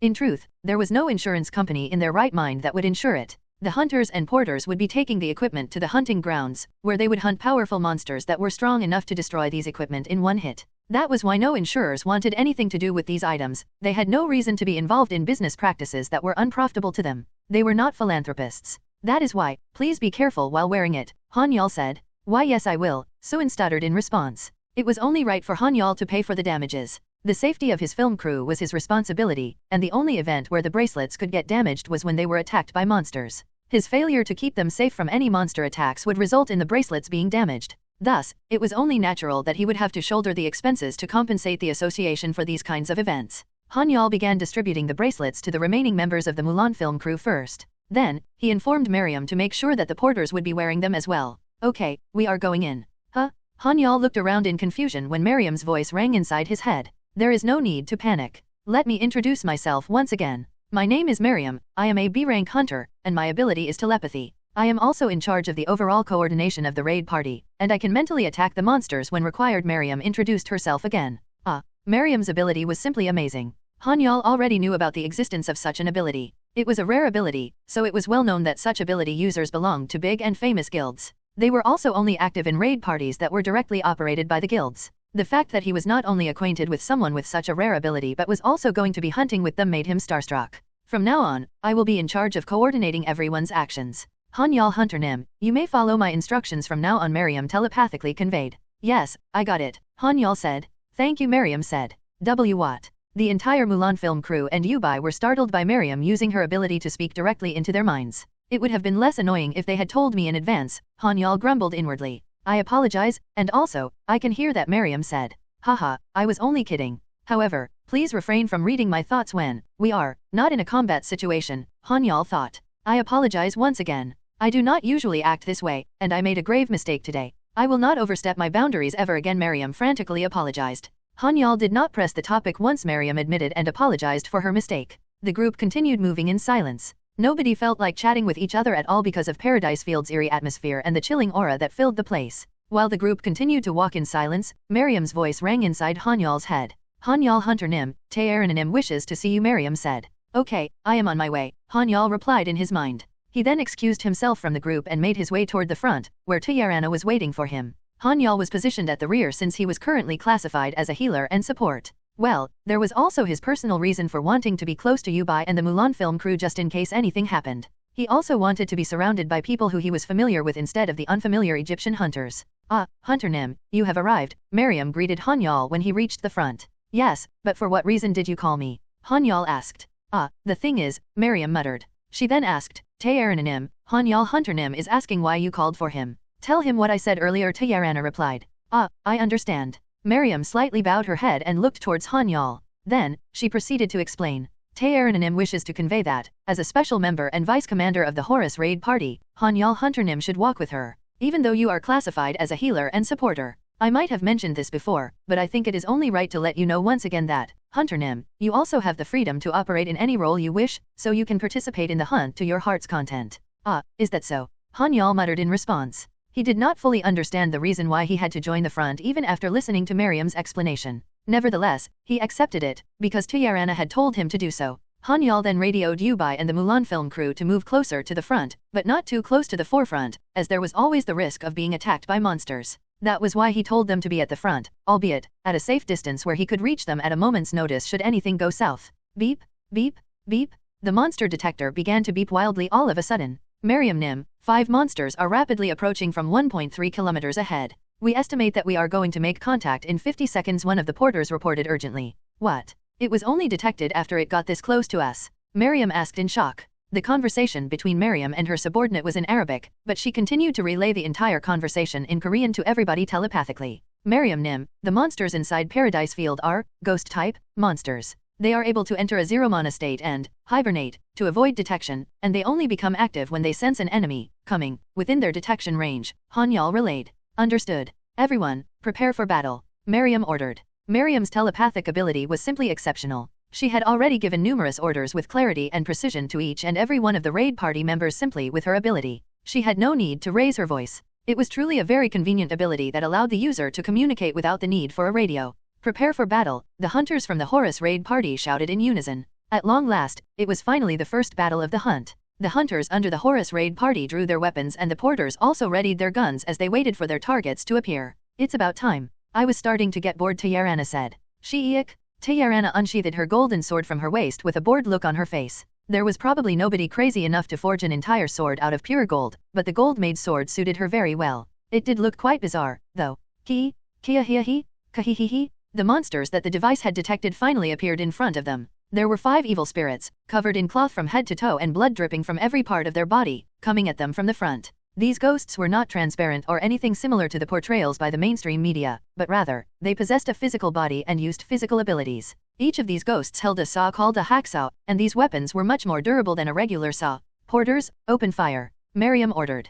Interestingly, it seemed that Miriam was also in charge of the Horus raid party's managerial duties. The Egyptian porters affiliated with the Horus raid party opened fire at Miriam's command. Dobi, who had been demoted to a porter for this raid since Miriam had taken on the role of manager, started firing at the evil spirits as well. Rat-a-tat-a-ta, bullets rained down upon the evil spirits, but they were not effective at all. This is a real-time briefing. The evil spirits up ahead are called banshees, and their special ability is called blink. Their combat style consists of teleporting a short distance every 30 seconds. You will have to pay special attention to your rear while fighting them, Miriam explained. Yes? The raid party replied in unison. Han-Yeol was already well aware of what monsters inhabited this hunting ground, so his mind was wandering somewhere else. Do these monsters really have something to do with the angel shards? The evil spirits resembled demons at a glance, and it was unlikely that they would have anything to do with something that was called an angel shard judging by their appearances. However, Han-Yeol had scoured for information all over the place, and this was the only place he could find that had the potential to have what he was looking for. Flash!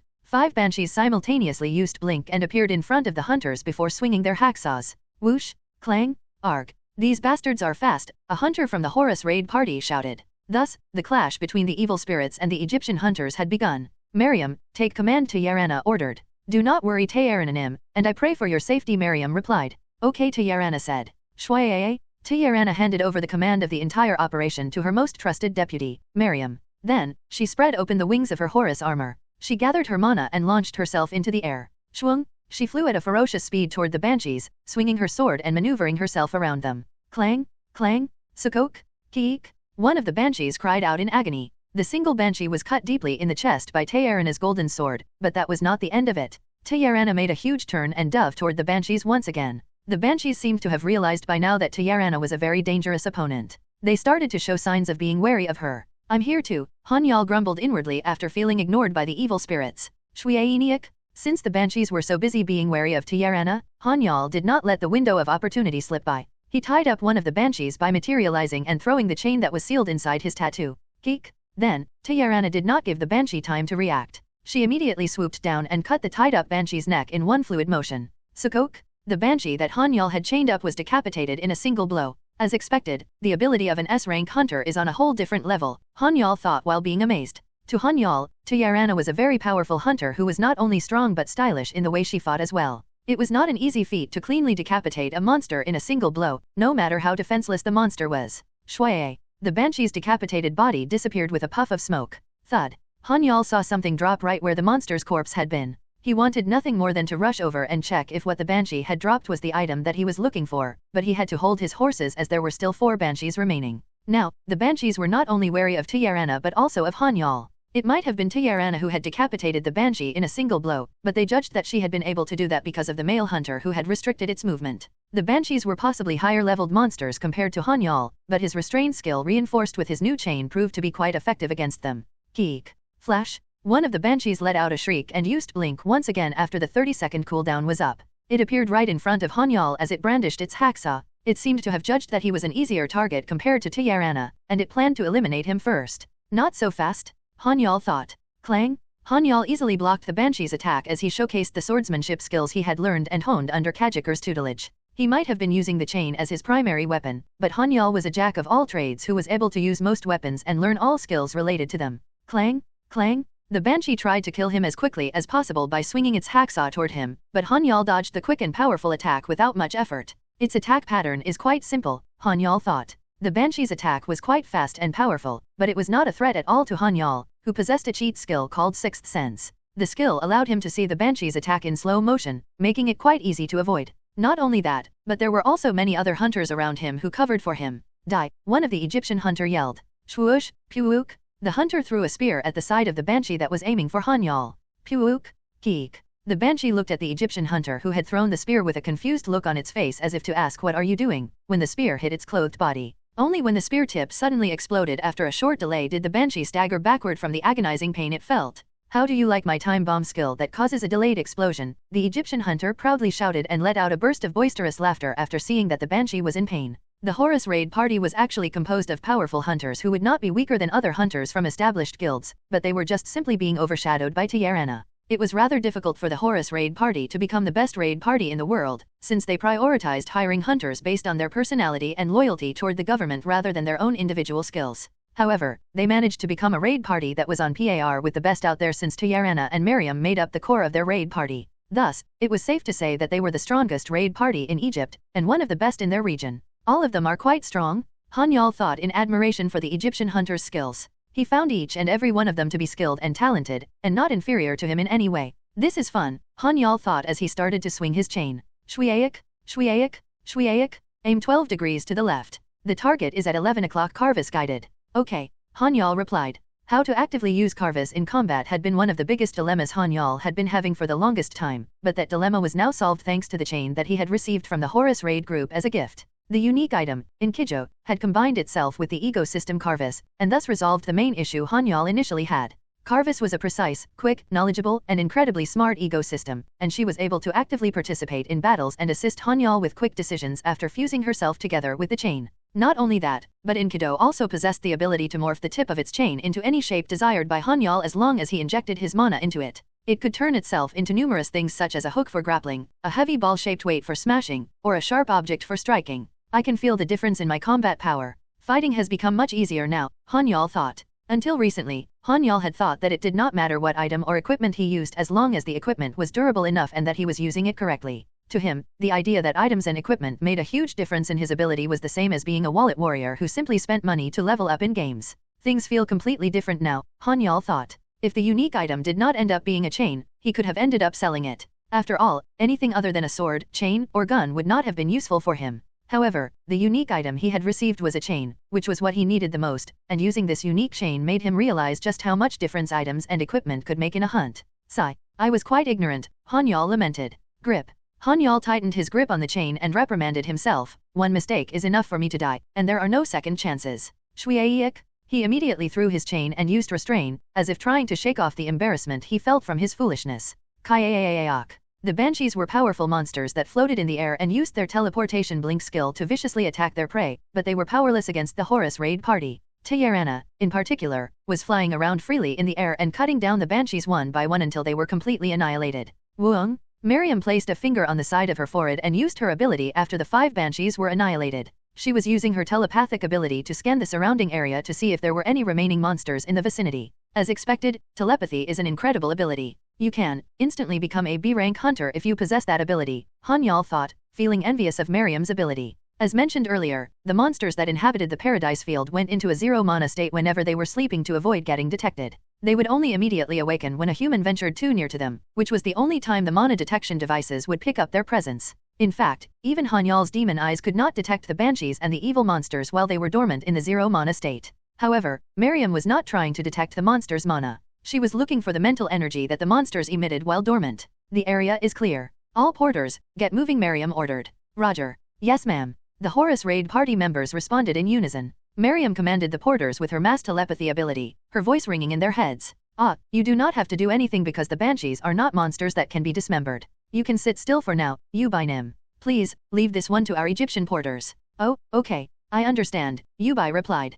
Thank you for your understanding, Miriam said. Miriam's manner of speech was always polite to everyone, but she was no pushover. She spoke with a voice that commanded respect. Now, Yubai was left with nothing to do. On the other hand, Han-Yeol approached the Egyptian porters, who were busy at work collecting the loot from the banshees. Then, a shiny object caught his eye. It was a fragment of a glittering object on the ground, but none of the Egyptian porters paid any attention to it. What is going on? Han-Yeol was confused. He had no idea what the object was, but a porter was absolutely supposed to retrieve all objects that were a part of the hunt's loot. However, it seemed that nobody was even sparing a glance at the glittering object. Were they given some sort of special instruction? Han-Yeol wondered. Knowing that it was highly unlikely, he tilted his head in confusion before making his way toward the object and picking it up. No one was paying any attention to him. The Egyptian porters only spared him a glance at most before going about their duties. Huh? Wait a minute. Don't tell me. They can't see this? Han-Yeol wondered while looking around his surroundings. It seemed that nobody had noticed him picking up the glittering object, and nobody was looking at the glittering object in his hand. This made him certain that whatever he was holding right now was not visible to the others. In that case, Han-Yeol thought as he picked up the glittering shard on the ground and tried using the skill he recently obtained. Item appraisal. Ding. Angel's shard. Type, material item. Description, a fragment of the soul of an angel who descended from the heavenly realms that were corrupted by evil spirits. Not a lot of people are able to craft this material. I finally found it. Han-Yeol rejoiced. He could not help but feel ecstatic after finally finding the item he had been aimlessly and cluelessly searching for. He might have only found 3 fragments, but the hunt had just begun. He knew that he was going to be able to obtain as many as he wanted from now on. Wait a second. Only 3 fragments came from the 5 dead banshees, and I was involved in killing only 3 of them. Does that mean that these things will only drop if I'm involved in the kill? Han-Yeol wondered. At this point, Han-Yeol now had another reason to be more enthusiastic and actively participate in the hunt from now on. All right, let's have some fun, he exclaimed inwardly. The Horus raid party started moving again after the porters finally finished collecting the loot from the banshees. They were traveling by foot instead of using a vehicle as the hunting grounds in Bundang were more crowded compared to others, and the crowd here meant that there was a higher density of monsters and not hunters. The higher density of monsters made hunting in this place much more lucrative, but moving on foot with ordinary people in tow significantly slowed down the raid party's progress. Please move faster, we still have a lot of monsters to hunt. Miriam transmitted it to everyone. Hehe. Han-Yeol grinned as he went over to the Mulan film crew and gave them permission to start filming. Finally, At long last, Suin rejoiced. Her eyes twinkled when the permission to film was finally given. Haha, I will feel burdened if you keep looking at me like that, Han-Yeol said while scratching the back of his head in embarrassment. Alright, we will start filming right away, Suin exclaimed. Nov, L, B /JNN. Okay, Han-Yeol replied. Suin immediately ran to the film crew with all her might, even though no one was chasing her down and they were not short on time or anything. Han-Yeol could not understand why the Mulan film crew was so excited when it came to filming and broadcasting, because he did not really see huge benefits from it. He was happy to earn additional profits from broadcasting, but he could earn much more easily by solo hunting anyway. Still, he could not help but admit that their passion for their job was a joy to watch nevertheless. It went without saying that people who did their best in their work were bound to be favorably looked on by others. Hey, Yubai, Suin called. Yes, Uni. Yubai responded. We will be in your care once again today, Suin said. Oh, please don't mention it. I was actually starting to get bored when Mariam Nim told me that I don't have to do anything in today's hunt. I mean, I cannot just sit still and do nothing while being here, right? I am thinking of hosting the broadcast today, since I am not going to be on porter duties. Do we have an in-ear mic set? Yubai asked. Oh my, are you willing to do that? Suin asked while seemingly surprised. Yes, I will give it a try, Yubai replied. I won't say no to that. I'll take you up on your offer, Suin exclaimed. Hehe, you don't have to mention it, Uni, Yubai replied with a cute look. She smiled adorably while sticking out her tongue. This was a habit of hers whenever she felt embarrassed after being praised. Yubai might have received a lot of praise in her life thanks to her beauty and big breasts, but she was quick-witted enough to notice if the other person harbored any malice toward her or not. That made her all the more aversive toward other people's praises, and that was the reason why she could not help but feel embarrassed whenever someone sincerely praised her. Then, let's begin right away, Suin said excitedly. Yes, Yubai enthusiastically replied. Let's get ready for the show, Suin shouted. Okay, the entire film crew shouted in unison. The entire Mulan film crew, who were busy chatting with each other, immediately sprung into action and prepared for the broadcast as soon as Suin gave the order. It did not take long for them to finish their preparation for the broadcast. Suin started the countdown. 3, 2, 1, action. Tack. Their broadcast was now live. Yubai waved with a big smile as soon as the red light on the portable camera was illuminated. She said, Hello, everyone. Welcome to Han-Yeol channel. This is your main MC for the channel, Yubai.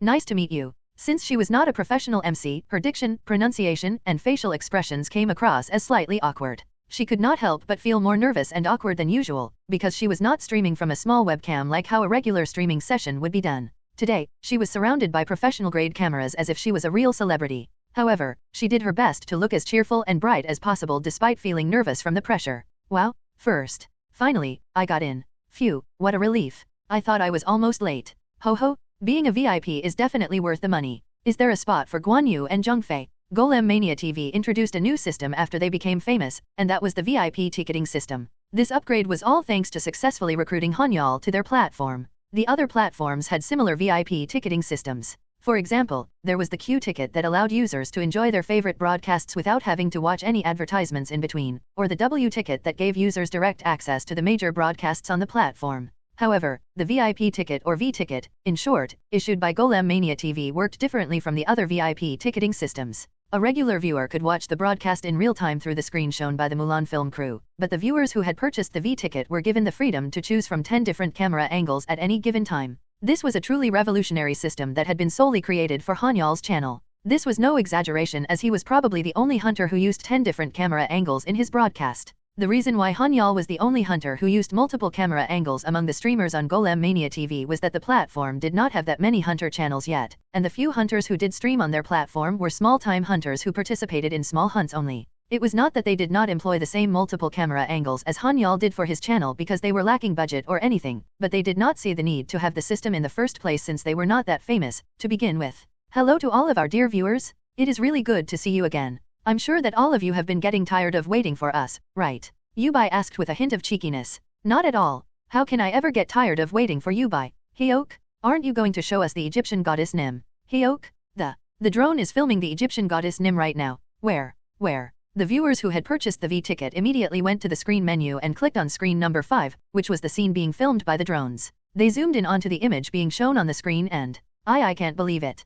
She's a real goddess? It's the real Egyptian goddess. Oh my god. She's really beautiful. It was not a lie. The V-chat room was in an uproar. It was almost impossible to find a proper picture of Tiarana on the internet since she always wore the Horus armor during hunts or her traditional attire with a face veil during formal international events. Her country, Egypt, might have become secular now, but it did not mean that they had completely abandoned the religious aspect of it. That was why the traditional attire that Tayarana wore had a veil that was similar to the face scarf used by women. It was a fact that Egypt might have changed its political stance to be secular, but the majority of its people were still religiously inclined. Despite the odds, there were some rare pictures of Tayarana on the internet, and she became revered as a living goddess from just those few photos alone. The several pictures that circulated the internet were already earning her the reverence of an Egyptian goddess worldwide. But for a goddess like Tayarana, who had been hidden behind a veil this entire time, to be live on camera, this was more than enough to make news of the broadcast spread like wildfire. This is a pun, a bad one, since Yubai is actually the Korean form of Liu Bei from the Romance of the Three Kingdoms saga, so the author made this pun of Guan Yu and Zhongfei. Ba dumb. TSS? Is this for real? Is that really the Egyptian goddess? Are you telling me that I can see her if I buy the V ticket?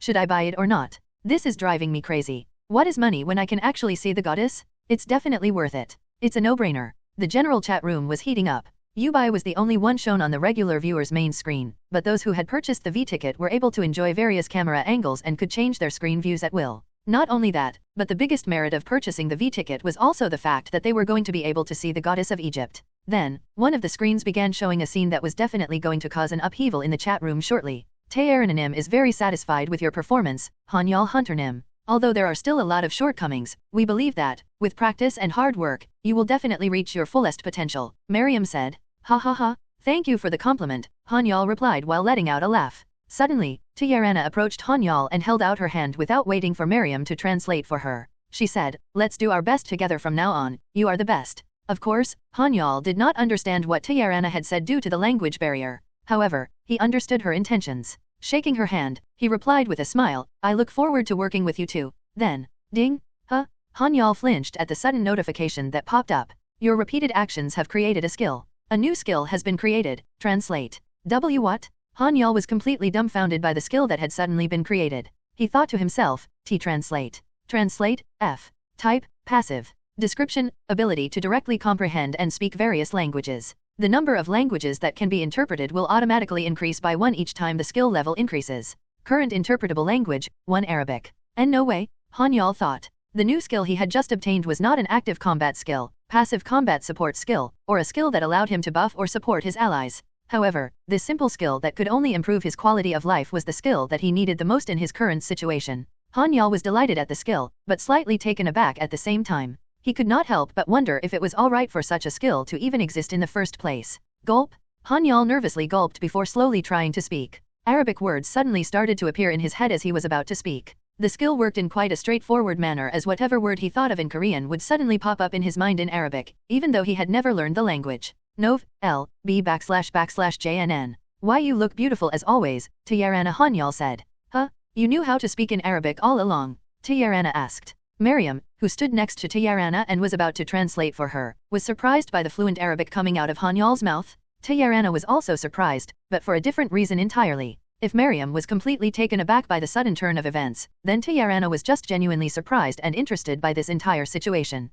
How are you suddenly able to speak Arabic? Miriam asked. That is because of one of my skills. It is kind of like telepathy, but it also translates languages. It took me a while to analyze the Arabic language, Han-Yeol lied. Both of them seemed to be convinced by Han-Yeol's explanation. It was easy to convince them as long as he mentioned that it was a skill, since the appearance of superhumans called hunters and the unpredictable nature of mana made it seem like there was nothing impossible in the world anymore. Allow me to introduce myself to you once again. My name is Lee Han-Yeol. Nice to meet you, Tayarana. You don't have to address me so formally, you can just talk to me more casually. I heard that we are of the same age, am I right? Tayarana replied. But you have a much higher social status than I do, Han-Yeol said. He was not just referring to the social hierarchy that commonly differentiated the nobles from the common folks in Egypt. After all, he knew that Tayarana was the daughter of Egypt's president, and she was also the first lady of Egypt after her mother had passed away when she had still been a child. Therefore, how could he speak so casually and nonchalantly to a person like her? However, Tayarana shook her head in response and said, Han-Yeol, you need to learn how to cherish yourself first. Although I was born a noble, you possess the power that can rival a noble. You are an equal being to me and I respect you as such, so I hope you can speak to me more comfortably from now on. That, Han-Yeol was conflicted. Meanwhile, the scene of them tightly holding each other's hands was being captured by a camera drone and broadcasted live to the viewers who had purchased the V-ticket. That bastard. He is holding hands with the goddess. Unbelievable. There are other foreigners too. Look over there. That's not what's important right now. How can he do this? This is blasphemy. The scene of them holding hands was the final trigger that made the chat room explode into a flurry of messages. However, the person at the receiving end of all of their hate seemed to be completely oblivious to what was going on. Han-Yeol was only interested in the results gained from the live stream, and he was not really interested in the production process or what was going on in the chat during the live stream. Sigh, I understand. I will speak more casually with you if you insist, Tayarana, Han-Yeol said after letting out a sigh. Tara, Tayarana said in response. Pardon me. Han-Yeol tilted his head in confusion. Call me Tara. You are allowed to call me by my nickname from now on. You have earned the right, Tayarana replied. This relationship is progressing a bit too fast, Han-Yeol thought while at a loss for words. To be frank, he was feeling a bit uncomfortable with how things were progressing as this had only been their third in-person meeting. There is a saying that it can be considered as fate if a coincidence repeats itself 3 times. Han-Yeol had such nonsensical thoughts, but he figured that it worked out for the better since it was not a bad thing to be acquainted with the Princess of Egypt and expand his social circle. In the end, Han-Yeol and Tayarana, who he now called Tara, were able to become closer than before. This was all thanks to him suddenly being able to communicate in the same language. They continued chatting for a while before Han-Yeol excused himself by saying that he had something to do. Then, he went back to his group. That hunter is both amazing and suspicious at the same time. It seems that his skills are not limited to only 3 like us, Miriam said while seemingly amazed by Han-Yeol. Do you think so as well, Miriam? Tayarana asked in response. Yes, I believe that is the case with him, Miriam replied. He would be of great help if he was to come with us to Egypt. He is far too desirable, Tayarana said. Tayarana did not grow up like a pretty flower inside a greenhouse just because she was the Princess of Egypt. In fact, she was probably the most patriotic person in Egypt and had contributed the most in building her country to its current glory. A lot of people had mistaken her as some sort of princess in distress at times due to her beauty, but almost all of them had ended up regretting looking down at her sooner or later. You will get your chance sooner or later, Tayarana, Miriam said. Yes, I definitely will, Tayarana agreed. Meanwhile, the battle of the Horus raid party was just starting. Rat-a-tat-a-tata. The porters were unleashing a barrage of bullets at the Banshees, who still relentlessly used blink to close the gap between them and the raid party. The Banshees' fighting style revolved around blinking behind their enemies and causing mayhem with their hacksaws. Their element of surprise was one of the reasons that normal raid parties found them difficult to handle, because the commonly used strategy of tanks tanking at the front while the DPS, healers, and support stayed safely behind the tanks was rendered useless by their blink ability. However, the raid party that the Banshees were up against this time was not a normal raid party, but rather, one of Egypt's most renowned raid parties. All forces, attack, wipe them out, Miriam commanded. Yes, ma'am, the raid party members shouted in unison. The hunters of the Horus raid party were composed of mostly all-rounder members, and their hunting speed was not that fast. After all, they were not the ones who possessed special or outstanding skills. However, they were capable of adapting to any situation and hunting safely without putting themselves in danger. Besides, the Banshees were on a much lower level compared to the monsters that the Horus raid party usually hunted. Lightning Storm. BZZT, BZZT, BZZT, Sandstorm. Whoosh. The 2 magic-wielding Egyptian hunters who were equipped with mana-enchanted equipment quickly showed off their AoE magic skills. Keek. Keek. The 6 Banshees shrieked in agony. Now's my chance, Han-Yeol thought as he dashed toward the Banshees who were momentarily in disarray after being hit by the Egyptian hunters' AoE skills. Tack. He successfully covered a huge distance in a split second without even using jump by injecting mana in his lower body. Then, he activated his skill and set his sword ablaze. Sword Breath. He did not simply stop at showcasing Sword Breath, but he took out his newly obtained unique chain as well, wielding both weapons at the same time. Shall we join in on the fun? Han-Yeol thought while getting riled up. He initially planned to take things easy and not show every card he had hidden up his sleeves as he could not fully trust the Horus raid party, but he soon changed his mind after seeing Tayarana's sincerity toward him. He was convinced that he was not going to be treated as a mere disposable pawn. Besides, he felt that he had nothing to lose but everything to gain under the current circumstance if he showed his full capability. Han-Yeol proceeded to mercilessly cut up a Banshee. Chain Smite. Han-Yeol was able to move without reservation as he had already gauged how strong the Banshees were during the first hunt. Not only that, but the Horus raid party hunters also possessed outstanding skills, which reassured him to entrust his back to them. In addition, he was now able to directly communicate with them in case of any emergency thanks to his newly acquired translate skill, breaking down the language barrier that initially existed between them. Shuiaek. Puck. Puck. The unique item in Kijo could change the shape of its head at will with the mana infused into it, so Han-Yeol morphed the end of it from a hook that was specialized in binding down enemies into a spherical mace with spikes that specialized in dealing blunt damage. This is awesome! Han-Yeol exclaimed inwardly in delight. He had been using his chain up until now to restrain monsters and keep them in check, since it was not so efficient to use Chain Smite with it. It was possible to increase the efficiency of Chain Smite by using a chain with a blunt-shaped tip, but it was far more logical to use a hook-shaped end to restrain enemies than deal damage with it. However, the unique item in Kijo's ability made it possible for him to unleash his true potential with the chain, as he was now able to interchangeably use Restrain and Chain Smite to their full potential without having to switch chains. Shuiaek. Pukok. Keek. This feels great. Han-Yeol exclaimed inwardly as he listened to the banshee's shrieks of agony. The feeling of the mace-like spiked ball striking his target whenever he swung it gave him a surge of adrenaline that made him feel ecstatic. Han-Yeol usually limited himself to being a supporter by only using heal and restrain whenever he had joined a party, as he had wanted to keep his abilities under wraps, but he finally lifted the restriction he had imposed on himself after finding a raid party that completely trusted him. However, this did not mean that he completely abandoned his role as a healer. The banshees might be weaker than the monsters that the Horus raid party usually hunted, but it did not change the fact that monsters of any kind were still stronger than humans. The banshees' blink ability that allowed them to freely traverse across the battlefield and cut down their enemies from behind every 30 seconds also caused casualties to pile up on the Horus raid party's side. The Egyptian hunters might be experienced veterans, but they were only human in the end. It was unavoidable for humans to make a mistake or have an error in judgment during a prolonged battle. Puik, Kahok. When one of the hunters was struck in the back by the hacksaw, he fell down to the ground while splattering blood all over the place. Healing bullet? Han-Yeol, who was somehow aware of the situation, shot the wounded Egyptian hunter accurately with his healing bullet skill. This was Han-Yeol's first time using the skill in a real battle.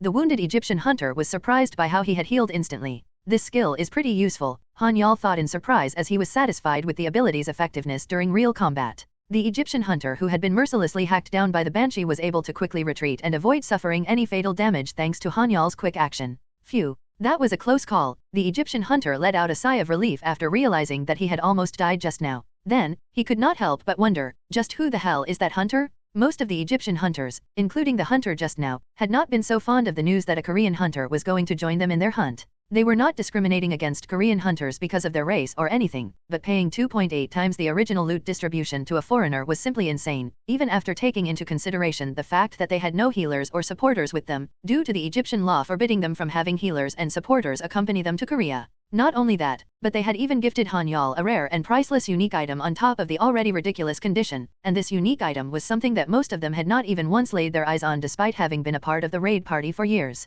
All of the Egyptian hunters in the raid party had been talking and cursing the upstart Korean hunter behind his back because of how crazy and absurd everything sounded. However, this particular Egyptian hunter's life had just been saved by the same Korean hunter who he had cursed so much. I should probably apologize to him later, the Egyptian hunter thought as he bitterly bit his lip. Mustafa was an Egyptian warrior and hunter who was not the petty type, and he was someone who knew that credit should be given to those that deserve it. I need to acknowledge someone who deserves to be acknowledged, Mustafa thought. He observed Han-Yeol closely from the sidelines after having had his life saved by him, and he noticed that the Korean hunter not only used healing and supporting skills but he was also a great fighter. In fact, he could dare say that the Korean hunter was probably stronger than him, and he knew very well that he himself was not a weak hunter by any means. Then, Mustafa shook his head and laughed in disbelief. He thought, it looks like we got ourselves another monster besides the princess. Han-Yeol turned and saw the beautiful warrior, Tiarana, showcasing her swordsmanship amongst the group of banshees. Whoosh, Sukok, Sukok. Tiarana gracefully wielded her sword, cutting through the banshees with both grace and viciousness. She relied solely on her brute strength to charge through the monsters, not using a single special skill. It was as if she found the banshees to be enemies unworthy of her skills. There were a total of 20 Horus raid party members who had entered the Paradise Field located in Bundang, but only the flashy movements of 2 individuals were being captured by the camera drones. When the scene being captured by the camera drones was transmitted to their screens, the viewers' reactions were simply, wow, this is not CG right. Is that really the skill of a D-rank hunter? On top of that, he is a healer and a supporter. What I'm seeing right now is an all-rounder, right? Not just an ordinary hunter, but an all-rounder hunter. Is that really possible? No way. The VIP chat room was in a frenzy as usual. The viewers had the freedom to choose the camera view of their preference, which allowed them to thoroughly enjoy the battle scenes between Han-Yeol and Tiarana. It was unfortunate that they were not able to see Tiarana's face due to the helmet she was wearing, but her fluid and graceful swordsmanship was a stark contrast to the rough and unsophisticated fighting style of the Korean hunters. This fact made her battles an even more beautiful sight to behold. Wow, this is amazing. As expected from the goddess of Egypt, her fighting skills are as beautiful as her appearance. Indeed, how happy would I be if I could marry a woman like her? Dream on. Do you really think a goddess like her would even spare you a glance? If that's the case then, did that hunter Han-Yeol guy save his country in his previous life or what? I'm so damn jealous. The chat room was flooded with envy toward the lucky man who had saved his country in his previous life. The internet was bound to be filled with spiteful and envious comments if an ordinary person went on a date with a celebrity in a reality TV program, but the comments on the channel were on a whole different level. After all, Tiarana was not just a regular celebrity but someone regarded as one of the goddesses of the world. The spiteful and envious comments continued to flood the chat room, but Han-Yeol continued to swing his sword and mace whilst remaining oblivious to the online activity. Puik, Keek. The banshees were unable to withstand Han-Yeol's relentless attacks. They fell one by one like dead leaves falling off trees. Puik, keek. The final banshee fell to the ground as its head was severed by Taearana's sword. N/O/vel/b/in.c//om. Fwa. The final banshee turned into a cloud of smoke as it vanished, leaving behind a spirit stone and an angel shard in its place. Of course, the angel shard was only visible to Han-Yeol. Ho ho ho, great, excellent, Han-Yeol thought excitedly. Han-Yeol had done his best to attack as many banshees as possible even if he hadn't been able to kill them all, and his efforts brought about huge returns. 11 angel shards had been dropped by the 11 banshees he had attacked and killed. Han-Yeol quickly glanced around to confirm that nobody was watching him, and then he used his psychokinesis skill to collect all 11 shards. At that moment, he suddenly wondered, I'm not sure how many more I'll need, but I hope I'll be able to collect all of them by the end of this hunt. It was something Han-Yeol had to take seriously. After all, this specific contract was something that involved a devil. Status window. Han-Yeol called up his stats. Name, Lee Han-Yeol. Level, 105. Points, 10. STR, 177. VIT, 164. AGI, 151. MAG, 275 plus 71. LCK, 10. Invoke, 150. Skills, Dismember, C. Sword Mastery, M. Flash Strike, C. Head Cutter, E. Walking, M. Mana Pouch, E. Mana Control, A. Mana Mastery, A. Sixth Sense, B. Restrain, A. Body Strengthening, A. Stab, A. Dagger Mastery, E. Chain Mastery, M. Infinite Library, M. Shield Bash, A. Fire Tribute, A. Mana Explosion, B. Chain Smite, A. Marksmanship, A. Martial Arts, A. Enchant, B. Sword Breathe, B. Restore, C. Healing Bullet, D. Enhance Healing, D. Summon Demon, D. Telepathy, B. Power Meditation, D. Psychokinesis, D. Force Shield, C. Catwalk, D. Mana Absorption, C. Demon Eye, D. Mana Strengthening, E. Mana Bullet, E. Enhance, E. Item Appraisal, F. Translation, F.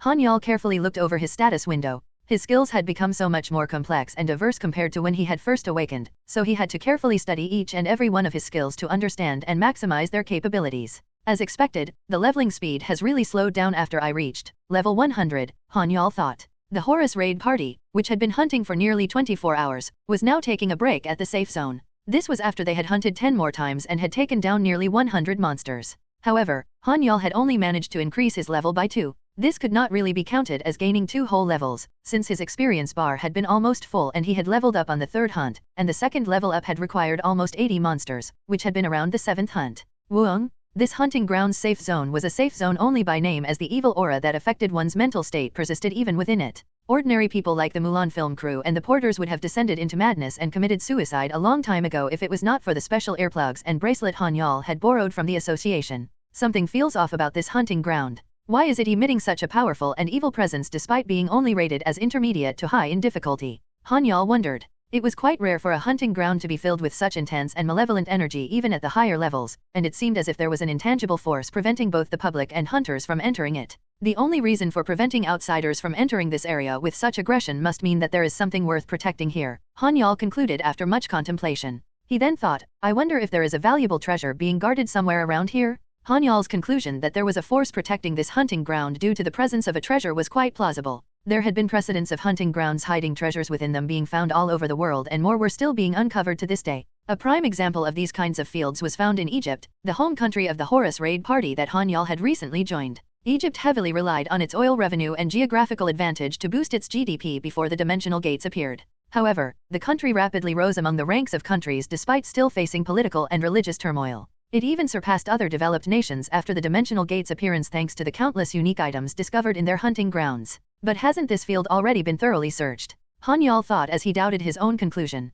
The discovery of various treasures from regions where ancient civilizations once thrived, such as Egypt, Greece, Babylon, the Inca Empire, and others, sparked a worldwide modern-day gold rush to uncover hidden riches as people from all over the world were eager to dive into these once ancient lands in pursuit of valuable treasures and riches. Of course, Korea was not left behind, as it also conducted various explorations within its own borders. Well, they did find numerous unique items in places like the Baekje historic areas, and Gyeongju, Han-Yeol thought. Master Hunter Hyeon, one of Korea's top hunters, carried 3 blades, and one of these blades was known to be a unique item called Chiljido, which had been discovered in the Baekje historic areas. Unfortunately, only a small number of treasures had ultimately been discovered in Korea, and the trend eventually fizzled out. This did leave many Korean hunters disappointed. But could there really be a possibility for such a treasure to be in here? Han-Yeol wondered. Most of the hunting grounds had already been searched as far as he knew, and it was unlikely that any unique items were going to be found in more common areas such as this place. Still, he thought, well, I'll have to search alone the next time I pass by this place. Of course, it was not going to be feasible for him to conduct a search at the moment. It was not that Han-Yeol was patriotic and did not want to share the potential treasure with the Egyptian hunters. It was just that he had no justification for requesting their assistance without any information or evidence of a treasure given the potential dangers and risks involved. Han-Yeol thought it would be wise to wait until he had raised his level a bit more before going on a treasure hunt. While Han-Yeol was sitting on the rubble of a destroyed building while being lost in his thoughts, Yubai approached him and asked, "What are you doing here, Appa?" "Oh, hi Yubai," Han-Yeol replied. Yubai then poured a hot cup of coffee for Han-Yeol. She said, "Here, take this." "Thank you," Han-Yeol replied as he gratefully accepted the hot cup of coffee. It was a chilly autumn day, and the strange noises filling the paradise field made the place feel even colder than usual. That was why Yubai had brought the hot coffee in a monocoated thermos container to keep it warm. Slurp. Han-Yeol drank the coffee and exclaimed, "Ahh, that feels really good." Han-Yeol was no longer susceptible to hot or cold temperatures after awakening as a hunter, since his mana helped regulate his body temperature. Still, he appreciated the warm sensation of the hot coffee as it flowed down his throat and spread warmth throughout his body. "Thank you very much for your hard work today," Yubai said. "Not at all. You worked harder than me today, Yubai. You worked as a porter and as the MC of the broadcast," Han-Yeol replied as he spared no praise for Yubai. He then chuckled. "It is not a big deal, you know. I mean, I had a lot of fun too, thanks to our viewers. A childhood dream of mine was to become a famous architect and a celebrity. I am just glad that it came true even if it is just going to be for a little while," Yubai said with a smile as she held onto the hot cup of coffee with both hands. Han-Yeol might have no problem with the weather, but Yubai was just an ordinary person who did her best to assist the hunt as one of the porters. This hunting ground was a vicious and cold place filled with evil spirits, so she was severely affected by the cold, chilling atmosphere. In fact, most of the ordinary people who had come along to assist the hunters had to sleep with a heater inside their tents. They had to warm themselves at night due to the cold climate of the hunting ground, and this was one of the main reasons why they did not hunt at night and instead took a break at the safe zone. The harsh cold night of the paradise field was difficult for ordinary people to endure. Not only that, but the viciousness of the evil aura also grew much stronger at night compared to during daytime, and the bodies of the porters and the film crew grew visibly sluggish even with the bracelet's protection. In fact, some of the weaker ones among the crew had started to display signs of hallucinations because of the amplified evil aura at night.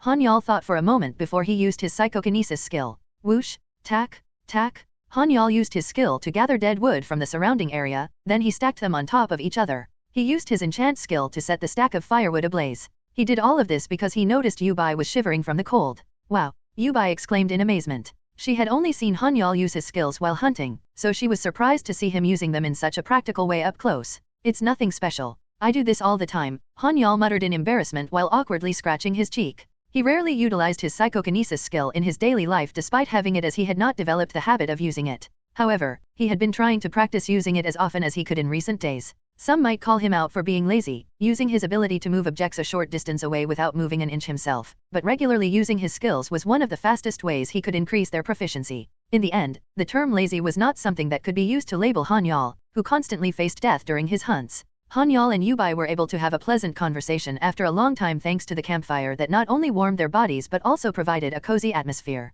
"One of your viewers was really envious and asked how you could be with both the princess and me at the same time. They even jokingly said that you must have been General Lee Sun Jin in your past life to be so lucky," Yubai said with a chuckle. "Oh, really?" Han-Yeol replied in amusement. "Yes, aside from that, there were numerous absurd and funny comments as well," Yubai added. There were a lot of things that Yubai wanted to share regarding the various funny comments she had received from the viewers while working as the main MC for Han-Yeol's channel. In fact, there had been a broadcast where she had failed to hold her laughter in and had ended up bursting into laughter. That was because the viewers had kept posting joke after joke in the chat room. "Hehe, there were so many funny people watching," Yubai said with a giggle. Han-Yeol was able to keep the conversation alive and interesting. This was thanks to his eccentric sense of humor that came out after he had decided to not pursue his romantic feelings toward Yubai, and they were able to have a hearty and comfortable relationship because of it. As a result, their relationship deepened even further, but it was the type where anyone who saw it would probably mistake them as close siblings instead. Thus, the night of the Horus raid party came to an end. The next morning, the Horus raid party started taking down their base camp within the safe zone as soon as dawn broke and the vicious evil spirits had dissipated.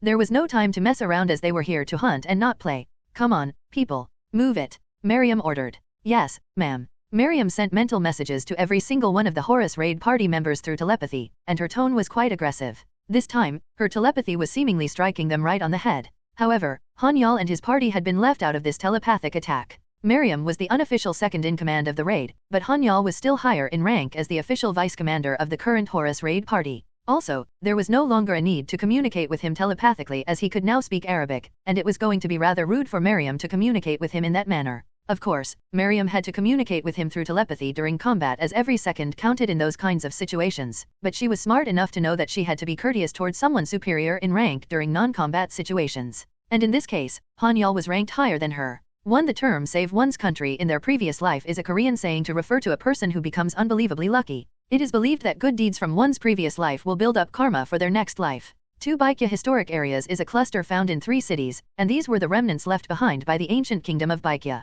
Baekje is one of the 3 kingdoms of Korea. More information here. 3 General Lee is the national hero of South Korea that protected the country against hundreds of enemy fleets with only 7 boats. More info here. Han-Yeol Nim, is everyone ready? Miriam asked. Yes, we are all set to go, Han-Yeol replied. Wow, that's quick, Miriam exclaimed. Haha, it's unexpectedly fast after I used some of my abilities, Han-Yeol explained. The process of dismantling the base camp and packing everything into the truck had been quite efficient, and without much hassle, thanks to Han-Yeol's psychokinesis skill. Ugh, it's so cold. You still have gunk in your eyes. Kiker. I didn't even get to poop properly today. You're nasty. The Mulan film crew was quite tired as they had stayed up all night chatting with each other. However, that was unavoidable. They had been feeling uneasy and had difficulty sleeping in a new and unfamiliar environment. As a result, every single one of them looked quite haggard and their hair was disheveled. They did not even manage to wash their faces before moving out. Gosh, I'm so relieved we only have women in our crew. Exactly, we can skip the hassle of putting on heavy makeup every day.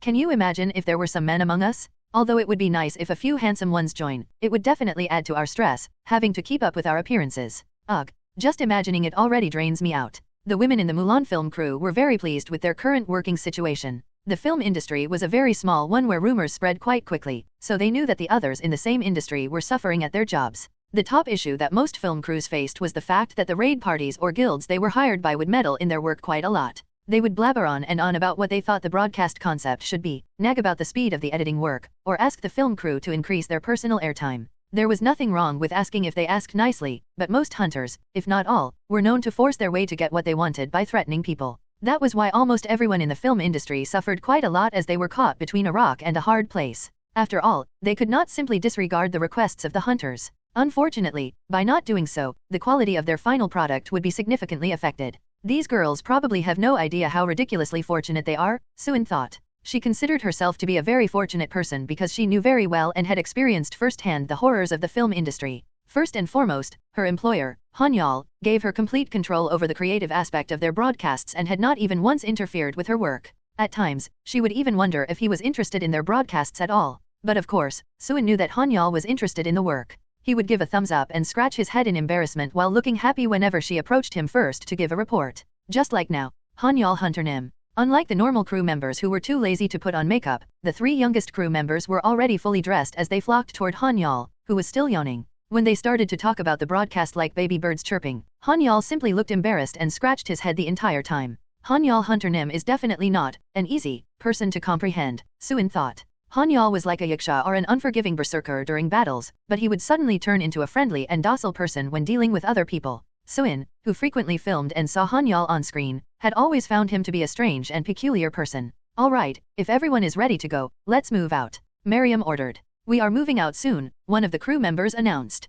Miriam's instruction was conveyed by one of the Mulan film crew members, who was fluent in Arabic. The crew would often hear Miriam's telepathic messages ringing in their heads, but they were unable to comprehend them as they could not understand what she was saying. When they found out that one of them was proficient in Arabic, they asked her to translate the messages for them. When the hunt resumed early in the morning, the Egyptian hunters gathered once again. This time, Han-Yeol stood in the middle of the group of hunters. The monsters we are going to be hunting today are called trappers, Han-Yeol said, then went on to explain in fluent Arabic. Everyone was taken aback when Han-Yeol, who used to need an interpreter, suddenly started speaking Arabic fluently. However, they were all convinced when Miriam revealed that it was due to one of Han-Yeol's abilities. With their confusion over Han-Yeol's sudden proficiency resolved, it was now his words that bothered them. Trapper. Everyone tilted their heads in confusion at the unfamiliar monster's name. Most of the countless hunting grounds across the globe had similar monsters inhabiting them. This was one of the reasons why it was not really necessary for hunters to travel abroad to hunt unless a special circumstance called for it, since most of the monsters were similar in rank anyway. However, the Egyptian hunters had never encountered a hunting ground such as the Paradise Field, and that was why the potential to encounter a new unique monster was one that intrigued them. It was similar to how the Korean hunters would react whenever they heard about the mummy-type monsters that inhabited the pyramids, which were now converted into hunting grounds in Egypt. They are literally trappers, just as their name suggests. If the banshee's skill is teleportation, then the trapper's skill is setting up traps. They do not respond to a hunter's presence, and they are known to only wait patiently in their territories and let their prey come and fall into their traps. Not only that, but they also spend the majority of their time in hibernation, which conceals their mana from most detection skills and devices. They are quite tricky to deal with. I am going to tell you now that just because you do not see or sense anything does not mean that you can let your guard down and carelessly take a step forward. Han-Yeol briefed the Egyptian hunters. One of the Egyptian hunters had a question. He eagerly raised his hand as soon as Han-Yeol finished speaking. Yes. Are there any special ways to deal with the traps? The Egyptian hunter asked. For every problem, there was bound to be a solution. The Horus raid party was bound to end up in a very precarious and dangerous position if the hunters were to trigger a trap by accident. Nov. L. B //JNN.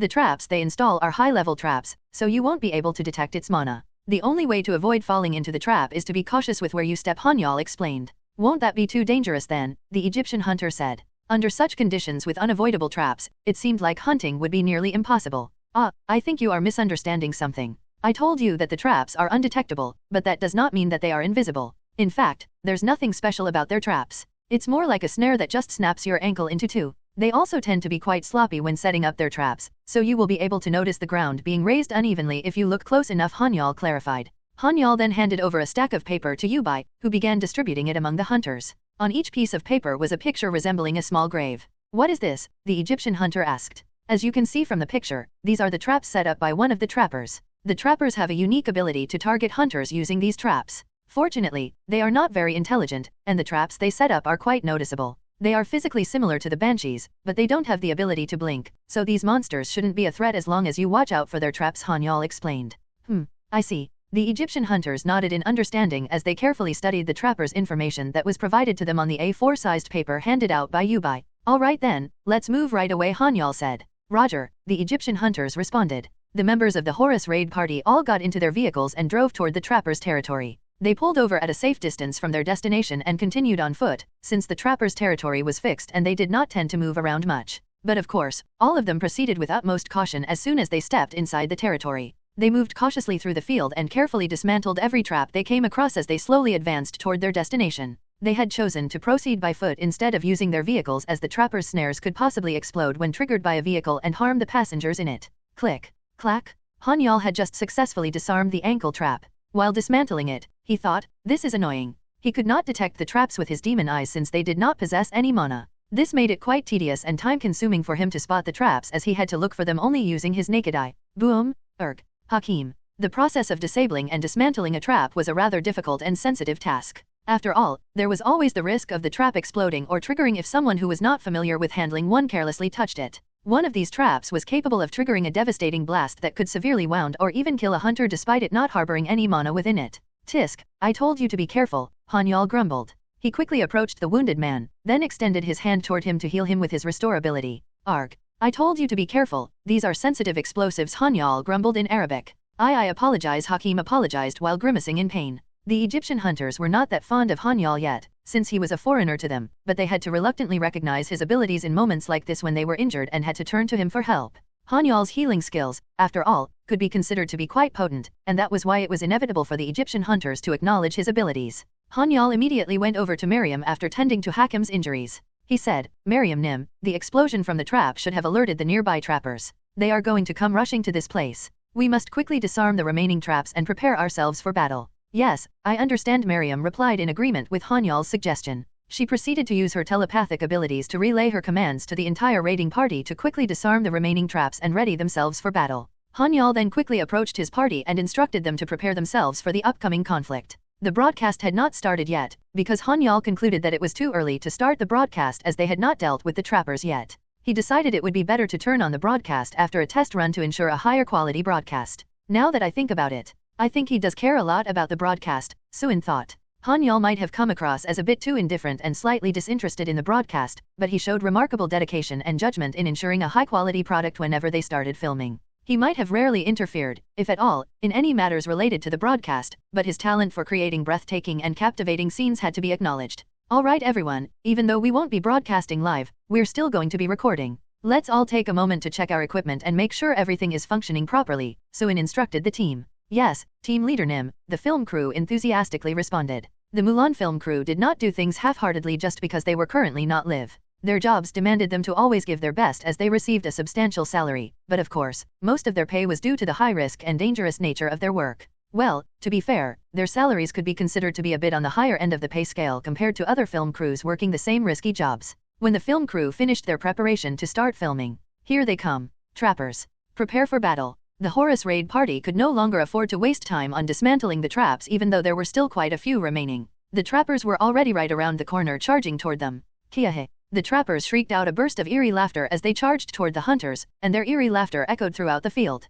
What is this noise? Miriam asked while seemingly taken aback. Han-Yeol, Miriam, and Tiarana were standing together at the front when they heard the trappers' eerie laughter. It is the trappers' laughter. It does not have any special abilities and does not cause negative effects, but the sound of their laughter is unsettling enough to confuse the hunters who are encountering them for the first time, Han-Yeol explained. The hunting ground had an ominous aura, and as a result, people often misunderstood the trappers' laughter as possessing some kind of effect capable of causing visual or even auditory hallucinations. The trappers' laughter itself was not a threat, but it would prove to be quite effective when combined with the ominous and sinister aura of the hunting ground. In other words, the trappers were monsters that fully knew how to maximize their territorial advantage against the invaders. Ratatata? The porters unleashed a barrage of bullets at the approaching trappers. The trappers did not look much different from the banshees as they were also 3 meters tall with blood smears all over their bodies, and they also wore white creepy masks that covered their faces. Well, their overall appearance kind of made them look like walking egg ghosts in some way. Kiahiai. Stay focused. Their laughter has no actual power, so do not be afraid and fight bravely.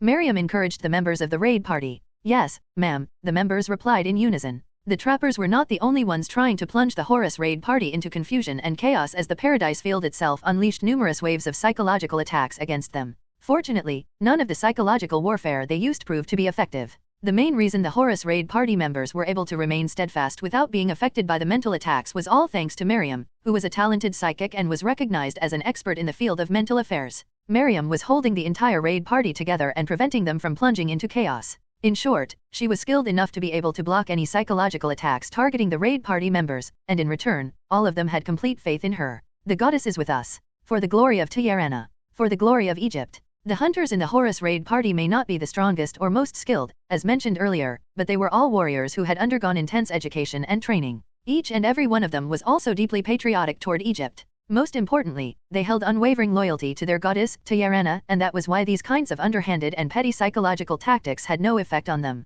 Clang, clang, clang. The Horus raid party engaged in combat with the trappers. The trappers attacked the hunters with massive swords in both hands, hacking and slashing away. However, they were relatively easier to deal with compared to the banshees that had used blink every 30 seconds to move around the battlefield. After all, it was not that the Horus raid party would lose in a battle of strength in the first place, the banshees' mobility was the thing that made them difficult to fight against. Clang, clang, quachik, keek. After being struck in the face by a mace, one of the trappers was in intense pain. Han-Yeol and Tiarana did not have any room to showcase their skills this time around. Most hunters usually found it more difficult to deal with the trappers compared to the banshees due to various complex reasons, but the Horus raid party found it easier to handle the trappers thanks to having dismantled their pesky tarps earlier on. What's going on? Aren't they just a complete joke? Why are they so weak? Eliminate them all. Hi-ya-ya-ya.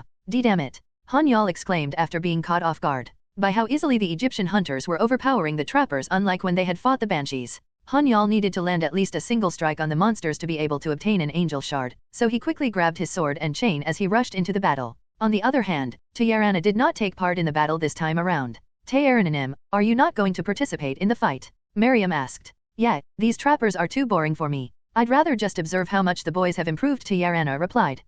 Miriam said. Tiarana was not someone who loved to fight all the time. She did enjoy fighting, but she also had a keen eye for judgment and was able to distinguish between when it was appropriate for her to fight and when it was not. That was why she had decided to leave Egypt and come to Korea for the future of Egypt when most hunters had stayed put in their countries. Egypt was currently without a doubt the economic leader of the African continent. The ability of African countries to sustain themselves took a massive blow, and their economic state deteriorated quite quickly, when the value of underground resources dropped significantly after the dimensional gates had appeared. That was why the African continent was entirely dependent on Egypt right now. In short, the hope and future of the entire continent of Africa solely relied on Egypt's success. Sukok, Keek. After getting used to dealing with the trappers, the Egyptian hunters began to shred through them like monsters. The traps laid out by the trappers were now nothing but mere annoying distractions, and their laughter, which they used to confuse their prey, was rendered ineffective thanks to Miriam's mental support. Phew, that wasn't so hard. Yeah, it is a lot easier than dealing with the banshees. That hunter, Han-Yeol, turned out to be a much stronger hunter than I expected. Yeah, I mean, I know the monsters this time around are easy to deal with, but he shoots those strange healing bullets whenever someone is in danger, immediately binds the monster if anyone is in danger, and do you know how difficult that is? That is some crazy decision-making ability. The Egyptian hunters shook their heads in disbelief. They could not really tell if Han-Yeol was stronger or weaker compared to them based on combat ability alone, but they could tell that he was strangely able to use a wide variety of skills. The general knowledge was that every hunter awakened with 3 abilities, but that did not seem to be the case with Han-Yeol. They could tell from their observation alone that he probably possessed at least 5 skills in his arsenal. Meanwhile, it seemed that the Egyptian hunters were not the only ones who had come up with the same conclusion. Wait a minute. Don't tell me that Hunter is a multi-ability user. I thought of the same thing as well. We have so far seen him use skills while handling his chain, setting his sword on fire, and even healing his party members. However, I don't think that's the end of it. If you look closely at his eyes, then you will notice them turning red from time to time, and this can only mean that he has some sort of detection-related ability too. Not only that, I think he has a mobility-related ability too. You can see him suddenly go blurry when he moves sometimes. A single skill could give numerous effects, and that is why hunters are known to only have 3 skills, but that hunter looks like he is still hiding some of his abilities. Therefore, it is reasonable to say that he probably has at least 5 abilities. Wow, just how many skills does he have then? It should be just 5, right? It could be way more than that. Does that mean that he is the first multi-ability user? He would be the first multi-ability person to be known to the public. Whoa. The V-ticket holders watching Han-Yeol's channel were in an uproar. That was because they knew what kind of an issue this was going to be if they spread the word on social media and various community forums regarding Han-Yeol. In fact, there were already numerous people who had another screen ready just so they could record the live stream and edit it in real time, and then they would write a caption on it before spreading it all over social media. Thanks to them, the V-tickets were sold out in an instant. Even the general chat room of Han-Yeol's broadcast was packed as people began flocking to watch the channel after hearing news of his exploits on social media. Uni, one of the Mulan team members shouted. I know, Han Jin. How is the server management going from your end? Suin asked in response. I'm working on it together with Golem Mania TV. We decided to expand the server and increase the capacity of the broadcast channels, Han Jin replied. n/o/vel/b/jn.c//om. Okay, everybody listen up, the most crucial part is just coming up now. We have installed a special mana antenna at the entrance of the hunting ground, so we should take extra caution not to let the server get too congested with high volume traffic. The antenna is going to go down and the show will be ruined if that happens. Do you understand? Yes, team leader Nim. Alright, you guys better keep that in mind. Then, it's now up to the server management team to figure things out from here, Suin said with a mischievous smile. Huh? Uni? Hyjin protested. I'm just kidding. Don't get too worked up, Suin said with a grin. Okay. The sudden surge of viewers was a good thing for the broadcaster, but the number of things to handle and take into consideration for the film crew also exponentially increased whenever the viewer count rose. Not only that, but they also had to use the special mana antenna installed at the entrance of the hunting ground to act as a relay station. It was true that the whole broadcast could come to a stop if the special mana antenna got overloaded. The mana antenna was not yet a perfected technology, so there were many unknown factors that the Mulan film crew had to prepare themselves for. The Mulan film crew busily ran around trying to keep the broadcast up while Han-Yeol was fully focused on hunting down the trappers. Whoosh! A trapper swung its blood-stained meat cleaver at Han-Yeol. The monster's weapon had been bloody from the start, and it was not from any of the raid party members getting wounded. The meat cleaver was swung in one quick motion, but the attack was simply too slow for Han-Yeol.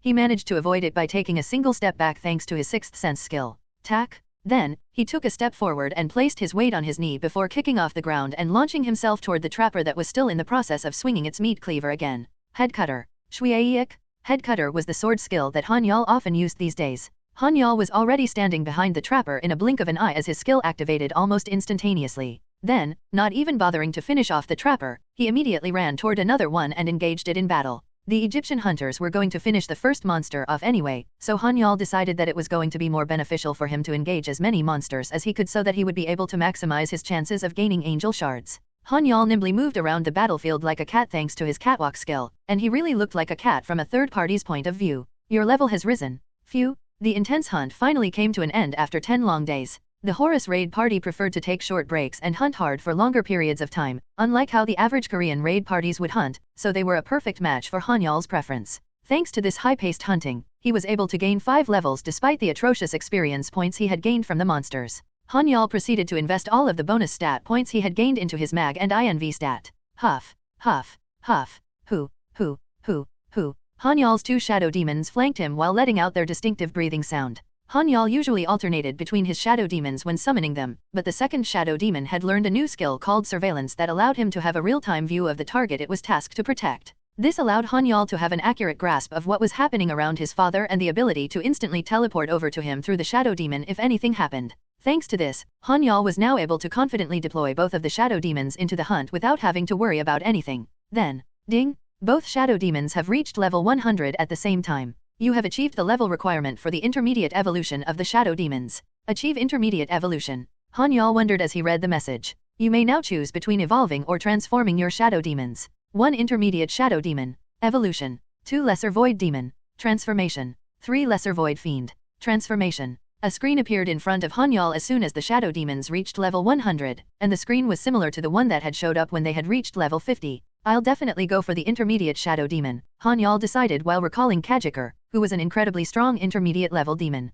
Han-Yeol had high expectations that the shadow demons were going to display the same prowess that Kiker had displayed once they evolved into intermediate shadow demons. Han-Yeol tapped the first option without any hesitation. But then, both shadow demons have refused to evolve to the intermediate level. What? Han-Yeol was taken aback. Refuse? What did it mean that they had refused? Han-Yeol was so flabbergasted by the system message that he stood dumbfounded for quite a while. He was unable to process what was going on, because he had never imagined in his wildest dreams that something like this was even possible in the first place. Regardless, he got a grip and decided to think about what his next move was going to be. He was left with no other choice but to choose between the second and third options, because he couldn't force the shadow demons to evolve. After all, the shadow demons had already expressed their refusal to. The nature of their contract also did not allow him to force them to do something by force.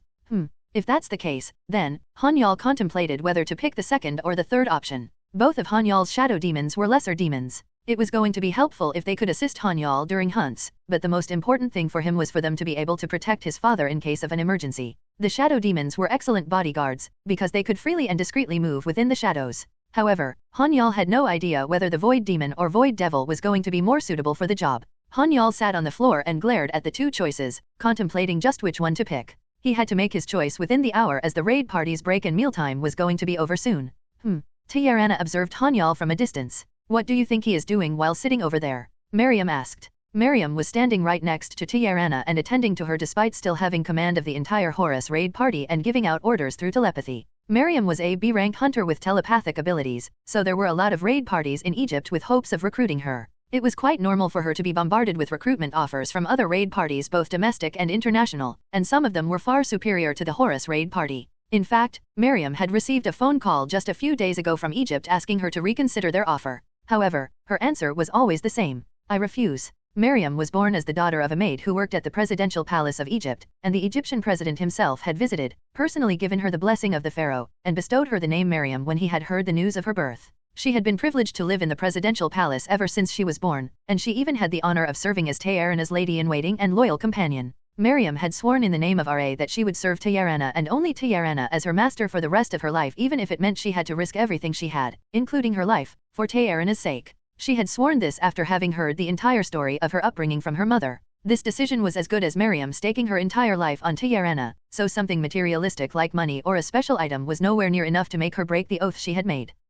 I'm not sure, but it might have something to do with his abilities, Tiarana deduced.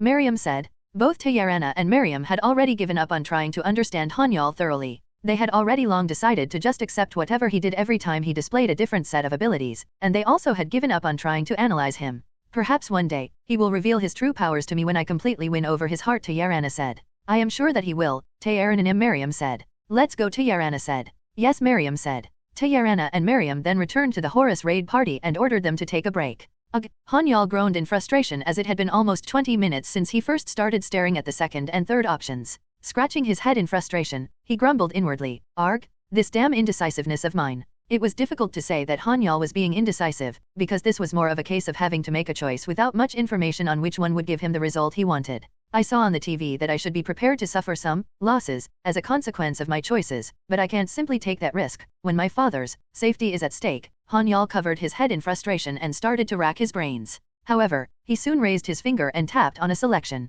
Screw this. A man should be resolute when making choices. Ding! You have selected Void Devil. The Shadow Devil has transformed into a Void Devil. The Void Devil's level has been reset. The Void Devil's skills have been reset. The Void Devil has learned new skills. Oh, demon status. Han-Yeol scanned the newly summoned demon. Void Devil LVL2. Rank, low. Experience, 10/222. Skills, Void Wave, Void Strike, Void Shift. Void Devil LVL1. Rank, low. Experience, 1/111. Skills, Void Storm, Void Mind, Void Space.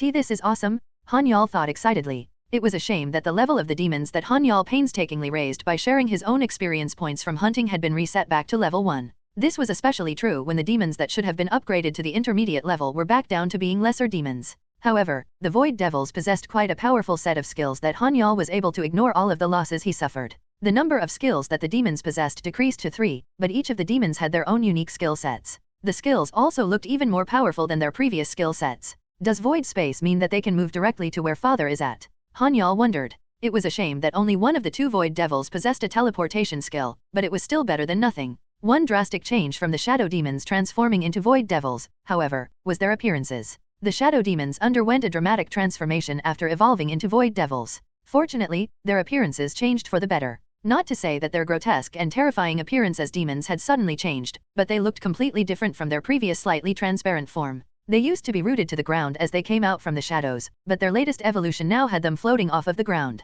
Their body color had also changed from jet black to indigo, and their semi-transparent body had become more materialized and defined now. They possessed a body that looked similar to that of a dinosaur, with an armor-like bone growing from their head, razor-sharp talons, and bodies emitting light from all over. It was truly a strange form. Oh, are they finally going to look cool? Han-Yeol was excited at the idea of his demons starting to become more presentable. He did not really have much dissatisfaction with his shadow demons, but he did have a problem with how they looked. However, the Void Fiends, on the other hand, had more than compensated for those shortcomings as they now emanated a far more fearsome and formidable presence. On top of that, their abilities are quite interesting, Han-Yeol thought as he checked the Void Demon's skills. Void Devil LVL2. Rank, low. Experience, 10/222. Innate ability, invisibility. Skills, Void Wave, Void Strike, Void Shift. Void Devil LVL1. Rank, low. Experience, 1/111. Innate ability, invisibility. Skills, Void Storm, Void Mind, Void Space. The skills looked quite powerful, but Han-Yeol would have to test them in an actual combat situation to verify their effectiveness.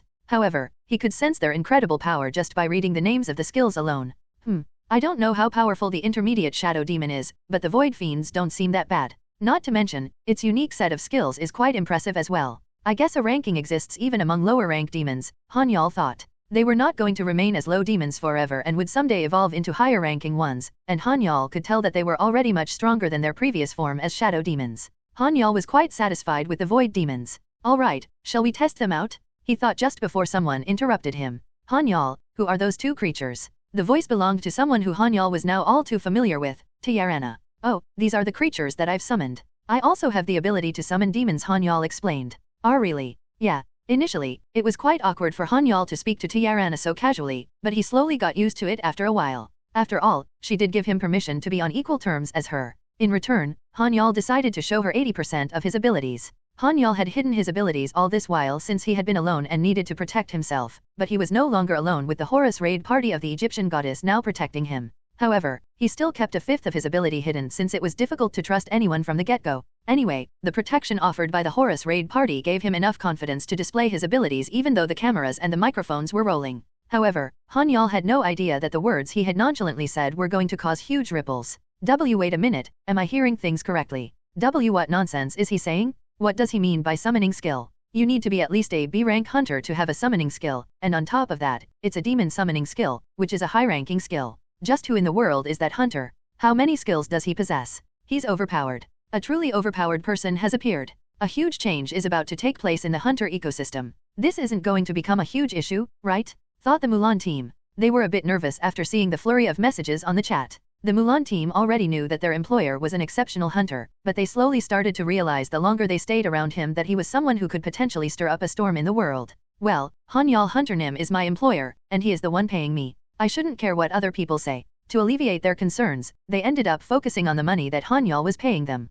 In fact, the Mulan team was not the only ones with such thoughts. I was correct. Appa doesn't only possess 3 skills. Yubai confirmed her suspicions through this opportunity. She already had her suspicions since the first time she went hunting with him, but seeing the viewers analyze Han-Yeol's skills gave her further confidence that her suspicions were indeed correct. I knew I made the right choice to stick with Appa. I should be able to land a main host position for a respectable hunter's broadcast channel in the event that I can't stay with Appa anymore. Yubai could feel her market value as a porter and manager significantly go up thanks to Han-Yeol's revelation. She had already made plans to shift her career trajectory toward the broadcasting industry if she failed to awaken as a hunter. A celebrity did not make as much money as a hunter, but at least there was no risk of dying in the line of work. Of course, what she wanted the most was to hunt with Han-Yeol for as long as she could and awaken as a hunter. Then, she was going to be able to proudly stand beside him and fight alongside him from then on. However, she knew very well that life did not always go according to what you wanted. She was making contingency plans just in case her first choice did not work out. And while Yubai was lost in her own thoughts.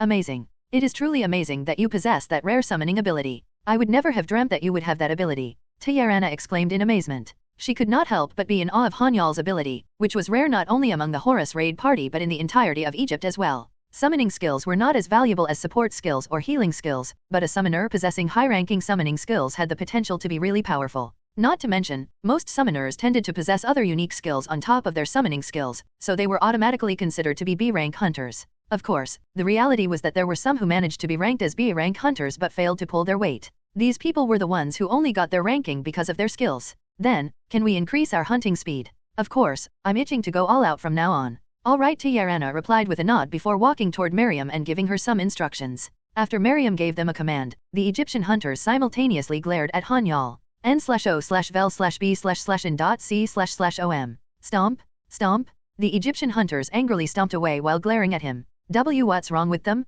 Han-Yeol scratched his head in confusion. He did not hear what Tiarana and Miriam had told them as he was too preoccupied with his void demons. The Horus raid party's hunting speed dramatically increased after Tiarana's discussion with Han-Yeol. Whoosh, ak, Tiarananim is on the move again. Kahok, this is hell. What's wrong with them, seriously? Han-Yeol wondered why the Egyptian hunters were overreacting as he could not be more satisfied with the current situation. The Horus raid party did not venture far from their camp as they hunted down the Paradise Field monsters. Is it really possible for someone to hunt like this? Monsters? They are monsters. Wow, I think they will be on the news tomorrow. Oh, it's already 11:30 p.m. Damn it, I have to sleep. Keek, poor little boy. I, on the other hand, have been jobless for 2 years so I have all the time in this world. Mwahaha. Is that something to be proud of? Dumbass. The common strategy in this hunting ground was to hunt the trappers, banshees, and phantoms, which was the final monster here, one by one without venturing far from the Golden Zone, the area where it was most convenient to hunt them. This meant that there were already predetermined spots used by famous guilds to hunt in the Paradise Field. However, the Horus raid party was able to hunt these monsters simultaneously without having to venture far from their camp in pursuit of these golden zones thanks to Tiarana. The princess has used herself as bait. This can't be. The one revered as a noble figure not only in Egypt but in all of Africa with multiple titles, such as the leader of the Horus raid party, Princess of Egypt, Goddess of Africa, and so on, was using her flight skill to lure the monsters toward the raid party. Miriam had initially opposed the plan, but she knew all too well how stubborn Tiarana could be. In the end, she had no choice but to agree and do her best in leading the hunters. Keek, keek, keek. It's the phantoms this time. Excellent, thought Han-Yeol as he materialized his chain to have a mace attached at the end. He spun it around to warm up his wrist. He was ready to hunt much more proactively than anyone else in the Horus raid party. He could simply hunt in a relaxed manner as he was a special member, but he wanted to live up to his title as the vice leader for this raid. Not only that, but he also wanted to thoroughly enjoy the rush of excitement he got from being able to fight side by side with comrades. After all, this was a thrill he rarely got to experience. I might put a limit to how many abilities I show, but I never said I'm going to hold back. Let's have some fun, Han-Yeol exclaimed inwardly as he finished warming up. Keek, keek, keek. The last monster of the Paradise Field, excluding the boss monster, was the Phantom. The Phantom used its 1-meter-long nails as its primary weapon, and it was much stronger than a banshee or a trapper. Not only that, but its innate ability was also self-division, which allowed it to split into 2 phantoms after being killed. The fact that it could divide into 2 after being killed made the Phantom quite difficult to deal with. It was already strong to begin with, so the hunters technically had to kill it 3 times due to its innate ability. I choose you. As expected, Han-Yeol made the first move before anyone else could. Shwiaik.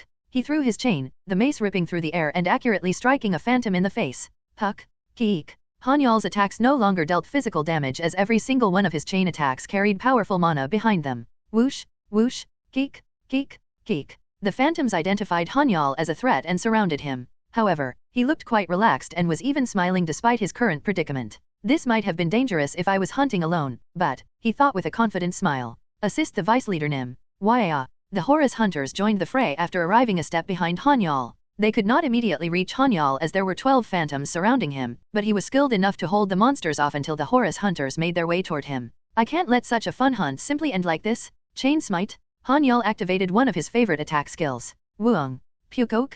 Geek. Han-Yeol's mace struck another phantom in the face and sent it flying back. His attack was not powerful enough to kill the monster in one hit, but it was more than enough to push it back. Still, his attack just now could be considered quite strong when considering the fact that he had used his left hand just now. I wish I could obtain more skills I can use with my chain, Han-Yeol greedily thought. He already possessed numerous cheat skills, but he still wanted more whenever he noticed something lacking in him. Well, he was human, after all, and a human's greed was never going to be satisfied. He wished for a chain skill that would allow him to fight more efficiently in one versus many situations. This was because he felt that his chain was far more effective in such situations compared to the sword. I can use my chain from a safe distance and use my sword on those that get close to me. Han-Yeol knew that he was going to waste a lot of stamina jumping around just to get close to his enemies and cut them down with his sword. He was also aware that walking was going to replenish his mana whenever he walked, but he knew from experience that the skill did not work when he was running. Just as Han-Yeol was lost in his thoughts and showed an opening, a phantom charged at him with its razor-sharp claws. Clang! Han-Yeol easily blocked the monster's claws with his sword. However, the monster had two hands, which basically meant it had two weapons, so it simply used its other hand to attack him. This was a dangerous situation? At least that was what others might be thinking. But, Void Demon? Han-Yeol called out. Void Storm. The insignia of the Void Demon appeared beside Han-Yeol before a Void Demon rushed out from it with both of its hands wielding blue mana. Then, the Void Demon gathered its hands together and shot the combined mana into the phantom's chest. Crackle. Kaboom. Geek. The powerful burst of mana shot by the Void Demon flung the phantom quite a distance back. The powerful attack had torn off two of the phantom's claws, which were locked against Han-Yeol's sword. The Void Demon let out a low growl after sending the phantom far back. I can't help but feel, this place feels familiar, in both a good and bad way. Is it because it is a paradise? Han-Yeol asked in response. The Void Demon did not respond any further after that. Han-Yeol only summoned the Void Demon specialized in range attacks for now. Oddly enough, both of the Void Demons possessed multiple skills, but the one that specialized in range attacks only possessed one attacking skill, which was Void Storm. Its other two skills were a debuff and a defensive skill. Anyway, the second half of the battle started after the Void Demon made its appearance. The 12 phantoms fell one by one, quickly splitting into 24. Now, the raid party had to fight against a total of 36 phantoms in one battle. Puck, puck, kaboom! Han-Yeol and the Void Demon displayed a combo that would have been unimaginable when it had been a Shadow Demon. Maybe a ranking existed among demons of the same rank, but Han-Yeol had found it difficult to coordinate with the Shadow Demon in combat as it lacked battle IQ. On the other hand, the Void Demon possessed higher intelligence and a better understanding of tactics. It was able to follow whatever command Han-Yeol gave it during combat, and it even moved on its own to cover and protect whatever exposed opening he had after using his chain. Chain Smite. Pukok. Han-Yeol threw his chain and killed one of the two remaining phantoms after hitting it in the face. Meanwhile, the other remaining phantom was killed by the Void Demon's Void Storm. The combat prowess Han-Yeol displayed was so different from what he had initially shown that the Egyptian hunters found it absurd. Wow, that's really awesome. Why does it feel like the vice leader Nim is getting stronger the longer we hunt? What if that is indeed the case? What if he does get stronger over time? No way, do you really think that's possible? In the end, the Egyptian hunters decided to think that they were probably just mistaken and Han-Yeol was only showing his full ability now. That was probably the most logical explanation for them, as Han-Yeol's growth was something that transcended what the world knew about hunters. The Horus raid party's hunting speed explosively increased after Han-Yeol proactively started to hunt, and they hunted for a week with only minimal rest in between. Most of the Egyptian hunters cursed and grumbled at the increased intensity of the hunt, but they held their tongue and toughened it out by focusing on the profit they were going to gain at the end of it. It had been a long time since they hunted this intensely. Of course, Tiarana was someone who enjoyed fighting, so her raid party was already known for going on intense hunts.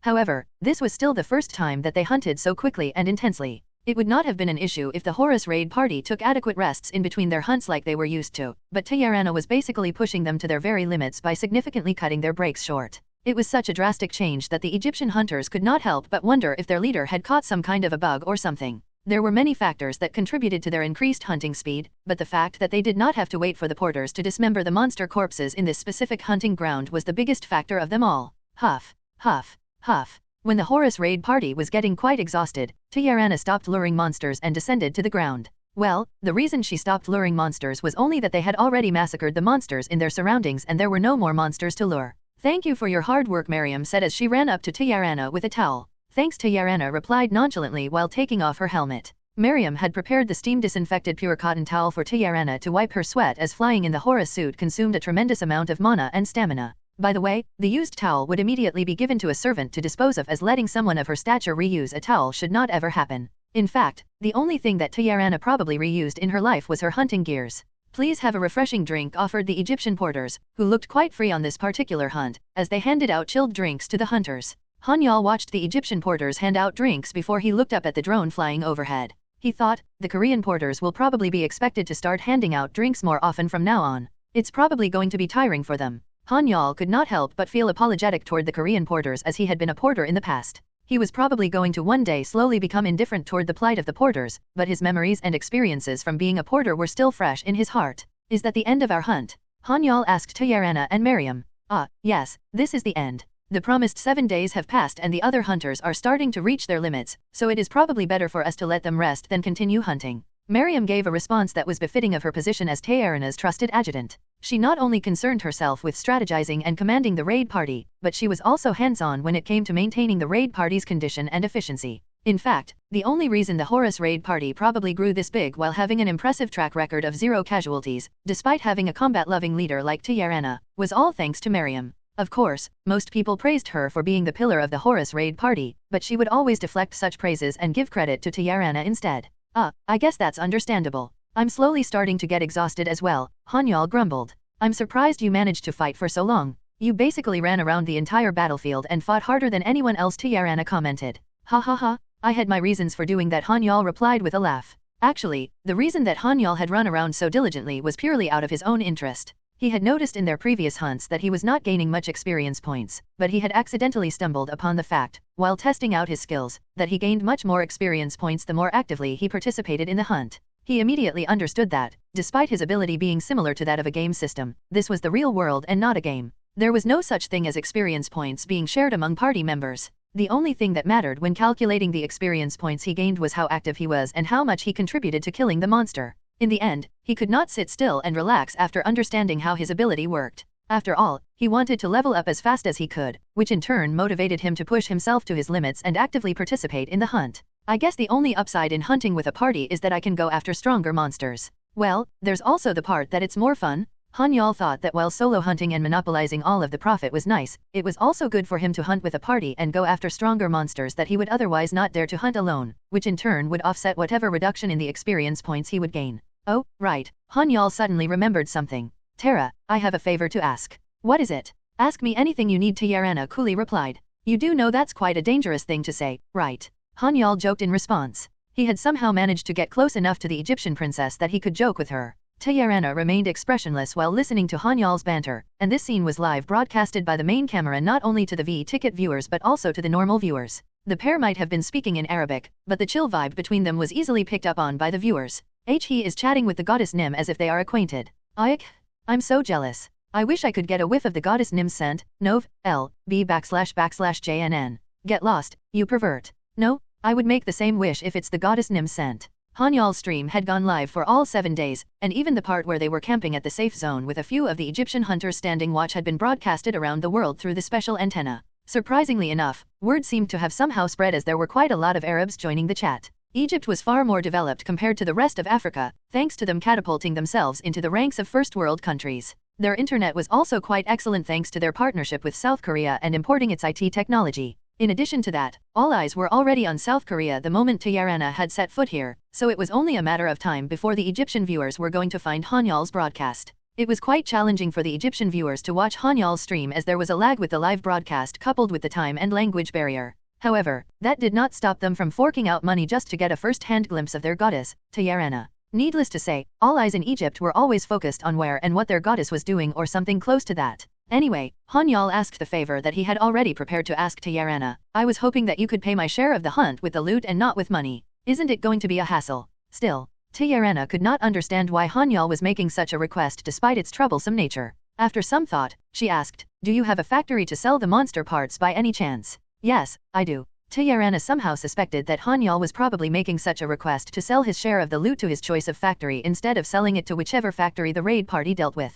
However, she decided to not pry further into his affairs since it did not matter to her whether she paid him with the loot or in cash. All right, I will ask Miriam to make arrangements for you. No need to trouble yourself. I will go and speak to her. All right then. Han-Yeol then went over and explained to Miriam after receiving Tiarana's permission. As expected, Miriam immediately agreed after hearing that Tiarana had given her permission. She commanded the managers in charge of the porters to prepare Han-Yeol's share of the loot. How should I pack it? Oh right, may you please tell Yubai to bring a bag for the mana stones using your telepathic ability? Han-Yeol asked. Strangely enough, he spoke quite formally to Miriam despite speaking informally to her master, Tiarana. As you wish. Han-Yeol also possessed a telepathy skill, but he could only use it exclusively to communicate with demons. In short, he did not have the ability to speak directly into a human's mind like Miriam did. Who knows? Maybe my skill will one day evolve to become like Miriam's skill, Han-Yeol wished, but he did not really expect it to happen since telepathy was quite a useful and powerful skill. Miriam instructed Yubai through telepathy just as Han-Yeol had requested,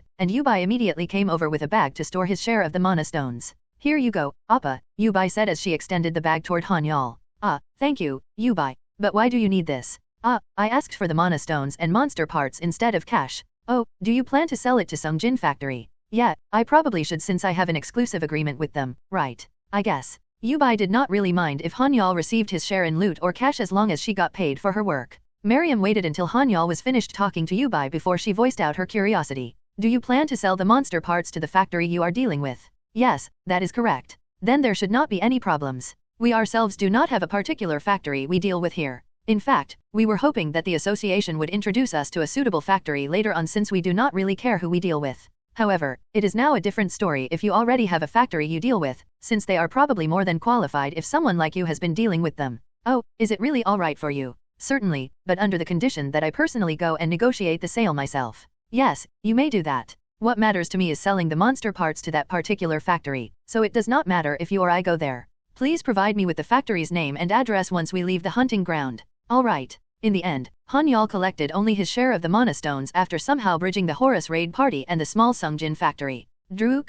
The amount of mana stones that Han-Yeol received after intensely hunting for 7 days was not a joke. How cruel can life be? Why do my stats and skills have to use these precious mana stones instead of something else? How much are all of these worth? Han-Yeol lamented inwardly at the sight of the motherlode. In fact, this was a feeling that he was probably not going to get used to anytime soon. Chapter 96, A Date with the Goddess, 3. After wrapping up the hunt and packing their equipment, the Horus raid party boarded the helicopter that was waiting for them at the entrance of the hunting ground. Then, the helicopter flew toward Seoul and landed at the Hunters Association's helipad. Everyone got off the helicopter upon landing. Crack. Yuck. It's finally over. Phew, I can finally relax now. The Mulan crew members stretched their tired and rigid bodies from the 7 days of marathon filming. Most of the work had actually been done by the hunters, but this was only their second time joining a hunt and the fact that they had to film for a whole week was quite tiring for them. In addition to that, most of them were not used to living in tents for 7 days, which added to their level of fatigue. Han-Yeol did not show it outwardly but he was quite tired as well. He could not wait to go home and take a hot bath. A hunter replenished their body through their mana so they physically recovered after a while, but they were still humans. It was unavoidable for them to accumulate mental fatigue during long periods of consecutive hunts. Han-Yeol tried using Restore on himself just in case it would work, but unfortunately, it did not have any effect in alleviating his mental fatigue. Tiarana approached Han-Yeol and said, "Thank you for your hard work. The hunt was made quite easy thanks to your efforts." Han-Yeol could tell that Tiarana's praises had no hidden agenda behind them. Scratch. Scratch. He awkwardly scratched his head as he did not know how to respond to her praises. He might be on speaking terms with her, but he did not forget to not overstep his boundaries as she was someone of a higher stature than him. No, it's all thanks to the strength of the Horus raid party that I was able to fight to my heart's content. Besides, I was only noticeable since you held back, Terra. It was exactly as Han-Yeol said. He had fought as hard as he could so that he could gain at least one more experience point from the hunt, and he knew very well that he was not in a position to carry a raid party when there was someone more powerful than him. I plan to host an after-hunt party 4 days later, after we all have rested enough. You can come, right? Tiarana asked. A after-hunt party. Han-Yeol was taken aback at the mention of a party he had never heard of before. This was the first time in his life. Why? Is there a problem? Tiarana asked while staring at Han-Yeol with her same expressionless face. Her face was not particularly expressive, but Tiarana exuded a charisma that was more than enough to draw most people toward her. Coupling that with her mesmerizing beauty, Han-Yeol wondered if he was dreaming whenever he spoke to Tiarana face to face like he was doing right now. She is really overpowered in her own ways, Han-Yeol thought. Who would have imagined that the most beautiful woman in the world as picked by an American magazine company would be speaking face to face with a no-name hunter in such a friendly manner? And no, not at all. I will see you at your mansion in 4 days' time then. All right, see you then. Tiarana turned around and left for the parked vehicle waiting for her after receiving a satisfactory response from Han-Yeol while Miriam politely bowed to Han-Yeol before going after Tiarana. Phew, she isn't very good for my heart, Han-Yeol muttered while shaking his head. You must be so happy that you are able to become friends with Tiarana, Yubai said. I won't deny I'm happy, but I thought my heart was going to explode the whole time. Haha, do you know how jealous all of the men watching our stream were? I think your heart should be the least of your worries. Huh? What do you mean by that? Han-Yeol might be the owner of his broadcast channel, but he was not that interested in it. He found filming and broadcasting live to be fun, but he would usually only check on how many viewers there were and not bother himself with the rest of the details. Well, that was why he had hired the Mulan crew in the first place after all. Nov. L. B /JNN. That was why the Mulan team members usually went to Yubai to provide updates or complain whenever something happened instead of going to Han-Yeol, who was still their employer at the end of the day. They found it slightly difficult to discuss serious things with him. Appa shaking hands with the goddess Nim and nonchalantly chatting with her was broadcast all over the world. You basically bragged to everyone that you are friends with her, so how can you not be worried?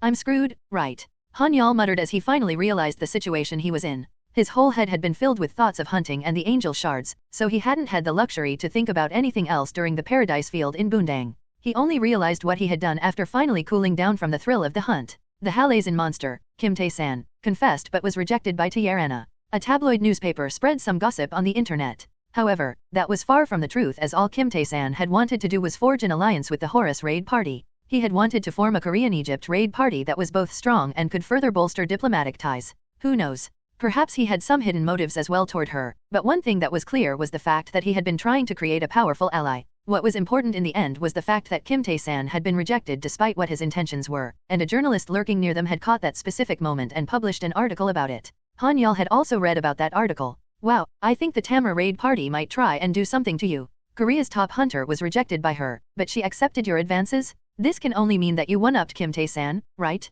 Wait, does that mean Appa is Korea's top hunter now? Yubai sarcastically joked. Oh, what should I do now? Han-Yeol replied with a hint of nervousness in his voice. Haha, come on, you're not even dating, so do you think Kim Tae-san will really try and do something to you?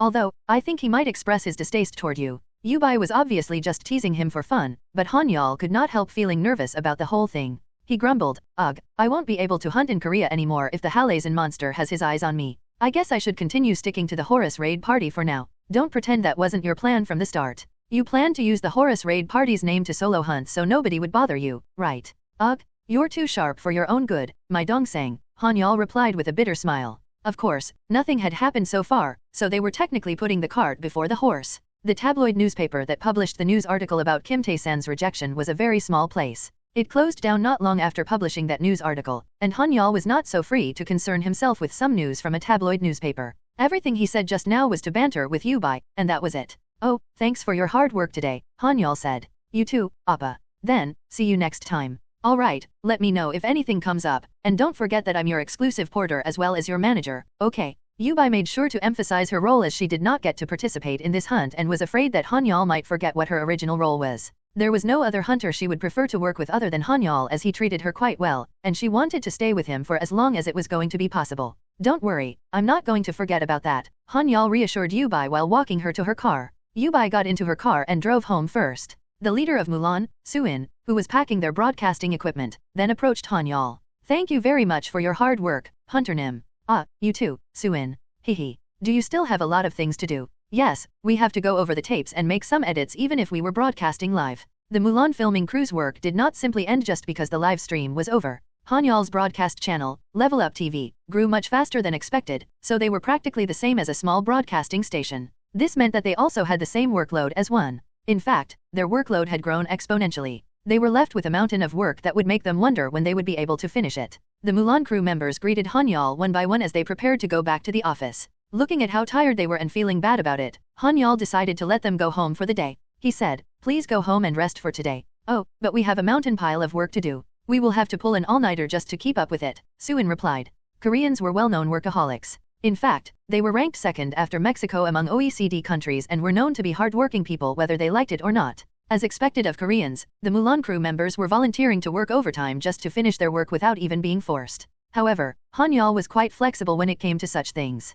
He shook his head and replied, no, please go home and get some rest for today. I won't say anything even if there's some delay with your work, so please go and get some rest. They say that the body has to be comfortable for the mind to work better, right? There's nothing urgent with the broadcast and your health is much more important to me than anything else. Besides, it will be very easy for you to get the flu if you push yourself too hard when you're tired. So once again, please go home and rest. Oh, also, take this. When Han-Yeol took out a white envelope and passed it to her in front of the Mulan crew members, Suin asked, "What is this?" "I prepared some allowance for you and the girls to dine out. Feel free to use it whenever you guys are free," Han-Yeol replied. "Why you didn't have to," Suin muttered before she took a peek into the envelope. In the envelope was a stack of checks that was probably going to sum up to be quite a handsome figure. "What do you mean? It's only normal for me to take care of the team I created, right? I mean, who else is going to take care of you guys? Also, please feel free to go all out and use all of that. Don't try to save and contribute to your operation costs. You know I'm fully supporting you for that too, right?" "Why yes, Hunter Nim."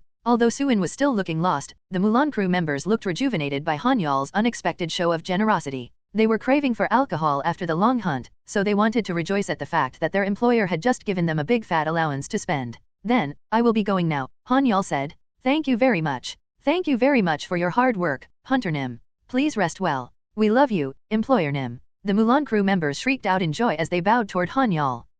Han-Yeol thought he had heard wrong, but he decided to ignore the last bit and hop into his van to drive toward the association. Uni, how much is it?" The Mulan crew members gathered around Suin as all of them were curious how much their first ever dinner allowance was going to be. Hold on," Suin stuttered after feeling pressure from the 20 pairs of eyes staring at her intensely. When she opened the white envelope and checked how much was in it, she gasped in surprise. "Hyok. Why? How much is it, Uni? Do you think we can eat pork belly to our heart's content?" The Mulan team did not really expect a lot as most companies gave allowances in the range of 100,000 won, and that was already more than enough to offset the amount that each of them had to contribute to foot the bill. Suin stuttered. 500,000. Wow, he is really quite generous. Yeah, I expected it to be around 100,000 won, but 500,000 won is quite a lot. Hunters were quite rich, but they were known to be stingy at the same time. Besides, was it really proper to call someone stingy when they were giving their own money away? That was the reason that the Mulan crew members did not really expect much from Han-Yeol in the first place. That's not it," Suin exclaimed. "What do you mean by that, Uni? 5 million won? He gave us 5 million won. What? Are you serious? Did he really give us 5 million won? Yes, look." Suin showed the stack of checks in the white envelope to the other crew members. There were 50 checks worth 100,000 each for a total of 5 million won. Han-Yeol was a much more generous person than the Mulan team initially thought him to be. In the end, they thought of him as a very generous employer who had gone home after leaving a huge allowance that was more than enough for his staff to eat steak a few times over. "Ugh, I'm going to sleep as much as I can once I get home," Han-Yeol grumbled. However, a hunter's body was able to recover almost instantaneously, so they only needed to sleep for 5 hours. It was a truly blessed body that allowed one to save a lot of time on sleeping, but it was also a curse on these kinds of days when one wanted to do nothing and sleep the whole day. "Well, I guess I'll be rolling around in bed doing nothing then." Han-Yeol steeled his resolve to not do anything for the entire day and just laze around. To be frank, it did not sound like a bad plan at all. One younger sibling in Korean. 2 Fun fact, a cultural explanation here. Most bosses/employers will only give a huge budget for company dinners if they are going as well. Not only that, they tend to act quite burdensome by flaunting how much they are spending, which nobody really likes. So Han-Yeol giving them such a huge budget without attending was amazing because of Korean cultural norms. Arg? Han-Yeol lazed around the whole day and finally decided to get up only 2 days later. It was still early in the morning when he let out quite a loud sound while stretching, but he had already spent a fortune on his house's interior so his soundproofing was quite excellent. La la la. Han-Yeol hummed a tune while taking a shower. Then, he picked a nice outfit, styled his hair, and prepared to go out. Unfortunately, Yubai was usually busy with her own things after a hunt and his only other friend, Sun Jin, was currently busy working as a porter. Needless to say, Han-Yeol did not have anyone else to spend the day with. However, he had recently picked up a new hobby, and that was none other than shopping. In the past, he would have never dared to even look at the shops selling luxury branded goods from a distance due to his impoverished background. But now, he could freely buy whatever he wanted. "Let's see, I'll go and shop a bit, then head over to the Hunters Association to update my rank. Then, I could probably drop by to check on the office's construction progress. I probably need to drop by the Mulan office too. Wow, it's a busy day for me." Han-Yeol realized that he had a lot of work piled up after being occupied by the hunt for 7 days. His father usually took care of whatever had to be done for the house, so he did not have to concern himself with that. However, he still had to take care of whatever personal affairs he had as that was his sole responsibility. He did not feel comfortable asking Yubai to do things for him, since she was his manager and not his personal assistant. He suddenly thought, I think I need to hire a trustworthy personal manager, and it probably has to be a guy this time, right? Han-Yeol decided to look for a male who he could talk freely with instead of a female, as all sorts of emotions could blossom between himself and someone of the opposite gender. Still, that was a task he would have to take care of later on. What he had to focus on right now was to enjoy his shopping time. Vroom! Han-Yeol drove his van to the Hunter Mall, which had hunter goods for sale and a whole separate building that could be enjoyed by civilians. The Hunter Mall might have a section for civilians to purchase everyday goods, but the items on sale were usually very expensive there. The reason for that was the fact that most people who came to the civilian section of the Hunter Mall were either high-net-worth individuals or people related to hunters or the industry.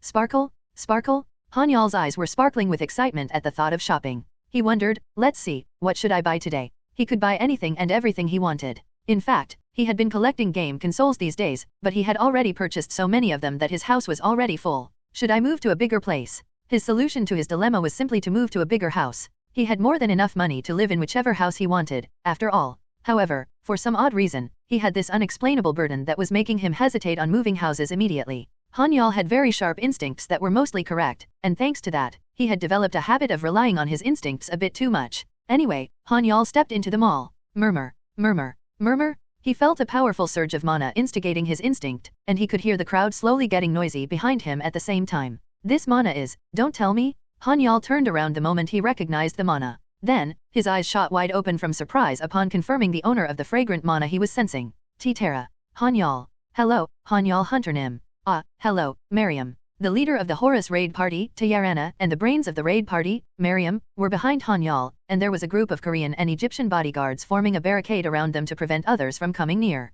Oh right, please speak comfortably to me from now on, Han-Yeol Nim. WY. It is unacceptable for someone on equal speaking terms with Tayarana Nim to speak formally to me, who is her subordinate. I hope you will understand that that is something I cannot accept as her servant. That is, Han-Yeol muttered with a perplexed look on his face before he stole a glance at Tayarana, who simply nodded in response. Feeling Tayarana's charisma from that slight movement alone, Han-Yeol had to wonder, is this the authority of a ruler? This charisma was probably something Tayarana innately possessed and not something that had to do with her being an S-rank hunter. There were a lot of S-rank hunters in Korea as well, but not all of them had the same aura as her. Also, both of you are wearing civilian clothes today n/o/vel/b/in.c//om. Han-Yeol was not wrong. He had only seen Tayarana and Miriam in either their combat gear or traditional Egyptian dress, so this was his first time seeing them in casual wear. Both of them looked like normal women in their outfits. Of course, anyone could probably tell that their clothes were recently purchased and luxury branded, and the price of their outfit was probably going to send a shiver down people's spines. Miriam blushed at Han-Yeol's straightforward comment, but it was so subtle that nobody probably noticed it. She then asked, does it not suit us by any chance? It's not good, Tayarana asked. It was quite interesting how their personalities were basically polar opposites. Tayarana looked Han-Yeol straight in the eyes while Miriam blushed, avoided his gaze, and fixed her clothes. Han-Yeol was extremely happy to be able to look at these two beauties as much as he wanted. Tayarana was already a well-known beauty. She was so beautiful that she overshadowed anyone around her. Miriam was also a very beautiful woman when compared to any other woman except Tayarana, and the fact that she was always standing right next to Tayarana made her go unnoticed by most men, who were always focused on the goddess alone. However, her beauty did not go unnoticed in the eyes of Han-Yeol, who had seen quite a lot of beauties in recent times. No, both of you look great. You look as beautiful as always, Tara, and you look quite cute too, Miriam. Thank you, thank you. They responded in different ways, but both of them smiled at Han-Yeol's compliment. Then, the three of them leisurely chatted for a bit, but their surroundings were far from leisurely. Excuse me, Han-Yeol Hunter Nim? What are you talking about with the goddess Nim? Please give us the chance to know what she said. Han-Yeol Hunter Nim. The crowd that luckily managed to spot Tayarana getting down from her limousine desperately screamed and pushed their way to get a closer glimpse of the goddess. However, the only thing they could do was to take photos and videos of Tayarana as the bodyguards were forming a solid human barricade around her. Then, they spotted Han-Yeol, who was an up-and-rising hunter and a fellow Korean, leisurely chatting with Tayarana in Arabic. This triggered the typical Korean mindset of acting close as they started shouting and asking all sorts of favors from him. Sigh. Do we even know each other to ask favors? Han-Yeol grumbled and shrugged his shoulders. He had no problem ignoring the crowd's pleas as he was already used to his my way or the highway mentality. What brings the both of you here? I don't think you really need to come to a place like this, right? Han-Yeol asked as he could not understand why they would bother coming all the way here when they had a horde of servants who could bring them whatever they wanted with just a snap of their fingers. I was curious about what South Korea looks like. I will be living here for a while, and our countries will probably grow closer to each other from now on, so I wanted to see how life in this country is, Tayarana replied. As expected of a princess, you really are different from ordinary people, Han-Yeol responded in awe of Tayarana's mindset. They said that a position shaped a person, but whether Tayarana was born with her mentality or her position had given it to her did not matter to Han-Yeol. The only thing that mattered to him was that her mentality was quite cool and it was something he wanted to learn from. Are you teasing me? Tayarana asked. Haha, no way, I'm genuinely surprised, that's all, Han-Yeol replied while waving his hand. Tayarana looked at Han-Yeol with eyes full of skepticism, but he continued to feign ignorance until the end. She then said, "It's hard to believe, but I guess I can only choose to believe you. Thanks." Han-Yeol still found it hard to believe that he was able to chat freely with Tiarana like he was doing right now. This was definitely a benefit he had gained from awakening as a hunter. He probably would not have been able to say a single word to Tiarana if he had met her before he awakened. Yes, the old Han-Yeol was a pathetic loser after all. He had worked harder than anyone else, which was something he could be proud of, but the poverty he had faced at that time had dragged his self-esteem through the mud. That was also the reason why he had spent most of his youth as a delinquent with Sun Jin and the others. Back then, doing whatever he wanted had made him forget about his pathetic circumstances. Also, it must be fate that we met like this, so you should join me, Tiarana said. Huh. Han-Yeol muttered in confusion as he had expected them to chat for a bit before going their separate ways. He did not imagine that she would ask him to join her. Miriam stepped in when Han-Yeol was dumbfounded by the whole situation. She explained, "Han-Yeol Nim, you are the vice leader of our raid party. You are also the closest Korean hunter to Tae-Aranim. Tae-Aranim is currently in a foreign land at a foreign mall, so I would be grateful if you may kindly assist her." "Oh, okay. All right then." It was a bit burdensome for him to join them, but Han-Yeol immediately agreed to join them as being with a beautiful woman was going to make shopping even more fun. He thought to himself, "I'm not going to lose anything by becoming closer to Tiarana and Miriam." The crowd got even rowdier the moment Han-Yeol started walking alongside the two beauties, and there were even a bunch of reporters who had appeared out of nowhere as well. Why is this even newsworthy? Han-Yeol thought with a grimace when he spotted the reporters. It was clearly visible in his expression that he did not really like reporters. However, there was no way that a reporter was going to back down just because of the look on someone's face, right? "Lee Han-Yeol Hunter Nim? Is it possible to have a short interview with Tiarana? The people have the right to know. Lee Han-Yeol Hunter Nim, you should do an interview with her." As expected, the reporters were as shameless as they could get, demanding Han-Yeol for an interview even though there was no reason for him to agree to it in the first place. It's not that I don't know how shameless those guys can get. Let's just ignore them. Han-Yeol chose to ignore the parasites that used the people's right to information as an excuse to viciously invade another person's privacy.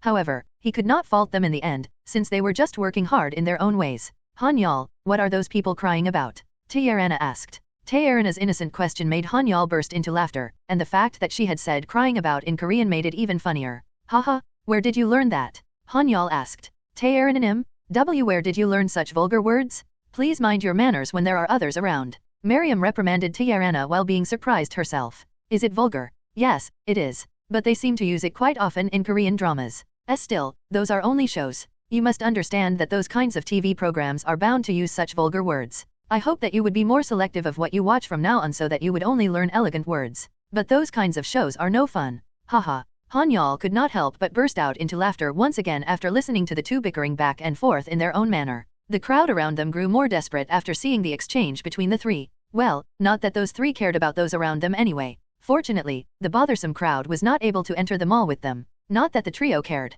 Of course, the crowd vehemently protested against the mall staffers. "Hey, this is a public area open to everyone. Why are you stopping us from entering? You are trampling on our rights as consumers? Are you looking down on us?" The reporters were even louder compared to the others, screaming at the top of their lungs like a horde of frenzied monsters. It was understandable that they would be so worked up and not back down without a fight, as landing an interview with the goddess was going to boost their career. Also, they were technically not in the wrong, as it was unheard of for mall staffers to prevent people from entering a mall due to the presence of a VIP. However, the mall security manager did not budge an inch as he deployed even more security staff just in case a riot occurred. "We apologize for the inconvenience, but our mall will be closing for today," the security manager said. "What bullshit is this?" the crowd protested. "The Horus raid party has rented the entire mall as their personal space for the entire day, and they have requested that anyone not a member of their raid party be barred entry. What?" The crowd was flabbergasted at the fact that the Horus raid party was able to rent out the entire shopping mall. It was a testament to how wealthy they were. As the entire crowd watched the trio disappear further into the mall with desperate eyes, one of the reporters spotted other customers shopping in the mall.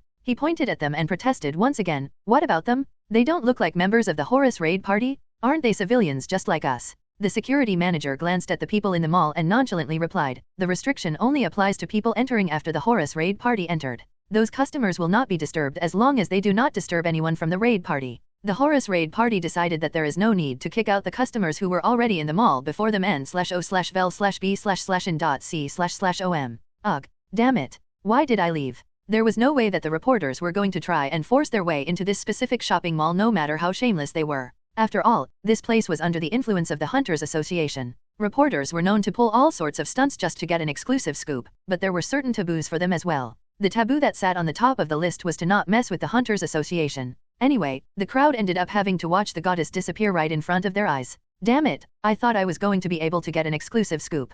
Don't you think that bastardly Han-Yeol is a bit too much? The reporters slowly started to direct their anger toward the Korean hunter with the goddess, who was definitely an easier target. Yeah, how can he do this to his fellow compatriots? He should be helping us instead. Is he now an Egyptian just because he's joined the Horus raid party? He only got lucky because he is a healer, right? He is going to be left all alone in Korea once the Horus raid party goes back to Egypt. That's right. It seems like he doesn't know how to socialize at all. Huh? Just wait and see. I'm going to chase him to the depths of hell once he slips up and does something. The reporters did not watch Han-Yeol's broadcast, Level Up TV. They were too busy chasing after the top guilds and raid parties, so they would not have time for someone like Han-Yeol no matter how much he promoted his channel. After all, someone small like him was never going to be of interest to them. Some reporters had watched his broadcast after hearing that the goddess was featured in it, but most of them only watched a part of it, and their entire focus was centered on her. That was the reason why none of them had any idea what role Han-Yeol had in the Horus raid party. Han-Yeol started shopping with Tiarana and Miriam. The bodyguards were no longer surrounding them, but they were at a distance to stop others from approaching the trio. The bodyguards were used to ward off people rather than for the trio's protection because the Korean bodyguards were ordinary people while the Egyptian bodyguards were frank hunters. All of them combined would not even be able to make a scratch on Miriam, who was the weakest one in terms of combat strength among the three. In short, these three did not really need protection to begin with, and only needed the bodyguards so that they could shop in peace. Meanwhile, Han-Yeol was having the time of his life being sandwiched between two beautiful roses. What do you say? Is there anything you want? He asked. I think it's true that your country is more developed than mine. There are a lot of luxury goods that I have never seen in Egypt. I agree. The mall facilities are quite excellent. In fact, we do not have such facilities back home, and it feels as if every single product in the world has gathered here. Most Koreans, even the not-so-patriotic ones, would suddenly feel patriotic whenever they heard foreigners praising their country. Han-Yeol was no exception as he could not help but feel proud. Well, our country's economy has been suffering in recent times, but the fact that we are one of the trendiest markets in the world has not changed. Some say that whatever works here will work anywhere else in the world too, so most Western countries tend to test their product's market reception by selling it here first, Han-Yeol proudly explained. That's amazing, Tiarana replied in awe. I cannot help but feel envious of your country's success, Miriam commented. Tiarana and Miriam were extremely wealthy individuals, but even people like them seemed to have fun window shopping. Is the Korean Hunters Association managing this mall? Tiarana asked. Yeah, but they aren't managing it alone. Rather, they have teamed up with various conglomerates to manage it, Han-Yeol replied. I should meet with the chairman of the Hunters Association. I think it will be a good idea to recreate a mall like this in Egypt too. Really? That is an excellent idea, Tiarana. I'm going to buy everything here as well. Really? Yes. Han-Yeol could not help but be flabbergasted at Tiarana's extravagant shopping, but he soon composed himself and calmly translated what she had just said to a staffer. The staffer's reaction? It was quite obvious. Hyok? Are you serious? Aside from the staffer at the luxury goods section, even the manager sent by the mall's management was shocked by what Han-Yeol was saying. They were somewhat aware that the S-rank hunter in front of them came from a very wealthy family and that she herself was quite wealthy as well, but they never imagined in their wildest dreams that she was going to come and buy everything up. She did mention that she had come to sightsee around the mall, but the mall's management never imagined that they were already going to strike the jackpot from the first section. Jackpot? The manager exclaimed inwardly. The hunter section of the mall was seeing an increase in revenue day by day, but the normal section of the mall was seeing a decrease in revenue due to the country's economic decline. Of course, the higher management did not see that as an excuse and continued berating the ones in charge of the normal section. Needless to say, this was a godsend opportunity for the normal section to not only hit their sales targets but to achieve their sales quota to get their bonus incentive as well. Where do you want these to be delivered, Tara? Han-Yeol asked. Delivery. Yes, why? They deliver things aside from food too. Of course, why wouldn't they? Excuse me, Han-Yeol Miriam interrupted. Yes. I think Tiarana is surprised that all of these can be delivered as not many places can pull this off. Oh, really? Yes. I'm sorry for the misunderstanding, Tara. Han-Yeol might have been imagining things, but he felt that Tiarana was sulking right now. He wondered, come on, I must be seeing things? He soon shrugged off the thought. There was no way that a person of Tiarana's caliber was going to sulk so easily in the first place, right? Please deliver the goods to this address. Oh, please make sure all of it gets delivered to the doorsteps, okay? Miriam said as she extended her business card to the manager. Why yes, I understand, the manager exclaimed. Their first purchase was done, but these two were only getting started. Tiarana and Miriam did not shop in an average way where they would buy individual things they liked. They would walk into a shop and ask for everything between point A to point B, then pay for it with their credit card. How much is it? Miriam asked. That will be 158 million won, ma'am. Here you go, please charge it in full. I understand. They spent 158 million won in the blink of an eye at a luxury bag shop, and proceeded to spend more than 1 billion won in just 3 hours. Of course, this was a huge figure to spend in such a short period of time, but that was only from Han-Yeol's point of view, as Tiarana and Miriam seemed to be only getting started. In fact, they looked like they were not satisfied at all. As the shopping continued without showing any signs of ending, Han-Yeol groaned inwardly, "Ugh, I'm a hunter and I can say my stamina is quite good, but why am I so tired?" It was at this moment that he realized that he still had a long way to go despite thinking that he was an avid shopper himself. He never imagined that he was going to get tired from shopping, since he was now a hunter and his stamina was quite good, but his delusion had instantly been shattered in 3 hours. The feeling of fatigue and exhaustion that he did not feel even while working out overtook his body. What the hell? Why do I feel so tired? He wondered. They said that even an athlete was going to get tired if they were dragged around in a shopping mall, and this saying seemed to apply to hunters as well. The trio soon arrived at the men's corner. Tiarana and Miriam then looked at each other before they turned their gaze to Han-Yeol. "Why? What's wrong?" Han-Yeol asked. The two looked at each other again and nodded. Han-Yeol. Han-Yeol Nim. Yes? Why? Han-Yeol looked at them while tilting his head in confusion. He was already exhausted from being dragged around, so he wondered what they wanted this time. "Ugh, I'm so tired," Han-Yeol groaned inwardly while lying on a bench at the center of the mall, and with him were more than 20 shopping bags littered on the ground. He grumbled, "That damned duo. What right do they have to comment on my fashion sense?" He had thought they were only going to pass by the men's corner. However, his expectations had been way off the mark, as the two forcefully dragged him around and did a whole fashion show with him as their model for nearly 2 hours. The shopaholic duo had simply waltzed into a shop and pointed from point A to point B before buying all of it. Then, they had moved on to the next shop, forcing Han-Yeol, against his wishes, to try on every single piece of clothing they could find and buy for him. Of course, they had paid for it as well and forced him to take it. "I'm rich too, you know?" Han-Yeol exclaimed inwardly in frustration after being forced to become a mannequin for nearly 2 hours. His fashion show had drained all of his energy, and the women seemed to have gotten bored of him as they abandoned him at a bench to resume their shopping. Just as Han-Yeol was tasting the sweet nectar of this gift called rest, 2 beautiful women carefully walked up to him. "Excuse me." "Yes? What is it?" Han-Yeol asked. He could tell from a single glance that they were not working with them all. Shwick. They extended a pen and a piece of A4 paper to him and asked, "Can you please give us your autograph?" My autograph?" Han-Yeol tilted his head in confusion. "Yes. We are huge fans of yours, Han-Yeol Hunter Nim. We watched all of your live streams for the entire week. We also bought V-tickets just to watch you. You're so cool." "Kaya," the 2 women exclaimed. Han-Yeol was taken aback by the sudden autograph request. He did hear from Yubai and the Mulan team that the broadcast was a huge success, but he thought that the success was all thanks to Tiarana, so he did not really bother himself with it. However, he could not help but be surprised and amazed at the same time now that someone was asking him for his autograph. Han-Yeol took the ballpen and paper before signing it with a signature that he practiced just for fun from time to time. He then asked, "Your names?" My name is Uri, Couri. Hehe, my name is Yibai, Shin Yibai. Your names are really nice, Han-Yeol said while writing their names on the paper. "Kaya, thank you very much." The two screamed in joy after receiving Han-Yeol's autograph. Then, they asked him if they could take a selfie together, to which he readily agreed. The 2 beautiful women, Uri and Yibai, smiled brightly and left after taking a selfie with Han-Yeol. There were other people in the mall aside from Tiarana's subordinates. There were people who were fans of Han-Yeol, who had become an overnight celebrity thanks to his Level Up TV. There were fans of Miriam as well, surprisingly. However, Han-Yeol had been left all alone to fend against not only his fans but even the fans of Tiarana and Miriam as well. After all, he was the only one without a bodyguard among the 3 of them. Nobody dared to approach Han-Yeol when he had been shopping with them, but they saw an opportunity to ambush him when he was resting all alone on the bench. The fans approached him to get his autograph while not forgetting to ask a few questions regarding the goddess as well. "What am I? Her high priest?" Han-Yeol grumbled as he could not help but feel that he was a servant of the goddess at this point. The reason was that the fans were passionately asking things about Tiarana, and their passion was even hotter than the ones of religious fanatics. Of course, there were some who asked about Miriam as well, but most of the questions were focused solely on Tiarana. In the end, after being chased around by the horde of fans, Han-Yeol was forced to seek refuge under the wings of Tiarana and Miriam once again. "Oh, right. Han-Yeol. Yes. You are living in an apar. What was that again?" Tiarana could not remember the word, so she had to ask Miriam halfway through her sentence. "Yes, the word you are looking for is apartment," Tiarana Miriam replied.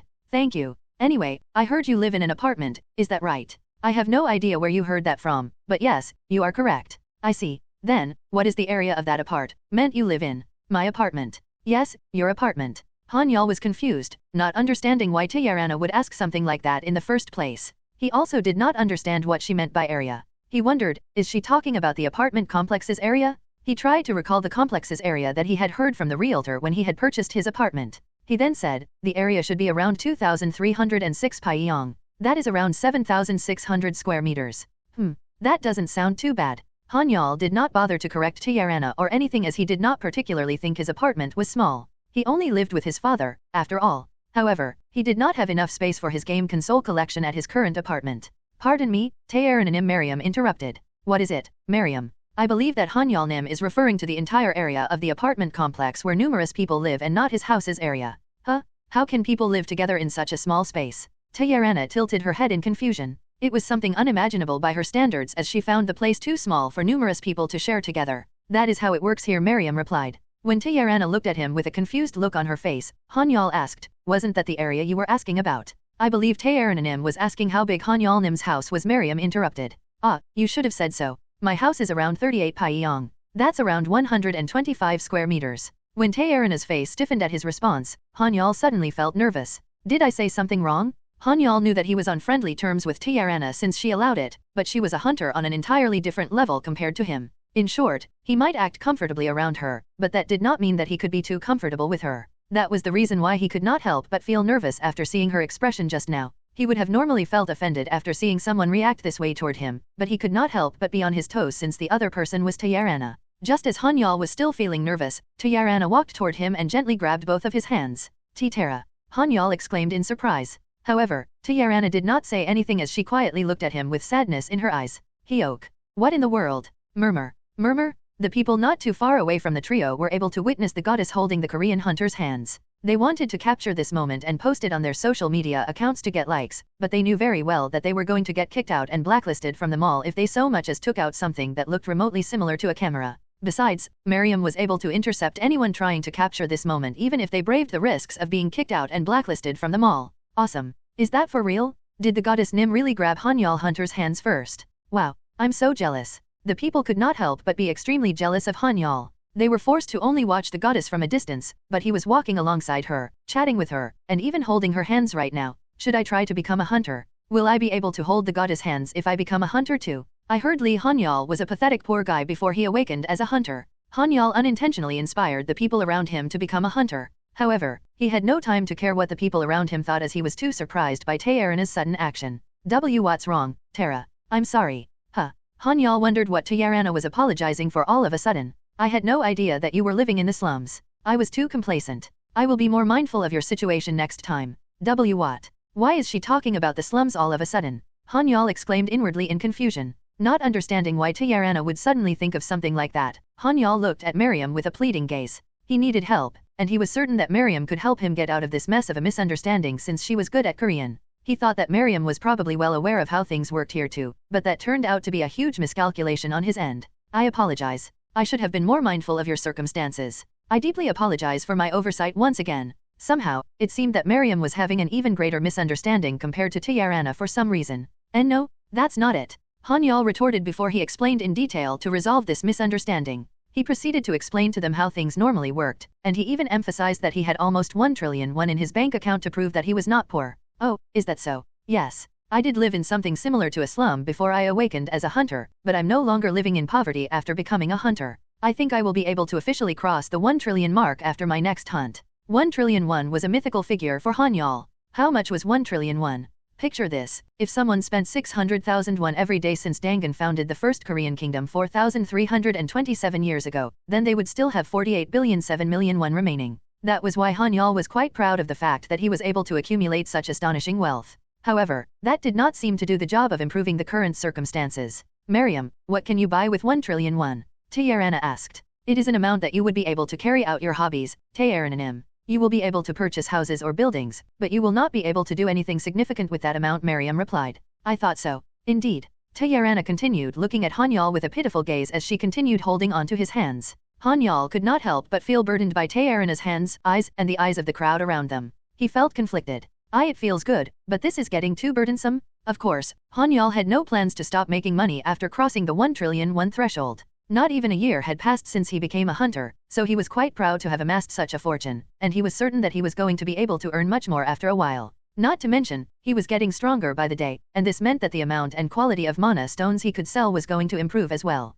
Let's hunt more diligently from now on. You might not be able to earn a lot from it, but it should be enough to cover your living expenses. Also, feel free to take my subordinates out with you whenever you need to hunt. Alright. Taeyarana still seemed to be misunderstanding the whole situation, but Han-Yeol decided to concede defeat and accept the misunderstanding for now. He did not see any way to convince her that he was also rich, judging by how she viewed money. I think I read somewhere that the Egyptian president's fortune was estimated to be around 30 or 40 quadrillion, Han-Yeol thought. Of course, this was only an estimate, as the real figure was only known to the president himself and the one managing his wealth. Egypt referred to their leader as the president, but he was closer to the pharaoh. Also, they were not a normal democracy where people voted their leader in, but rather, they voted for their leader from the ones who had inherited the pharaoh's blood. The reinstatement of the pharaonic bloodline was celebrated by most Egyptians as it signaled the resurrection of their great empire. However, the opposition frowned at it as a desecration of their modern religious belief. N/O/vel/b/in.c//om. Thanks to this, Egypt was facing political and religious turmoil, and there were numerous cases of terrorist attacks being carried out by religious fanatics all over the country. Place your trust in me, Han-Yeol. I will do my best to salvage you from poverty, Taeyarana said with a rather determined gaze. Her resolute look was so cute that the crowd around them gasped in awe. The people who wanted to catch a glimpse of the goddess swept all of the binoculars for sale in the mall, and the binoculars were sold out in an instant. It might be called a waste of money to buy a binocular regardless of its price just to see someone's face for a few seconds, but most of the people who came to shop here were wealthy people. They had no problem investing in it as long as they could catch a glimpse of the goddess face. In fact, some of the extreme ones considered it an even bigger loss to not be able to see Taeyarana's face in person. Alright, I've made my decision. What is it? Han-Yeol could not help but feel nervous about what Taeyarana was going to say next, and the reason was that he could no longer fathom her scale when it came to money. We are going to shop for something else, Taeyarana said. Shop for something else. Han-Yeol muttered. Excellent idea, Taeyarana Miriam added. Right. Yes, Taeyarana. Let's go. Wait a minute. Han-Yeol cried out as he was dragged along by Taeyarana to somewhere. He was not pretending to be dragged off by her just because she was a woman, but rather, he was being dragged around like a rag doll by her as she overpowered him with her strength. He tried to resist by trying to hold his ground, but he found out almost immediately that resistance was futile. Sigh. Today's quite a long and tiring day, Han-Yeol sighed inwardly. He could not help but feel exhausted after being dragged in all directions by Taeyarana and Miriam since morning. Just a note, it was only 12:30 p.m. right now. Yes, it was only lunchtime. Just as Taeyarana dragged Han-Yeol out of the mall. Flash, flash, flash, flash, flash. The exit was flooded with a wave of people trying to get a glimpse of the goddess after hearing that she was there. There were rumors of her appearing at the Hunter Mall's normal section all over social media, so a horde of people had run over there just to get a glimpse of her. Wait a minute. Please, do a short interview with us? I beg you. Taeyarana. Taeyarana? Please do an interview with us. 1 trillion won is 1 billion USD.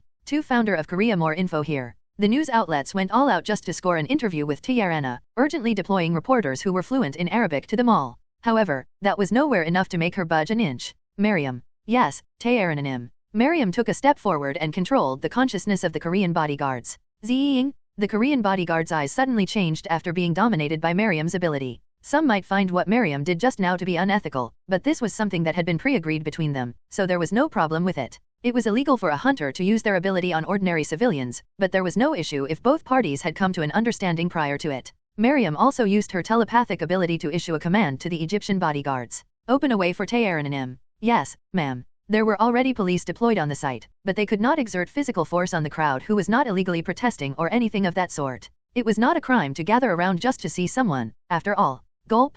I need to endure this. I will endure this. I will definitely get a chance as long as I endure it. The reporters were prepared to hold their ground until the very bitter end of their own volition. This was so they stood a chance to get a bit closer to the goddess and snap up a photograph of her or ask her a question. They knew very well from experience that they were going to be pushed quite far back by the bodyguards if they let them, and the difference in the quality of photographs being taken from a distance and from close-up was like heaven and earth. In the end, the reporters gritted their teeth and steeled their resolve to not budge a single inch from their current spot. They linked their arms together and formed a human chain when the bodyguards were making their way toward them. However, they had grossly miscalculated who they were up against. Thud. What? The reporters held on for dear life as they stood their ground, but the bodyguards easily pushed them out of the way as if they were a bunch of 5-year-olds. Eek. Hold your ground. Push back. Push harder. Don't falter. Push. After being easily pushed back, the reporters unlinked their arms. They tried to rely on their own personal strength to push the bodyguards back. However, there was no way that a bunch of ordinary reporters was going to be able to push back the Egyptian bodyguards, who were awakened hunters.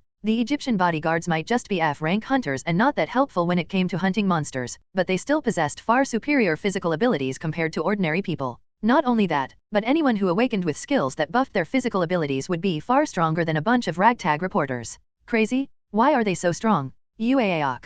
Ugh. They aren't budging an inch. Hey, look here, we are both Koreans, so shouldn't we be helping each other? Some of the reporters tried to negotiate with the Korean bodyguards after confirming that they were Koreans as well. However, they were not aware of the fact that the Korean bodyguards were currently under the influence of Miriam's mind control and were unable to hear them. On top of that, Miriam's ability greatly amplified the Korean bodyguards' physical abilities as well. This made them even harder to deal with. A path has opened for you, Tae-Aranim, Miriam said while still maintaining control of the Korean bodyguards. Hey, aren't you being too stingy? Do you know who I am? Huh? Do you really think you can be safe in Korea after making the media your enemy? Hey, you bastard. Which school did you graduate from? How old are you? The Korean reporters hurled all sorts of insults, further embarrassing their country in the presence of numerous international journalists. However, the Korean bodyguards did not even respond to them as they were currently under Miriam's control. Step, step, step, step.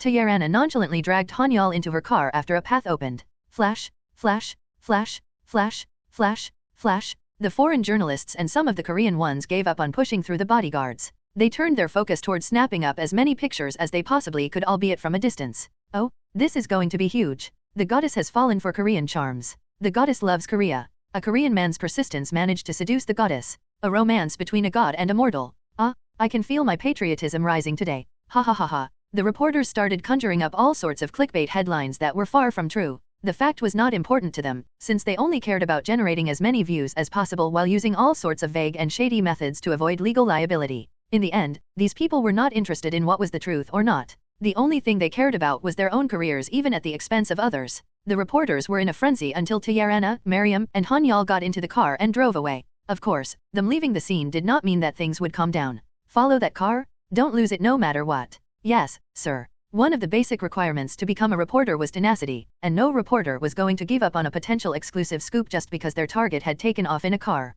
However, sir, fuck this? How are we supposed to follow them if they're taking a helicopter? How will we compete with that?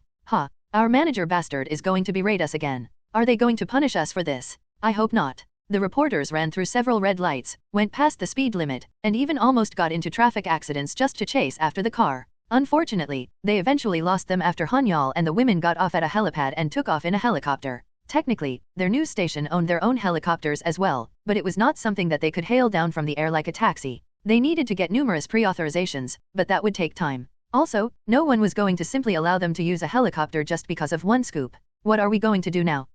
I have no idea. Just shut it, will you? Why are you taking it out on me? The reporters eventually gave up despite their best efforts.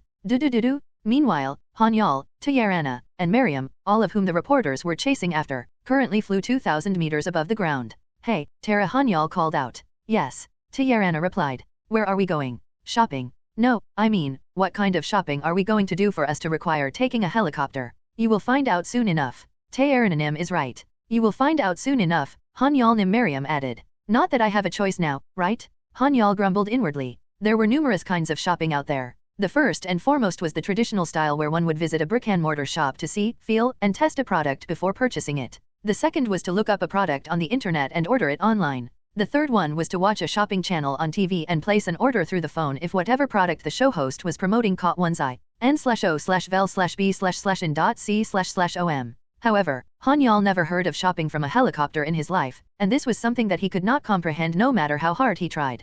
Meanwhile, the helicopter had already passed central Seoul and was headed toward the city's outskirts.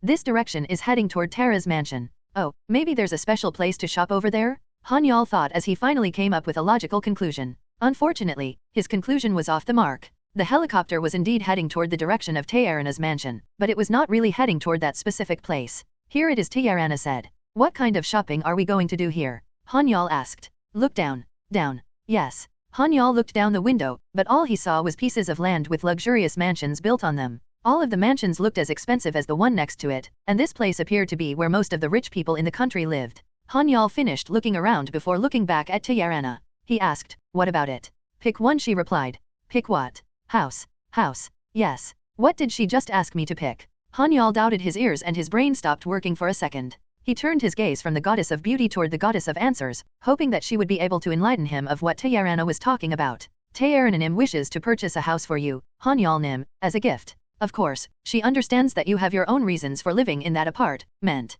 However, her pride will not allow the vice leader of the Horus raid party to live in a chicken coop. Also, you living in a chicken coop will also tarnish the reputation of the raid party. I hope you would take into consideration Taeranim's prestige as well as the reputation of the raid party and accept this gift, Miriam explained. Then, she quickly added, Taeranim is not commanding you to accept this gift, but she is requesting you to accept this as her friend. Ugh, Han-Yeol groaned at Miriam's quick follow-up. He was about to immediately refuse the gift Taerana had prepared for him, but Miriam's quick-wit thinking made it difficult for him to refuse it. Isn't this a bit too extravagant of a gift to give to a friend? Will it even be possible for me to adapt to her standard of living? Han-Yeol wondered. They said that the oil tycoons from the Middle East spent their money in such a manner prior to the dimensional outbreak, and Han-Yeol could not help but assume that what Taerana was doing was probably the same as what they used to do. Of course, the oil tycoons were nothing but middle-class people now compared to the new wealth of this generation, which were the monostone tycoons. Do-do-do-do. The helicopter remained hovering in the air without moving, and Han-Yeol was forced to pick a mansion under the burdensome gazes of Taerana and Miriam.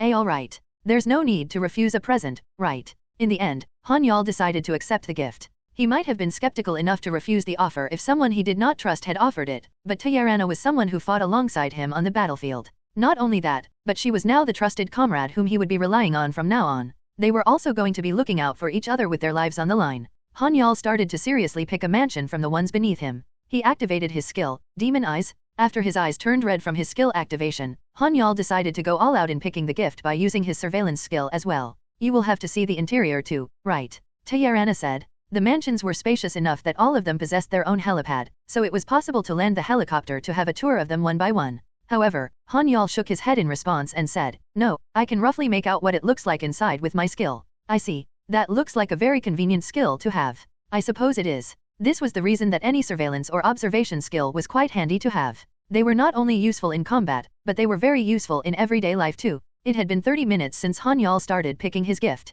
Only until the helicopter continued to hover in place and almost ran out of fuel did he finally make his choice. I'll go with that one. That one. Han-Yeol pointed at a modern-looking mansion situated on top of a hill. It was quite big and had a huge lawn surrounding it, and there were numerous standalone buildings around the main building too. In fact, even the standalone buildings were spacious enough for anyone to use as their home. To be honest, the mansion was too big for Han-Yeol and his father to live in. He was initially quite burdened by having to choose a mansion, but he slowly started to feel greedy after browsing through the numerous houses beneath him. Well, it was understandable, since he could freely pick anything he wanted without having to worry about the price tag, right? Excellent choice, I must say, Miriam complimented. Yes, I was thinking that house was going to be perfect for you, Taerana added. Haha, does that mean I have what it takes to be rich? Han-Yeol joked. I apologize, but I don't think you are at that level yet. Miriam shot him down. I agree, Taerana concurred. These women are so, Han-Yeol grumbled. He was not sure if they had pre-agreed on it or if it had just happened this way, but they were having fun ganging up on him. Miriam Taerana called out. Yes, Taeranim. I will immediately contact the realtor and have it ready by tomorrow, Miriam replied. Good. Tomorrow. Han-Yeol exclaimed. Why? Is there a problem? Taerana asked. No, not at all, Han-Yeol replied. He thought to himself, wow, these guys are really on a whole different level.